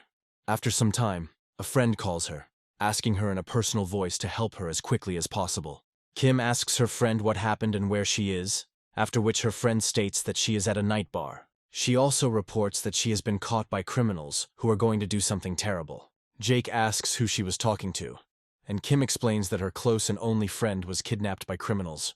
Jake says they need to call the police immediately, adding that he's heading there right now. The search for the right place drags on for quite a long time, and Jake decides to turn to his informants. No one can provide him with any concrete data, and he understands that this is clearly not a good sign. Something is wrong here. After some time, closer to night, they finally find a bar called the Scorching Sun. Jake and Kim carefully walk past the dancing people, trying to figure out where they need to go. Jake suddenly notices the looks of some young people who are looking at him as if they are watching him. Jake notes that there is no security guard in the room, which he finds very suspicious. As soon as Kim enters the required room, she discovers that her friend is there surrounded by bandits. Jake rushes forward to protect her and demands that the criminals leave immediately. After this, Kim grabs her friend's hand and says that they must get out of here as quickly as possible. The friend, in a morally depressed state, apologizes, saying that she had no choice. Kim doesn't understand what's going on and says that they better leave because something is definitely wrong here. Jake says it's too late when suddenly men in suits enter the room and point guns at him. Kim turns to her friend and asks why she agreed to participate as bait. The unfortunate girl says that he has no choice, since she is being blackmailed and threatened with killing her family. Suddenly, a strange figure appears in the darkness, grabs the girl by the hair and says that she talks too much. This man is the owner of the bar and also the head of a media conglomerate named Hoffman. Kim asks him who he is and orders him to release her friend immediately before it's too late. Hoffman says her friend betrayed her, and she still cares about her health, even though she should be punished. He continues to hold her head tightly and asks what she thinks about her punishment. After this, the girl falls to her knees and begins to hit herself on the cheeks with all her strength, because she fears for her life. Hoffman greets the protagonist and tells him that he needs to sit down to relax a bit and have a drink. Kim says she called the police and they are already on their way here. Hoffman smiles and says that in this country every policeman is under his control. He calls his interlocutor a poor little girl who is not worth being dealt with. Immediately after this, he hands the glass to Jake and tells him that he should sit down and have a little drink with him.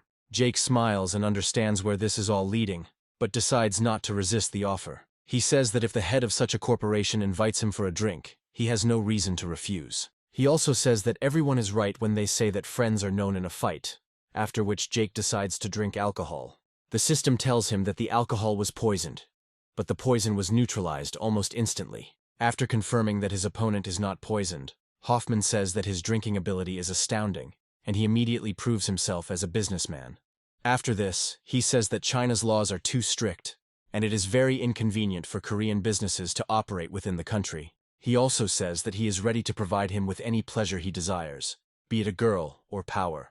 Hoffman speculates that according to reports, this guy was previously throwing money around without any skills. Jake smiles and says that he has enough money and is not interested in getting involved with such small companies. The guards point their guns at him in surprise because he dares to speak so disrespectfully about them. Hoffman says he remembers how they gave him a bad name, but his influence is enormous. Immediately after this, he snaps his fingers and says that he has another proposal that might interest Jake. Several beautiful women come inside, and Hoffman says that after a drink he will probably be in a good mood. Jake says that unfortunately, he is not interested in such things, since he does not know these girls. He also stands up and says that their alcohol is not strong enough to get you drunk. Hoffman looks at him with great disdain, and realizes that this man is much more serious than he thought. After this, he drives away the girls who surround the main character, so that they do not interfere with business negotiations. He asks him not to rush into making decisions and to rest in Korea for 3 days, while he thinks over his proposal. He also says that if his answer disappoints, he promises that he will never leave this country again. Jake goes outside, completely oblivious to the fact that his best friend Kim is still there, and she is still in danger. Kim begins to cry, saying that Korea is controlled by 4 large companies, and Hoffman runs one of them. Jake says that oligarchs are just a group of people with a lot of money, but he is the richest person in the world. He adds that when they first met, she had a sad face, and he hopes to correct this in the future. Kim throws herself into his arms and says that she is very glad that she met him in her life, and now everything is gradually getting better.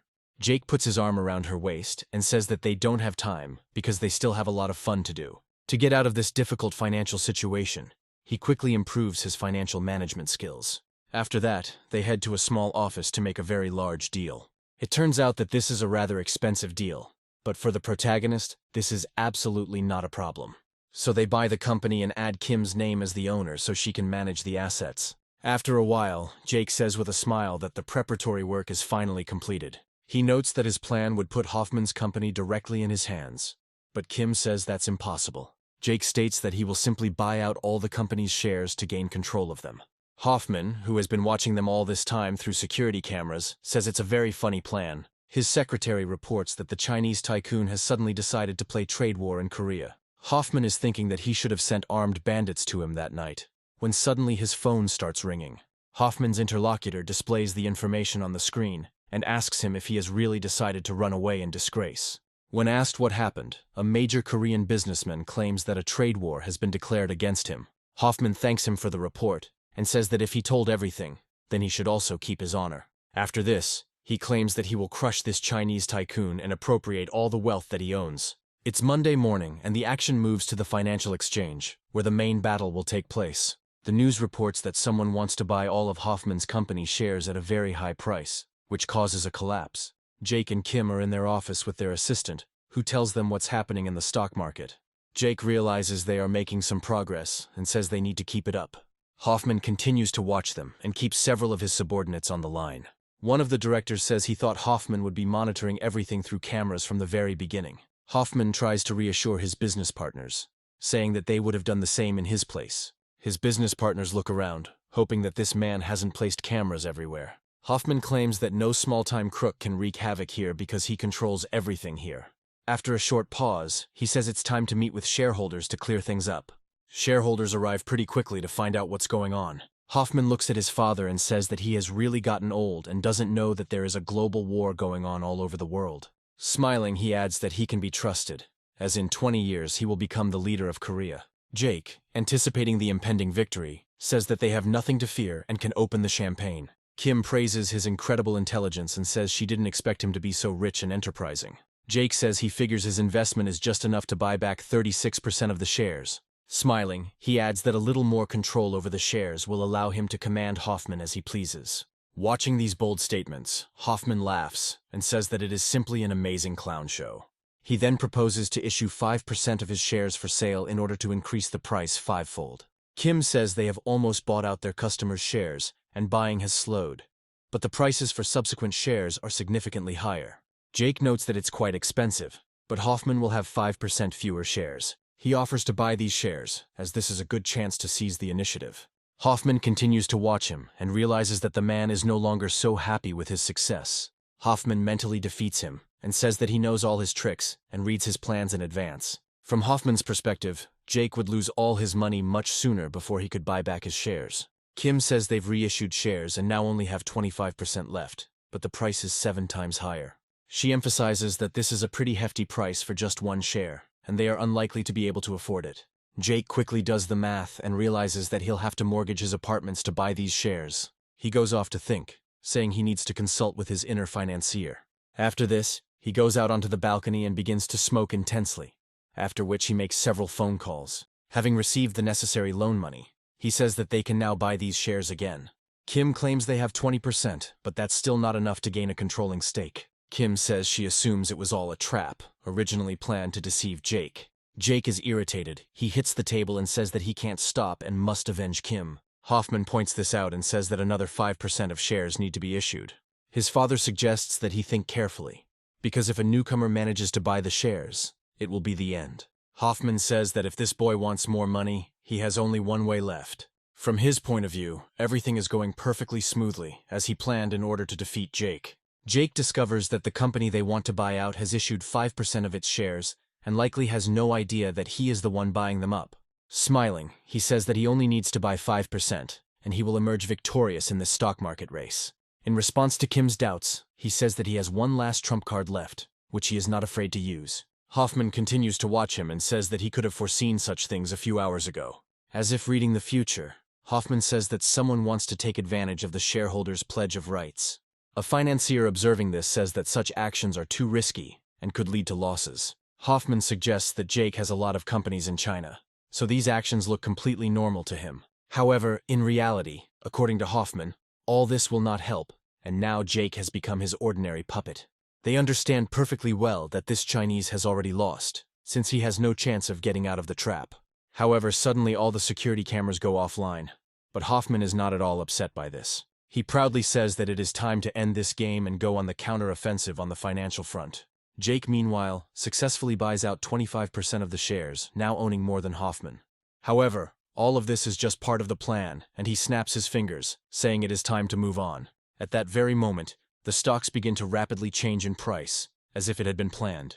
Hoffman's father looks at the dynamics with horror, and wonders how this is even possible. After this, he looks around and sees the satisfied faces of the shareholders, realizing that this was all part of the plan.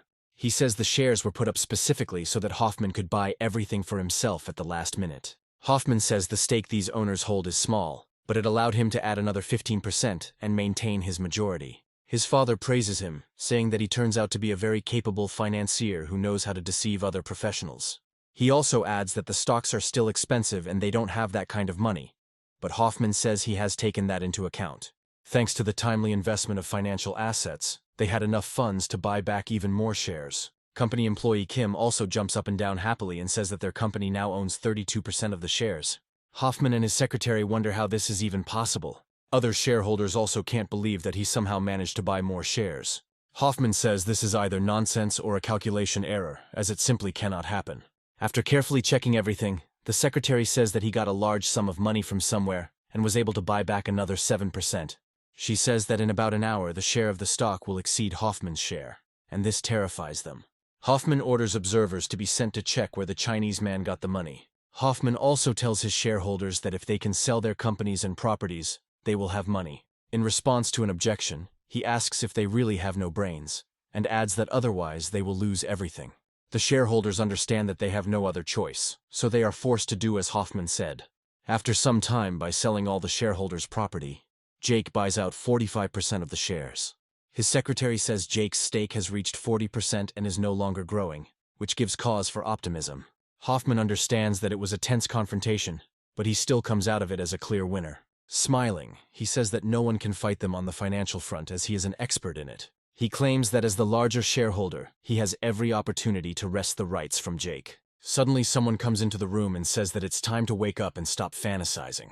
Hoffman and everyone else here are puzzled as to how this is even possible, since they believe he was on camera. Hoffman looks at the video monitor and says that Jake should be in his company now. Hoffman notes that this saved him the time of the call, after which he demands that he bend over and apologize. Jake says there's no need for that because the company Hoffman used to run no longer exists. Smiling, he allows the major directors, who had been on Hoffman's side until now but had been deceived, to enter. Hoffman looks at his former colleagues with irritation and asks them if they have decided to betray him. Jake says that it looks like Director Hoffman still doesn't know what's going on, so it's best to tell him everything that happened. They tell him that Jake decided to contact them and offered more profitable cooperation. They say that he said he only needed to create a group to fight back, and after victory, they would share the profits. Hoffman says that's impossible, because Jake and his team now own 55% of the shares. Jake also says that he was well aware that he was being watched because he has powerful friends. He smiles and adds that it was all recorded in advance, so he was able to coordinate what was happening with the stock purchases. Jake adds that he also has advanced technology at his disposal that allows him to generate videos of any content. Jake also says that he has a lot of money and has never had the need to save. Hoffman tries to attack him and says that he must die because he could not win him with endless money. The directors say that he has already lost, and that he still has debts of several hundred billion that must be repaid. Hoffman bows his head briefly to quickly think of options he could still pursue. Suddenly he becomes more brazen, and says that they came to his territory like idiots and do not understand the consequences. At that very moment, several well-trained people enter the room and point their guns at them. The directors wonder if he thought they wouldn't be prepared for such an eventuality. The guards of these people also point their weapons at their opponents and are prepared to open fire if necessary. Hoffman feels completely safe and orders his secretary to go into combat mode. The girl quickly rushes forward and delivers several crushing blows to her opponents. After this, she punches the wall and leaves a huge dent in it, despite the fact that she looks like a normal person. The directors look at the secretary in surprise and wonder how a simple person can break through the wall. Hoffman says the woman is a cyborg with tremendous physical strength. One of the directors loses his nerve and orders that fire be opened immediately on the enemy. A brutal massacre ensues, but Hoffman's secretary comes out on top thanks to his increased speed. She defeats all opponents almost instantly, without experiencing the slightest difficulty. The directors understand that they are in serious trouble and that now only some miracle can save them. Hoffman says she is his treasure, having been selected from trained child soldiers and upgraded. Smiling, he says that these directors can be left alive, but the rest must be destroyed. The girl smiles and says that she understood his order perfectly, and then rushes into the attack. Thus, soon the directors are left without a single guard, and they themselves are captured. They fall to their knees and wonder what kind of monster it is and how it can move so fast. Hoffman says that if they wanted to buy his shares, they came to the wrong place, and now they will have to pay for it. He adds that as preferred shareholders they have a fortune of 40 billion, which he will take in exchange for their lives. The directors look at him angrily and realize that this is too high a price to pay for what he demands. Jake, who has been watching the whole thing with indifference, becomes the target of Hoffman, who orders him to sign. Jake decides to instantly snatch the gun from the man standing right in front of him with a deft move. Immediately after this, Jake quickly takes aim and points the gun straight at Hoffman's forehead. Hoffman, enraged, looks at his opponent and silently hopes that he will not have the courage to pull the trigger. Jake limits himself to a powerful blow to the face with a pistol, believing that Hoffman is too valuable to kill. Hoffman falls to the ground and immediately calls on his secretary to deal with the threat. The girl instantly rushes forward to deliver a powerful blow with her cybernetic prosthetics. There is a powerful flash as the metal fist collides with Jake's body. However, once the smoke clears, it turns out that Jake managed to intercept the attack and was not damaged. Everyone watching this cannot believe that a mere man was able to stop the blow of a cyborg. Hoffman thinks to himself that this is simply impossible, because mechanical hands are much stronger than normal ones. Jake says it's just a lousy massage and she better try harder. As a response and measure, the girl decides to use a retractable needle to pierce his fingers, but he manages to react. Hoffman notes that the fighter simply wanted to intimidate him, so he held back his abilities. She unleashes a barrage of blows towards him, but he manages to defend himself with his hands. Finally, Jake delivers a powerful counterpunch that is so powerful that it interrupts her attack. Jake only receives symbolic damage and doesn't even pay attention to such scratches. At the same time, the blow suffered by Hoffman's secretary turns out to be so serious that her prosthetics break. It falls to the ground and short circuits, preventing it from working properly. Hoffman says that's simply impossible, then orders her to get up, reminding her how much money he spent. Jake puts his foot on Hoffman's head and says that he seems to have run out of cards. Hoffman cannot believe his defeat and says that he could not lose, since victory is his middle name. Jake forcefully pushes him aside, causing Hoffman to smash his face through the hard glass of the building. Only by some miracle does he not fall down after the impact, and is kept from death by a thread. Hoffman asks for help, while Jake has complete control of his life. Jake says the wind is too strong here and he can't hear a word, so he'll put his leg up. Hoffman finally admits his defeat and says that he will give up all the shares and everything he has. He also recommends that Jake look down, where there are plenty of people whose lives he has constantly toyed with by watching them. People notice that the glass has suddenly broken and decide to take out their phones to capture it. Hoffman understands that he will now have to answer to the court for his actions, and will go to prison for a long time. The news is full of headlines about Hoffman's illegal activities. People look at him and start getting angry, saying they will never allow themselves to be treated this way. After some time, Hoffman, along with the other shareholders who colluded with him, finds himself trapped. A huge number of journalists are waiting for them at every corner to take comments. Other Koreans want the man executed for his actions. Some of them break through the police lines and start beating him, causing him to fall to the ground. Public unrest is only growing, and the police are unable to contain the onslaught of angry citizens. Hoffman can only pray to all the gods he still believes in to survive this nightmare. Civilians continue to kick him, telling him to think about the atrocities that brought him here. Hoffman appeals to the police to at least somehow drive away the protesters and save him. Looking at the broken window, he notices Jake's silhouette and thinks that someone promised to let him go. Jake says Hoffman apparently didn't call the police or bring reliable help. This is how the scoundrel, who is ready to do anything for the sake of victory, ends his existence. Jake says that under their new agreement, 100% of the shares bought out go to Kim.